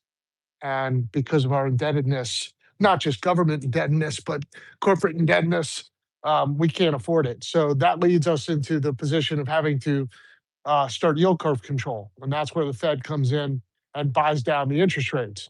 Now, obviously, when we buy down the interest rate, you're doing that by printing money. And the real risk comes on 2 fronts. One, if you begin to buy the bonds and you put out a bid, what happens if it gets hit really hard? Meaning you put out a bid for $5 trillion worth of bonds and you own them. Now what do? See, once you go into that, you really can't get out of it. You get stuck into Japan, which had yield curve control for almost 20 years, right? So that's the risk to the bond market, is that the Fed steps in, in an effort to maintain an orderly bond market, and they fail. And we talked about that earlier today. Nobody knows. It's always assumed that QE will work. but we don't know what it looks like when QE stops working and you lose control. And then ultimately you can run into a hyperinflationary environment. The other real risk to the US is the derivatives complex, which I talk about all the time. So, we are completely exposed to European banks. Matter of fact, the Fed is a European bank, part of the Bank of International Settlements, part of the International Monetary Fund, the ECB, the Bank of Japan. All of these things are interwoven together. So we could run into trouble simply on the back of Europe running into trouble. And that's probably the most likely event, whether it comes out of Europe or Japan. They get into trouble and they bring us down with them. So I'll land the plane there. Joe? Yeah, I mean, that pretty much says it all. It- it's a bit more technical than I get, but yeah, it doesn't cause inflation, but it could wind up causing inflation. It really depends what happens afterwards, not simply the fact that Europe is dumping bonds and requesting back their gold. Um, but that one is that one doesn't have a direct effect unless we don't have the gold, right? And that's what happened before when France asked for the gold. But I do think that we have that Germany's gold at least. Um, but to me, it's more so the sign that allies are turning their back. Um, if Europe starts to turn their back, who else is an ally besides Israel? Which isn't really an ally. He constantly getting caught with the highest number of spy networks in America, selling our secrets to China, where they've been caught 3 times. Never going to fight in a war with us ever, with men on the ground. Who is America's ally then? And that's been a problem, and probably the biggest criticism coming from Europe of Trump is, they said this is his last term. Like, if America keeps changing their policies like this every 4 years, this is not a good ally. And he made it worse this time. So who knows? I'll be honest with you. Europe would be smart to start worrying about Europe, instead of just doing what America asks and supporting them in whatever endeavors they have, because it hasn't played out well. And yeah, Trump might be over now, but you don't know what happens. We'll probably get a Democrat later, but look, I really think it's a party, and one just sets up the next move. It's like one's a little bit more covert than the other. That's all, but they all wind up doing the same thing. So I think Europe would be smart. I just don't know what that means for America. Where are they going to get allies that are going to be buying their bonds and things like that? Let's Well, see. I guess I was wondering from either one of you guys, like, what would be the most likely catalyst for like a European, unwinding, of derivatives, as it pertains to like the share that they have of like EU derivatives that exist, right? Or the US banks that have a share of European derivatives, right? What would be the catalyst to maybe like a European bank failure or like a rate shock that could cascade maybe into like a counterparty credit risk? What Just would before just before you answer that, just to keep the conversation more towards the breaking news, not too technical. There is actually more breaking news, and this is to you, Inevitable. Inevitable. This is your countryman, possibly your cousin, unsure. You can let us know, but uh he's just gone to the UN, and he said China warns Israel at UN. He says a senior Chinese diplomat issued a stark warning, urging that Lebanon must not become another Gaza. He condemns Israeli attacks that have killed over 1,200 people and calls for an immediate and full withdrawal. What's your thoughts? completely agreed. Yeah, the situation in Lebanon, and by the way, like not just this time around, but even in 2024, that was kind of a hot button topic of obviously concern was the tactics Israel has done in Lebanon as it pertains to anything from just like the displacement alone of people. I think that's been sort of something that's been watched, of course, across the world, but there's a big reason why China really deleveraged from dual use items directly to Israel in 2023 in December. In early 2024, they kind of increased with a lot of the major individual companies, especially that pretty much said we're not gonna do much trade as it pertains to again dual use items that can be used for their military. And it wouldn't shock me if there continues. Like earlier this year in January, we cut off all cybersecurity ties as well. And yeah, I think that's just really to be expected. They're going to use. I think they saw in January. I think whoever kind of made that decision in China saw what they have in the pipeline with Palantir and some of their like AI software that's being used for like seeking and destroy purposes. And yeah, like that kind of thing is why China didn't want anything to do with it because that's going to be in major play. And I've had this concern too as far as like Lebanon becoming kind of Gaza 2.0. You know, that's like in the just how Hezbollah is completely tearing them apart. It's clear like they don't really have many other Hey, options. Inevitable. Do you mind if I ask Dark a question just to get a perspective of, because Dark, I don't think you're as tied into the minutia of geopolitics. Correct me if I'm wrong, but I wanted to do a test.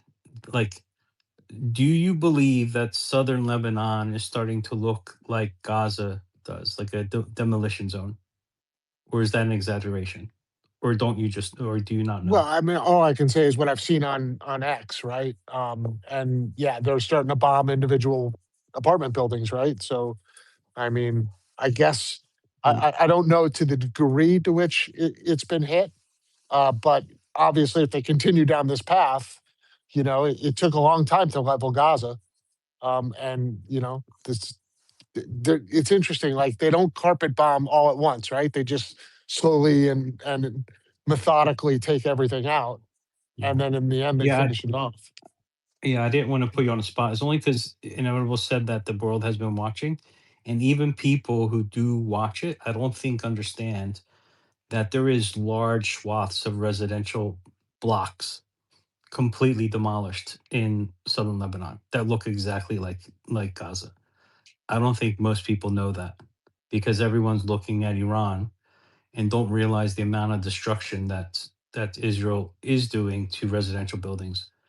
Um, and I think people are going to be shocked when they find out if. But right now they're doing it under the cover of the Iran headline, right? No one's looking at like it's not being broadcast.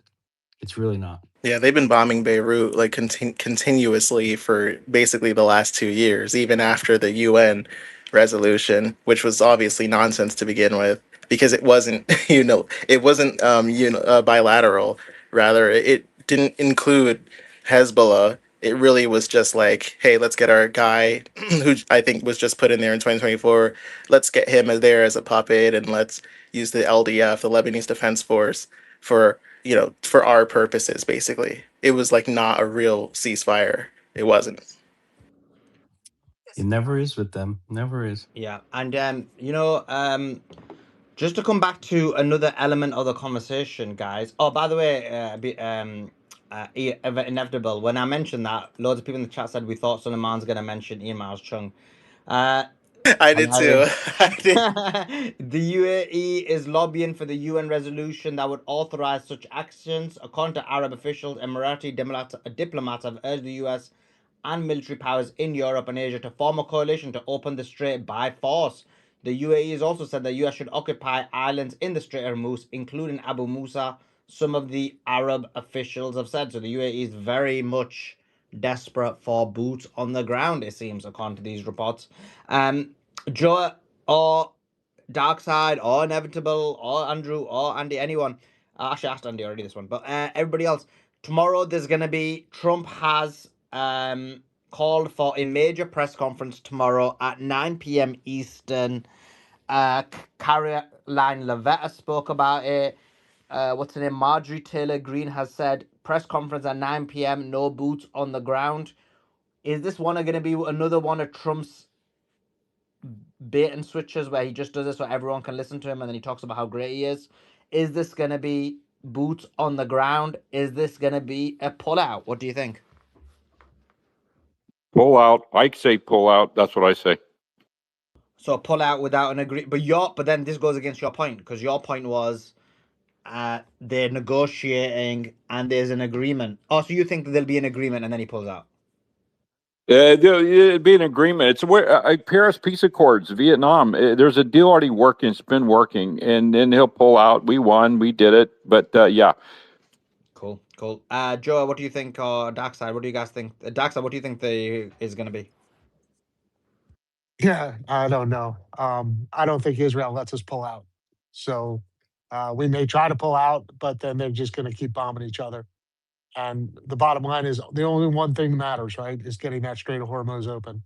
Because it goes back to what we were talking about with what Inevitable asked about Europe. Europe is up against it. You're there, Sully, right? Like that's your home, or Beatrix. Um, they got to get the energy flowing to Europe. Europe was screwed before this war started, and my gut instinct is the EU leaders, Ursula and her pals, they want nothing more than to see the system collapse. That's their nuclear bomb on the United States, right? They pull the ripcord on their banking system, and our banking system goes down too. So all of this kind of hate and discontent between Trump and Europe, it's not like they don't have a weapon to fire. They got a major weapon to fire. And I suspect they're going to fire it. They want nothing more than to issue in their central bank digital currency and their control state. And I just don't know. Like I don't know what happens if Europe pulls the ripcord on the banking system. So I think this is the last test to poll people after the speech to see what level of support we have. So I don't think anything major is going to be announced. I think a lot of things are going to be said so they can see. You literally just had 7 million people protest. That's not a good sign.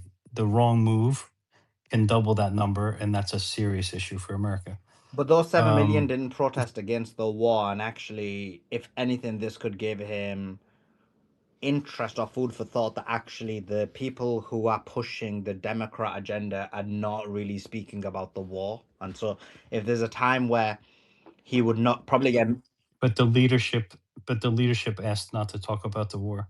Yes. The leadership of Yeah. that march asked to not speak about the war, only make it Yeah, about yeah. Trump. And That was explicit. no, and so this is my point, and that's what I'm saying. So, the fact that this protest that you're referring to had 7 million human beings in there, Democrats largely speaking, and they were explicitly instructed do not speak about the war, and the vast majority, overwhelming majority, bent the knee and listened at the time where there's war and hundreds of Americans have probably already died and possibly more will. So if you're looking at Trump and you're thinking, wait, it's like these Democrats have done a 7 million march, but actually the Democrat Party and the 7 million who came there didn't really talk about the Iran war. So if there's a time I should go in, is probably now. What do you think? Yeah, but they didn't talk about anything, and even though they were instructed not to, many people did. Probably the most famous image of that was the thing on the beach, which says "No wars." Um, so there's too many angles to attack them on. That's why the organization said, just make it about Trump. Because what are you going to make it about? You're going to make it about ICE. You're going to make it about the wars. You're going to make it about the They're not going to make tariffs. it about war because the people funding this support the war. It's just that the Zios on the Democrat side aren't openly pro-war. They're just smart enough to hide their pro-war views versus on the Republican side, like the Bill Ackmans of the world are open about it on the Republican side versus on the Democrat side, they're just good about hiding it. They don't openly talk about, yay, let's just bomb people. On the Democrat side, they're good at hiding it. Someone in the chat is saying they did protest the war, but they protested about 10,000 other things as well.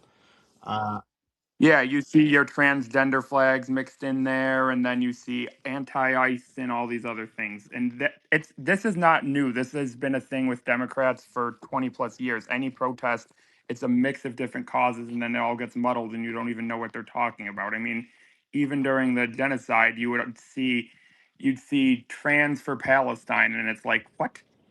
Yeah, we also had some more breaking news. I mentioned that there was an explosion in Bahrain. Plumes of smoke is rising from the US 5th Fleet headquarters in Bahrain after a direct hit. I'm being told that this is some of the largest explosions they've heard since the start of the war. Remember, we're on day 33 now of the war, and this is the largest explosions they've heard. We also have Iran Foreign Minister Abbas Araghchi, who was amongst the people again today, as was Pezeshkian. These people are standing with their people. They're not hiding, but they're out in the streets. But one of the things he said was, no negotiations have taken place. We have not responded to the US proposal, and we have not given a counter proposal. Trust with the US is at zero. We are awaiting for the ground troops. So he's saying, come, bring it on. No negotiations are happening. Is he going to be proved to be a liar tomorrow? Because Andrew thinks there's going to be a deal. Let's see. Because he's saying there's no negotiations. Let's see what happens. Is Joe going to be right? And this is just going to be more of the same in order to test sentiment. Let's see what happens. There's huge news coming out, huge information. Inevitable. What do you think what does the CCP think about what the announcement is going to be about? Well, I can tell you what I think, and maybe I can infer some other stuff. But it seems like all movement is like pointed directionally towards the movement on the ground per se. Now they're going to try to take beachheads. They're I think there's rustling up smoke, if you will, and even sacrificing assets in order to set up further incursions or further intrusion on the northwestern particular areas. Definitely Iraqi Kurdistan is looking like, even if it's not going to be the Kurds, it's going to be definitely U.S. or NATO forces that are up there, or at least they're moving assets in that direction. Also, what it makes me really, doubtful about Europe's like sort of aversion is just the fact that the UK has been sort of like a staging ground for their bombers. And yeah, the US has ran out of like a lot of standoff munitions, but they definitely have a lot of bombs. And they definitely, I don't think they're finished bombing by a long shot. I think they even do some of these, like for example, they sent that picture. It was all you could see 24 hours ago of the Strato tanker fueling one of their larger I think B-52s to drop over Isfahan. And to me, it's like, okay, why am I seeing this so much, for one? And two, they've made great efforts to show you, look at what we can do from this high altitude. And the reason why is because they want to rustle up support. They are testing the grounds. I think Joa, for the most part, I kind of see where he's saying in terms of what they're doing is stirring up waters and testing support. And they do this pretty much every time they make a public sort of like spectacle out of their bombings and whatnot. And it does work. It does work. Even if it's not working on us, there are a large segment of Americans and Westerners in general who do react with confidence just off of seeing big explosions. It's true. Okay? This is how Trump got elected. It's simple psychology. It's the human animal responding to dazzling colors and big explosions. This is something that this is a real strategy. It's the same way where they're depending on people feeling pain around the world, including in Asia and Europe. They're depending on some of their allies in Asia and Europe to feel enough pain to feel compelled to blame this on Iran because they want an international coalition. Maybe not right now. Yeah, they're asking for it now, and Trump got rejected last week over it 2 weeks ago. But they want other countries to join in and help foment their ground invasion. I think Trump really told the truth a few hours ago when you read it, Sulaiman, when he said, I guess in verbatim, maybe to paraphrase, when he said, we'll pull out when Iran is not functional. And I think that's really what he wants. He will do whatever it takes. I believe him and Netanyahu and the people who run them, who control them, they plan on destabilizing the region, not the region, excuse me, the quote unquote regime. They plan on making it non-functional. That's what they want: regime destruction.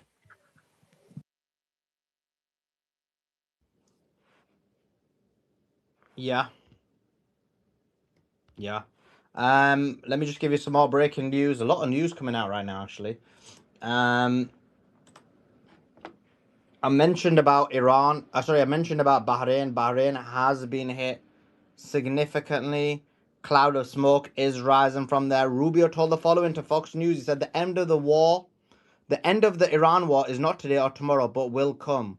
We have to review the relationship with NATO after the Iran war. He also said the following. U.S. Secretary of State, after NATO's incomplete cooperation, said, we will review our relationship with NATO after the Iran war. Rubio was frustrated by NATO countries' lack of cooperation in the Iran war. He mentioned he's going to review. He also claimed that the end of the Iran war is near, and like Trump claimed that the U.S. is on the verge of fully achieving its goals in the war. Rubio claims that the U.S. will not allow Iran to acquire nuclear weapons, said Iran has rejected proposals for some friendly countries to deliver highly enriched uranium reserves. So that's a contradiction. He's saying they're rejecting that other countries or the reserves, the nuclear enrichment can go to other countries. But then he's saying it's coming to an end. So you have not succeeded in taking out the nuclear program.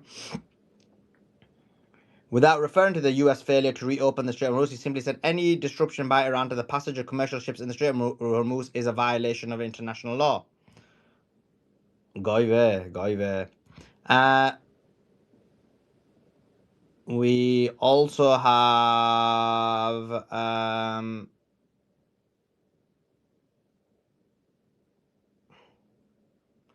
2/3 of the American citizens believe the war in Iran should be ended immediately, even if it doesn't achieve its goals. And Hezbollah said, we've carried out 45 operations against sites and gatherings of the Israeli occupation forces during the 24 hours, and those hits have been significant. Australia's Prime Minister also said he'll be addressing the nation at 7 p.m. tonight about the Hormuz fuel crisis. So that's interesting as well.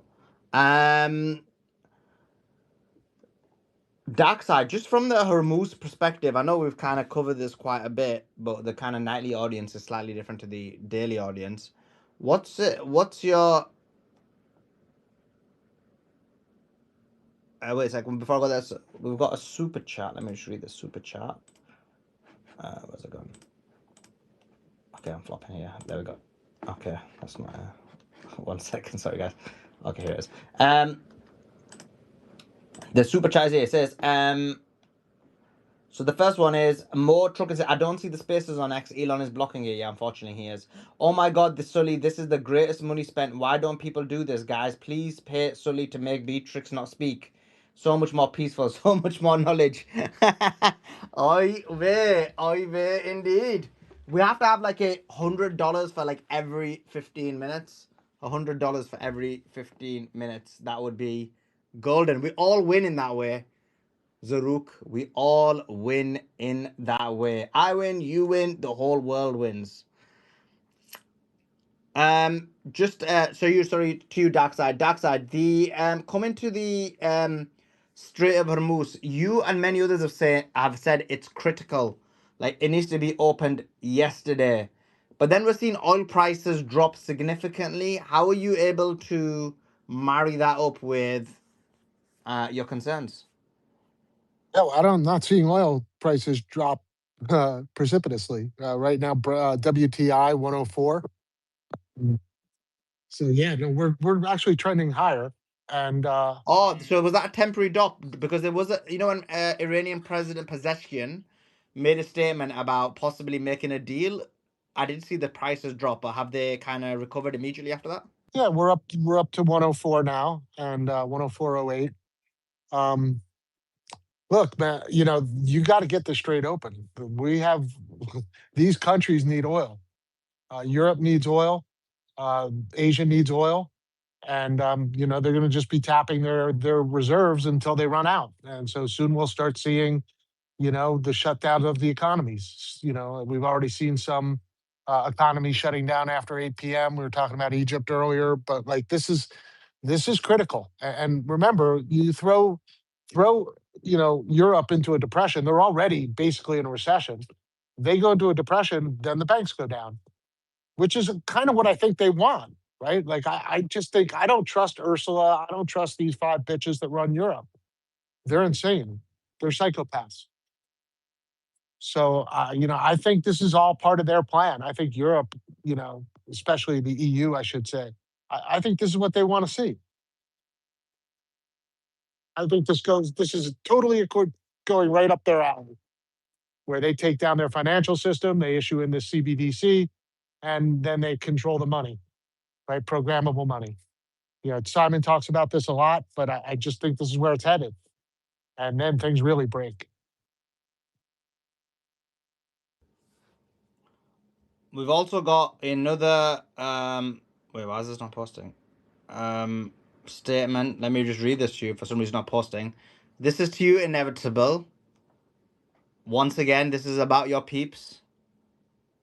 It says China confirmed Tuesday that 3 of its vessels sailed safely through the Strait of Hormuz after coordinating with the relevant authorities. Thoughts? So, one thing too is that a lot of Chinese ships that go through there are linked to, I guess, for lack of a better term, there's a shadow fleet that Iran has, and there are individual companies who help operate and cooperate with Iran's shadow network of tankers. I think there's around maybe it's got to be hundreds that are out there, and they have outposts through the Strait of Malacca, and usually Shandong province is where most of them drop off, but it's specifically the teapot tankers that come from the Shandong province that have pretty much operated for quite some time. So yeah, typically, yeah, it's just a matter of just checking in with Iran and saying, hey, well, we'll go through this channel. I have a feeling that the main channel of the Strait of Hormuz is probably, man, I don't want to go on a limb here, but I guess I will. I think it's mined, and I'm not saying that it's like unstable, but something tells me that main channel of the Strait of Hormuz is just not safe to go through because every tanker that goes through has to again go through the Heshem Island area, that like I guess mini channel or whatever, that side portion that's more closer to Iran's shore, their southern shore. And that's just like that's specifically been the trend. Also, there's been like 7 tankers that went through in the last 24 hours, and all of them have had to pay in yuan, and have pretty much navigated as usual. So yeah, I think a lot of the time, it's, and I think most countries have it anyway, where they have private companies handling these uh, movements, but in particular, China, they've kind of had a decentralized manner of doing it, especially since they've had to like evade the sanctions in order to continue to procure the oil in the first place. So yeah, it's pretty much more for the same. Also, one thing that really came to mind was the UAE involvement, because I think you had mentioned them a little bit earlier, and I don't know if you said there was a tanker that was hit that was near Dubai, but the UAE is definitely going to be like a willing and strategic participant in the U.S. incursion. Be it that it happens. I think they're aligned ideologically. I think it would be the most Trump thing ever if he does tries to take the 3 islands, the Abu Musa, Greater Tomb, and Lesser Tomb. I think he would absolutely love to tout this as a victory for their ally in the UAE, because they say in the narrowest part of the strait, and controlling them, if they can, it would give the UAE, and by extension the US, like a physical presence on the shipping lanes themselves. And then that would be like the quote unquote shared control that Trump keeps talking about. Oh yeah, me and the Ayatollah will both share control of the strait, right? I think that seems to be a plan now. Obviously, there's there's saying it and then there's doing it, but in the current process so far, limited seizure seems like something that they could try to stage and create a strategic incentive, because the UAE's entire economy and survival really depends on secure oil and gas flowing through the strait. Now, What are the pitfalls? Pretty much like how much time do you have? How much time do you have, and where do I start? So my point in that is that like you can literally have like they're vulnerable. Like the tankers are extremely vulnerable. It's probably mined. It's probably just going to be a Pyrrhic victory. There's no good internal logic or risk calculus to anything other than staging for a perhaps further movement and getting other countries involved in a larger scale of ground invasion.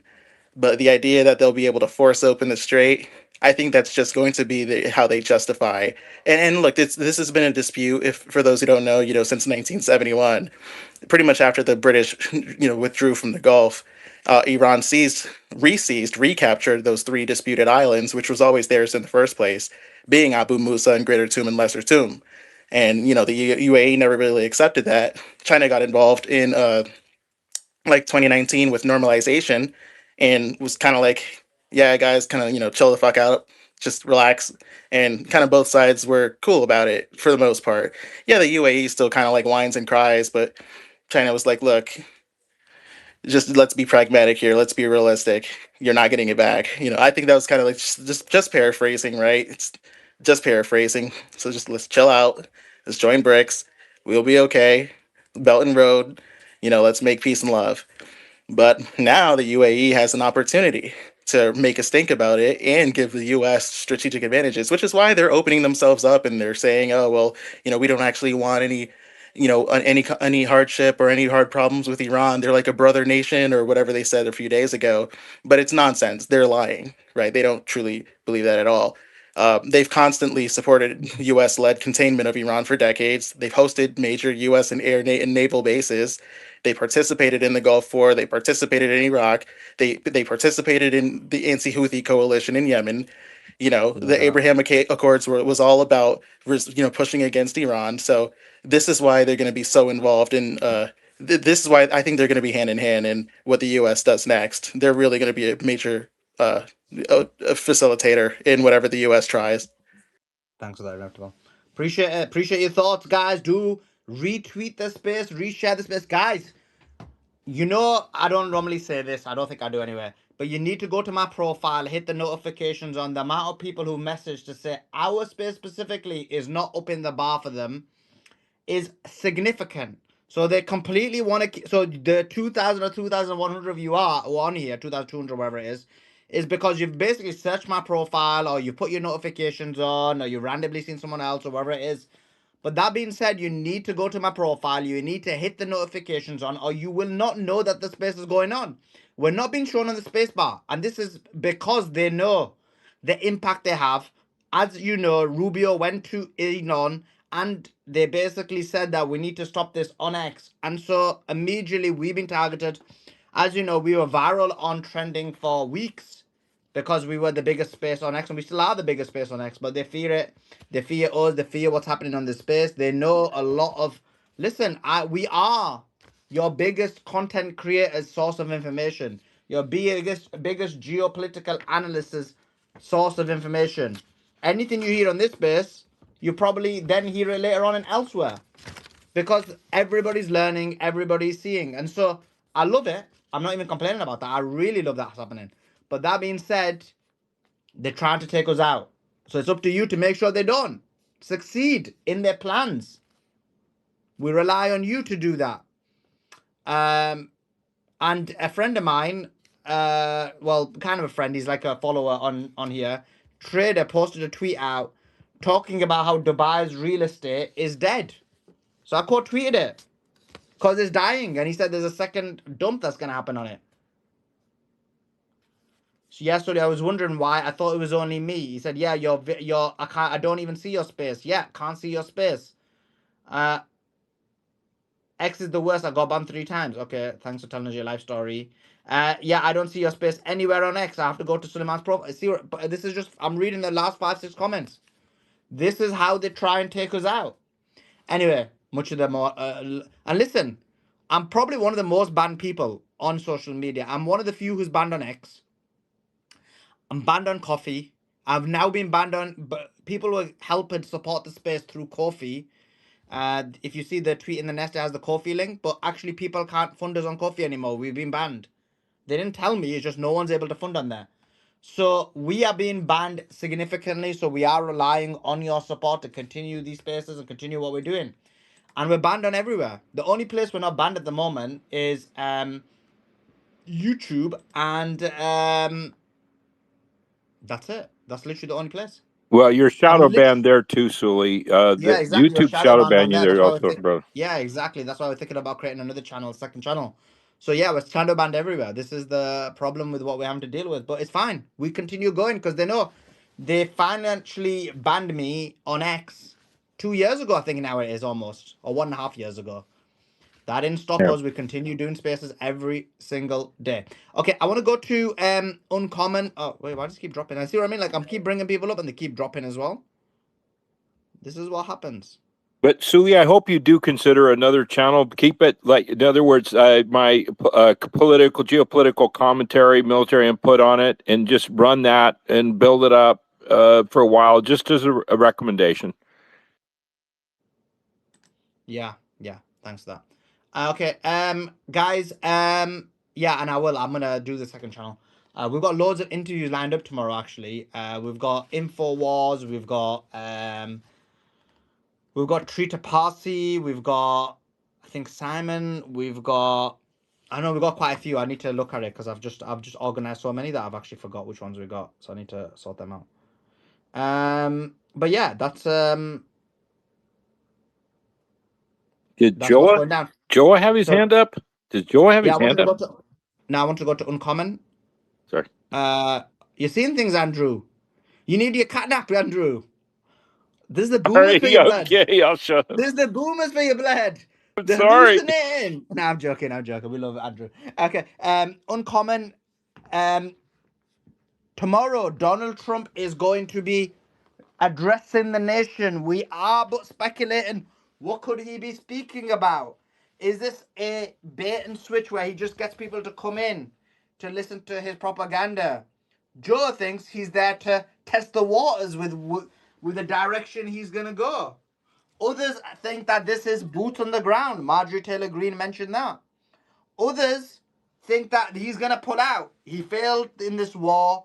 He accepts now Iran controls the Strait. He's like, listen, Iran, you take the Strait. You deal with the other countries, and Iran's like, fine. We'll put so many taxes on there. We're gonna become the richest country in the Middle East. And he said we're gonna leave. Which one do you think it is? What do you think's happening tomorrow in this big speech at 9 p.m. tomorrow? Yeah, that's a good question. I mean, I guess I'll start with saying, I mean, I think most people knows I've been kind of going back and forth, and for the most part, I've been pro escalation as far as my speculation goes. Within the last 24 hours, I think I'm starting to see more of the speeches, more of the rhetoric, more of the goalposts moving to look. I think the U.S. is looking for an off ramp. I mean, and I wanted to start by just reading something Mark Levin posted 3 hours ago. He basically is saying, "Arm the Iranian people." I've been calling for this weeks on radio. Blah blah blah. Reagan did this. They will rise up as a real fighting force, and it must be done immediately, especially if we are talking about ending our military operation in a few weeks. Now, why is he saying that? You know, every day for the last month, actually 2 months, he's been calling for, you know, blood every day. Well, I mean, I'm not saying that we should arm random Iranian. I'm not saying I agree with his position, but I'm saying his tone has changed. And it's unfortunate that we basically have to understand our policy by reading what Laura Loomer is putting out and reading what Mark Levin is putting out. But that is where we are. You know, Mark Levin has more pull in the White House than people that are have generational families that have served in the military. I mean, that's just the reality. And I think that if I was to bet, it doesn't seem like it just seems like the rhetoric is shifting. Now, that said, I don't I think if the US could, I think it would invade Iran. I think they're starting to realize that they can accomplish their objectives. And I know I've been on the other side of this argument, kind of on the side of Joa before, where I say to them it's kind of existential to the empire. I mean, I guess I'd like to reevaluate the position. I think it's a little bit of yes, a little bit of no. I mean, it seems like to me, it looks like Trump is just trying to walk away. I mean, I can't believe. I mean, they're basically going to leave Europe stranded. They're going to leave the Strait stranded. I, and I don't think that they intended to do that. I just think that the plans keep failing. And they didn't really have a plan to begin with. The first plan was for the decapitation strike to work. It didn't work. They have people that are, Pete Hegseth is a Fox News host. He's not, I mean, I know he was in the military, but he's not like some amazing general or whatever. He's literally a talking head. And Steve Feinberg is behind him pulling the strings. But I think even those guys are starting to say, wait a minute, we're not going to be able to accomplish our goals. And it's like I said, I think Simon did kind of put it well, and I don't normally agree with Simon on maybe, I don't know, it's maybe an unfair characterization, but he said, would Bill Ackman lose his chance of being an influential billionaire in the United States if it means going to war with Iran? And I think the answer to that is probably no. I do think what I'm saying is obviously the Zionists in America are separate from the Zionists in Israel. And obviously, I think the Israelis are going to try to do everything they can to keep us going on. But the reality is that the public is not there. And Trump is less popular now than ever.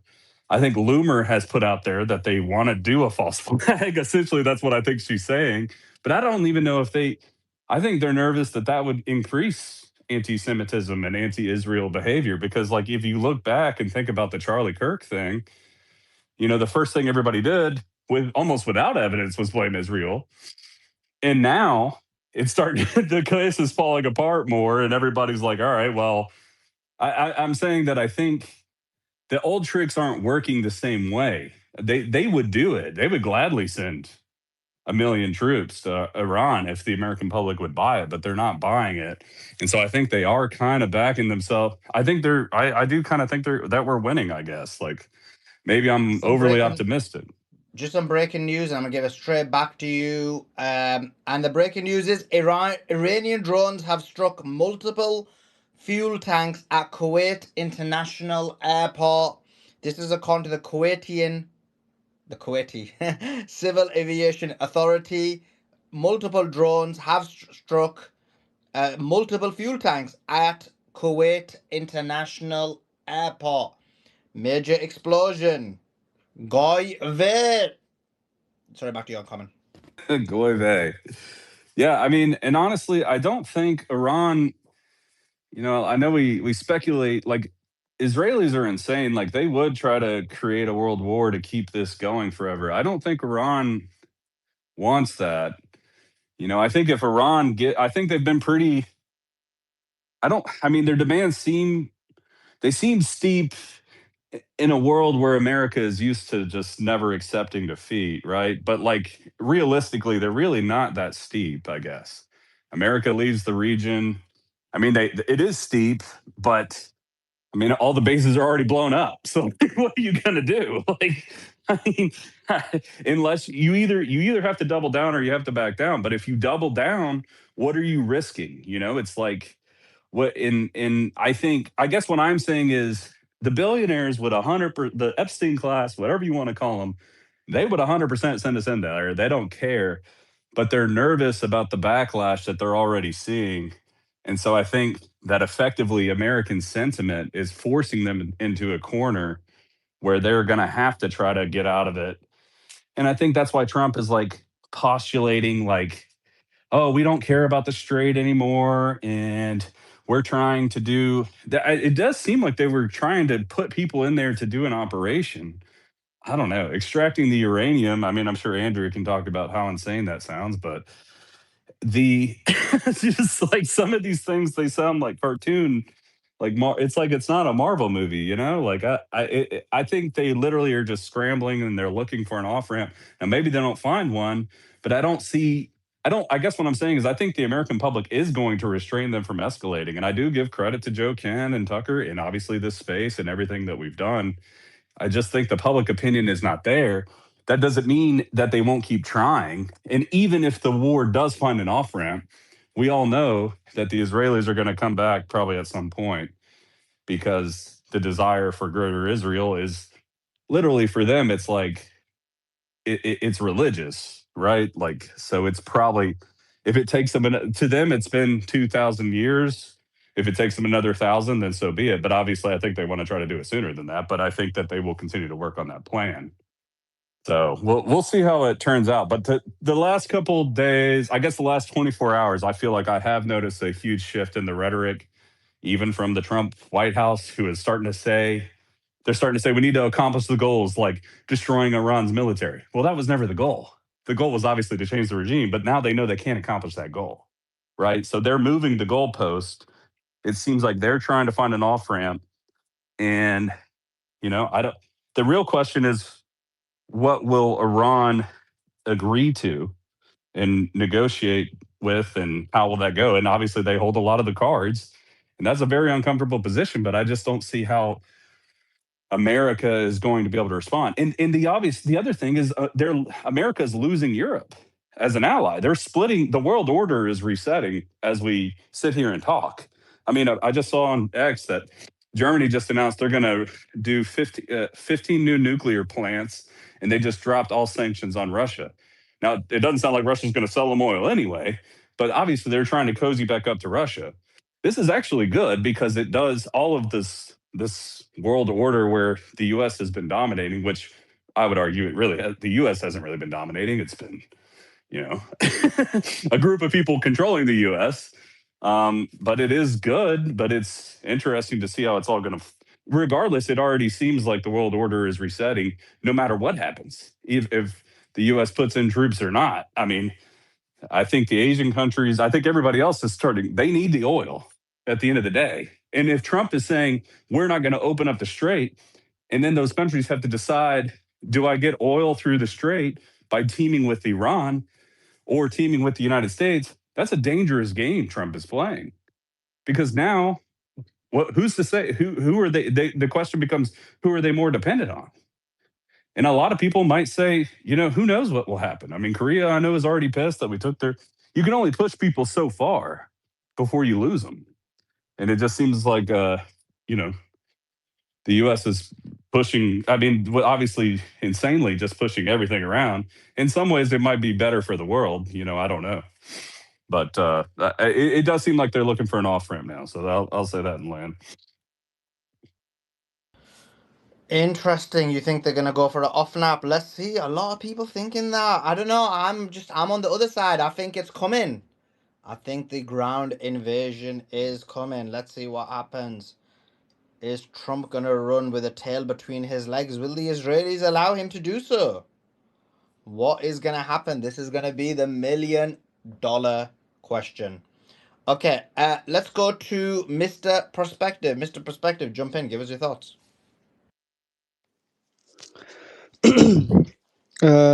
Is my voice clear?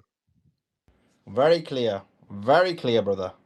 Yeah. My name is Mr. Pen Shooter. Assalamu alaikum wa rahmatullahi wa barakatuh to you, Sulaimani, and greetings to your speakers and listeners and the audience. Hi, it's Sulaiman, but anyway, do continue. Oh, sorry, Sulaiman. No stress, no stress. Sulaimani. Yeah, my bad. Yeah, I just want to have 5 seconds of silence for the only fans prince of the UAE. Sorry, I couldn't do the 5 seconds there. You cracked me up straight away, blood. But do continue. Yeah. So, as a Sudanese, as someone who's African, and some Sudanese claim to be Arab, and they're Arab also. There is Arab clans in Sudan. They claim to be Arab. So we are really celebrating for what's happening to the UAE. For the Hindus up there or down here, this is karma. So I think this is so religiously and humanely surprising to us that the UAE is getting hit. And Hey, you haven't seen the worst of it. You haven't seen the best of it either. Just wait. Yeah, I agree. I agree 100%. But the main thing I just want to say for the human dignity of me, I want to say sorry for the only fans and the influencer who are living in the UAE.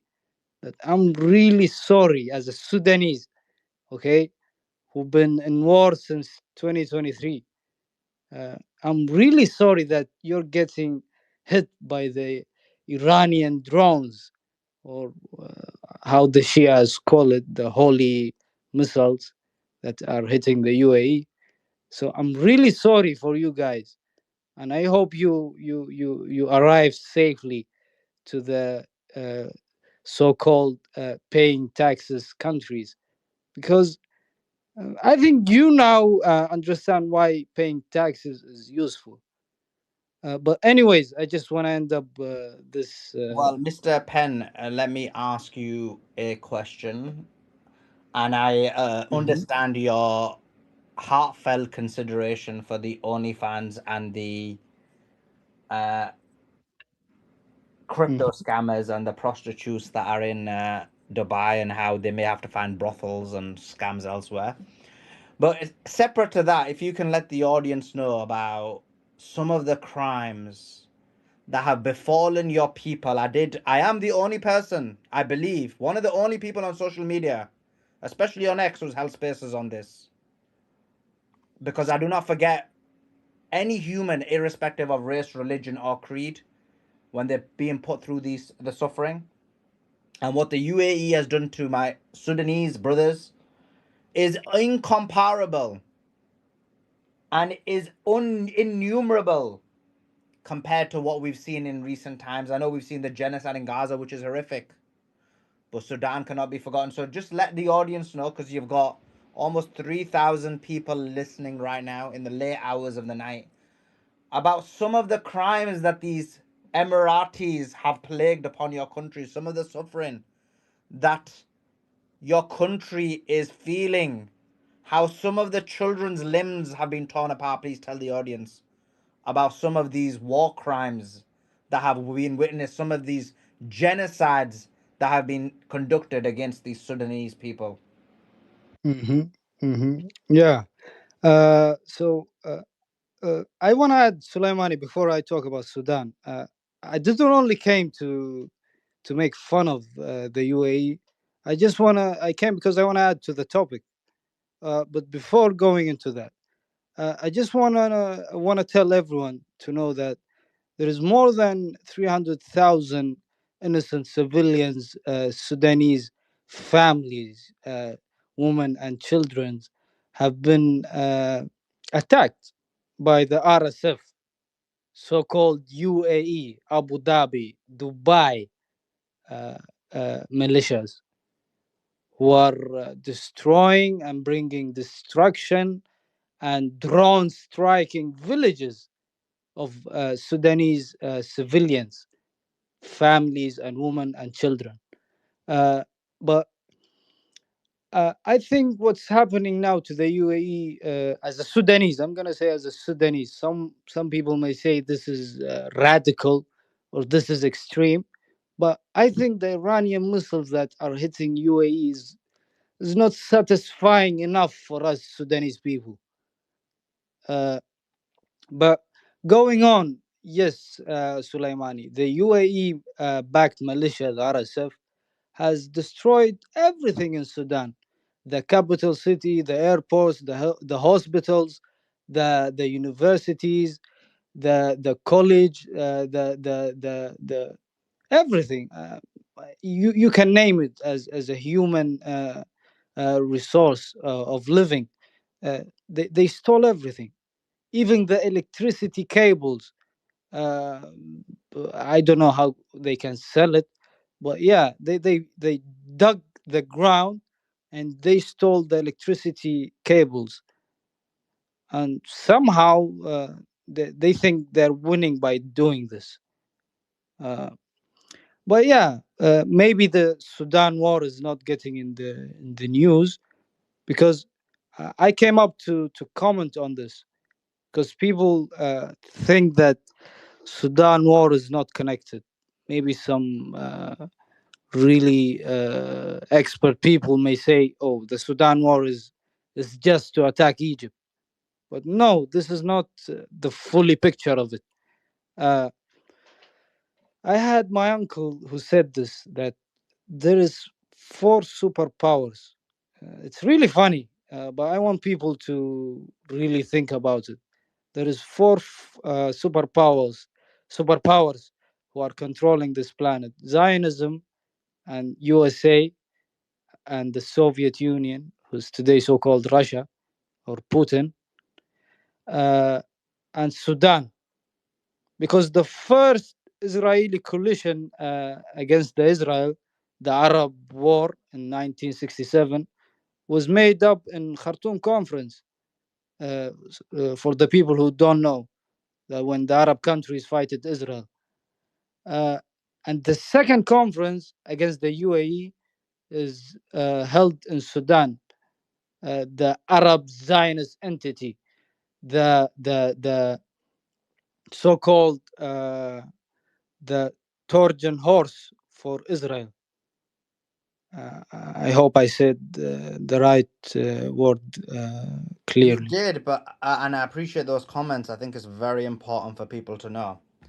But what I want you to do, if possible, is to talk Mhm. about some of the evil actions that have been conducted by the RSF, who are financed and funded by the United Arab Emirates, how they genocided the people in Darfur, how they murdered people throughout Sudan, how they took the limbs of children and chopped them off and used them for rubber, how they murdered, abused innocent people throughout Sudan, how they stole their natural resources. If you can let the audience know about some of the specific suffering that this evil regime has partaken in within the Sudan. Mm-hmm. Absolutely.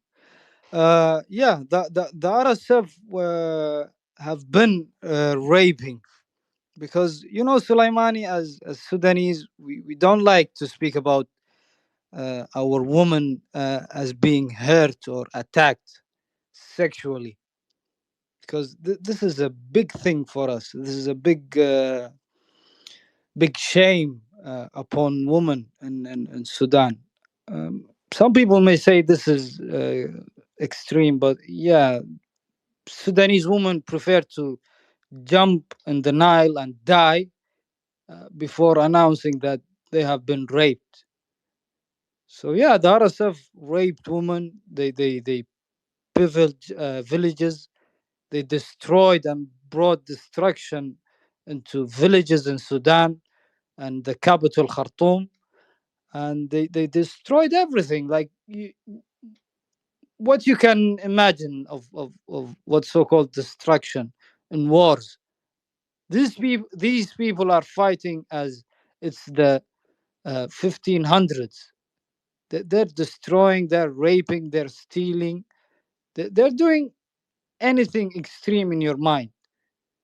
So while doing this, they're not just doing this by so-called personal goal. No, they have been given orders by the UAE government, by the Dubai, the so-called Burj Khalifa, highest building in the humankind. Like humankind doesn't build anything as tall as Burj Khalifa, which is located in Dubai.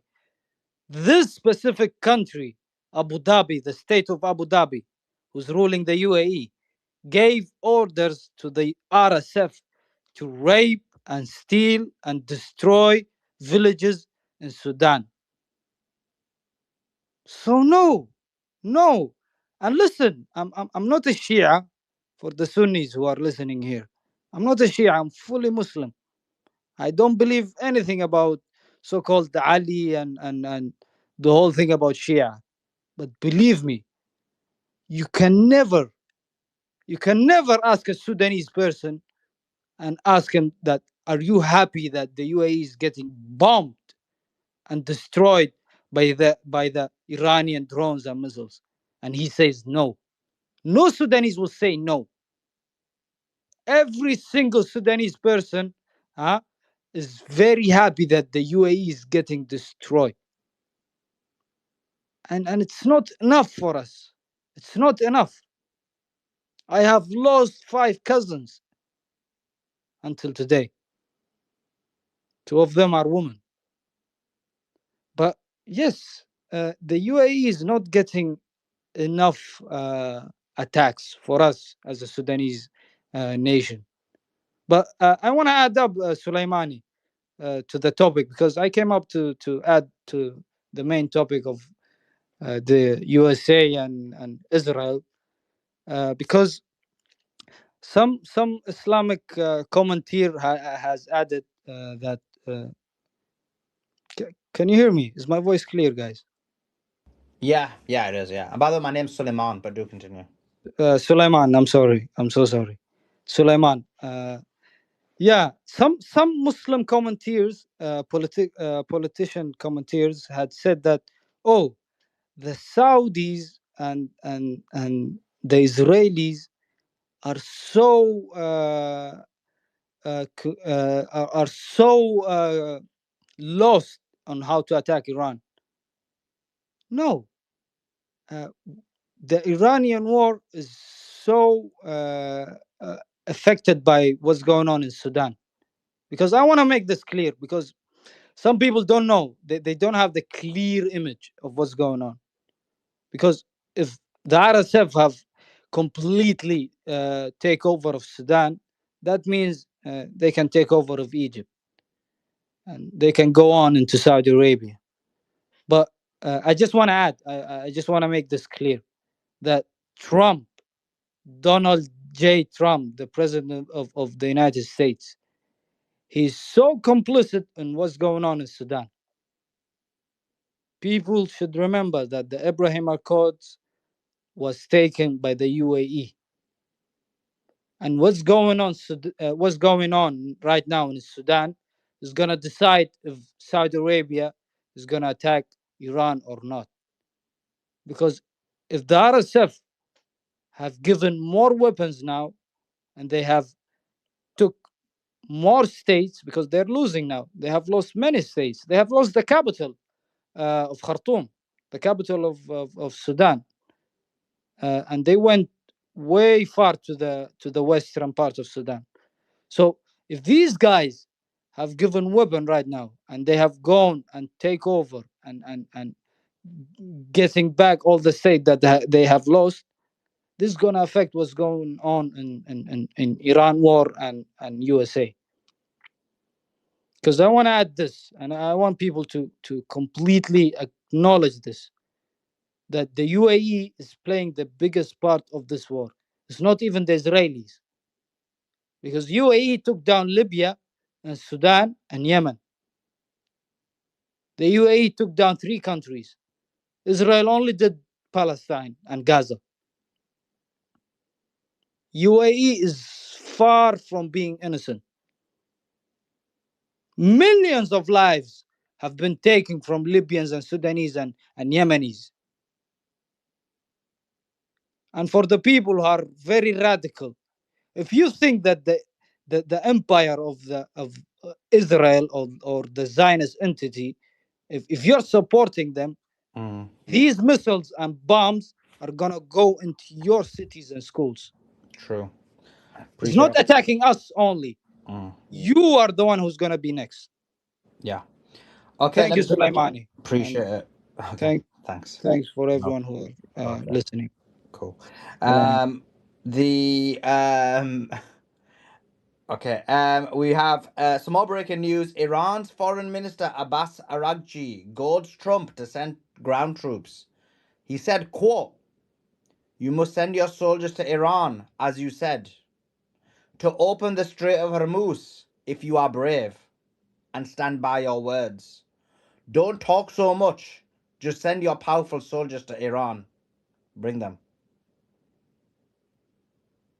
Also, funny enough, we were talking about this. The UAE terror in Sudan continues. 13,000 people are being held in the RSF operated the Greece prison in South Darfur, which far exceeds the capacity of that prison of 3,600 people. They're keeping them in a tight, concentrated area. They've got civilians. There's severe overcrowding, minimal food and water. And they are abusing those prisoners. Never mind the abuses that they're doing in that country. So that's just some more news that I just seen while we were talking about what was going on. This is why you follow our spaces. This is why you have trust in what we say, because we're not part of some kind of political propaganda agenda, as much as I dislike the UAE. But the reason I actually dislike them is because of their crimes against humanity. Their crimes against people. Some of you, not my audience, but maybe some people who are listening, may only care about the suffering of Muslims or the suffering of the people as the same race as you or the same religion as you. But we don't work that way. It doesn't matter to me if you're a black man, white man, brown, or yellow. It doesn't matter if you're a Muslim, Christian, Jew, or atheist. If your rights are being infringed upon, if you're being abused and terrorized, then we will speak up for you and we will highlight the crimes against you. We will never consort with the enemy, whether that enemy is Muslim Zionists like the UAE or Jewish Zionists like the Israelis. You will be called out for your crimes. Anyway, Abbas Arakchi is goading Trump. He's like the Rock saying, just bring it. Uncommon, jump in. What's your thoughts? I wanted, maybe you guys hit on this earlier, but something I wanted to read something that Daniel Davis. I think you might have interviewed him a couple times once before, but if you haven't, he's a really good guy too. But Yeah, many times. I've actually got a video of him coming out straight after the space, but do continue. okay, yeah. So he tweeted something, and it was mostly it's just the quotes from, I guess, Trump had a press conference today. I know there's a big one obviously tomorrow night, but he said this from the Oval Office, and these are supposedly Trump quotes. The Iran war will be over in 2 to 3 weeks. Iran doesn't have to make a deal for us to leave. France or some other country can figure out the straits. I've only had one goal. Iran can't have a nuclear weapon, and I've made sure they won't. We've already had regime change in Iran, and the new regime is more reasonable. They want a deal, and I think we'll get one, but we don't need one. So, suppose he didn't clip the actual thing, so I'm going off of what he wrote to assume that's Trump's quotes. I haven't seen it, but it sounds exactly like Trump, and I know Daniel Davis is a good source and a former colonel in the Marines or in the military. I don't know if he was in the Marines.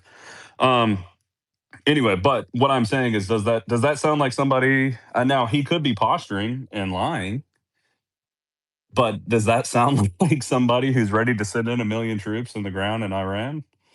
Doesn't sound like it to me. It sounds like somebody who is trying to desperately get out of the situation.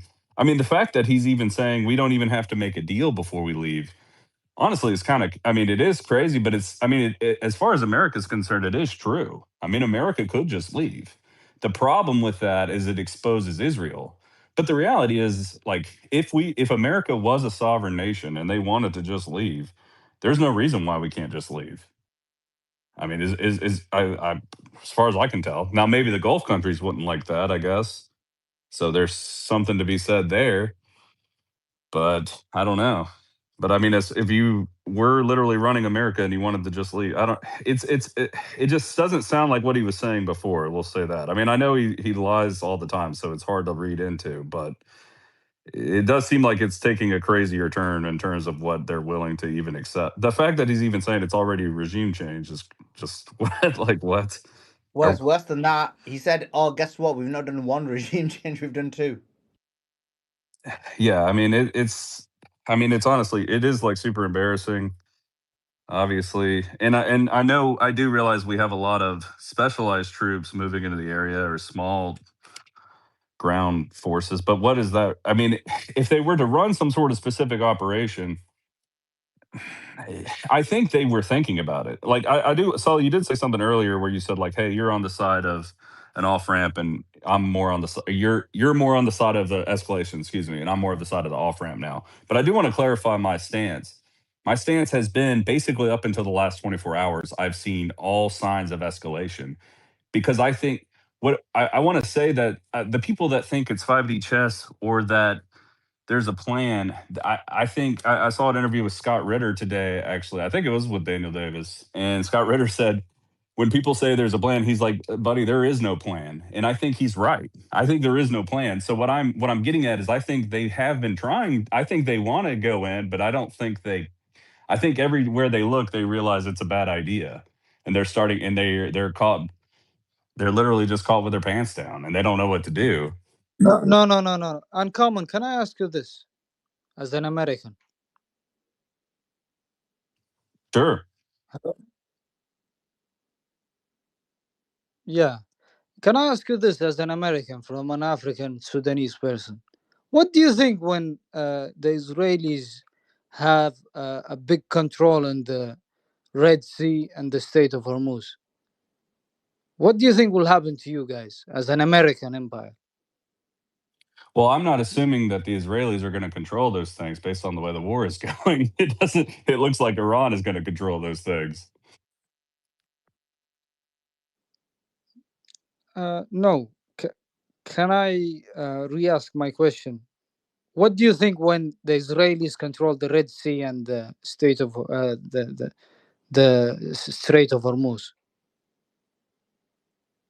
I guess. I mean, can you clarify? You're asking me assume that Israel wins the war and they become a regional hegemon. Is that what you're asking me? Yes.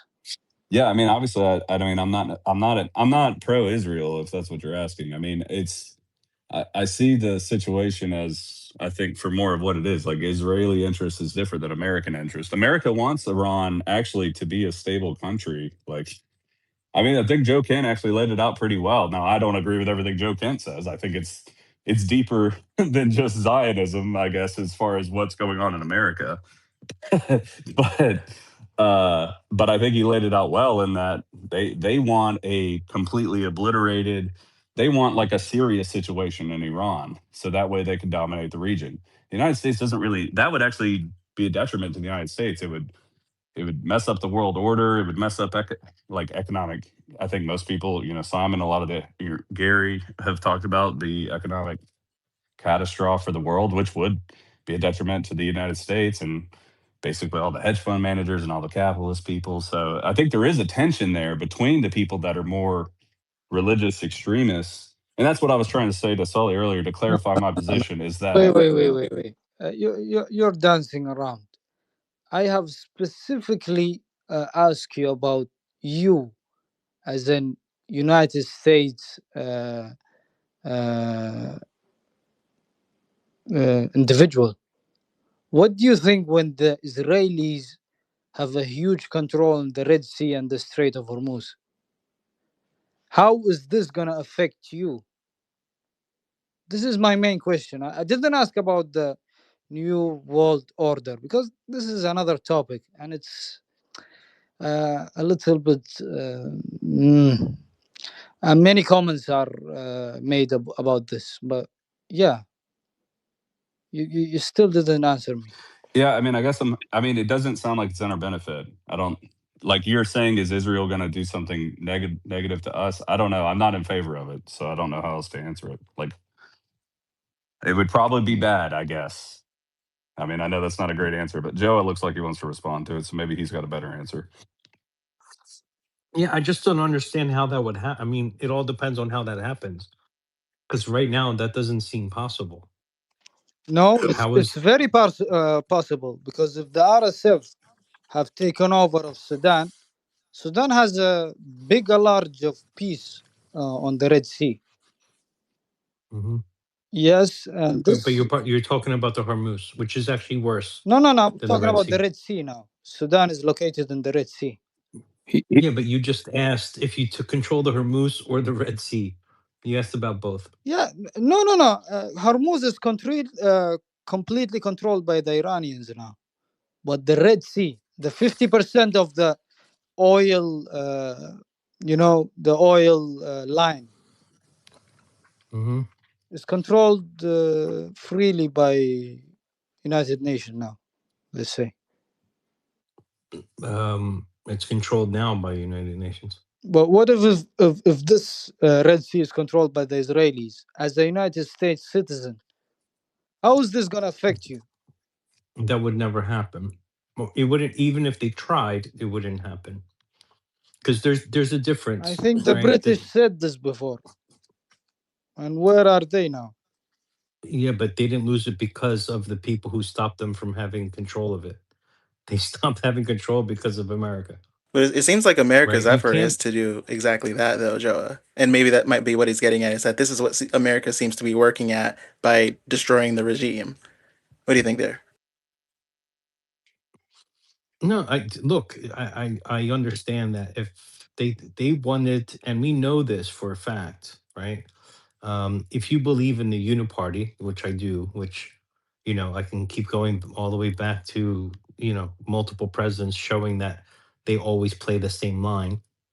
Um, Bush with Saddam Hussein, Obama with Gaddafi. Look, we always take out leaders who privatize natural resource or nationalize the private resources or try to trade outside the dollar, right? If you ever played strategy games as a kid, it's the number one thing you need to do is secure resources. If you don't have the resources, you lose. And that is how America has grown, right? By giving it to Israel, we know from WikiLeaks emails from Hillary Clinton saying we're going into um, Syria because we need to keep Israel to be the only nuclear power in the region. Okay, so we know that for a fact. We know that the U.S. has funded terrorist groups. We know that ISIS is more than likely a American creation. Um, I don't really no, like your answers. But okay, but you don't have to like it. Can I finish giving it though? my bad. Okay, go on. Yeah. Um, we know that ISIS is more than likely an American construct. On top of it, it kind of confirms it when ISIS has never gone against Israel. Um, so yes, they want Israel to be the power there. It's almost like um, I've always seen them as an extension of the U.S. more so than anything else. The issue is you can't be a superpower without control of that region, and Israel, and inevitable. You'll tell me, Israel sold one port to India, okay, and then for 6 months, with America trying to stop Israel from selling the other port, who did they sell the other port to? And there's only two. They sold it to China. And America kept saying, no, no, no, we'll buy it. And America wouldn't pay up. So then they sold it to China because China bid more for it. So Israel is not a trusted. Um, America works with Israel because of the relationship with how many Zionists we have in America. But without the Suez Canal, without control of that area, you cannot be a superpower. And that's why this whole region has blown up the way it has. And I've been following it since 2012 because there was an old article in The Economist, and there's actually a paper from a Chinese student in her thesis that said all roads lead to Damascus, was the title of that thesis. And she showed how the Levant is the most important area in the world. And while these empires shift, this is where the fight's going to be. This is why I don't believe the Beirut port being blown up is an accident. This is why the war in Gaza isn't an accident. This is why the port in Syria getting blown up isn't an accident. And the only port left is Haifa, right? Um, because that is the most important shortcut in the entire globe. And without that shortcut, you can't be a superpower. So can Israel be a superpower? I don't think so. I think you have power in that region. Um, but I don't think China or US will ever allow that to happen because there's way too much power that comes with that, and they need that power to be theirs. So, no, the guy who asked from Sudan, what if Israel controls that strait? They wouldn't control it for long because then China would have to act or America would have to act. And you might actually unite the two in acting. I mean, you had Pakistan. The Sudanese guy is saying that you guys had Pakistan, and Pakistan is a nuclear power, and you have attacked Pakistan actually, but nothing has changed. So, actually, I think as a Sunni Muslim, I think this is a Shia talking point. I'm so sorry to say this, but also you said that China will not allow this, and you made fun of. I'm not gonna say making fun, but somehow you're bashing a Sudanese guy for commenting about this.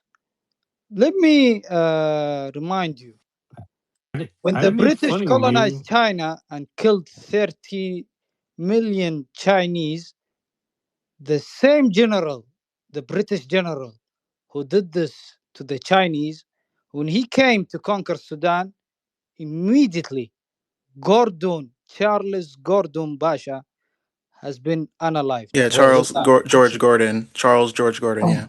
Charles Gordon. Okay. Oh, wow. This is a Chinese guy. He is a Chinese Yeah. guy. Chinese people have every year visit to Sudan to spit on this guy grave in Sudan. So can I comment on this, Sulaiman? Well, I want you to clarify what did you claim was a Shia talking point? No, not No, just that. no, First of all, Sulaiman. yeah, I'm not making this about sect.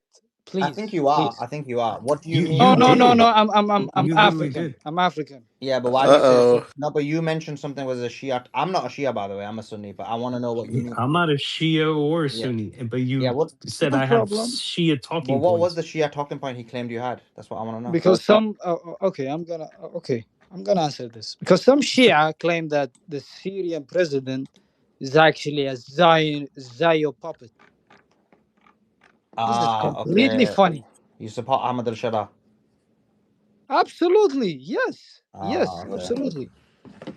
Okay, so that's not a Shia talking point, but yeah, that is something. Anyway, go ahead. I'll let Joe deal with that because I That's don't my know. talking point. I'm not Shia or Sunni. Yeah, I'm done. explain inevitable. Like, No educate this problem, guy, no bro. problem. There is a Shia nationalist or a Shia whatever. But let me just Yeah, that's just comment Can I fake on just news. this. ask you? Can I ask you a question before you go? How many terrorists typically get let go from jail? But I'm gonna answer this. But let me just first. No. Please answer this before you continue. How many terrorists let go from jail? Which jail? Which country? Doesn't matter. In opposing an enemy country that has a terrorist in jail, a convicted terrorist, how often do they get let go? I mean, okay. If you want to go into the Syria conflict, this is gonna be a long topic because It doesn't have to be. I asked you a simple question. You can say no, terrorists never get no. let go. Listen. And then you can explain why this guy was let go from after being in Guantanamo for a long time, having been reported to have been working with the FBI by some of his colleagues, and then goes to Syria and then becomes the leader. Then you can explain that, and then explain why this one guy gets let go after being convicted and having worked with the FBI, apparently, from what other people that were in Guantanamo say, and then becomes a leader of Syria. And then please explain. And a guy who supposedly should be against Israel, but never did anything against Israel. Not now, not before, not ever. Yep. And then you say, oh, he can't be a Zion. He can't be working for America or the Zionists because why would he? And plus, when he was captured, he literally was indoctrinated for like 5 or 6 years until days before the Syrian, uprising in the first place. Like he literally founded a group somehow, like within months after his release, in that place that he was held in the first place was pretty much well Yeah, known with to what be like money? With what exactly money? right. How do they find exactly? He's just literally just manifested this this I guess group, if you will, this Al Qaeda Syria branch. You know, with again no money, no influence, no outside communication. Supposedly, that's what we're supposed to believe. And then he just gets like the best medical treatment to his fighters. You know, he gets like a free ride to the Golan Heights. He gets to like literally he gets backing from Israel, and we're And then asking, kills yeah, Muslim, and then kills other Muslims instead of going after Jews, which radical Muslims typically they say they want to do, but no, he went and killed Muslims Wow. Right. and defaced historical Muslim sites as well. So you tell me I'm, where you're getting your story from, because you sound like a Zionist right now. oh, wow. A Zionist. You do. Okay. You said I sound like you said I sound like a Shia, so you sound like a Can Zionist. I reply? Okay. So, can you answer us? Why did the Shias in 2003 help the United States to invade Iraq? yeah, that was a mistake for one. But there's also this idea of challenging a Wow. Saddam, right? They had a no, Wow. hold on, they had a problem with Saddam as Wow. well. There was Oh, you really? understand they had issues with Saddam, Oh, really? yeah. No, no, no, no, no, no, no, no, no. You cannot play this game on us. Okay? So, if you help the United States as a Shia, okay, a slave of a humankind, like Imam Ali is not even a prophet, okay, he's just a Khalifa. You like, at least when we see Christians, they don't claim to be a Muslim. They're proudly claiming that, whoa, we are Yeah, not Muslim, we but are the Shias you're Christian, speaking and of, this is the it's not cross. a look. No, no, It's no, not a no. Let me monolith, finish. Let me right? finish. Let me Okay, finish. but Let it's me not a finish. Can monolith. I You finish? understand? It wasn't all Shias, right? You No, understand no, that the no. ones Can who I finish? specifically were happened to be Please, Shia who were please, please, anti-Saddam. please, please, Go ahead. please. Can I finish? Can I finish? Thank you. So at least when I see a Christian guy, he doesn't claim to be a Muslim, but you as the Shias, you guys claim to be Muslims, but at the same time you claim the Trinity. Like, This what's going on, guys? okay. This is okay. This is Christianity Okay, this is 2.0. right. Listen, you've been stupid now. All right. They don't believe in No, no, no. Yeah, you're just being idiotic. This is your sectarianism, and I'm not gonna allow Oh, wow. sectarianism on the. Sulaiman, I just asked Hence, you and you said you're a Sunni. right. I'm a Sunni, but I don't agree with your sectarianism. Keep quiet. And first of all, you were so low IQ. I had to tell you my name 3 times. You were so weren't able to repeat it. So first of all, learn some manners when you're on the space. The second thing is I'm not going to allow you to do sectarianism on my space because I can destroy your sectarianism. And if there's anybody who believes in anthropomorphism, it's you guys. So let's move away from the sectarianism. Shias are Muslim, Sunnis are Muslim, and it's very simple. Your low class sectarianism isn't going to work. It's your own Sunni brothers who are murdering your people in Sudan, but you're so stupid that you're too busy focusing on Shias. Right. Let's bring the conversation back to the geopolitics. Yeah, by the way, Yo, Salman, there's can I also finish? Christianity. Can I finish? No, you can't. You No, talk. there's No, you also can't. You can keep quiet. You talk too much. Go ahead, Joe. there's also in Christianity different parts of Christianity that don't believe in the Trinity either. It doesn't mean they're not Christian. It's such a ridiculous thing to be talking about. And if this is an example of the Sudanese, I don't think you're controlling the Red Sea anytime soon. Hate to tell you. He obviously doesn't know what day it is. He couldn't even repeat my name. I told him like 3 times. So what do you expect? Telling me she has a Trinitarians. This guy, bro, I don't know what day it is. But this is what they do. They disrespect Imam Ali. This is what these people do. These extremists. No, no, please. I Yeah. didn't Yes, disrespect you Imam did. Ali. Yes, you So, did. You were like, he's not even a prophet. He's just a Khalifa. Just why would you even speak about Imam Ali in such a respectful way? Would you talk about your dad in that type of way? No, you wouldn't. You basically low IQ individual. You couldn't even repeat my name. I had to mention it to you 3 times to like a child, and you're telling me you know got some education. I said Sulaiman. You Is your name you Sulaiman? finally got it. Well done. Good boy. But you kept on saying No, I Soleimani have been after I saying told you. Sulaiman. After I told you, you kept on saying Soleimani. You had said it 3 times. I had to correct you 3 times in a nice way. But actually, if I'd known that you were such an extremist, I wouldn't have been nice. I would have absolutely decimated your low IQ nature that you can't even repeat words after someone mentions it.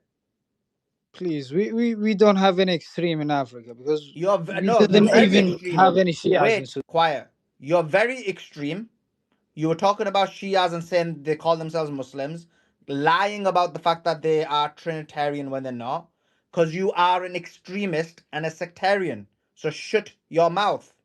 Now I'm going to move the conversation on to back to the geopolitics, and your extreme ISIS supporting nature can be dropped from this space. This is an ISIS supporter. This is the problem with this individual. This is why his own Sunni brothers are murdering his people in Sudan, because they're easily manipulated. They're easily manipulated into hurting and harming each other and being sectarian. Disgusting. And as someone who's written books on different theologies and different sects and different groups, I know what this individual is. I can destroy his theology immediately and talk about how he worships a man, a human being. But we No, won't I go down just that said that road. I'm very happy that Iran. We won't go down that road. Let me drop this individual who tried to bring sectarianism into my space. It will never ever happen. Yeah, not for nothing, but there's no extremism in Africa. Is the last thing he said. Look at Somaliland. They are literally like a heavy extremist group that's happens to be Sunni, yes, but they're also an arm for Israel. They are going to allow Israel to build a base there. I guarantee Exactly. it. Bro, he's an ISIS supporter. He was supporting Ahmad al-Sharaa. I was trying to move the conversation away from that. I was thinking, what's he on about? I thought maybe I never understood and he was going to clarify. But he supports ISIS. He's an ISIS supporter. And Joe, quite rightly, and Inevitable, quite rightly, identified that these, when it comes to Ahmad al-Sharaa Julani, he is a supporter of ISIS. He was an ISIS member. He was financed and funded by the United States of America. They were promoted and perpetuated by the United States of America. This has been proven by WikiLeaks and by the Hillary Clinton emails, amongst various other intelligence briefings. Joe Ken just came out, who is privy to all intelligence briefings and said that they were part of ISIS. He's allowed his country to be. He's allowed entry into Lebanon to attack Hezbollah. He's allowed the Israelis, the IDF, to do so. This is not a man that I agree with. We do not accept sectarianism. I'm a Sunni myself. But I will not let anyone attack people based on sectarian reasons in my space. But this is how these ISIS supporters are. Also, Sully, but when he came on there, he went after. He came on there and really with this arrogance of, answer my question. You as an American, when Israel takes control of the Suez Canal or the Red Sea, I mean, that's a setup question right there. I mean, what an idiotic point there. Yeah. I just want to give you guys a couple of updates on tomorrow's interviews. We have got quite a few lined up. We've got, although I've flipping scheduled this before Alex Jones went on his tirade against Muslims again, because I thought, okay, the kids woke up before about Iran. So anyway, so I'm on info. We're gonna do a collaboration with InfoWars at 4 p.m. and we're gonna do. We got Trita Parsi coming on at 8 p.m. Oh no, sorry, these are sorry guys, the UK time. Let me go back to the American. So we've got InfoWars at 11 a.m. Eastern.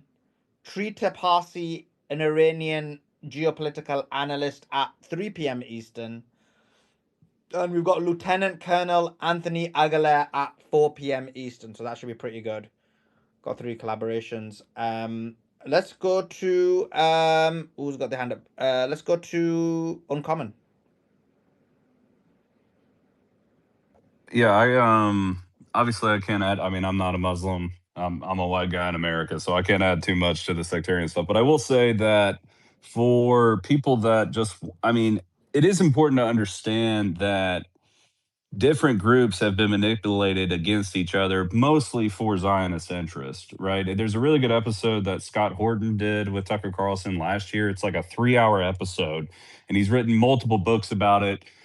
and he basically goes through, honestly, almost like all of the United States involvement in the Middle East, from overthrowing Mossadegh, installing the Shah, to backing, whether you want to say they're backing ISIS or they're backing, at first the United States. A lot of people probably don't even realize this. The United States backed Saddam in the Iran war and gave Saddam chemical weapons, which Saddam supposedly used against the Iranians, which the Iranians never used back against Saddam. Now, when the United States turned on Saddam after the Israelis said, actually, we don't like Saddam anymore, and they said Saddam has chemical and nuclear weapons, guess what?